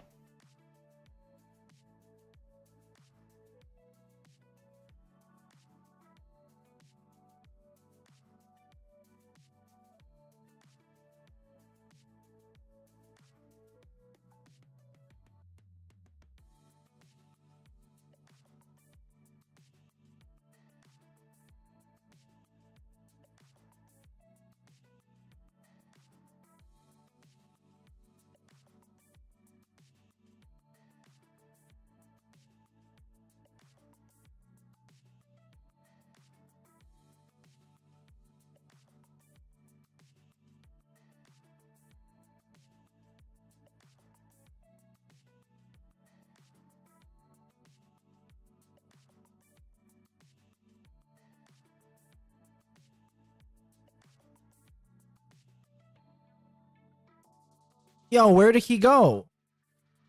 I went to hit the bathroom for like 30 seconds and this guy is gone. What happened? What? Hey. Okay. What a fucking asshole. You can't even go to the fucking bathroom. For what I'm to understand, like I said, when this is about 10 stops away from delivering, it should say for me. Oh my god, you said this already, dude. You know, your delivery's almost here. So I got to keep my eyes peeled on it, but I don't know if it's actually going to update on this screen or not. Oh my god, you're so annoying. Yeah, we got it. They're gonna send you some kind of a notification. Chill the fuck out. You're gonna survive. Street Fighter 6. Yeah, this is going to be interesting. So I'm using the Hayabusa joystick. Nothing wrong with that. But having a crooked light kick. No, it's not gonna do anything. It's probably gonna No, it's not gonna be a problem. It's not gonna be a problem. But now he's gonna think it's a problem. You're having for dinner already. What time is it there? You already know in detail what you're having for dinner? I don't even know what I'm having for dinner. We bought a bunch of stuff. I don't know what my wife's making today. What kind of a fucking stupid thing is this to say? How do you know in detail what you're having for dinner? You don't know what you're having for dinner?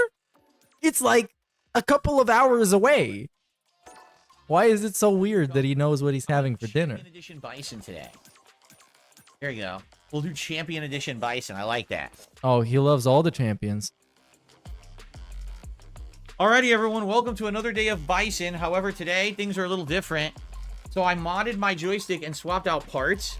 But basically, sadly, the way this Convo Obsidian 2 joystick is set up, you can't fit a Hayabusa joystick in it properly. So right now, I have a protruding crooked light kick coming out of my joystick. I don't know if it's even going to work. So I have a... Yeah, it's gonna work. En route to my home today. And I'm going to see what happens. So we'll go from there. Wow, shit. It's definitely gonna work.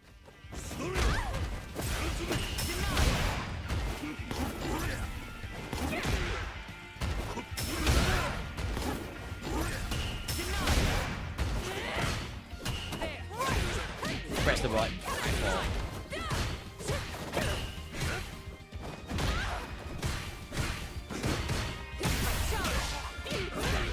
Hell yeah, bro. Beat his ass. This is a cami. He hates playing against the camis.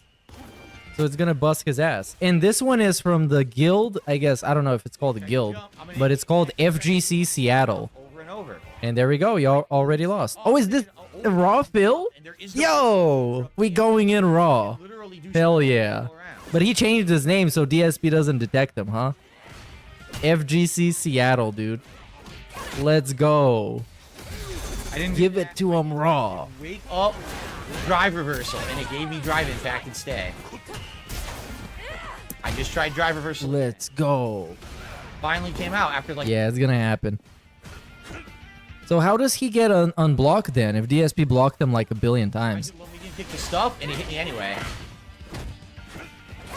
And anytime now, is he gonna lose this round on purpose? Because DSP's not gonna rematch him. There's no way. He's gonna run away immediately.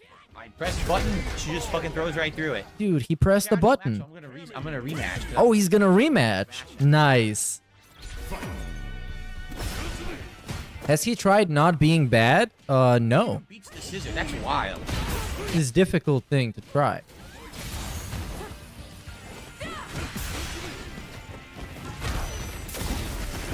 Oh, let's look up his AI chat summary. Oh, I don't get to see that. Why don't I get to see that? This is so unfair.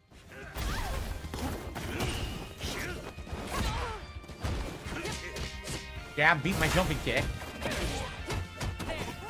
So, by the way, I just closed the poll, and 45% of people said that he already bought a new stick, which is true. A new stick is coming to his house, and a new stick is on the way, is voted by 41%, which is also true, because the actual joystick is on his way right now, and the actual fight stick is coming tomorrow.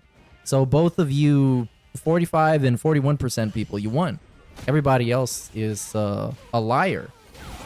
In a conspiracy theorist mouth drooler. Enjoy your ban. And also the old stick works fine is also true. That is true. So that's also the 11%. Why did the And going to fix the old stick is also true. So all of the options are true when you actually think about it. Because fixing the old stick means that he's gonna take the new joystick and put it on the old fight stick. So everyone is right. Enjoy positivity and good feelings and positive vibes. Dude, Fierce Punch, it passed through. I did jab, and she mashed jab and it beat me. Insane.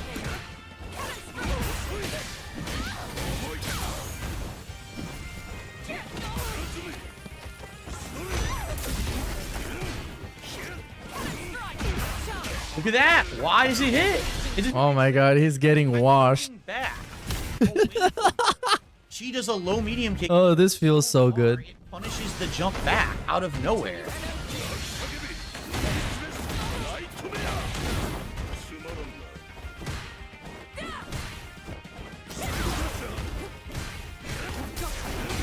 You should blame it on the controller. At least he has this excuse this time.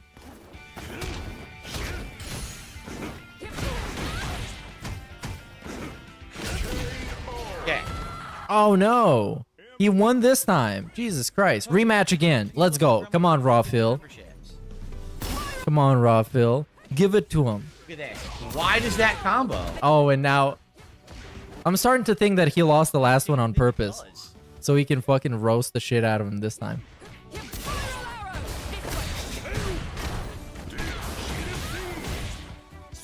Because Raw Phil is next level, bro. Not even I can defeat him. And you guys know that I'm very good at these games.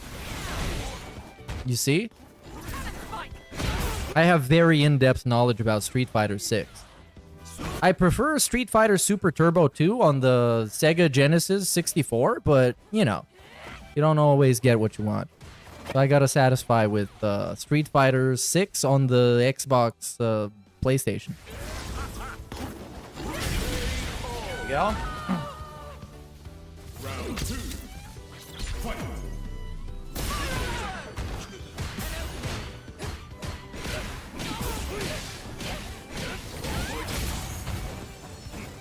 No, Raw-Phil, please don't lose, bro. I hyped you up so much. Come on, you can't lose now. The fate of the universe is on the line. Should be game. No! She'll have a tiny bit left, but she'll be burned out. Hell! Game. I wish I could help him, but I can't. Okay. I'm slightly improving against Cammy, guys. I'm slightly improving against Cammy. But again, it seems like she has a million options compared to me, and she gets away with. Oh no, no! Next time I'm gonna match up with him and show him who's boss. No gifted memberships get given out. Uh-oh, what happened? I've only gifted 10, and apparently none have been divvied out by YouTube. Oh no, this is a big emergency. We'll have to see what happens if they go out or not. Yeah, exactly. If they don't go out, you should get a refund, Lucky Gremlin. But obviously, if they don't go out, please support in another way. That sucks, but that's YouTube, a YouTube side issue. It could just be so many idiotic fake gifted memberships have been gifted out that they're not divvying any out anymore. But I see people with gray names in the chat who don't have them. But then again, those could be brand accounts, in which case they don't work. That would be so much fun if he reached the limit of accepting memberships or something because of Argentina. Because not even the Lucky Gremlin ones are given out. And they're legit for sure, because that guy's a bona fide cuck. Replace the Hayabusa, because it'll actually fit in the stick properly. But, so far, it's not near me.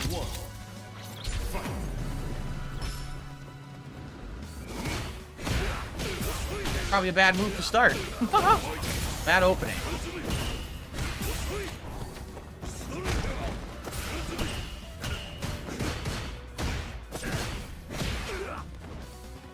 Alright, he's gonna beat this guy. He's way better than this guy. Just based off of the rating alone.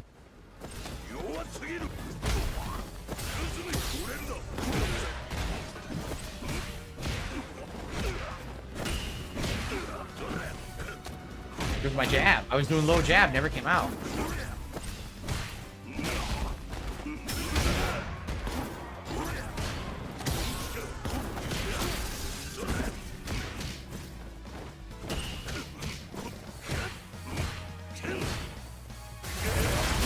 Oh, Oh, counter hit EX Psycho Crusher. Look at that. Oh, so sick, so cool, so positive.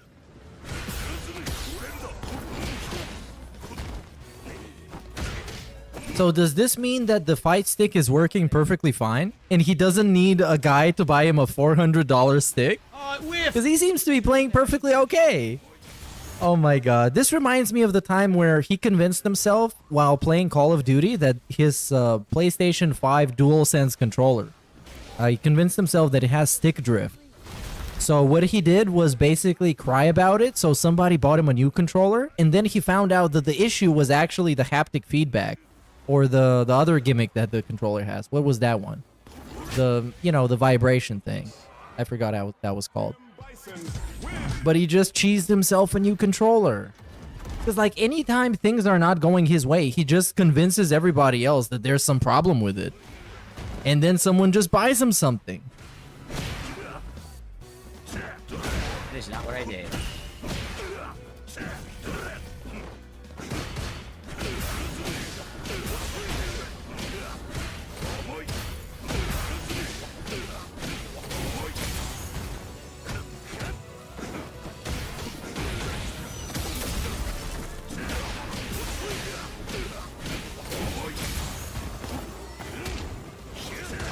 And the thing is that the more he does those things, the more he gets conditioned to people just believing that shit and buying him stuff. Yeah. We both did. And in the end, he just ends up taking advantage of people without even knowing he's doing it or without even intending to do it. Because I totally believe that he's unconsciously just running a cult. And he doesn't intend on doing it, but it just happens to be like that because he's like the... Oh my god. He's the actual stereotype for a fucking cult leader.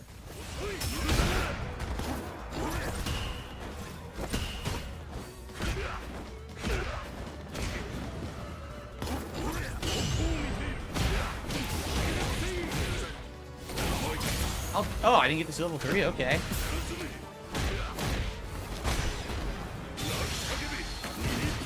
Yes, he's gonna win it now. No. Nice combo. Stupid because I should have never lost that last round. We both did low medium punch. It should have traded. His beats me clean, he get the corner combo. Okay. And by the way, it dropped my level 3 as well. It dropped my level 3. So I couldn't do massive damage. You're playing casual anyways, bro. Do you even need to make all these random complaints? Cancel, it never came out. And I mean, then again, why are we even playing Street Fighter on the main stream today? And we're playing casual. Isn't the whole idea that he's trying to get people to master? I just don't get that. Because people are supposed to show up to watch him play like random casual matches that are completely inconsequential, have absolutely zero stakes. Actually no stakes. It's like the Review Tech USA barbecue that I'm invited to. Who, by the way, is out of hiding. He's out of witness protection now because he believes that he's been completely exonerated from all of the accusations made against him. So he's back to streaming, you guys. And his last stream, oh, let me tell you something, brother. That was a banger. I didn't watch it, but I assume it was a banger. Because we got the whole checklist. We got the sound clips. We got the dead air. We got him stoned out of his ass. Hell yeah. That's a 10 out of 10 stream. I did. If you're not watching it. Blocked on reaction. So yeah, and also perhaps beats. Maybe we got some beats because now he's So the latest news on Review Tech USA is he went and panic bought an iPad while his mom was in the hospital because of course priorities. And he bought the iPad so he can install some fucking application to make beats on instead of actually making beats on a digital audio workstation like everybody else.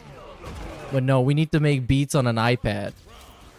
Because of course we do. He's like an actual music producer. He's not a fucking noob. That's why his beats are so good. Yeah, I've been kind of in the loop on the LTG stuff. I mean, there's not much to know about it. He has a 10-year-old daughter that is, well, the mother is a Mexican, and the father is, of course, LTG, unfortunately. And he's a deadbeat father who doesn't give any attention to his child. I don't even know if he's seen his child. And there was something about child support, but I'm not sure about how much that is or if he's paying it. That I don't know about. But I know enough to make my judgment on the guy. As if I didn't have enough before. But yeah. It sucks that kids are involved in this. Got him. Oh yeah, and he also owes 120 grand. I don't know from what. I don't know if he's gotten some loans or some other weird shit. So far, 1-2, right? 2 But in yeah. a row. Good stuff. Well, the evidence is pretty reliable because as far as I know, it comes from Meth Bear, who is a DSP detractor and also kind of like he orbits around lolcows. And he's an actual lawyer who knows how to get access to public information in documents that are actually like factually based, as DSP would say. So I trust that information highly. He's also the person who managed to find out the entry for Cat's restraining order. It looks like right now gifted membership. So yes, I would say it's pretty reliable. Either a YouTube issue or there's just been so many fake gifted memberships given out that they're not being given out to anybody, right? It definitely could be that. Maybe YouTube disabled the gifted memberships. Oh no, now we're panicking. There's been so many false ones. That could be. You know, that could literally be what happened. I wouldn't fault them for doing that, considering how many fake ones have been given out to this channel. Here comes a new challenger. No way to disable gifted memberships on my end, so maybe YouTube manually did it the other way. It could be. Yeah, we're in panic mode. Dude, what if people are spending money on memberships and I'm not getting them? Help! Please!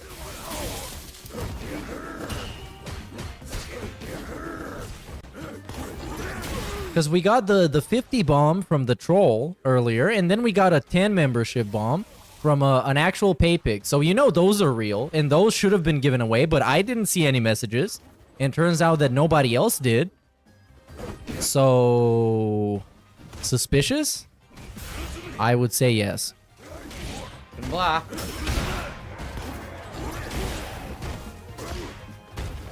Yeah, I know he likes to say they're fake memberships, but they're not fake. They're not fake at all. They're totally real, and people get to enjoy the benefits of having a membership to a channel as prestigious as DSP Gaming. And also DSP Reacts, if you manage to snatch one over on that channel.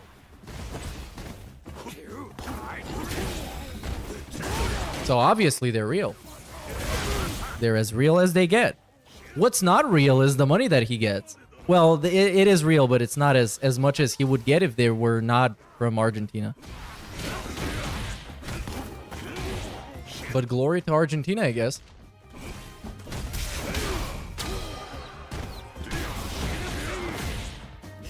They're also doing pretty well in football right now.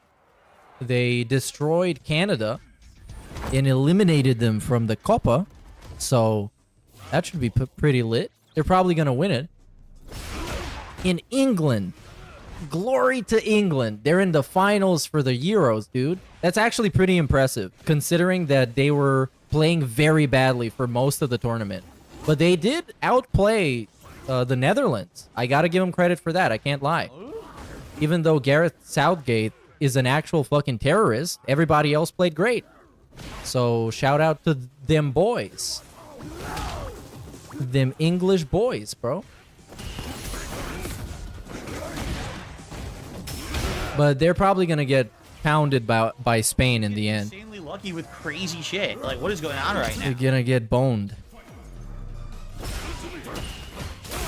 And some guy renewed his membership in his chat and said, D-Rich, you mad, bro? And then Derek responds with saying, I'm not mad. So that's a great exchange in the DSP cinematic universe right here.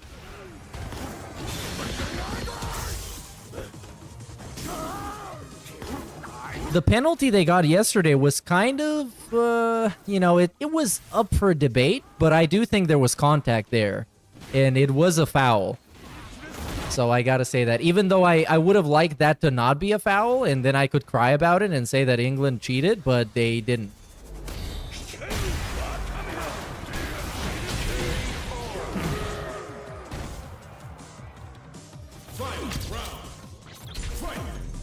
In this guy, I mean, there's no point for me to talk about what is happening on the screen because you're just playing casual matches. None of this matters at all. We're just waiting for the stick to arrive.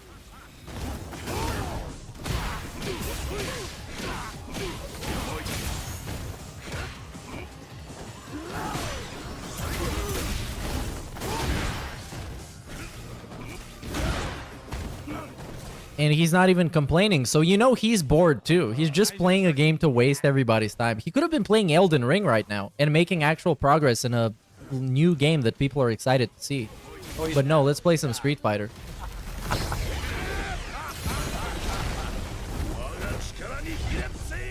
Boom. Good stuff.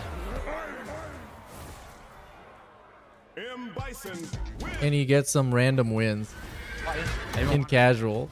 Like, why are we even doing this? Why don't you people just fucking relax? What is happening? Oh yeah, there's some random beef going on in the chat. Wish I could just enjoy the Street Fighter gameplay, says Reese. And then someone else says, what did they say? Who's stopping you, Reese? And then Jade says, at Ultrasonic Assquake, yup, I see him long time, you? Which is, Jade is a great conversationalist, as you can tell. And then I don't fucking know. Is DSP banning somebody right now? I can't even tell. Shut up about the gifted memberships. Who cares? You. Like, why are we even talking about this? Do you notice there's something going on stream today? It's called Street Fighter. I just won 3 straight sets with Bison. Nobody cares, bro. It's fucking casual. I'm gonna sit and chat and talk about gifted memberships. Right? You could be wiping earwax off in your fucking pants for all that anybody cares. I didn't get any of them. Likely, do you want to know the truth? Because I've probably gotten so many fake gifted memberships, I bet YouTube turned them off. Oh my god. I almost guarantee you that's what happened. No, they're not fake, Phil. They're actually factually not fake. But he claims he didn't get any of them. He didn't even get the real ones. I almost guarantee you. Almost guarantee. This guy that almost never gets anything right. He guarantees you something. By the way, they canceled a ton of the fake ones from what I can see. Yeah. It looks like YouTube is canceling the fake memberships from what I can see. How are they canceling them? They've canceled a bunch. I'm looking at my member stats right now. What about the rest of them?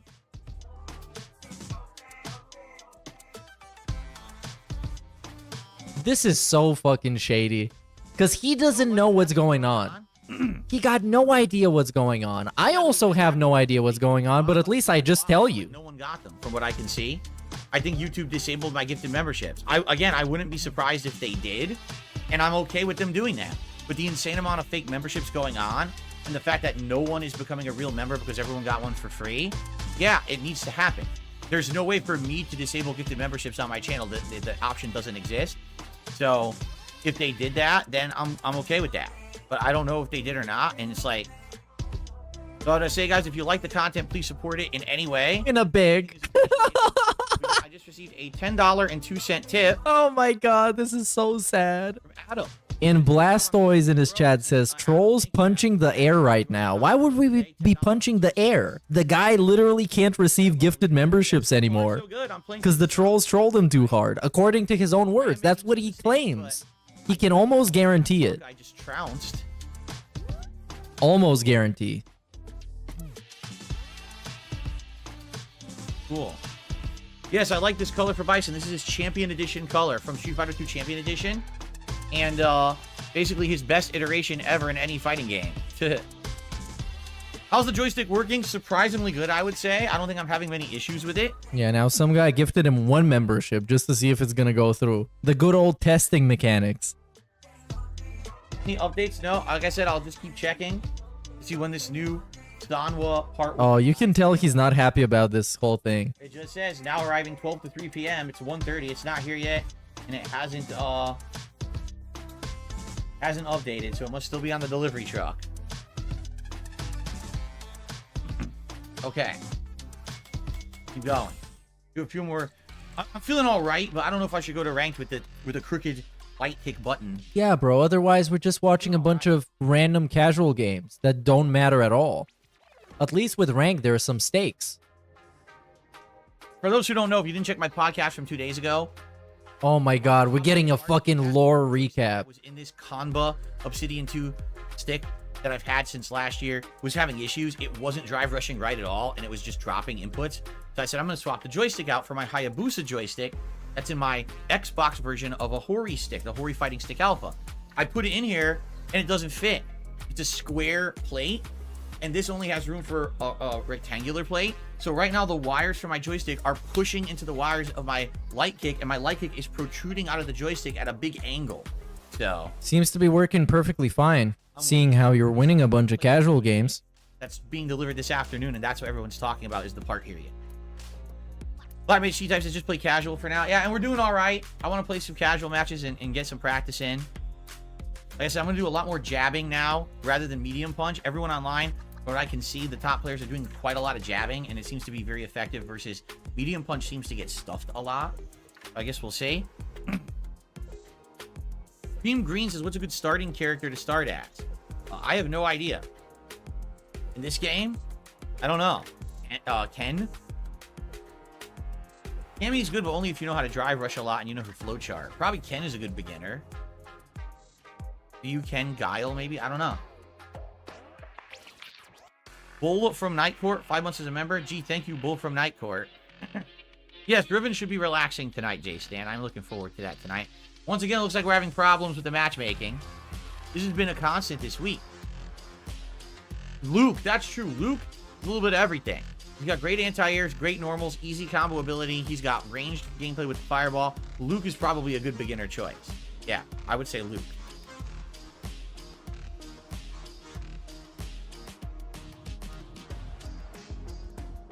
So far, so good with the summer. It's just too hot. It's too freaking hot here. Like yesterday, I was out with my wife and we couldn't. The summer of chill. They should make a gimmick out of it. It was too hot, so we had to come home early. I wonder why he hasn't made a gimmick out of this summer. He used to have the summer of retro. I don't know what's going on. And I guess Blimp, that's what's it. going on? I guess that's all. Catch him up on your podcast. Sounds good, Blimp. Welcome to the stream. Here comes a new challenger. Ryu.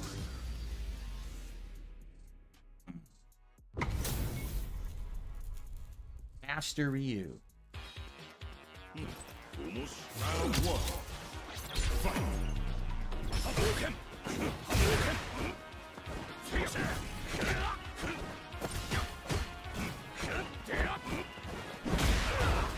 And we're still playing casual, so you're not really missing out on anything. He is playing against a different master, though. So this might be spicy, but probably not, because none of these matches matter at all. He doesn't even get mad. He doesn't even get anything. Not anything. He's just a dude, and you're supposed to watch him play the game and talk about him, even though he's not bothering to talk about anything else. It dropped my reversal entirely in the corner, so he gets away with 2 drive impacts. Yeah, we had a nice little complaining. Oh, I didn't do anything. Okay. No drive rush. Okay.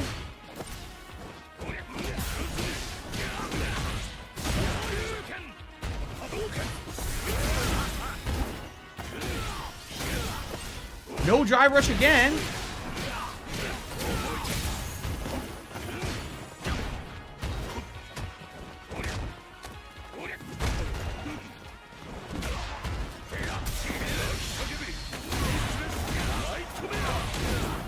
Oh, he's gonna lose this one. Perhaps? Probably not. He's a former pro after all. Oh. Yeah, he won this one, but it's not over, you guys. It's not over. My punch.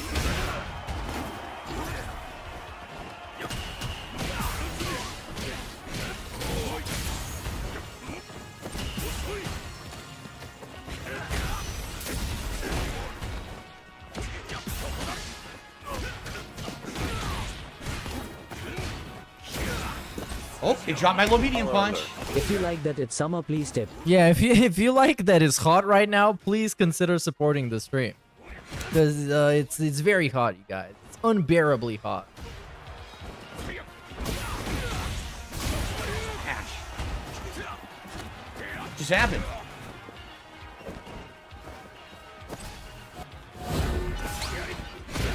No scissor. Holy moly, dude.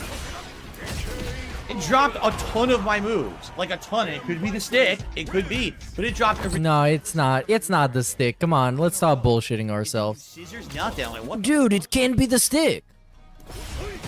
It's not the stick. It's the guy. Is the stick guy. Of course, random drive impact middle of the round. Uh-huh.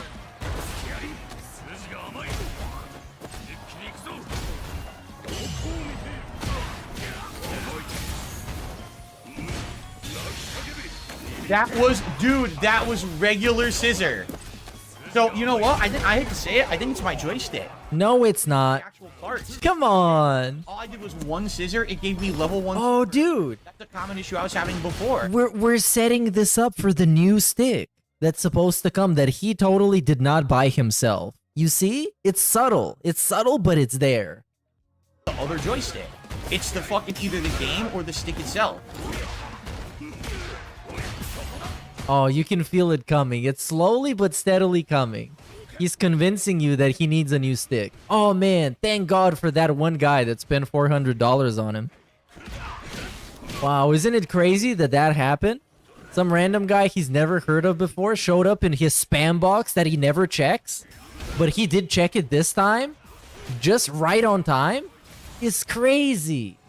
I'm blocking. Whoa. Yeah, it's ridiculous. Like, I'm telling you, it's exactly the same as with the other components. It's just dropping stuff constantly. So it's either the online play of this game just drops inputs constantly, or it's the stick itself. Whoa, can you believe it, guys?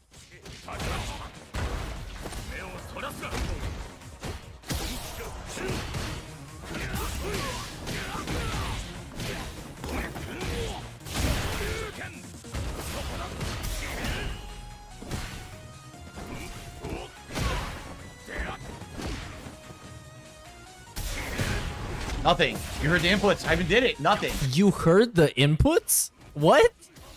How could we hear that, Phil? It's just some crazy rambles at this point. You guys heard the inputs.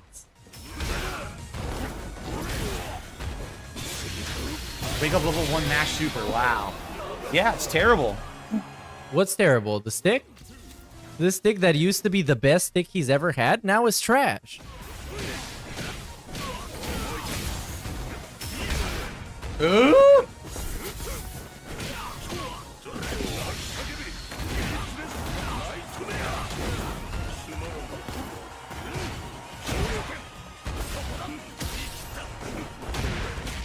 Right. Random. Random luck. Random luck. Sure, man. Sure.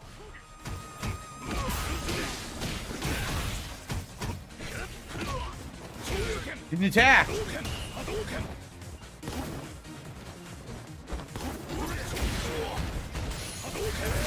Oh, dude. He won this time. But hey. No, I think the new stick he's gonna get is compatible with everything. Because otherwise it wouldn't be fucking $400 if it's not. If you're gonna spend $400 on a fighting stick, you know, or a gaming accessory, it has to be compatible with everything. What the fuck? And I think he mentioned it's also compatible with everything when he was talking about it. Mash. The Rolls Royce of fighting game stick. Yeah, dude. It's the online play.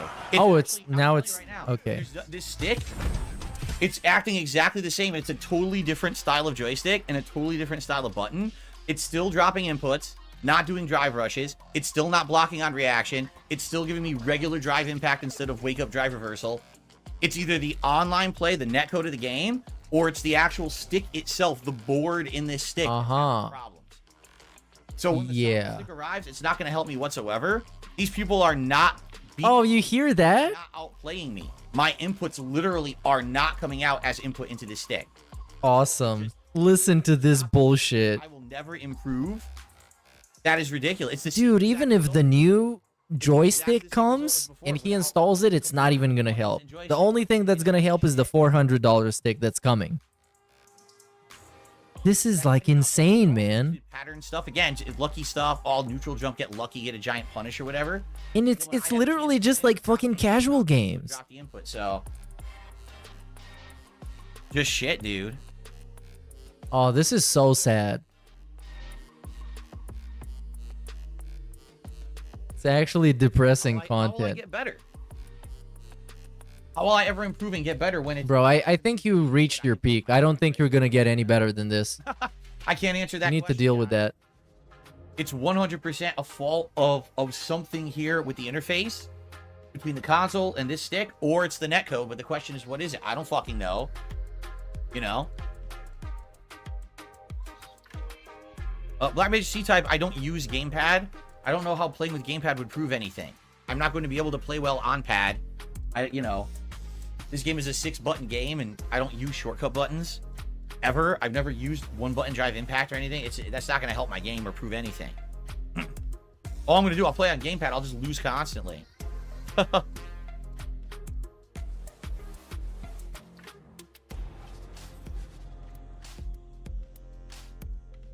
don't know. It's just unfortunate. Like, that Ryu was not bad, but he certainly did not play me, and he hit me with a bunch of shit that I was blatantly either defending or, like, in the middle of my combo, no drive rush. So, okay, I'll just continue to lose as the game refuses to give me what I input, right? Like, Oh, man. What do you mean continue to lose? He won like 5 in a row and then cried about people not praising him because they were talking about the gifted memberships. And now he's acting like he was losing this whole time. This fucking sucks, man.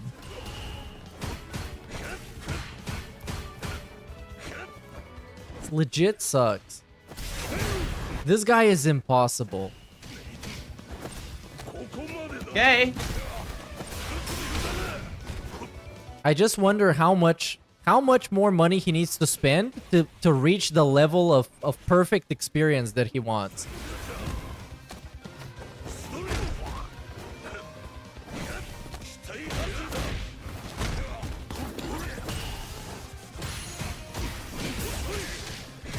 Oh, I dropped the combo. And this guy is playing against is on a 4-win streak, so Wow, nice. doesn't look too good for Burnell. My head stopped, And he lost this one. I get stuck. Yeah, his moves drop. What a coincidence, his moves drop. That's basically because he got tilted. And now all he's thinking about right now, instead of thinking about what's happening in the game, is he's thinking about his input dropping and how bad the stick is. He's straight up tilted. It won't parry. Dude. It won't do half of my inputs. I give up. Let him win. It literally, I mean, every time, parry, parry, parry. It's not parrying. And now, from the stick being perfectly fine, it went to being complete dog shit and nothing comes out. Parry, parry. It doesn't work. This is the least believable behavior ever. This makes me think that he bought the other stick even more now. Now I'm even more suspicious of that. What a coincidence is showing up tomorrow, you guys. And he needs to convince you today that this stick that he's using right now is complete trash. And not even the new joystick that's showing up later today is gonna fix it. I don't know what to tell you guys. I don't know what to say. I don't know how to Flawless improve. master of It doesn't work. excuses, like a form of judo. Absolutely flawless. This was a perfect chain of excuses. None of them dropped. Very interesting.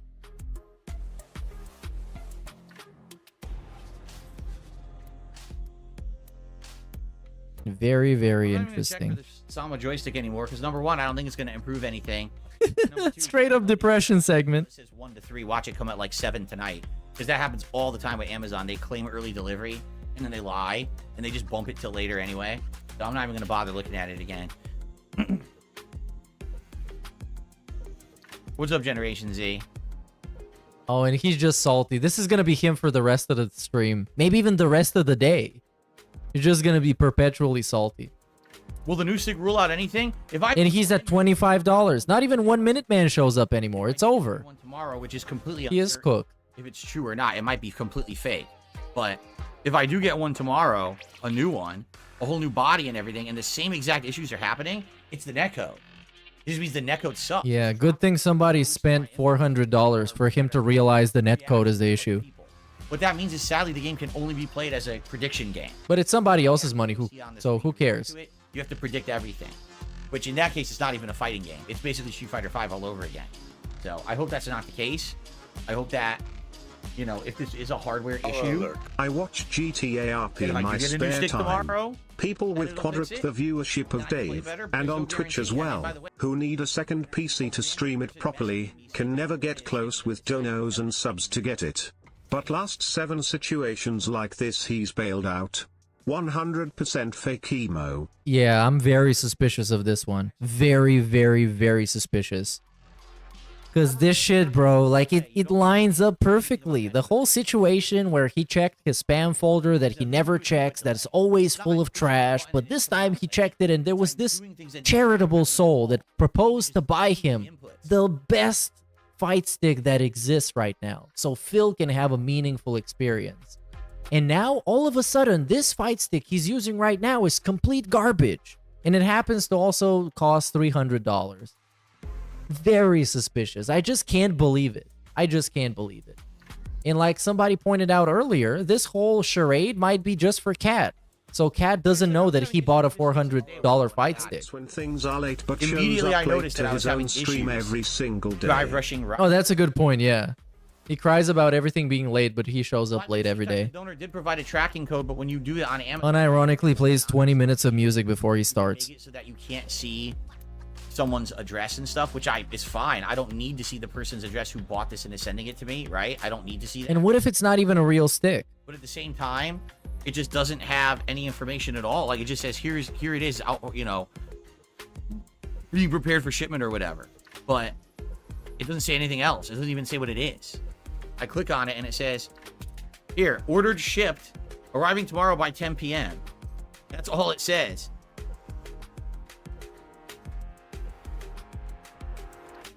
Oh, he's so sad right now.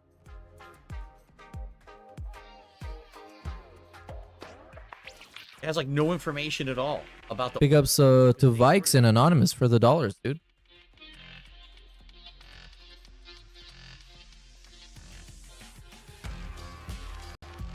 This whole thing has been so interesting. Like, I can't even get a match. So interesting.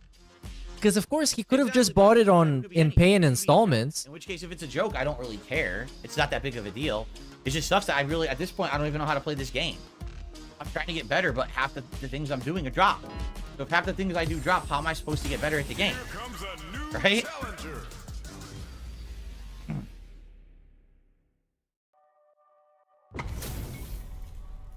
It's Frog! Good old Frog!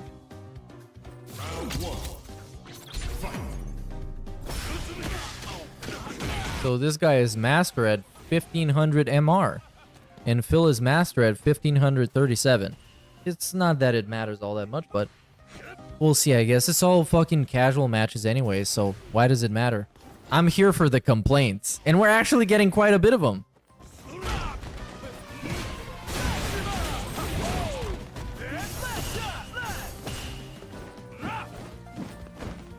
Oh yeah, he could have gotten a used stick for less, but DSP doesn't get anything secondhand. He needs it brand new, or it might be bad. Because things that are secondhand are bad, and they're broken, and they're stinky. And he doesn't want them. He needs them for real, for real. Hey, what's up, Aid Robertson? How's it going? We're just watching some Phil. Close to 9 hours live, by the way. That's a good vintage long style stream.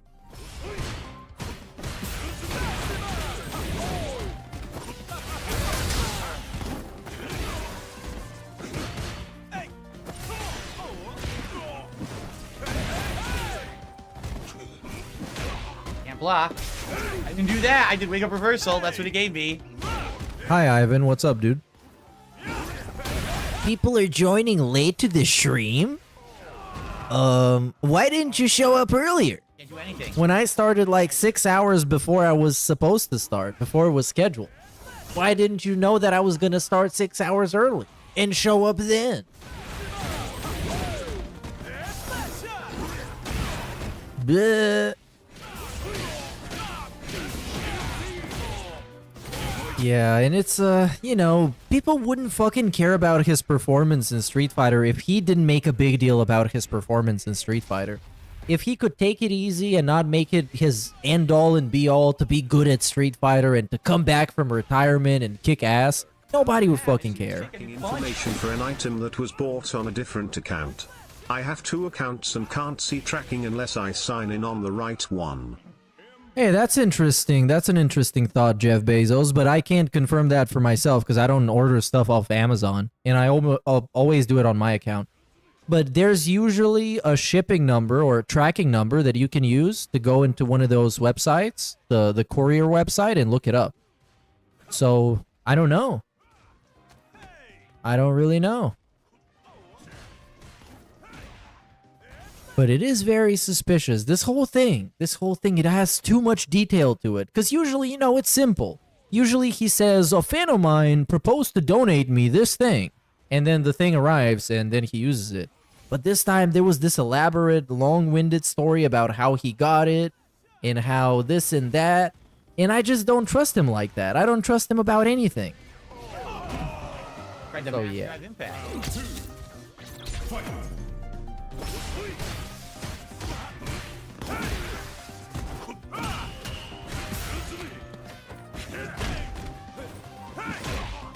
Block low. Okay, so we have a development on the whole Boogie cancer situation, which has taken yet another turn. This is according to Keemstar. According to Brian Williams, PhD, who is Boogie 2988's actual brother, biological style, who is a doctor and says, to those who are trolling my brother, Boogie 2988, I can confirm that his diagnosis of polycythemia vera is absolutely true. He has suffered with this debilitating condition for at least 2 years. I stake my reputation as a health professional on this fact. So there we go. The cancer is real. According to the Boogie brother. So we're never going to find out. Until he does like an actual examination or whatever. But I don't even know. I don't even know. Because he's just such a fucking liar. People find it hard to believe. And it's also like, why wouldn't you bother trying to prove this thing that everyone is claiming is false and you can very easily prove it? Ah. No drive rush.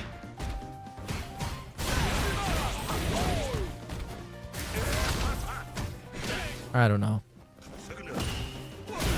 No drive rush again. It won't do it.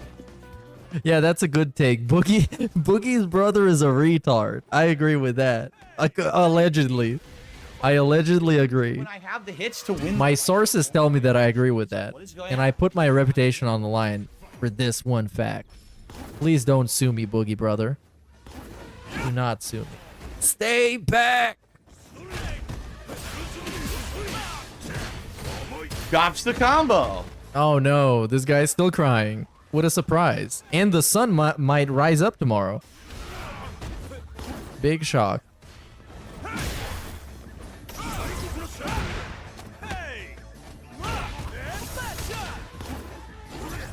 Somebody in his chat that's probably about to get banned says, I wonder why your opponents don't have the same issue. I don't know. What's new with Jenna? Well, at some point she unblocked me because people asked her to unblock me. And then she dropped in my DMs and said, can you make a song about me being Diaper Girl? So she wanted me to make a song called Diaper Girl about her being a fucking diaper girl and make her into a lolcow because that's what she wants. And then I said no. And then I said, find God. And that was the last thing I said to her, basically. I'm still unblocked, though. I can show you the tweets. They're just very nasty. They're just very bad. But I was pretty nice about it. But I mean, I saw that as her taking advantage of me in my ability to make something that people are gonna hear for her own exclusive benefit. Nah, we're not playing like that, pal. A dent for a second toilet seat so that an ocean mammal could sit on a chair bought for it to sit next to Dick. Dude, yeah! Even that small task couldn't happen. And no mention of that toilet seat ever again, nor the chair. Right? Somebody bought Cat a fucking neck set? Let's call it a neck set. A toilet seat. They bought her a fucking toilet seat. And it would have been so much fun to see them sitting next to each other with the matching bald spots and the matching toilet seats. It would have been so much fun. And then she didn't show up ever again. But hold on, this guy is crying. I'm gonna rewind a little bit. Hear him cry. Won most of the matches today, which is good, right? The ones where the inputs work, that, by the way, is what I meant to say. At least the ones where the inputs work, I could win, but I need the inputs to work. But why am I going to get frustrated anymore? I'm not. If I lose, this shit drops constantly. I just don't care. It's a shame because why it takes away your motivation. Like, I have no motivation to really care if I win or lose when I know the reason I'm losing is because the joystick doesn't work. You're playing casual, bro. Which doesn't matter to begin with. It kind of like deflates you from like caring or wanting to improve. I want to improve with this character, I do, but I just don't see how it's viable right now.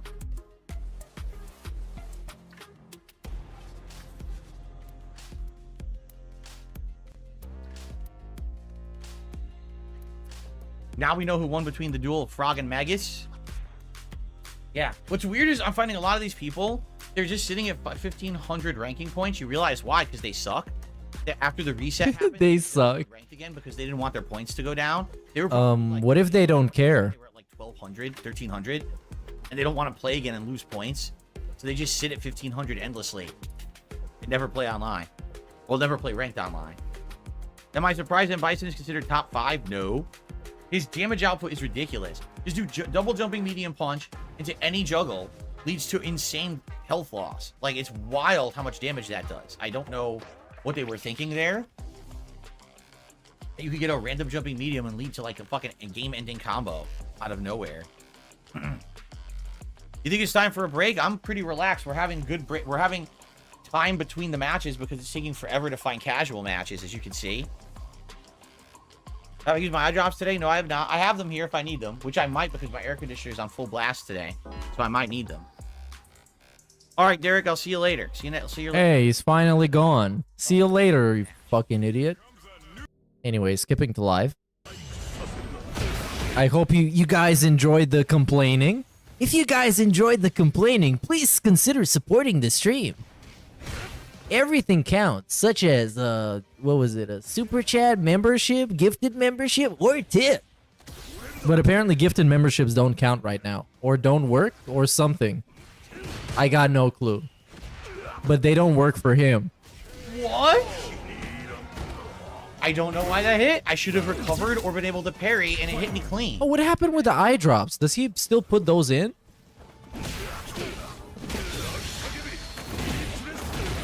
Look at that damage from one juggle.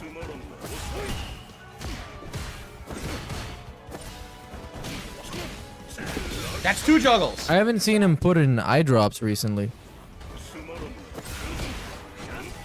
I guess they don't exist anymore, man. Feels bad. But then again, who cares? For the record, that was EX scissor combo, and it gave me head stomp. Not once did I push up on this joystick. I did quarter circle forward 2. Oh, and he's stomping on some bum. Alright, very cool. Very cool, very chill.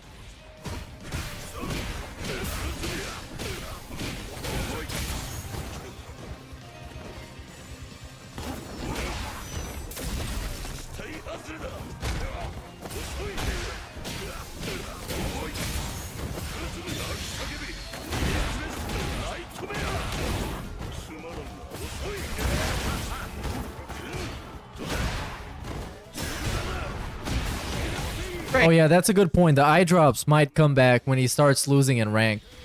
Because that's just kind of how things work with him. Once he starts losing, we look for every excuse why it's not him. It's not his reflexes, it's not his skill set, it's not his knowledge. It gotta be his eyes hurting. Or his hands hurting. Or his inputs getting dropped. Or it's the netcode. Or it's the opponent being cheesy and cheating. Straight up cheating. He's accused people of doing such heinous shit over in video games, bro. It's actually crazy. It is actually crazy for real, for real.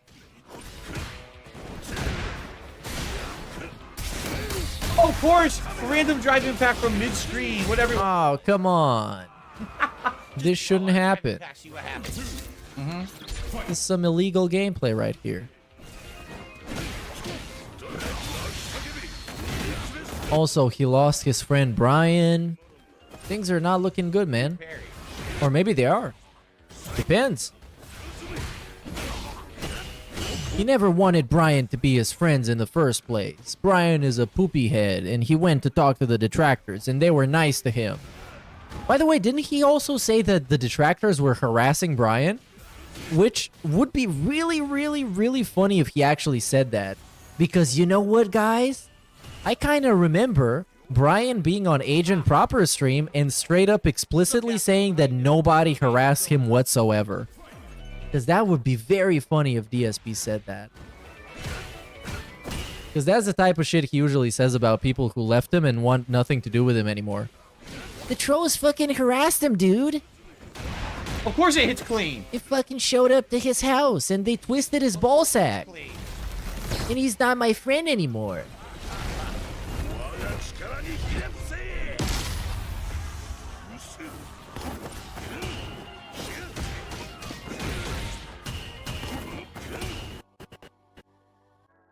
Hello?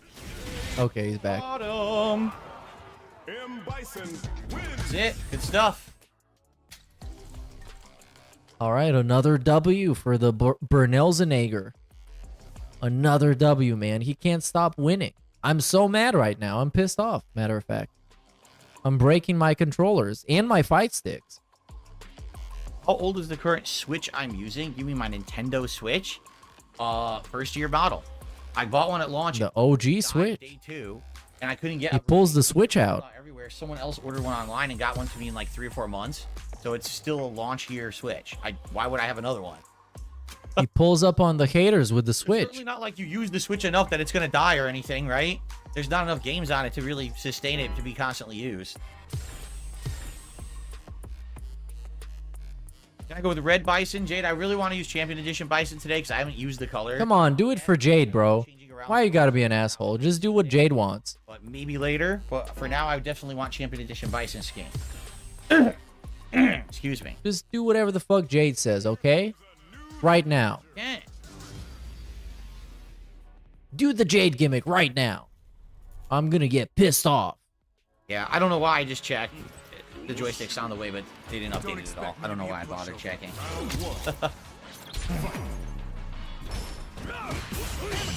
Good parry already. Wow, that was nice. Oh, I think DSP avoided Jade when DSP was doing the lobby sessions with members and subscribers and whatever. He avoided Jade on purpose. That I can do. Because I mean, you know, he's Jade. Literally because my moves have dropped twice, I can't. And I guess he didn't want to make him look bad, maybe, or something. But it was kind of weird. He should have just played him. Round for Ken. I have no chance to do anything because the game is fucking stupid. Should have just played Jade. Hashtag play Jade. I think that was actually a hashtag back then. Now that I'm thinking about it, I think that might have been a thing. Hashtag play Jade. And do that.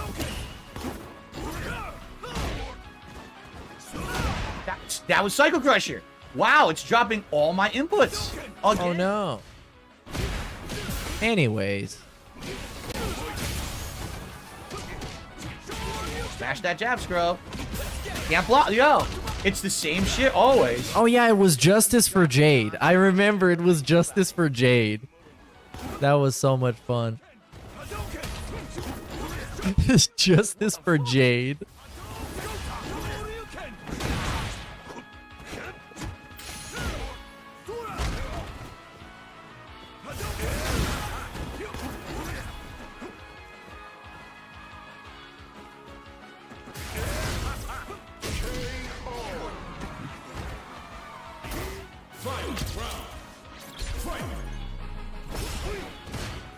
Oh, parry.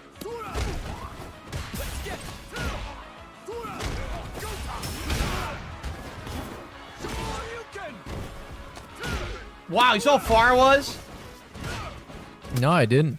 I wasn't paying attention, Phil. Kind of like everybody else. I thought, oh, maybe he'll finally do something stupid. Yeah, people trying to low-key troll him in chat by saying, "Hey, Phil, your opponent must be dropping his inputs too, right?" They're not getting banned. Guy should get banned immediately. He is giving lip. You don't give lip to DSP unless you're Cat. Not even Cat could give him lip. Passes through Ken's body completely, not having any connection with it for some odd reason. He mashes EX reversal Dragon Punch and it hits me. Right.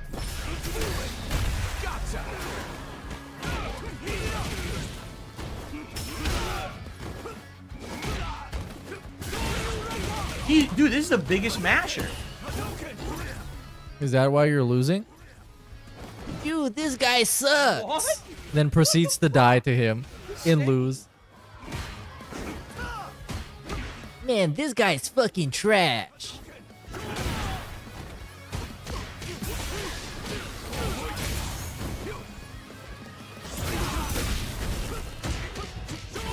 Just getting hit. Great. I'm getting hit. It's like, what is going on? He just gets to keep advancing, mashing buttons. It just hits everything. It doesn't matter what button I push. It just stuffs everything. Well, I guess you're bad then. You should buy another stick. Can't punish. This whole fucking shit is so funny, man. Sometimes you gotta take a step back to realize how ridiculous this shit actually is. It is genuinely ridiculous. This dude is in his fucking 40s. Pattern play. And he's looking for all the reasons why he's bad at this game he's been playing since he was a fucking toddler. It's just pattern play. It's safe. And of course, he wasn't playing Street Fighter 6, but was playing some fucking Street Fighter, and they're all kind of the same. They play based on the same principle. You just have to guess the gamble in the corner. It's not fun gameplay. It's nothing like Street Fighter at all. It's just stupid shit they put in the game for scrubs. Well, aren't you good at adapting? You don't have to fucking do that. You could play intelligently. Instead, they just do this fucking gamble because I'm Ken and I have insane throw range and I have insane priority. So I just do this 50-50 guess over and over. Like, you're a scrub. You fucking suck shit. You play the best character in the game. You play like a fucking idiot. And you win because you play the flowchart. You didn't learn the game. You don't know how to play Street Fighter. Unironically mad at casuals. So if I had a reversal, I can get out of the corner, but I don't have one, so I have to guess magic. Oh, roll the dice, roll the dice, roll the dice. Will I ever get out of this corner? You're playing fucking Vegas stakes. Oh man, this salt, it low-key never gets old. Even if you don't like fighting games, this whole fucking bitter complaining, it's always entertaining somehow. It's kind of like the begging. The begging is always fun too. Even though it's always the same, just like the complaining is always like the same shit. He complains about the same 3 or 4 things over and over again, ad nauseum. She's doing all this stuff to stop all my... Oh my god, man. My fucking inputs drop. Oh my god, man. This guy's a fucking masher. What is going on?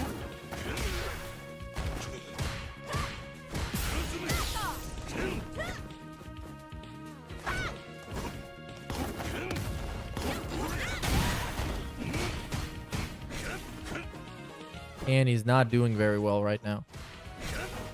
Needless to say.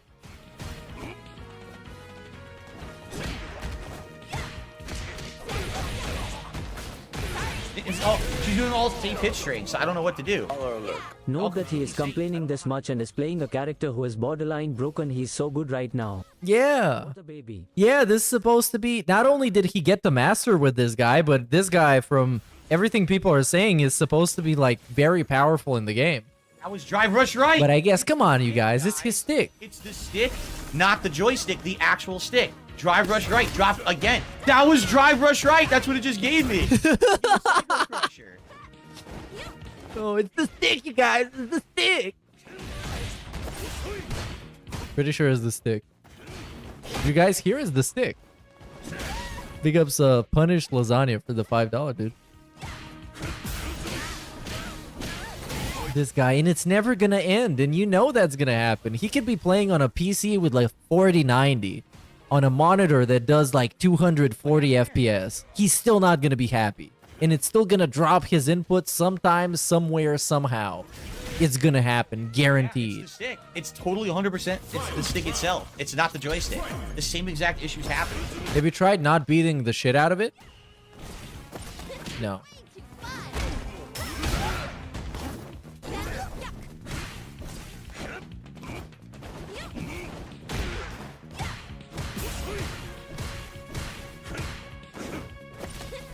Right.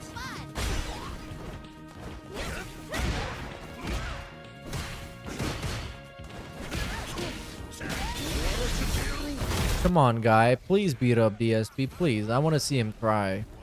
I want to see the tears rolling down his snort sack. Come on. We all want that. We're all rooting for you, Mr. Spray to Slay. Come on. You're the GOAT. Game. I thought, oh, maybe it'll counter. Yep. There we go. Nope, too slow. Epic style. The drive reversal is terrible in this, man. I don't even know why they. Yeah, man. That's what I'm saying. Drive reversal is so slow. It doesn't do anything. He's stupid. There you go. Big W.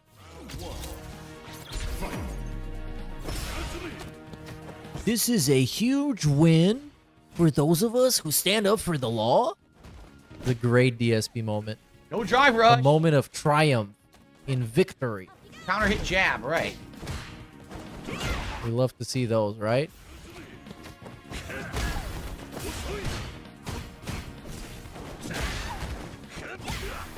Again, my neck kick whiffs for no reason. I don't know why it whiffs all the time. Maybe I gotta stop using medium kick and use a different punch or a different attack. Maybe heavy kick. I'm gonna try heavy kick.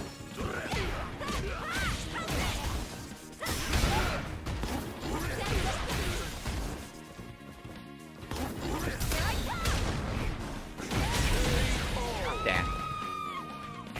Round 2. Fight.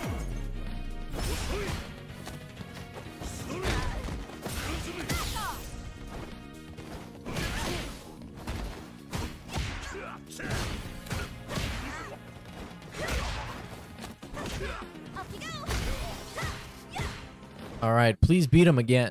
I might be asking for too much by now, but please beat him again. Please. You know you can.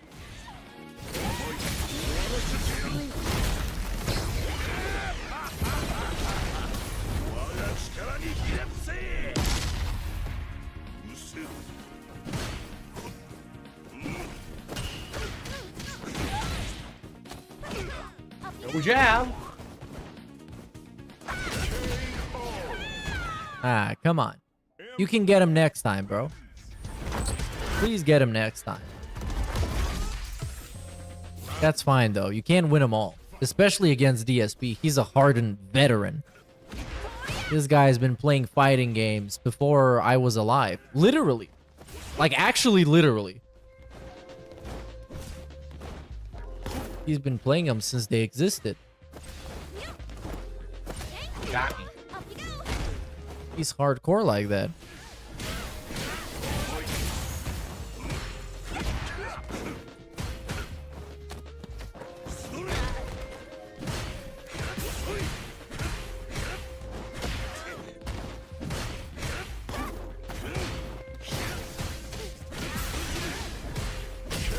I don't know why the combo didn't work, but okay.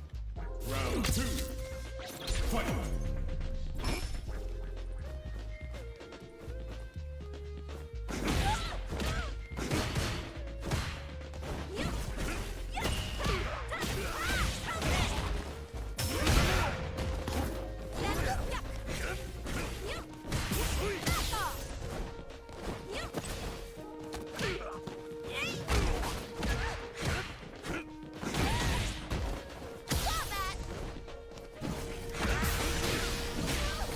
Oh man, when is his stick gonna show up? This shit is starting to get boring. 'Cause he just wins so much. Constantly is winning. W after W. Enemy after enemy. Input drop after input drop. He just can't stop winning. This is the most winning I've ever seen.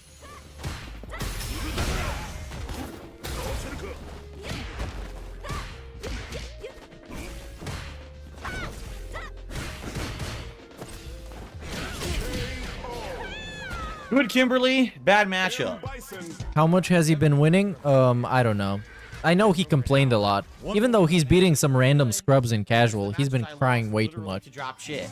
So that's a Yeah, and whenever he lost, it's the dropped inputs. Nothing he could do. The moment I go to rank, it's gonna The be nothing he could do style of loss. Cammies and shit. So all right, Because, you know, if he could do something, he would not win. He would not lose. I'm happy that I won most of the set. Is it seriously time for a break? Why don't we wait for the stick to show up and then have a break? Because he's gonna... Oh, well, of course. Elden Ring, yes. Because he wants to take 2 breaks. That's why. Crossover event. Duh. Crossover event. What am I, fucking a mouth drooler?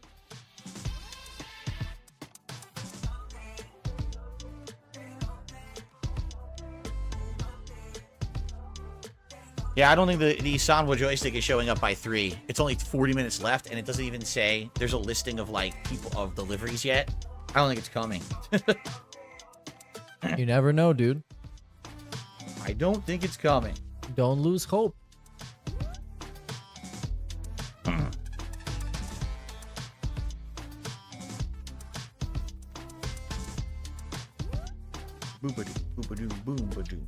And now he's practically on break right now because he's actually not doing anything.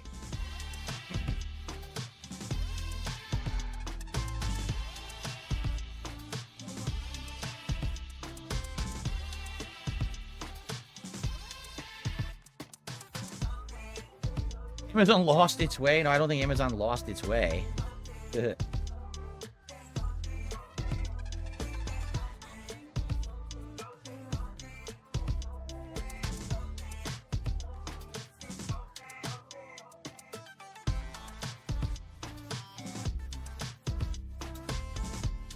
No, I don't think you missed much. But I don't know when you clocked out last time. So who fucking knows? What are we doing right now? He's having a pre-break break. We're just listening to menu music. Oh, this guy's so fucking lazy. There is no new fight. It keeps shocking me how much time he wastes on a daily basis. Like actual wasted time. Nothing is being done. He's not even talking. We're just sitting here drinking water and looking at his phone. Blows my How are mind. the fights? They're all right. Still dropping inputs, still having issues. But I won way more than I lost, so. Oh yeah, good job. You're playing casual, bro. Please support the stream. Oh, and a big. If you can. He reminded himself to We big. still have about 2 hours left, just under 2 hours left. Anything appreciated. Sadly, gifted memberships aren't working today for some reason, and I think what happened is YouTube might have. Oh, they're working for me. As a Seems like that's your problem, Phil. memberships, that they probably turned them off, which is fine. Regular memberships work. Yeah, that's the new gimmick, by the way. That's the new gaslight. The new gaslight is that YouTube turned off the gifted memberships for his channel in particular. We're currently at 25, so we're halfway there. Because people were sending too many fake memberships. So YouTube was like, you know what, buddy? You're not having any.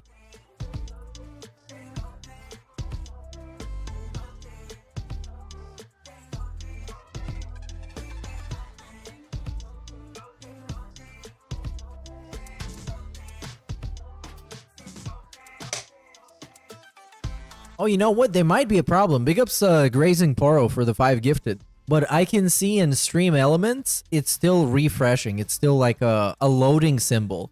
So nobody can receive them currently. So it might be actually a channel-wide issue. Paying attention to the stream, half people are like not even talking about the game anymore. It's like, Bro, you're literally sitting there quietly looking at your fucking Amazon package. look, it's not even active discussion. What is going on right now? Hello? People were 400 people and no one's talking in chat? Yeah, because what are they supposed to talk about? Bad Stealthy Kupo. He never was good. Jamie was never good. Jamie is a gimmick character with a few setups and things, but he's better if he has the flask charge, but without it, he's not as good. And, you know, he has some tricks in the corner, right? Guys, you're not talking about me looking at my phone and sitting here in silence and about to go on a break, which is very confusing because he's still here.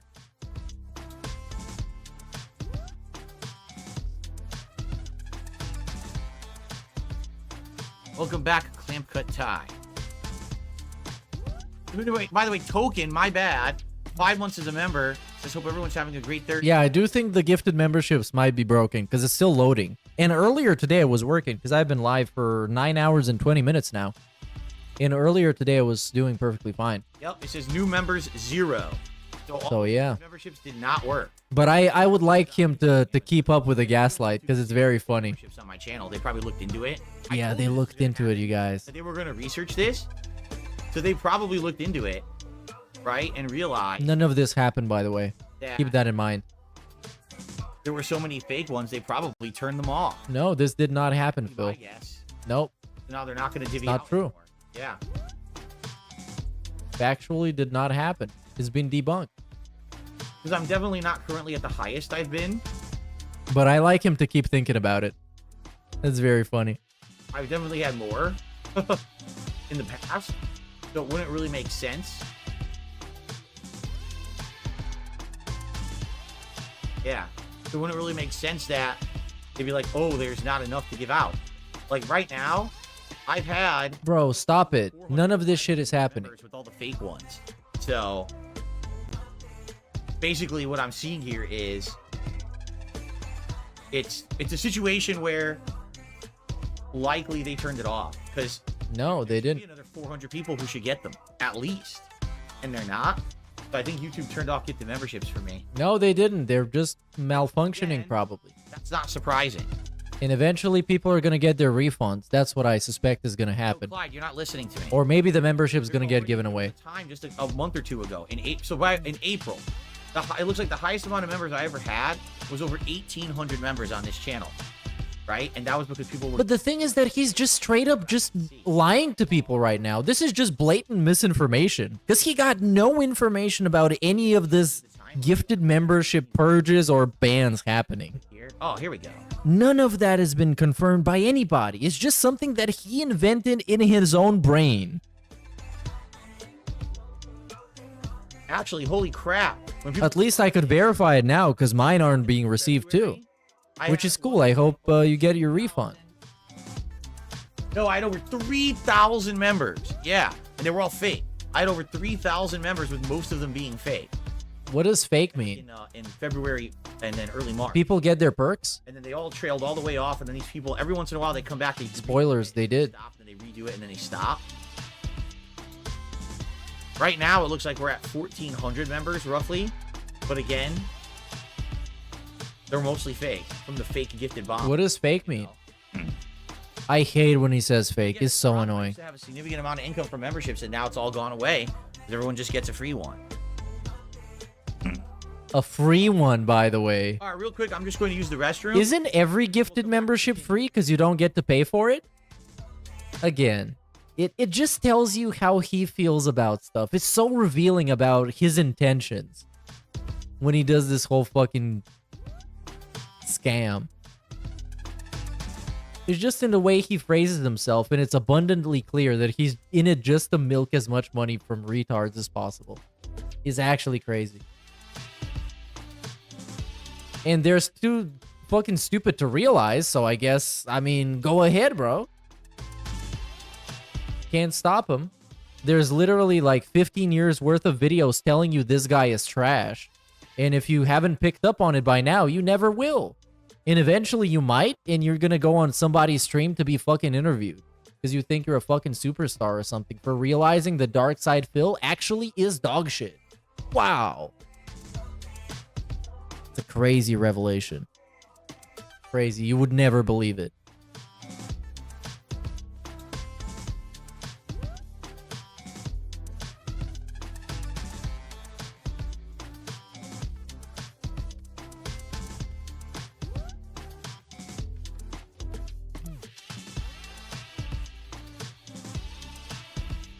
And he is gone. Oh, no, he's not gone yet. He's just picking his ass right now. You can even see that in the camera. And he's back? So is this like a fake break? It's not even a real break. Continue. Oh, that was just one of those like decompression breaks. When it's not a real break, as in like going to the bathroom break, it's just a break from playing video games. All right. And if it starts, it's weird. I'm just going to go back to casual. Let's see what happens. You guys wouldn't get it, even if I explained it to you. It's a very esoteric DSP thing. Okay, everyone, I'm back, and I'm going to try some back. gameplay with Bison now. I don't know what's going to happen. If it goes poorly, I'll just go back to casual. Let's see what happens.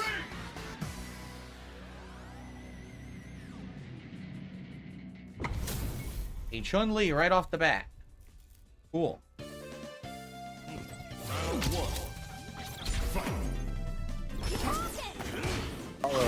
DSP will smack talk Amazon like he did FedEx years ago to his fake Amazon package right now. Yeah, bro. I wish he would. I wish he would. He's gonna call the fulfillment center and be like, "Where the fuck is my package, you fucking dunce? I want this guy fired." Straight up gonna get him fired on the spot. Because his package didn't come at the agreed upon time. How dare they? The absolute shamelessness of Amazon. We gotta fucking support his business with this. This is a very, very precious tool that he needs to operate his business at the highest level possible. And he's unable to do that because they're messing with him. Oh, counter hit. Nice.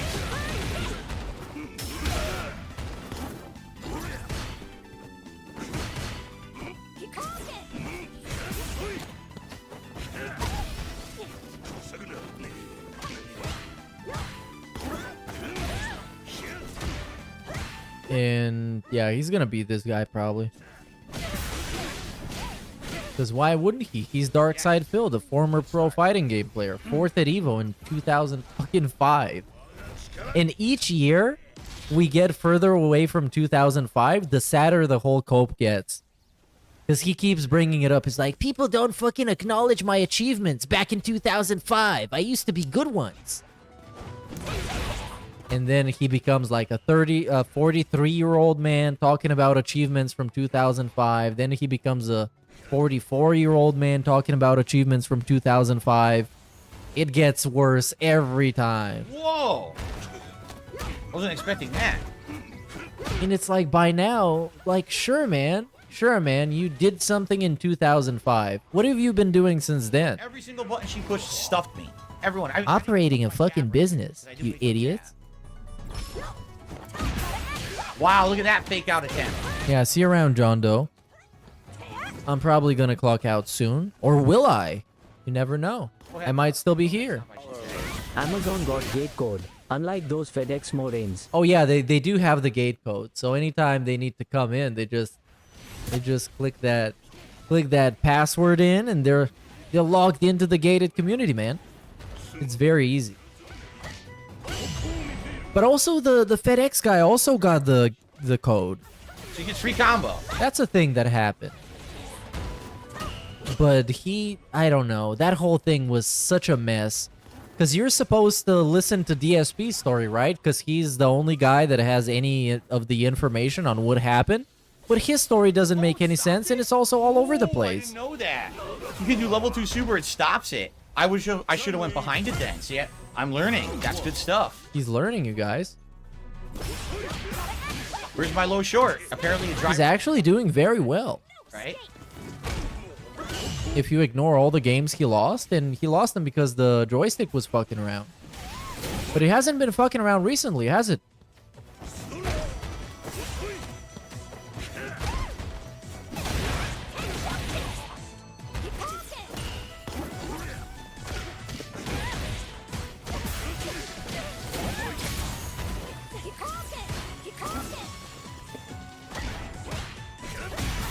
Oh, come on. Wow. I don't even know what happened. I did wake up level 2 super. And he lost. It didn't. Nice. I get stuffed and I live. Is what I would say. But a bunch of complaints is what he would say. Do I get a turn? She just keeps getting a poke from that distance. I can't do anything. Yeah, bro. That's what happens when you're trash. Sorry to break it to you. You might actually be trash.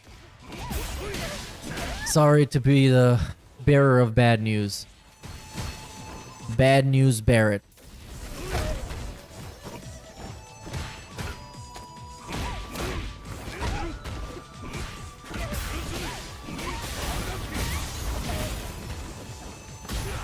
And one day, you know what's gonna be really funny? One day he's gonna be a 50-year-old man crying about fucking video games on stream.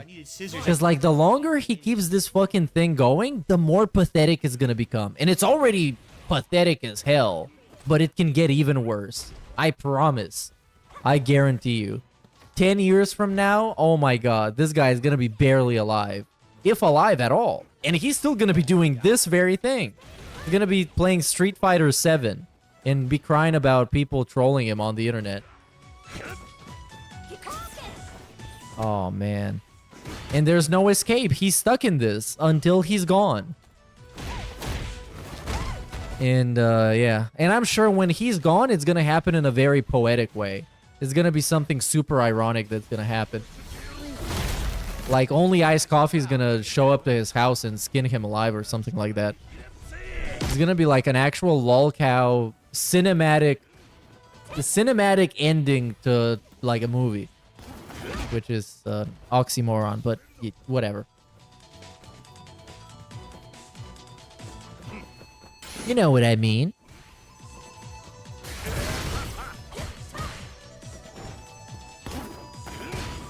In 10 years from now, he's gonna look exactly like those thumbnails that Burnell has with the old filter. Great set. It's gonna be so funny, man. A great set. That was really good, right? I wonder how delusional he's gonna be 10 years from now. What kind of shit he's gonna start believing? Is there gonna be a larger conspiracy that's not just about the detractors? Maybe like YouTube itself is trying to hold him down? It's too slow. Which is dumb because there's tons of fighting games where you can. I wonder what's gonna It's happen. much different in this game. Think of all the possibilities. Yes. So what you need to do is practice enough to see loops of when they're going to throw and when they're not, and Did see he when say, it looks when is it predictable my and then turn do it. in a fight? Yeah, he actually said that. He said that because that person was kicking his ass, and he couldn't get a hit in. So, you know, when is it my turn?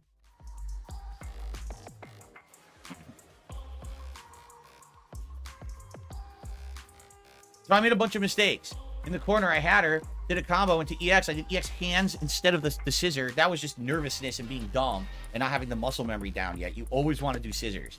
Also, that last round, I should not have burnt myself out. That was really bad. I should have just, instead of doing the EX for extra damage, I should have just done the standard combo into level 3. That's my fault. I definitely got to get better at that, reading how much meter I have. But I am getting better with the bait into low medium kick into the standing combo. Yeah, man, you're getting great. Is basically One day you're actually gonna be good at the game. driver standing medium Once the game is not relevant anymore, nobody plays it. from that distance. He's gonna be the best. How's the joystick working out? It basically is working exactly the same as my old one, even though it's a Hayabusa stick and You know what? I want him to sign up to some online Street Fighter tournament, because you know they have those all the time. about that, I guess. I wonder how that's gonna go. Of course, he's gonna end up complaining about lag and be eliminated pretty early. I think he's gonna do better than what most of the trolls are gonna say he's gonna do, because of course they're gonna say he's gonna get eliminated immediately. He's gonna get eradicated. I think he's gonna beat like 1 or 2 people, maybe even 3.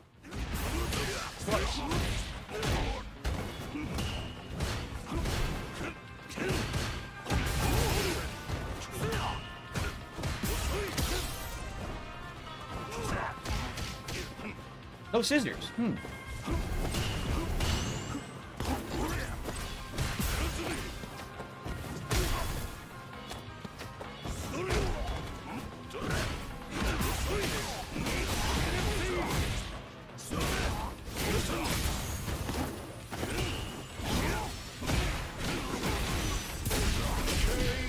Damn.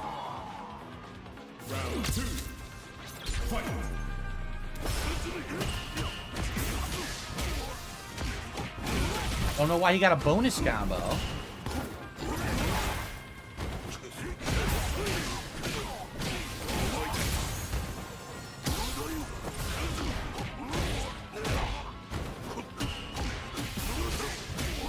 He just keeps mashing jab and getting combo after combo.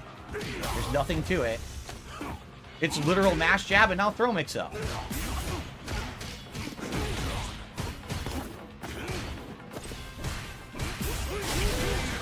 And mash uppercut.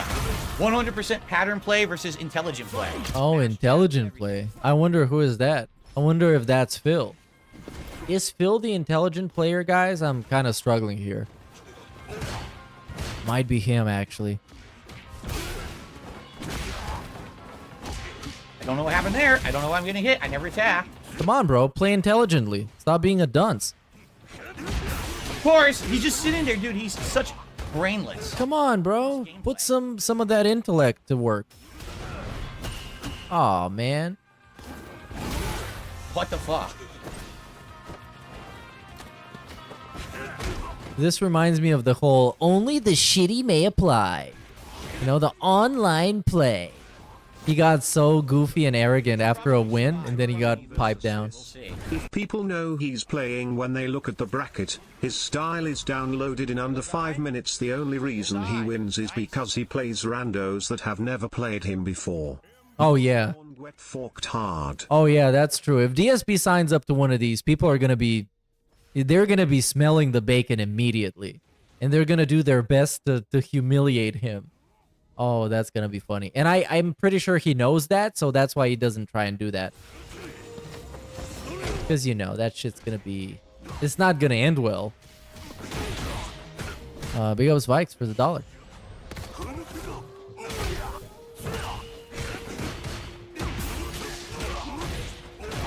Oh, man, this summer fucking sucks, man. The moment I turn my AC off, I feel a wave of heat all around me. Terrible. Turn play. Told you. Sucks so bad. So miserable. And it's only gonna get worse, man. And it's all DSP's fault, because he's constantly running like 16 different home appliances at the same time. We got the PC going, the laptops 24/7, all the air conditioners 24/7. Bro, you're ruining the environment. Come on. You're fucking up my climate. That should be game, maybe. We'll see. It might kill him because it's Kuma. Ah, damn. Turn play failure. Turn play fail. Oh my god, please stop flexing like this, dude. Stop flexing like this. You're playing casuals. We gotta say some corny fucking one-liners. Yeah, pattern play failure. Oh, it went to yellow. Oh, it showed green. Oh, he's playing ranked now. Since when? That sucks. Was this last one ranked as well? After one match, I'm out. That's bad that it did that. Okay, we're in ranked, you guys. Now it's the real boys club. It's the real shit. Real trap shit.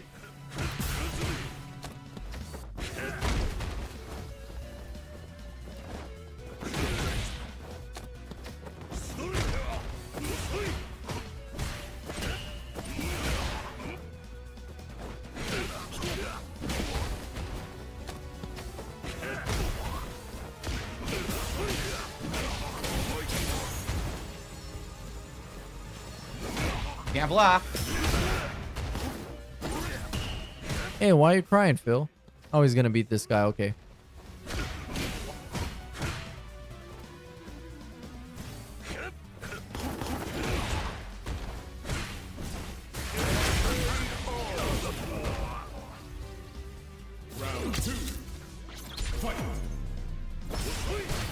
Alright, so I guess the stick is not dropping anymore.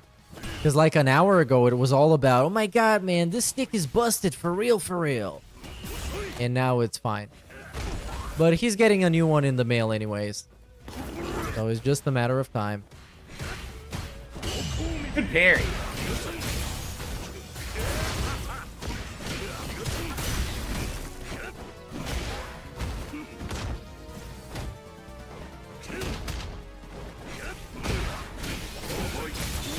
He fucked that up, man.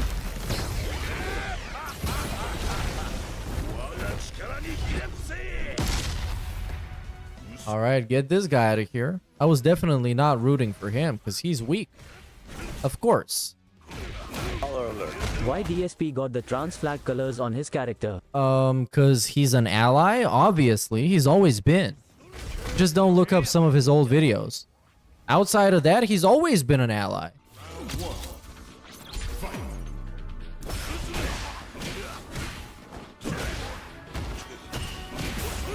Of course he has.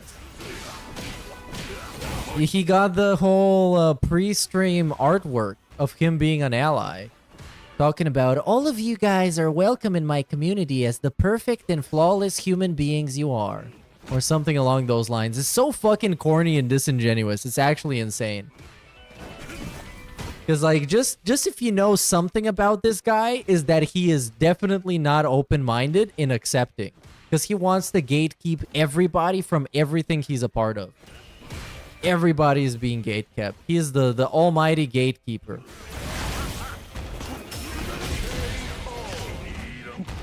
But that pre-stream art, man. Like, I welcome you to my community as the flawless humans you all are, and the beautiful beings. Or whatever the fuck that was phrased. It was the worst fucking phrasing. Oh, why the net kick misses so much?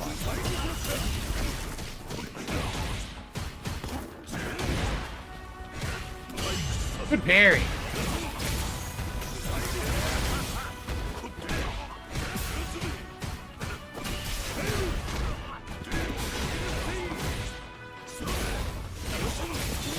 Might be game. We'll see. Yeah, he's gonna beat this guy. Even I can tell. Shit. And I'm really good at these games. Very good. That's the most ranking points I've ever had right now. Where we're at right now. One more, then I'll take a break. A real break or just a fuck around and not do anything break? I think it's one of those. I think with Bison back, we'll see Sagat down the line. Perhaps we will. I don't know. Sagat, they did bring in his DLC for Street Fighter 5.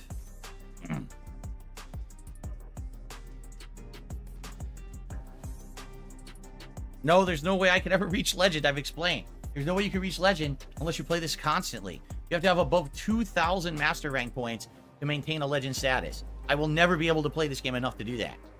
It will never happen. Unless I become an exclusive Street Fighter streamer. Or you play it offline? I mean, judging by what I've heard about, you know, him talking about the whole game and how much it means to him, he seems fucking dedicated enough. He just doesn't want to put in the work. Once again, guys, please support the stream if you like the stuff. In a bag. Okay? Oh, he's been at $25 for since the pre-stream.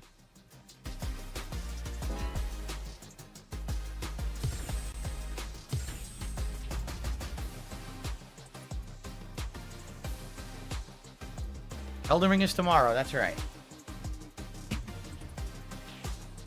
If you guys haven't noticed, I just can't get consistent matches as much anymore. Every time I play this now, this is an issue. Where we sit here and wait quite a lot. I don't know what the cause of this is. With the influx of people playing Akuma and Bison, you would think that this would have increased, but it actually looks like it's decreasing sharply. I don't know what's going on. And this is with the Maybe there's not many people playing the game right now. This is the wider search to find people that I'm using. So let me show you what I mean.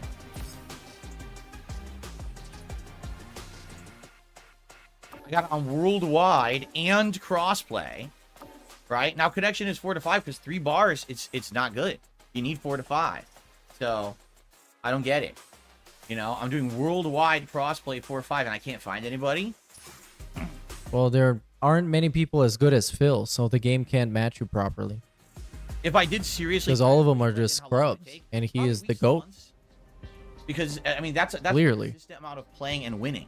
You'd have to go on a real hot streak to just get right to Legend, which is not going to be possible. Once you start playing the top people, they know all the strategies and all the stuff I've never seen. I feel like if I get to like 1,600, 1,700 points, I'm going to start to have a harder time. Because I'm not going to know what's going on. It's not the basic pattern play bullshit from these people anymore. It's now new stuff I've never seen before. Sure thing. Whatever you say. Well, guys, I don't know what to tell you. I'm playing ranked. I'm doing good. This is the most rank points I've ever had. And I can't play anymore. The game won't find anybody. What is going on? Well, what can you do, man? Just quit. Gabhan says it's searching for best connection everywhere. Yeah, but isn't that what I want? Don't I want to find the best connection everywhere? Then just give me a worse connection close, right? Here comes a new challenger.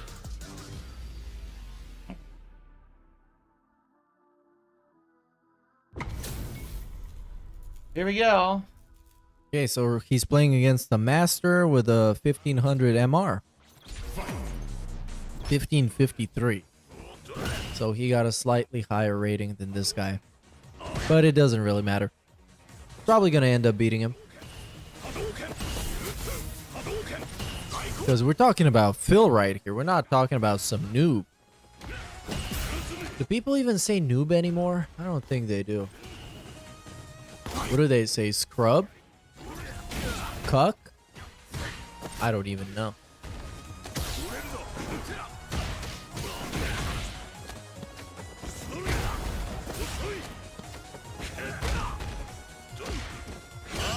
Good parry. Very good parry.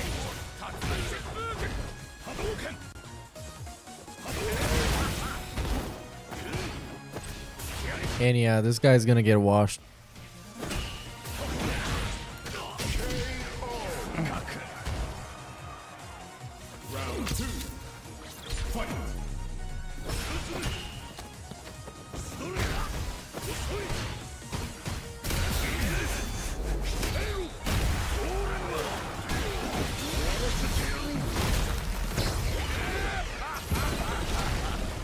And he's gonna beat this guy easy.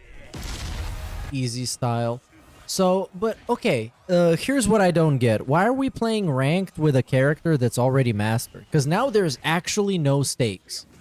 There's nothing we're trying to achieve. We're just watching this guy fuck around. Here's his pattern. There's no actual goal. Because at least when he plays some like story-driven game. Across the whole screen. No input or skill. Oh, hold on, he's crying. 100% online flowchart gambling pattern. Terrible.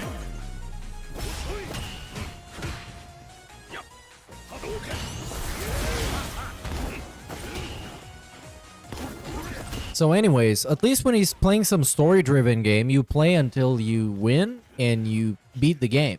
And this is just like actually pointless. Actually pointless. It's like just playing random FIFA matches over and over again. Just the same thing. None of it matters. And he plays the character in the same way, and he plays the same character. He's been playing this dude for like 2 weeks now or something. And then he's wondering why he's sitting on $25 in tips. Like, bro, this is fucking a snooze fest.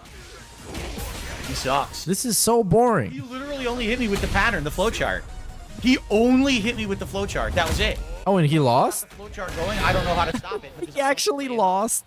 With this fucking level of people, there's no skill to anything he did that whole round. It was literally 2 rounds of flowchart Ryu that beat me. I don't know how to beat that flowchart because it's gambling. It's a 50-50 It's gambling. I thought you liked that.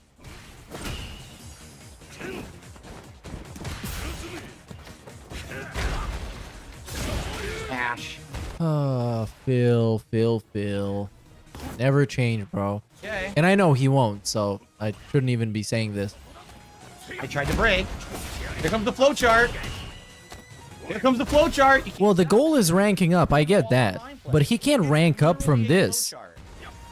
There's nothing. And he's getting completely violated. He's a gambling flowchart. No intelligent fucking thought in his brain. He's a fucking moron.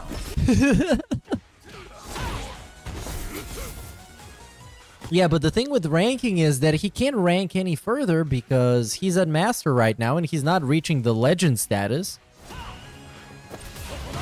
Or is there any more ranking? I don't even fucking know. I don't even know. Flowchart. But yeah, this guy got him figured out. So we're just salt.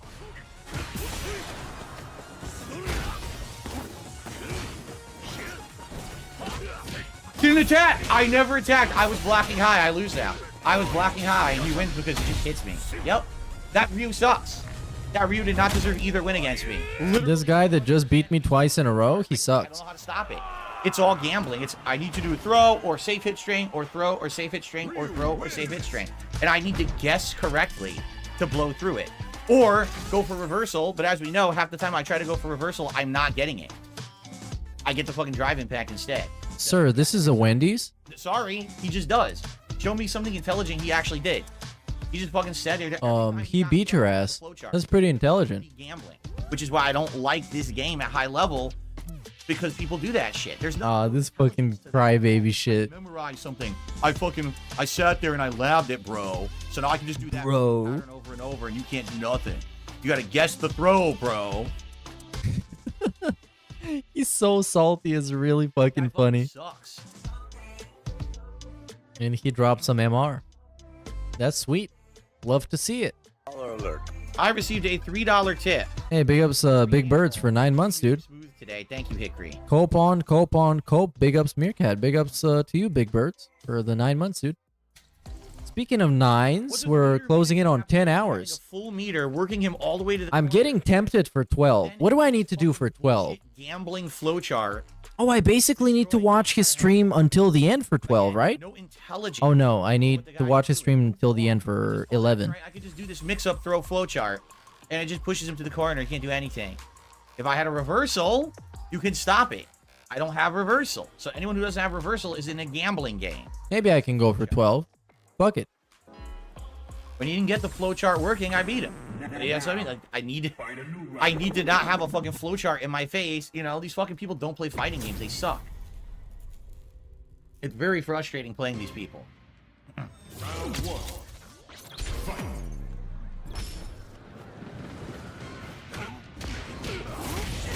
No, I don't really get any kind of effect from listening to him for extended periods of time, because I've been listening to him for so long, I just got desensitized to it. That's a thing that happens regularly. It's like, I would compare it to like a bunch of action movies, to where at some point when you've watched so many Hollywood action movies, you kind of just get desensitized to the action, and it's just a bunch of noise on the screen. That's kind of how I feel about DSP. Just like the same shit over and over again, but slightly different sometimes. Occasionally is different in a certain way. But still, much like action movies, it's kind of entertaining.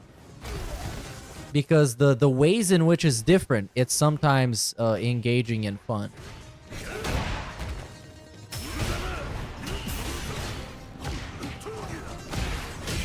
He blew it. He went for an excessive combo and whiff.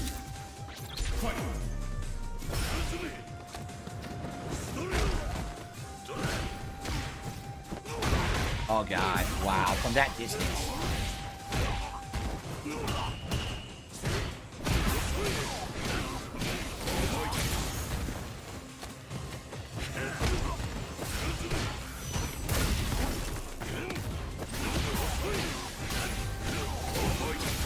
Wow, got him. Psyched him out with the fake stomp. I guess if somebody really wanted to, they could make a King Jad bingo ripoff about the fighting game stuff. Not really a ripoff, but you can steal his whole gimmick and make a bingo about all the excuses. Because it's just like 10 to 12 different excuses at most. But you're always going to hit a bingo because you just kind of can't not hit it because it's always the same thing. Or yeah, or maybe a drinking game. That would be a pretty good drinking game. It's a guaranteed fun. Because you always get the same excuses. That's what you do if you really want to get messed up. Meter management, I suck. One gimmick that I really enjoyed is the Tractor Goose flowchart of DSP's, I think it was called a mind map. So basically, you start with some kind of random DSP segment, and you trace his actual thought process and his train of thought.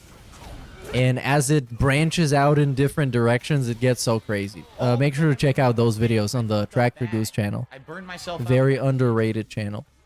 But that's because she streams once in a billion years, dude. Come on. You need to be more serious and hating on Phil. I don't know what happened. I'm just standing there parrying.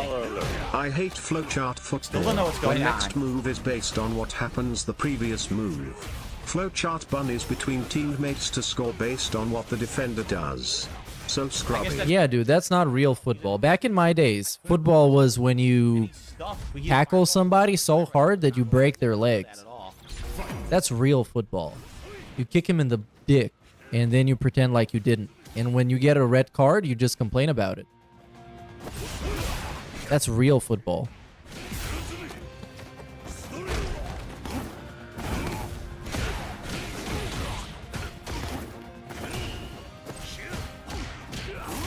Did that hit? Well, can't do anything. Frozen. I don't know why that hit. I have no clue.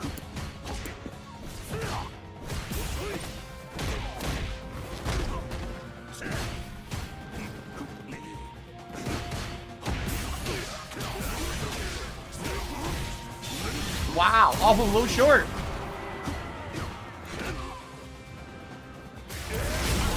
He fucked up. Complete mistake. He had it won.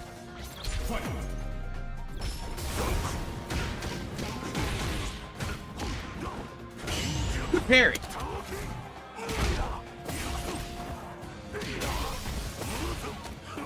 Can't do anything about this. Literally, I couldn't do anything about it. It was just 3 random guesses. Oh, you should cry harder, Phil. You should cry way harder than this. Yeah, LSB used to do a drinking game, and me and the Decepticon used to have a drinking game back when the reacts were on Saturday.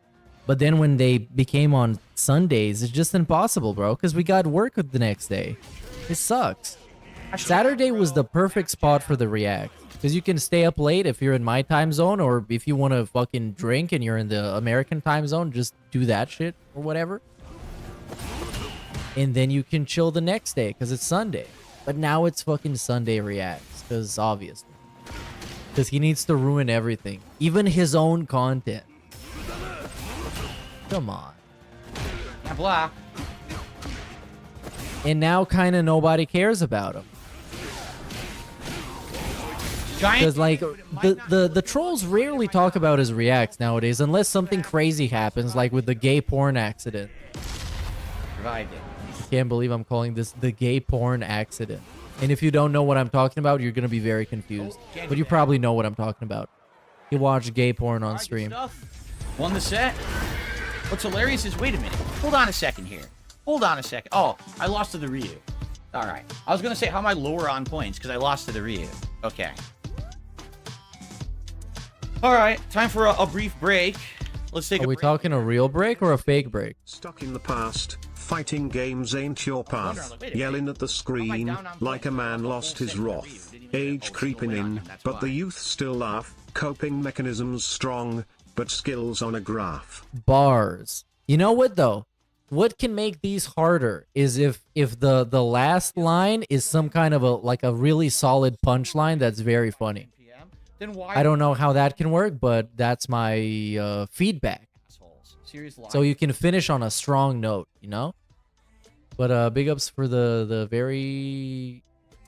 I'm missing the word right now, but the very positive poem. Kane gains 666. Big ups for the $1. Well, so far, I would say the joystick is working, even with the crooked button. Okay. But like an hour ago, it wasn't working, and not even the new joystick would be working. Cypress TV. Why would I get 2 joysticks tomorrow? 9L even React anniversary coming up, can't wait. Oh, 9/11 React anniversary. Yeah, he also reacted to 9/11. That's a thing that happened. They always lie like that. Because of course it does. Get your hopes up. This is dark side fucking Phil. He actually did the thing. No, I don't think I'm getting another stick. Reacted to 9/11. Like, what can you even say about fucking 9/11 as a reaction? That they would send me a joystick, a new one, brand new one, different model, from this one. So I say, hey, I'm willing to accept it if you want to send it. They claim they sent it, but you know. But what? If it's real or not. Come on, man. What? Okay, I kind of get why he's paranoid, because people have been fucking with him since he exists. But this is, I don't know. To do with the bison I don't trust like that. What's a bison cat? Oh, bison cap. Excuse me. He just wears the hat.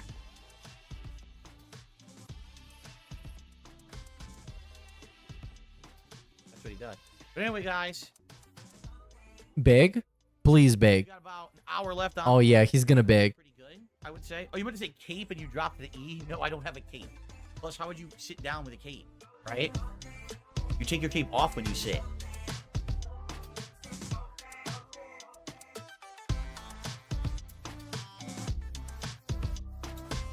Guys, please support the stream. Hardcore big. Super chats, no memberships. 28 bucks a tip. Oh, he's even reading out the stats. So please support Street Fighter. It's not good. I'm actually doing quite good in ranked. Better than I thought I would.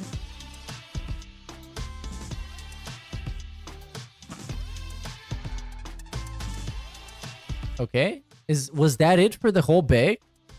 I guess he got distracted. Now somebody's just gonna send him 50 bucks so he can shut up. You know that's gonna happen. It always happens. Or they're gonna send him like $100 on the late stream to compensate for this one. And it's gonna be overall a very positive and interactive and chill day. And everybody loved it. That's gonna be the retcon. Even though he's been complaining about people not talking about the game. And now they're just spamming emotes in the chat.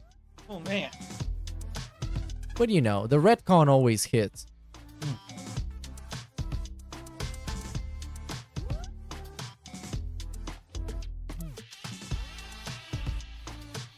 The way he retcons the streams is legendary.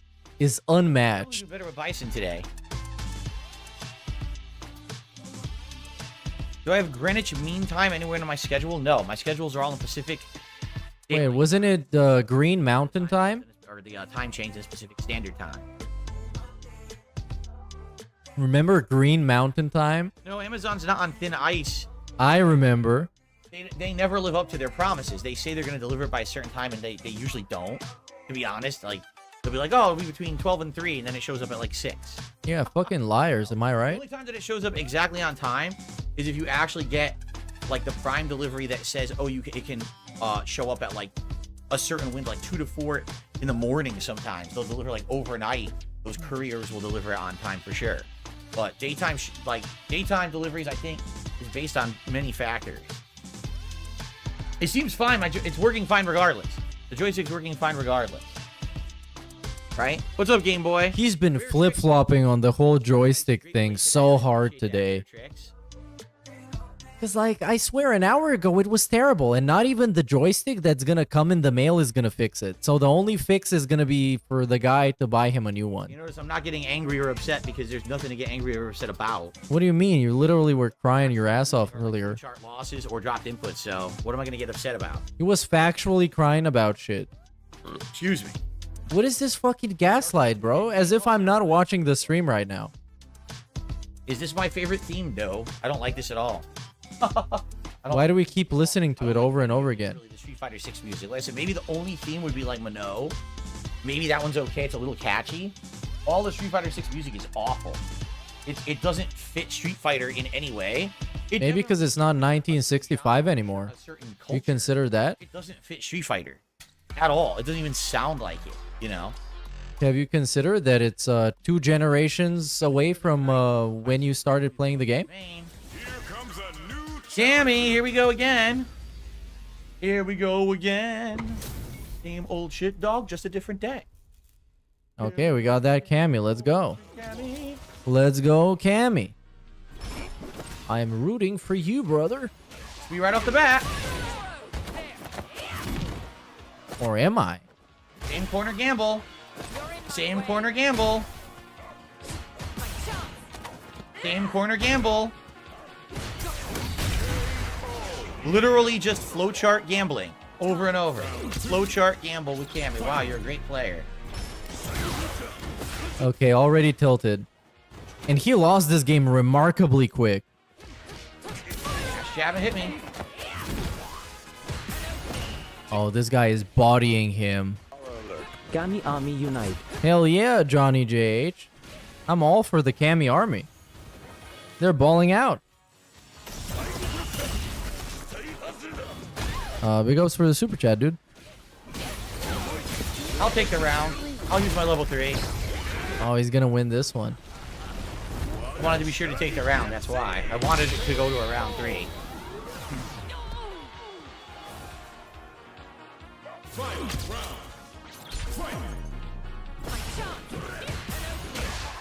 I parried, it gave her free combo. I parried that hit, it gave her free level 3 combo. What a great game. Okay, just lose the match already. Stop crying. This shit is so annoying, bro. Because he's also distracting himself with all the complaining. Have you seen a good player actually talk like this during a match? That you actually want to win? No, just go fucking play hard and shut up and focus. Because, like, all the bitching is taken away from his ability to perform.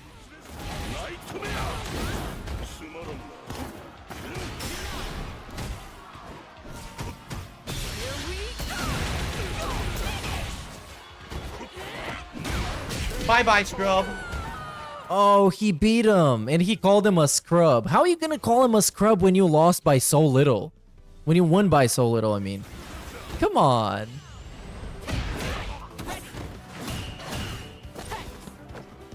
He beat him by a fucking hair. Here we go.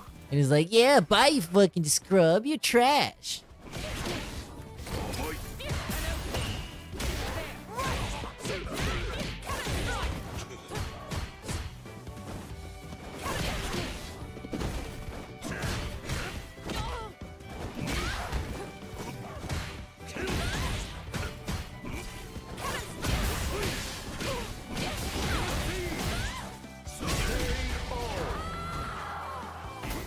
Oh, he won again, you guys. It's over. DSP is now officially good at Street Fighter. It's all over for you, Detractor Bros. Hater Bros. Good parry.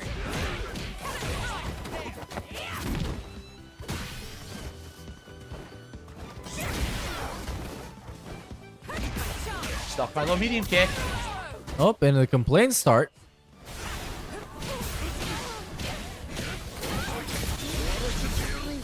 He's gonna win this one too. Help! Chat! We need to destroy him. How do we end him? He's too good at Street Fighter. He stuffed my EX, He stuffed my EX, what? Yeah, stop crying, bro. For real, just stop crying. Please shut up. No, she just stuffed the EX Psycho Crusher. Please.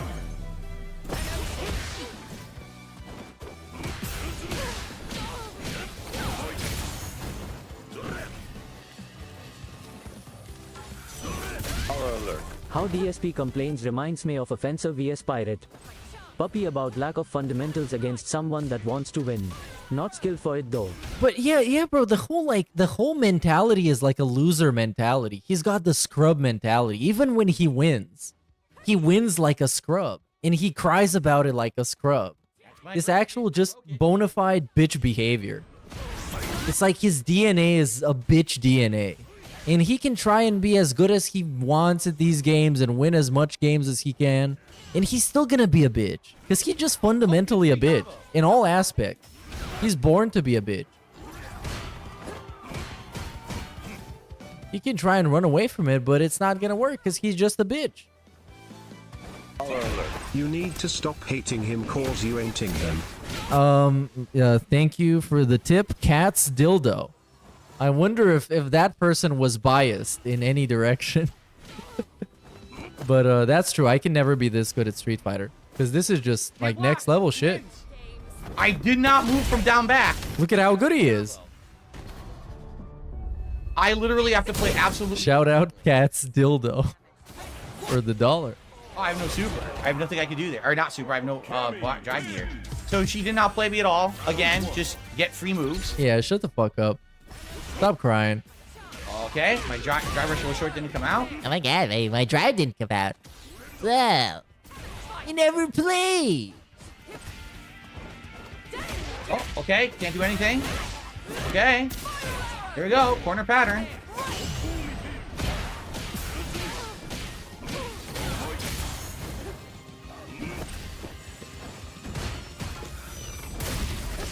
Oh, I did a move. It drops it. Lets her mash jab. So yeah, again, you still haven't outplayed me. You're playing the Cammy pattern and you get away with it because the game sucks. You're not a good player.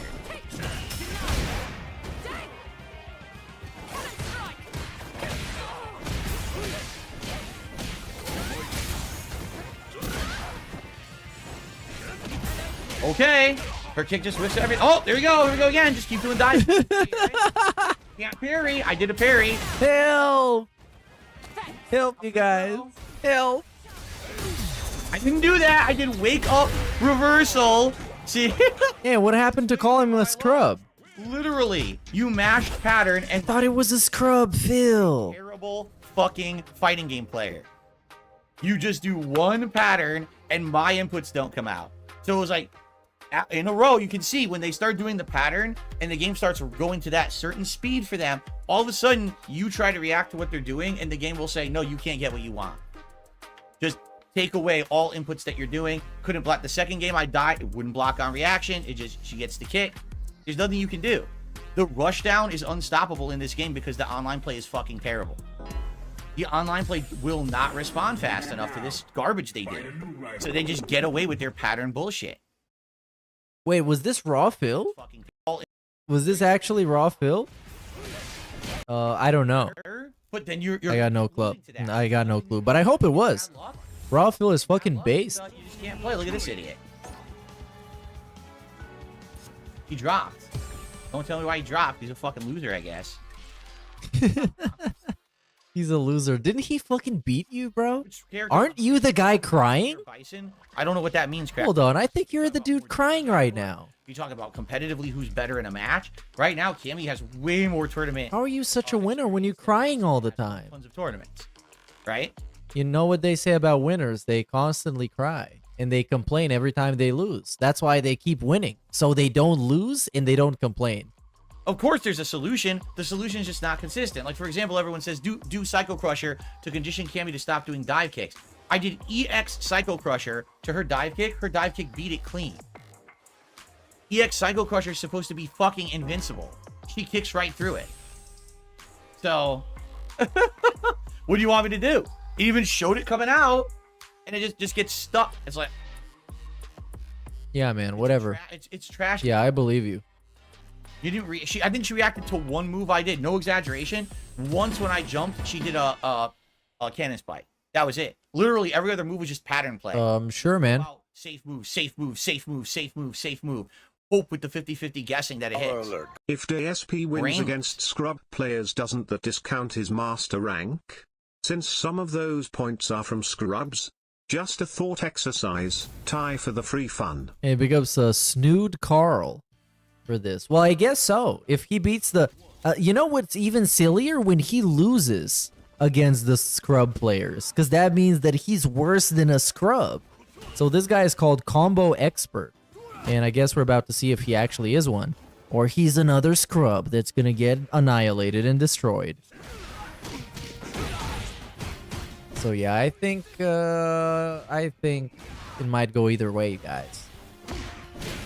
It's a very serious match right here. On a very high level. And the level is 1, by the way. Now corner makes up 50-50 The gamble. level 1 is still very high. Oh my god.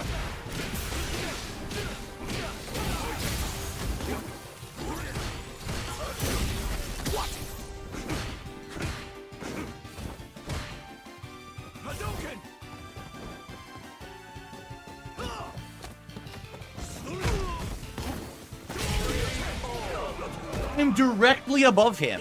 I'm stomping down. His uppercut that moves at an angle still hits me. I think Ken needs more advantages. Oh, he turned out to be a combo expert, man. Or at least he has been so far. Gonna get my Psycho Crusher.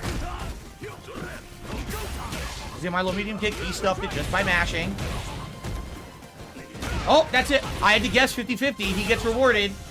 Well, sucks to be Phil. Very for me.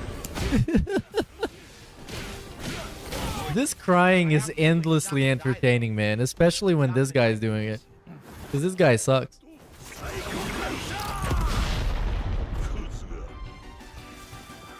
Come on, beat him again. Beat him 2-0. Please. Please. Just kick him in the balls. Come on, suplex him. Another one. Hadouken. Come on. You can do it. Ah, this time it didn't land. Come on, bro. Ah, he got him with a fucking nasty ass, disgusting fucking grab. Pathetic. I did mine. His stuff's mine for no reason. It's because you're trash, Phil. 50-50 guessing in the corner. It's actually because you're trash. 50-50 guessing. The game has a trash mechanic, and it knows when you're trash, and it just makes your inputs drop based on your trash level. And your trash level is very, very high.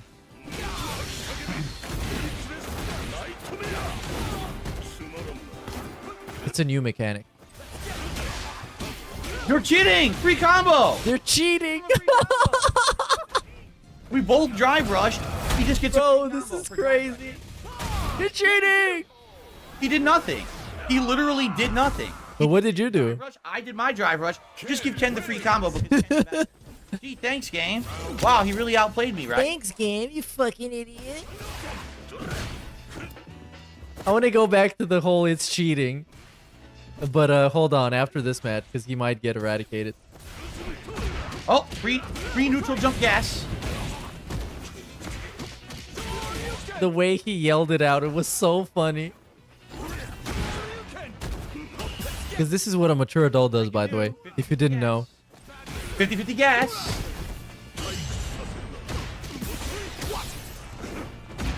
It's a 50-50 guess after all. Guessing. No skill, just guess, guess, guess. Gambling, gambling, gambling. Wow, what a great game.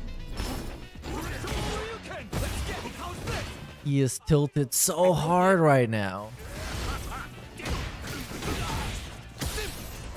And I thought this guy was untiltable. He was mentally untouchable, like a certain other guy. There's nothing to what he's doing. But it turned out that he was very touchable, actually.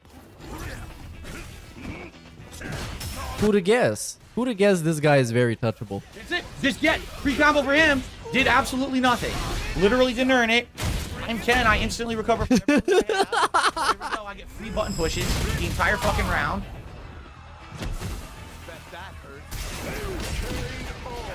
Can't do anything. He just plays the pattern. No reactions. Again, another terrible player, just like another terrible no player whatsoever. I want to go back to the cheating. Hold on. When was it? That I can do. 50-50 guess. 50-50 guess. Oh, 50 guessing. No skill. Just guess, guess, guess. Gambling, gambling, gambling. We're cheating. Free combo. Free combo. Oh yeah, it was here. Hold on. Oops. You're cheating! Free combo! Free combo! Hold on, I need this again. I need to slow this down. Cheating! Free combo! You're cheating! The first round when I stomped on his head and The salt is just so delicious. Light Shoryuken and it hit me. I'm above him. It should be stomping on his head. Raw salt. Unadulterated salt mine.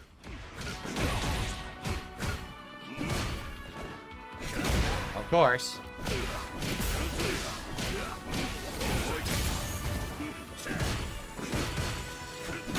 Of course.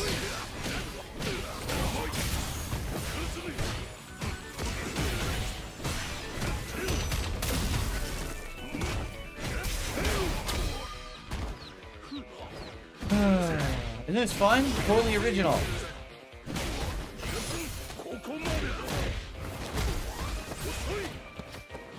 And he's about to lose again. Please lose again. And he's spamming fucking grabs. And another one. He spammed like 3 grabs in a row, man. What a bitch. He's gonna win this one by the skin of his teeth. Oh no, he actually lost. The invincible EX Psycho Crusher is easily kicked. Godlike. I love this. I love Street Fighter now. It's my favorite game. I'm not even playing it.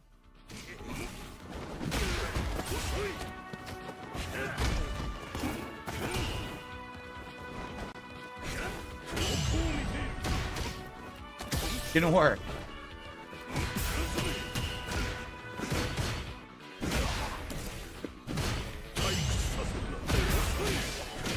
He went from calling people scrubs and trash players and dancing on their graves to being in a grave. It's, oh, I love that. I love that for him.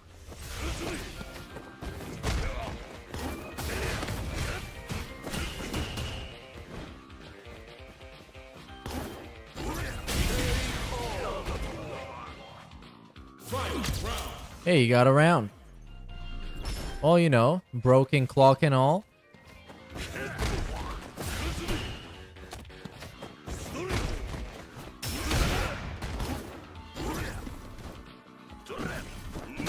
Oh my god, that's insane distance! Wow!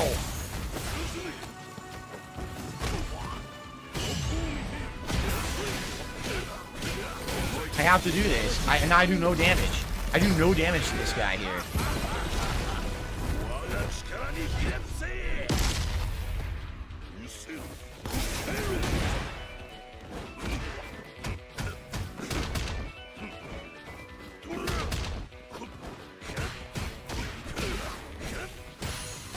Where's my punch? Dropped it.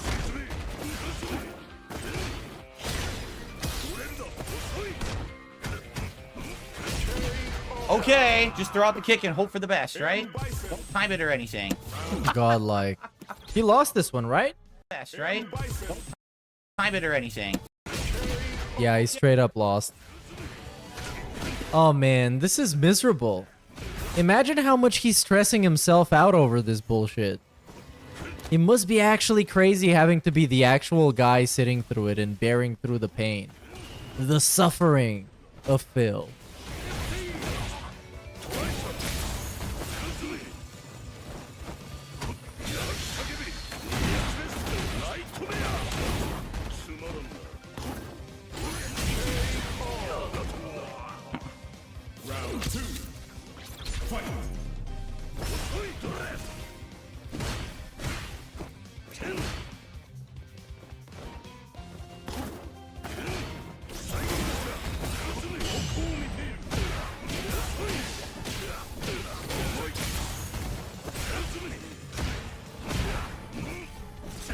What the hell's going on now?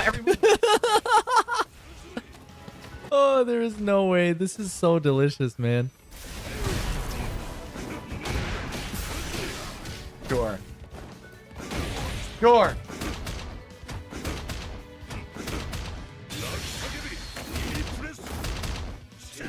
His punch doesn't come out because I have to interrupt it with my level 1. It drops his input because I did level 1.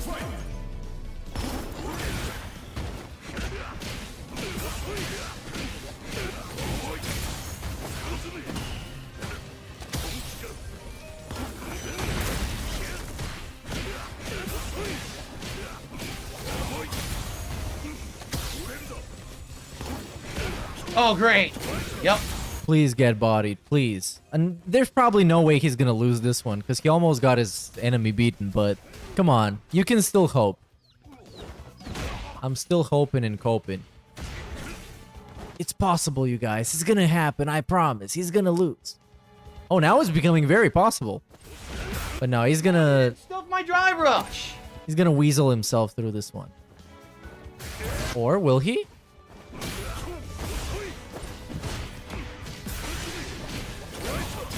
Bullshit. Complete bullshit. Why? I do drive rush low short. He just mashes a random button and it interrupts my drive rush. I just don't understand it. I don't get it. Everyone else can drive rush and stuff every input that I Yes, he lost, bro. press a button, I get stuff. So where is the fucking discrepancy? Oh man, this is so Where good. do I finally get to fucking do a drive rush Rip attack? Phil. Mine never work. Like literally mine never actually work at all. Rip I Phil. want to know why I can't drive rush attack people. Because the game is stacked against you, man. Capcom hates you, personally. Short, he did low medium. It's stuck. How the fuck? Because you stink. I'm supposed to be at advantage. The whole point of drive rush. Why the fuck did it stuff me? All right, Jade, I'll see you later. Oh, Jade even Jade is pissed off. So he says, DSP Gaming, I go eat now. IDK, see you tonight. All right, see you around, Jade. Stupid shit. The guy's not better than me. He gets lucky fucking mashing buttons through drive rush. Getting giant combos and shit. Get the fuck out of here. And we got another Cammy. That's all we needed right now. In this already tough section, all we needed was another Cammy. God damn it. Why can't this be easy? Help. Yeah, jab.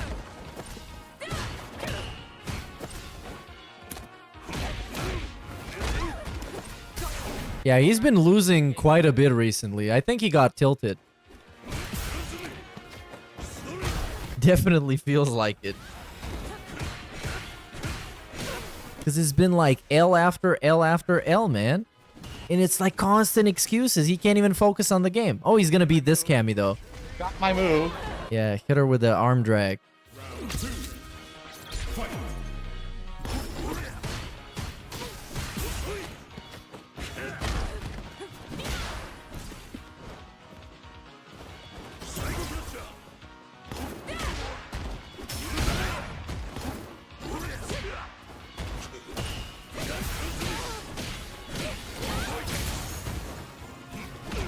Of course it stuffs it. Of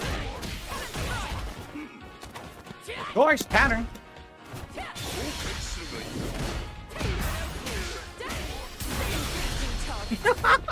It's just pattern. All she does is the pattern.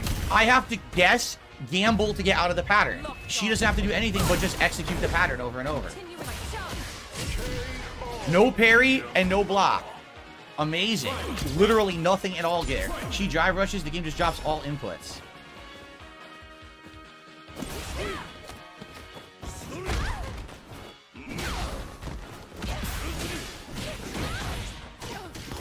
Come on, let's go, Cammy. We can do this. We can do this. We're all rooting for you. Even though you probably have absolutely no idea what's happening. It's very important right now. Only you can save us. Or maybe the next guy that beats him. Wow.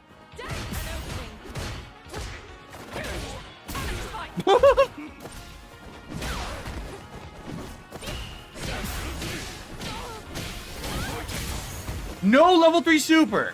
Amazing gameplay. Can't block. Oh my god, come on, let's go, let's go, let's go. Let's go. Don't let him grab you. Yes, yes, yes. Yes. It continues. Hell yeah. It's nothing. It just continues. It never ends. You never have an opportunity. She keeps the flowchart going. Endless attacks. Oh man, I am loving this. I am loving this.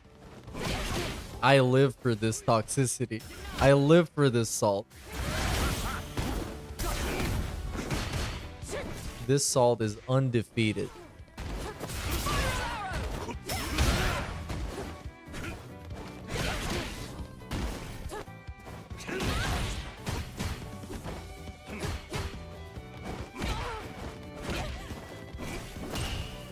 Can't do anything.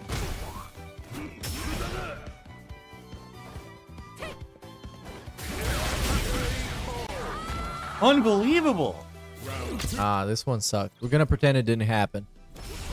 This one didn't happen. Phil didn't win. And if he did, he cheated. And if he didn't, then the inputs dropped. Of course he wished.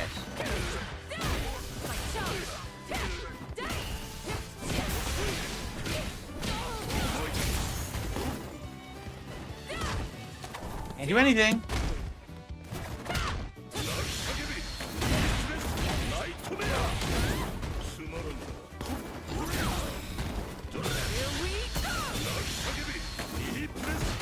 Wow!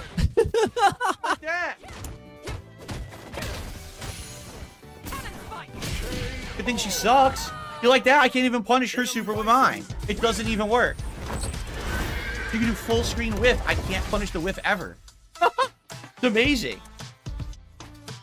Thank you to Dark Lord for a super chat. I guess they're not going to rematch because you suck? Okay. Well, you didn't even read out his message, bro. He sent you like $22. And the message says DSP forever. It's not even like a meme or something. Alert. 1500 MR is starting when you hit master. You can go lower once you're in. Got extremely butterfly for sitting 50 points above starting points, and he said the other day his goal is to hit 1700. What, today? Character for him. This is the salt we love. Dude, he's on 1533. He basically didn't do shit. Basically got nowhere. Oh my god, this is tragic. And this is supposed to be like a badass, super strong character. Can't even get to 1600. Feels bad, man. Feels bad.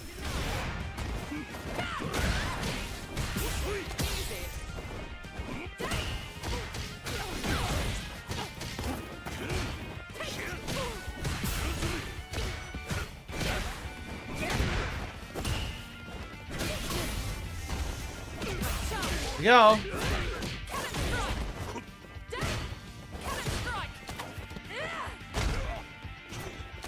Oh yeah, that's the thing. Yeah, the super chat that he received would have hit his $50 tips goal, but it wasn't a tip, so it doesn't count. All three. And he got some random super chats out of nowhere. He got a super chat by DSP is the GOAT. Are safe and free. I have no reversal. Oh, listen to this All I salt. can do is guess or try to do wake up drive reversal, which doesn't work. It's too slow against Cammy. So I have nothing I can do in the corner at all there. Zero. Hey, we got a nothing I could do. That's a classic.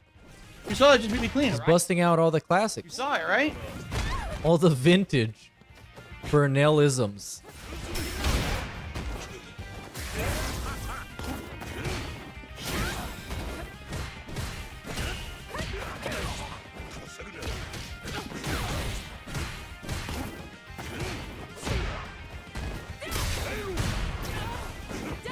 Of course, neutral jump guess.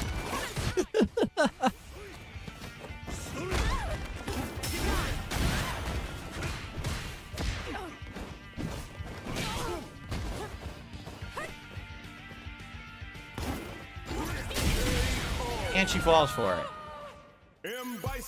Yes, I never should have lost to you at all. You suck.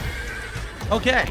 So Oh my god, this is so fucking cringe. $22 super chat saying Beating the guy and then talking trash. did a super chat. $10, thank you. So fucking corny. Did a super chat. I miss your super turbo streams. Yes, I wish there was a way. Excuse me. I wish there was actually a way to play Super Turbo. There's just no way to play it right now. Fightcade is not safe or viable for me. It's not safe. There's no other way. So, all right. Thank you to Fart. He is such And a thank you to fake everyone else person. for your It super makes chats me as well sick. there, guys. Right? Half an hour left. That's why I'm not. Thank you, Sock account, for the super chat. That's it's a good fucking joke, dude. Bleh. We haven't had him in a long time. I don't know what happened today. Oh, listen, he's begging. Well, I had my highest ever ranking points. I was what 1575. So I'm going back and forth. You know, I am getting better against Cammy for sure. Even though whenever she gets into that perfect distance flow chart, you're fucked. You just have to guess and get lucky. But I am getting better. Is he? Is he actually getting better? I don't think he is. I don't really think he is better at all. I think he's been worse than usual, actually. So yet again, no. But stream many losses due to completely dropped inputs and bullshit or flowchart. I mean, out of all the people I played today, was anyone good? Anyone of I don't know. Yeah. Good? Yeah, I mean, you got beaten like a bunch. Players, right? For the most Uh-huh. part.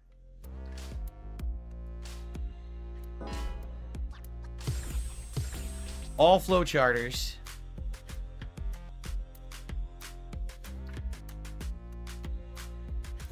And I can't even get consistent matches today. This is another thing I'm starting to see as a growing pattern. What is going on that I can't get matches consistently? Oh, and now the game's broken again. Right? Oh no. What are we gonna do? Bill can't even get consistent matches. Get the fuck out of here. I don't know what he expects to hear right now. I don't know what he expects the excuse is gonna be.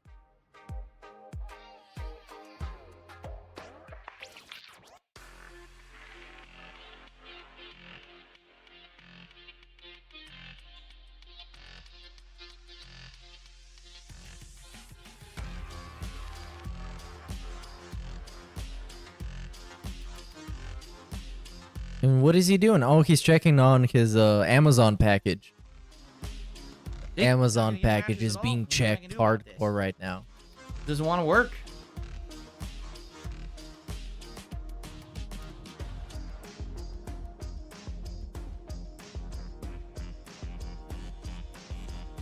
Oh, now the Sanwa joystick is one stop away. Gee, just in time, huh? Wow. Just in time for the stream. Amazing. Now, I've had zero luck against Marisas with Bison. Let's see if I can figure anything out. I have had no luck. This is a 2,000 point, so I'm probably going to lose.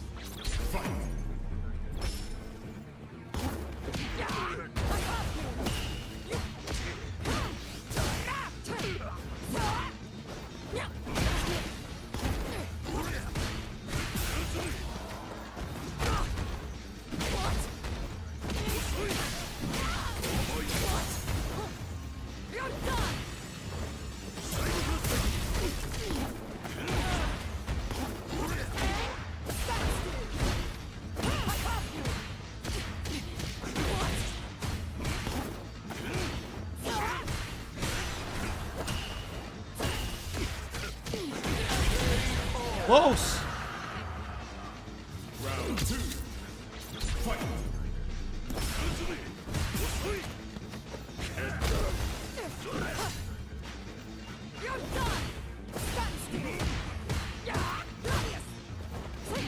Nice. Oh, I'm done. I'm in the corner. I can't get out. I'll never get out. Oh, come on. Get blasted, please. Get eradicated. Yes. Oh, man. He's getting manhandled right now. I'm in the corner. No reversal. Can't get out. He is getting filtered big time. Lost basketball games is when the other team scored more than me, or my teammates let me down, or my coach had a bad game plan, or the fans weren't loud enough or too loud, or it was too hot or too cold. Nothing I could do. You know what? You got a very good point, LeBron. But thankfully now that your son is playing on the Lakers, maybe you're going to win a lot more. You're going to turn it into a family business.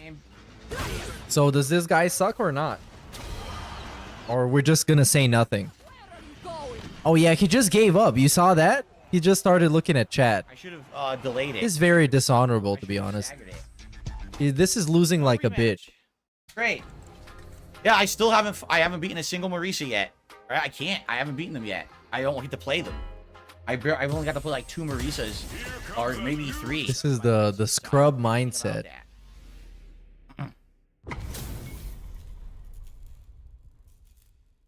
And a Ryu on a 2-win streak, dude. The hopes are alive. He's gonna filter DSP. Unless he's bad. Why did that just stuff me? You saw that? It stuffed clean.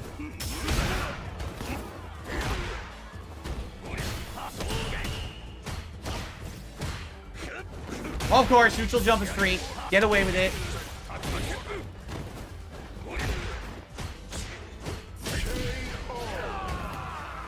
More pattern bullshit. More scrub bullshit. Oh, the dude won. Come on, it's still possible. Let's beat him 2-0.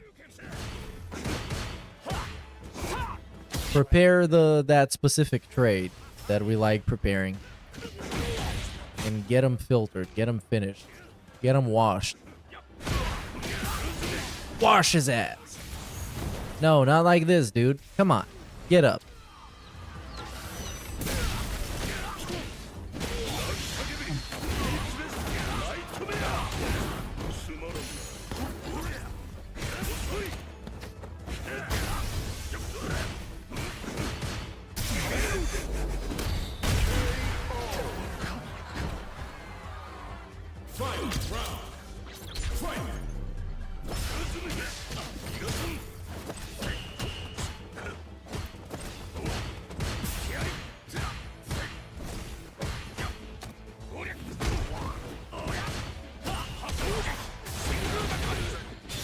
All corner bullshit. Pattern bullshit.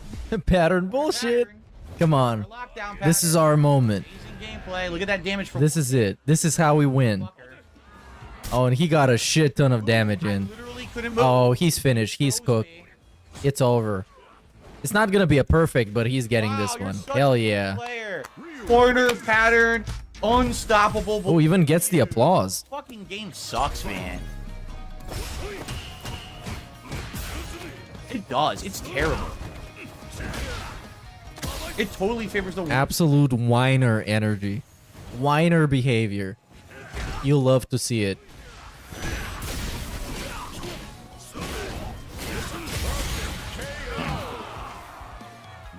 Round 2. Fight.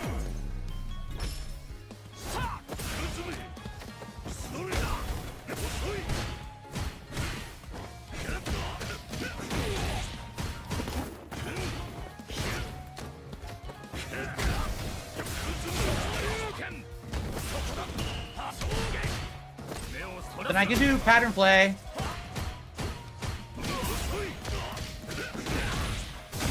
Pattern play. Come on, man. Beat his fucking ass with the pattern. Hit him with the pattern. Hit him with the male pattern baldness. He's already getting hit by it, but come on. Another one. Press X the pattern. M. Bison. Ah, no. Play Ryu. Why are you rematching him if he's so bad then? Play. On fight, press rock fierce because it stuffs everything and it's safe. On, here we go. Here we go. Corner. Here we go. Keep doing it from the same distance. Pattern. I labbed this. Yo, You labbed this, dude. I labbed this, bro. Every time he says bro is like the most unnatural thing ever. But this also the guy who says yikes. Because he picked it up from Cat. He wasn't saying it before Cat became a thing.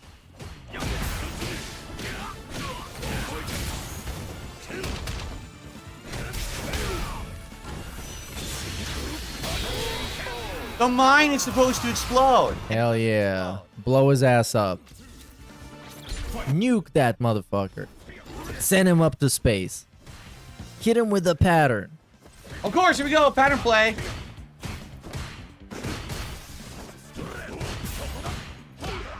I didn't do anything. Didn't do anything. Pattern play. Pattern play. Imagine talking flowers on people who practice LMAO. Yeah, that's like really stupid. He's talking shit about people who actually bother to practice getting better at the game. And they're probably playing it on a perfectly casual level, too. Didn't come out. Now he gets free super because mine doesn't come Like he's getting mad at dudes who like the game enough to play and get better at it. And then beat him. Unfucking believable. I had it. And if he was bad, he would shit on him and still call him a scrub. So you get called a scrub regardless. You only don't get called a scrub if you beat him in a very specific way that he respects, which is very rarely. That's like 1% of the time. Can't do anything. I would even say almost never. What the fuck? What? Dude, this game is terrible. Oh, the memology video on this is gonna be great. Be rewarded. You already know. That is insane. They rewarded him for what the fuck, dude?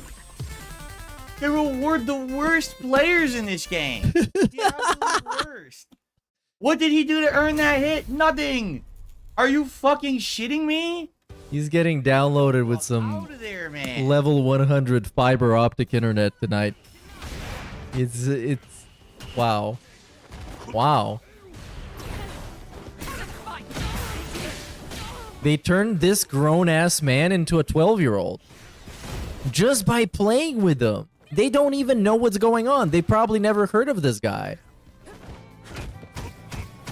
This is the funniest shit. That's kind of the reason why I stopped playing online games. Because I constantly, whenever I feel tilted, I think about, oh, this dude just fucking made me tilted and he even doesn't even know.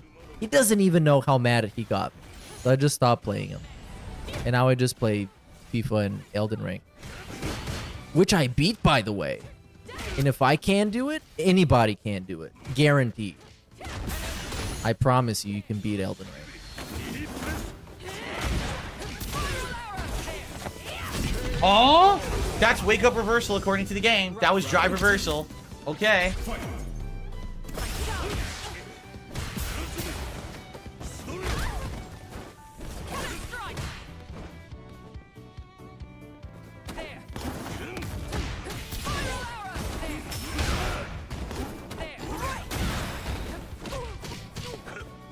Can't get scissors.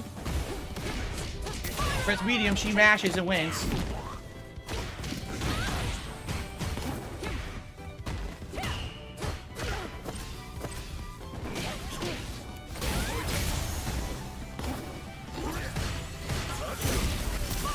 Can't block.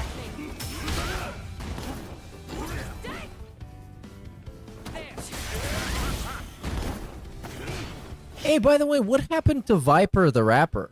Didn't they find like a fucking body in his house? And also found out that he was keeping a woman chained in his basement or something? What happened with that guy?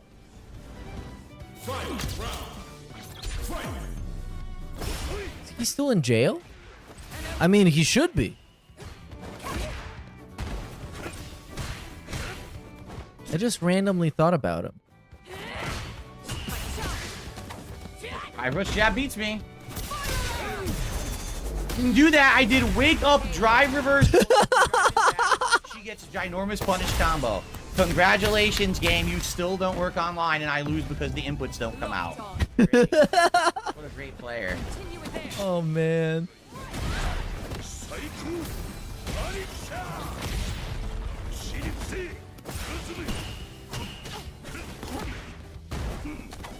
Where's my reversal?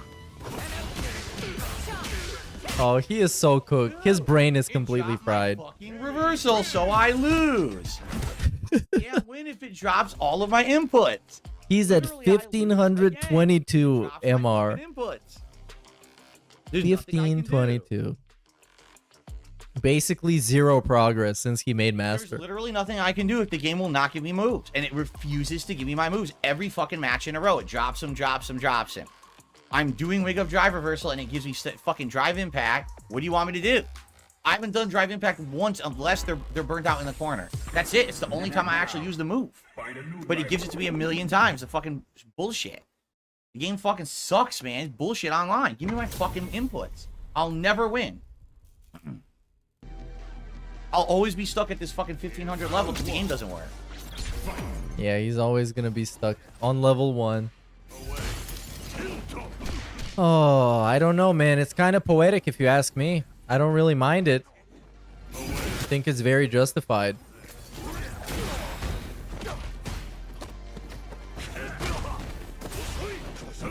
God, of course. Neutral jump, yes. Of course.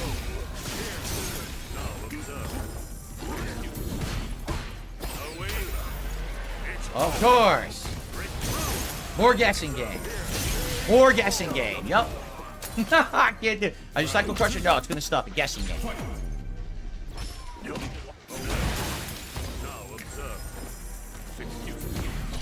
That was parry. Gives me nothing. He gets free combo. And again, we got more complaining than we actually have playing the game. Still hitting me. I can't stop it. And I mean, how are you gonna win like that? What do you say, dude?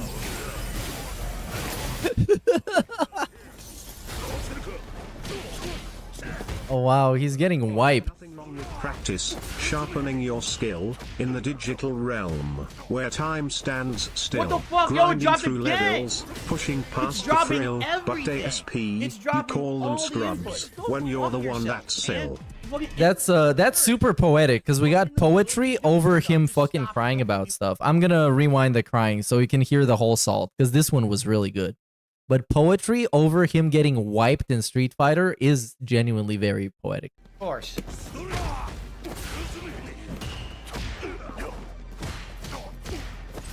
So this is the replay. Oh, it dropped again. It's dropping everything. It's dropping all the inputs. Go fuck yourself, man. The fucking inputs don't work. Right in the middle of me doing stuff. Just stop it. Don't give me what I did. Okay. Okay. Alert. After SF6 streams like this, I wake up at 6 AM the next morning, sip a Red Bull, smoke a cig, and watch memeology video. It's a fantastic morning. Yeah, dude, yeah, that's the morning routine. Especially after streams like this, because, man, there's so much fucking salt. It's about the stick, it's about the other players, everything sucks. It's like a Limp Bizkit song. He is so fucking mad. I'm gonna skip the live. Oh, he beat this guy. Finally matched with some bum.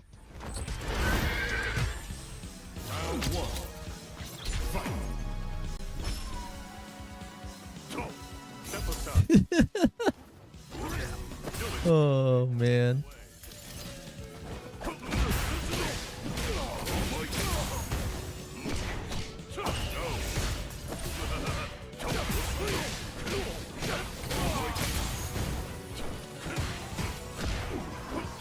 Yeah, he's gonna beat this guy easy. But I mean, finally, he lost so many times. It's about time he actually beat somebody. I'm trying inputs. That jab.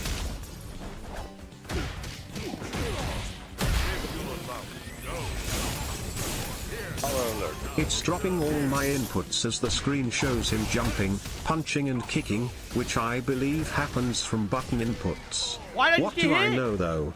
Hey, you know what? You might be onto something here. Capcom, big ups for the $1. But yeah, if you watch his replay, you can actually see all his inputs.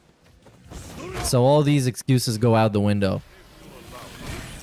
But what do I know? I'm just a dunce who doesn't play this game and is not good at it at all. So I can't even say anything. Well, it is what it is. As a wise man once said.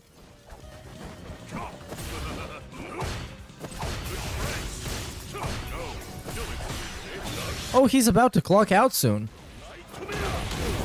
It's almost clock out time, brother.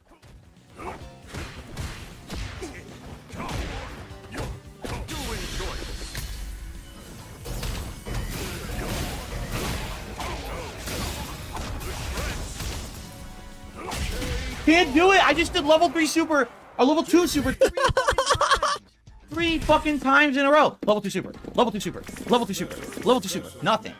4 times she just stands there. Not even a kick came out. You saw that? Not even a fucking kick came out. It dropped 4 attempts at level 2 super in a row. Hey Phil, how about remember chill? How about that? When mad, remember chill, right? I cannot win if the game doesn't give me my inputs. Game. Please give Phil his inputs back. Come on, this is unfair. You're cheating at this point. Please give my boy his inputs back. He really needs them. His inputs have been stolen. What am I gonna do? What a predicament. If only the inputs were back, man. You know he would do a great job. Of course. Some criminal stole him. Maybe it was even Tevin. That guy never gives up. He always wants to screw with my boy Phil.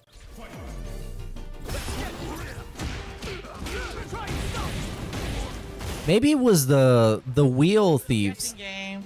Gambling in the The corner. thieves that stole his tire. They also stole the inputs.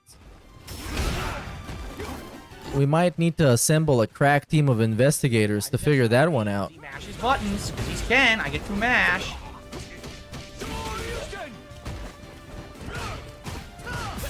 Well, let me be honest, my boy. This ain't looking good. You're supposed to be good at this game. This is the game you're supposed to be best at, and you're kind of trash. What's up with that? I'm Ken. I get to mash. I have high priority everything. No, you are Phil. You're not even Ken. You're Phil. Mash. Look at that. Right after my short, I'll just mash a button, see what happens. I'll just do neutral jump gambling, see what happens. I'll just walk him and throw. What happens? It's all guessing game. What happens, though? I'll just do it. See, I can't do anything. Corner gambling. Corner gambling. Literally no fucking Street Fighter. As he gets perfected. Zero Street Fighter gameplay. Bro, you don't get perfected with no... Oh, wow. Congrats, you learned the flowchart.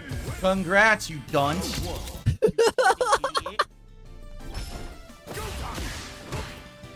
Oh, he is generationally mad today. He is so pissed off. It can't get better than this. You know what? It actually can. What if the new fight stick is actually not even real? And he didn't buy himself a fight stick? It's just somebody trolling him. That's gonna make it better.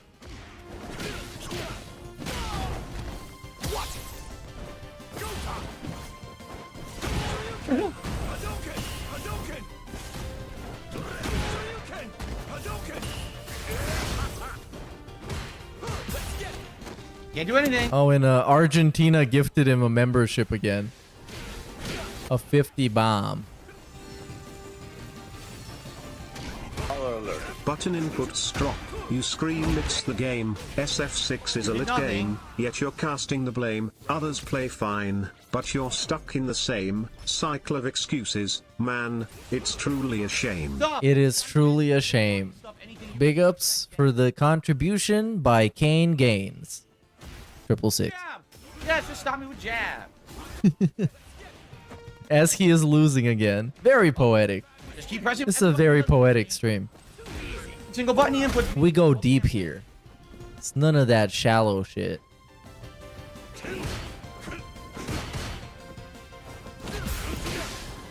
Of course I did the wrong fucking media. Baller alert. Attention That's DSP it! fans. He does Phil's nothing. inputs have been stolen. You can help by sending the 16 numbers on your credit card and the 3 magic numbers on the back. Only you can help your hero Phil. But look, first make sure to send them to me so I can verify if they're correct and it's not a stolen card. Because if it's a stolen credit card, we don't take these here. We only take popcoin. Big ups the Grippa. Oh man. That's the only way he can be happy. Just somebody just straight up send him their credit card. A single set. Why? Because the game is terrible online. These people get away with everything, just safe move patterns. There's no intelligence to anything. Oh man, I would fucking kill to see him drop under 1500 because he's on 1503 and he's about to clock out. Can we have a miracle here? The game anymore. Can we actually get to see that? Mindless flowchart gameplay over and over, and everyone. That is gonna be so beautiful. Beats everything because I'm Ken. Come on, please drop. Also, once again, I mean, is Bison? It's time for the drop. That's because of his damage output, but he's still weaker than the real top tiers. He's weaker than any of these characters that have true reversal, a million safe mix-ups. He doesn't have that. He doesn't. Huge W if he loses the next one. And then when the mine's on you, got. Oh, it's a Ryu again. But he's not as good as these existing top. All right, boy, it's time. Too good. It's time. It's happening. It's so happening. This is the one. It's a Canadian dude. Let's go, Canada.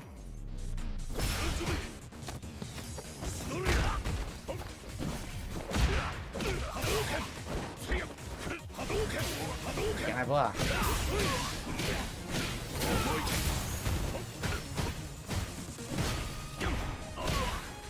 No scissors. All right. Can't do anything. So far, so good. Okay, keep going. We're so close. Yes. Yes. All right, got the first one. That's what we're talking about. Doctor, diagnosing the fake, blaming the system, but it's you on the take. No one else struggles in the same mistake. Time to face the truth. It's your pride at play that unicorn game, Philly boy cut. The unicorn game. Oh, here you got cucked by the censorship, dude. You were so close. Oh my god, it's happening, you guys. It's happening. This game. I don't want to play it anymore. What's the point? It's happening. Yes. Every time I hit him, I go for drive rush, and I don't get drive rush. And also, we gotta fuck this game. Didn't come out. Yes. Congratulations. Yes. Once again, no moves come out for me. All moves come out for you. You play a flowchart and win. So beautiful. 1497. It happened. It happened. Take a screenshot. Take a photo. Print it out. Make a billboard. It happened. We did it. It's mine. I did exactly the same. Well, I didn't do anything, but those people beat his ass. 576 MR less than an hour and a half ago. Bro, really? Sub 1,500 now. Was when he got Master 4 plus streams ago and where you fucking start. His play smells as bad as cat's snatch in this Renton heat wave. Bro, he legit is now under 1500. This is it. This is it. With one of the strongest characters. And he's still losing. And you know, he's not gonna quit the stream until he's over 1500. Because that's just gonna be mentally crushed. He can't afford to do that.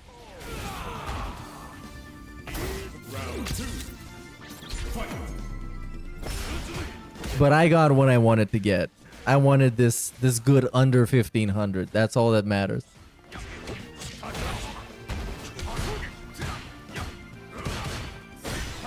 That was a parry. Gives me nothing. He's not gonna clock out under 1500. That's gonna be a huge defeat. He's gonna be crying about it in the daily rap. That cannot happen.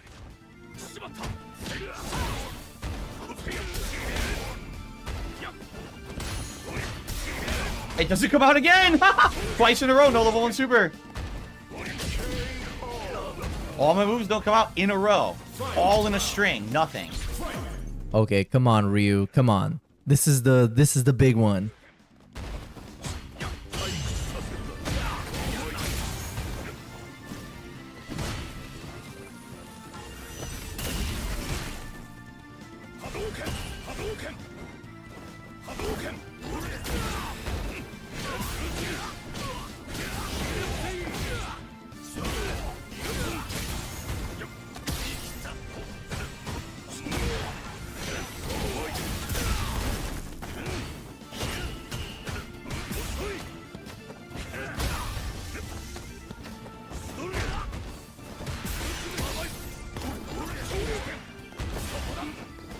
Oh no, he's gonna lose. Oh no, our boy lost. He doesn't know what to do. He has no idea what to do. But what about you? He can't play the game.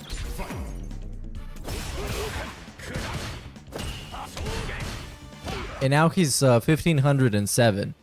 So there's still a chance to drop under 1500. Come on, Ryu. Come on, boy.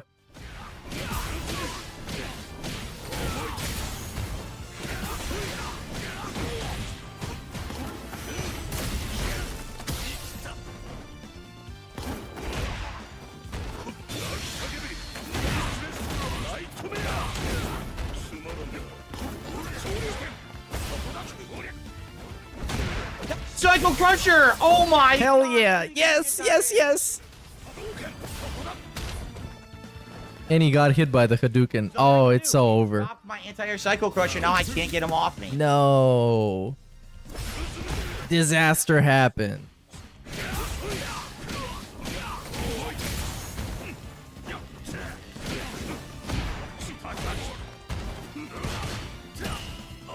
And we're closing in on 11 hours.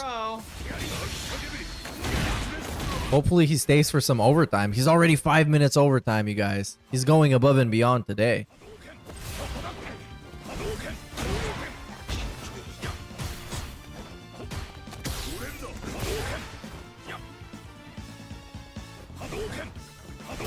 Can't block. Have you tried blocking?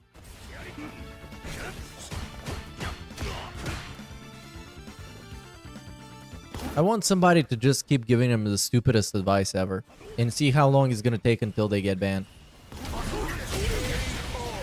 What do you want me to do? Hell yeah. Hell yeah.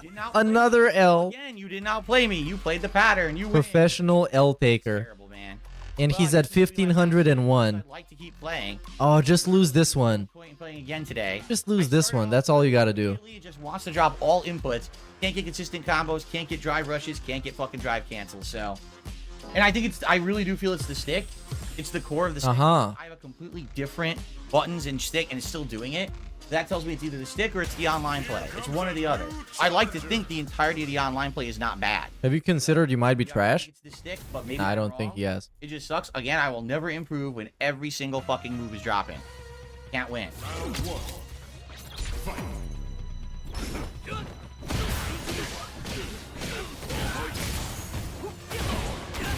Wow, okay.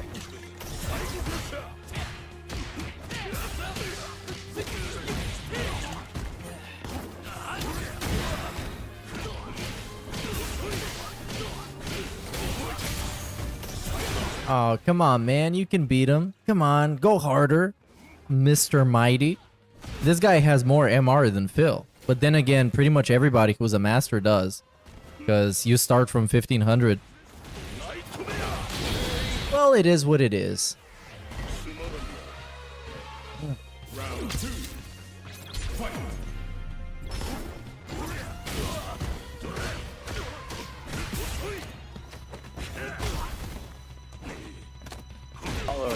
Maybe, just maybe, the problem is Phil. No! How can you be thinking such blasphemy? The problem is Phil? What's wrong with you? When has Phil been the problem in anything? He is famous for saying nothing I could do, which means it's true. Obviously, he could do nothing. Yeah, DSP's gonna farm some, he's gonna farm some MR off this guy. But man, this has been a disaster session. Disaster. Love it.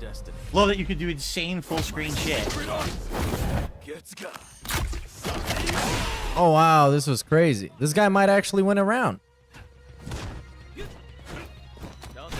I didn't do standing fucking medium kick. Again, wrong input and I lose. Oh man.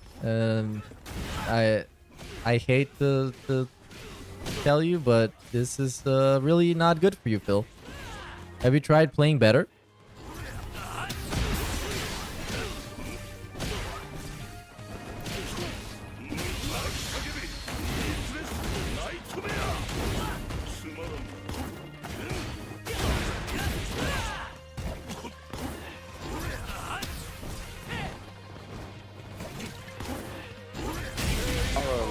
Phil claims they didn't outplay him. I mean, a win is a win. Regardless of how they played, they still won. Yeah, that's true. Well, he just won against this guy, so he got a couple more MR, but oh well. Overall, still not good. And he needs to end on a win. So he got to win this one and then leave immediately. He kind of has to. So yeah. Big ups Deep Fryer for the 5, dude, and big ups Copeside Phil for the previous one.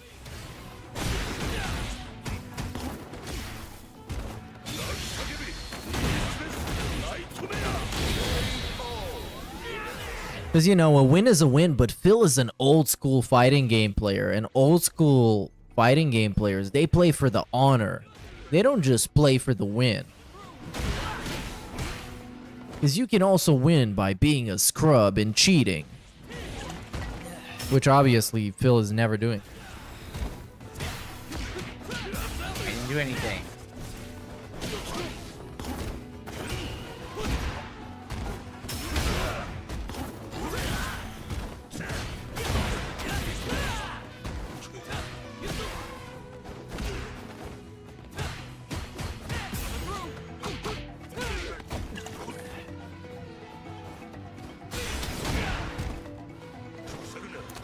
I love the elephant sound effects. They really make me feel like I'm in the streets of India, I guess.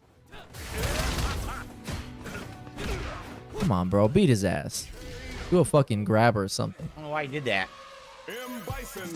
I'm doing one more. And then that's it for today, because that was fast. Once again, I basically lost all my points. I was up to 1575 earlier, and then just a string of matches where no the inputs were. Oh yeah, he was having a very bad time. It doesn't work, and every time that they do the patterns, I have to have all my inputs work or I can't win. And that's the problem that I'm having right now. If he loses, this one is gonna be the best. A bunch of pattern players, and I can't get around. It's against the Kimberly with quite a bit more MR, but you never know.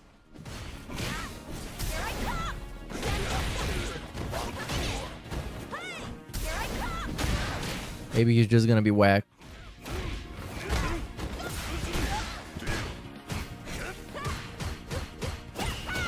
Yeah, he's probably gonna beat this one.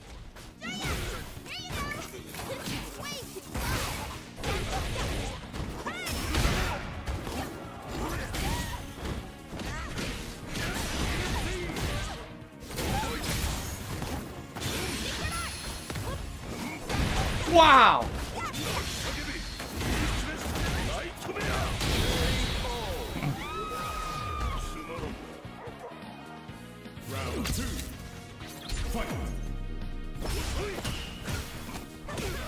That ring.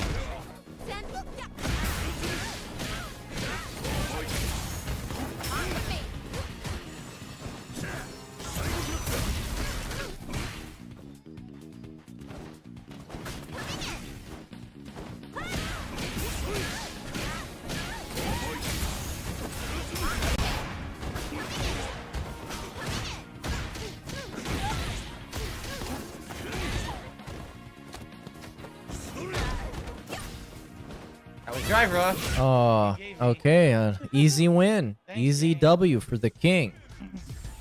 Okay, it's time to clock out, bro. I don't even get a set to finish it. I don't even get a set. Well, I gotta go now.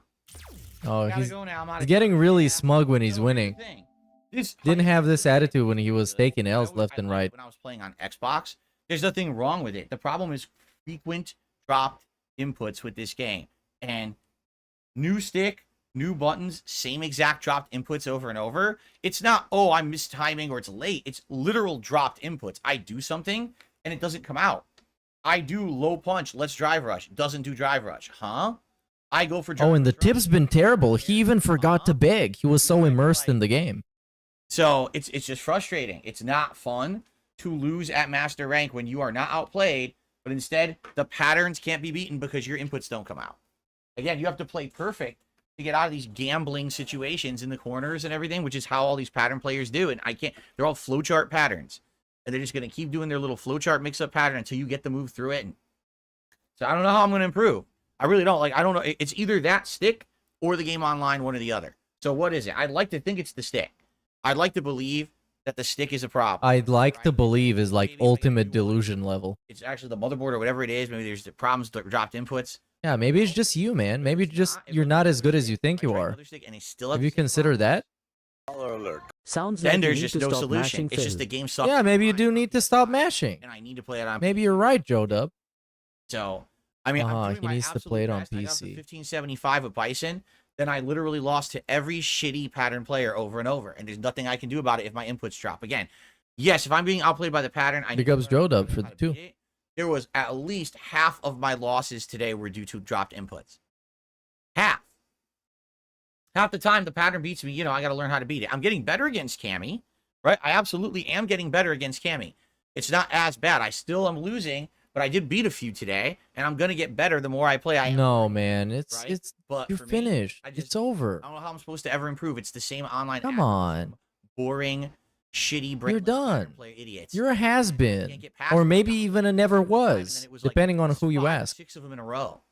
Like, okay, great. That's really what I wanted to do. Play pattern guessing game, gambling game all day, and not Street Fighter, right? Oh, this is so All right, guys, sad. well, I'm out of here uploading, and I'm playing again tomorrow night. I guess we'll see what happens.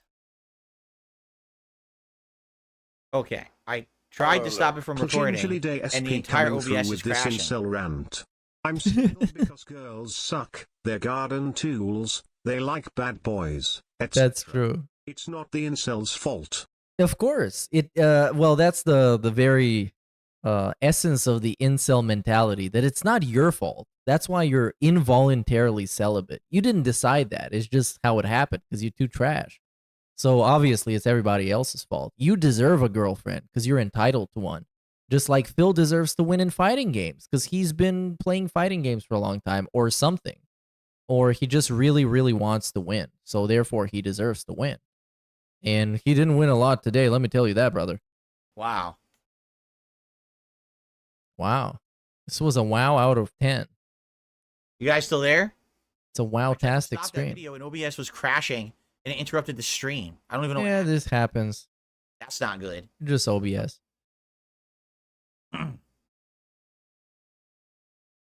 Yeah, it's just not. It's totally just not my day, as you can tell. Right? I was doing good. I started off great. I really did, and then all of a sudden it was just nonstop, an onslaught of bad players playing their pattern, and I can't do anything about it. All right, guys, I'm out of here tonight. It's Riven. Nice, chill Riven, relaxing on the late stream, 6:45. Chill, Riven, relaxing. That is, Elden Ring and Friday Night Fights. that's some okay? weird See you phrasing, but tonight. sure. Whatever, man. Whatever you say. We're gonna see you tonight. I guess I'm gonna clock out too, you know? It's been getting pretty late. So the guy ended up at $28 in tips. Top tip is Adam T with 10.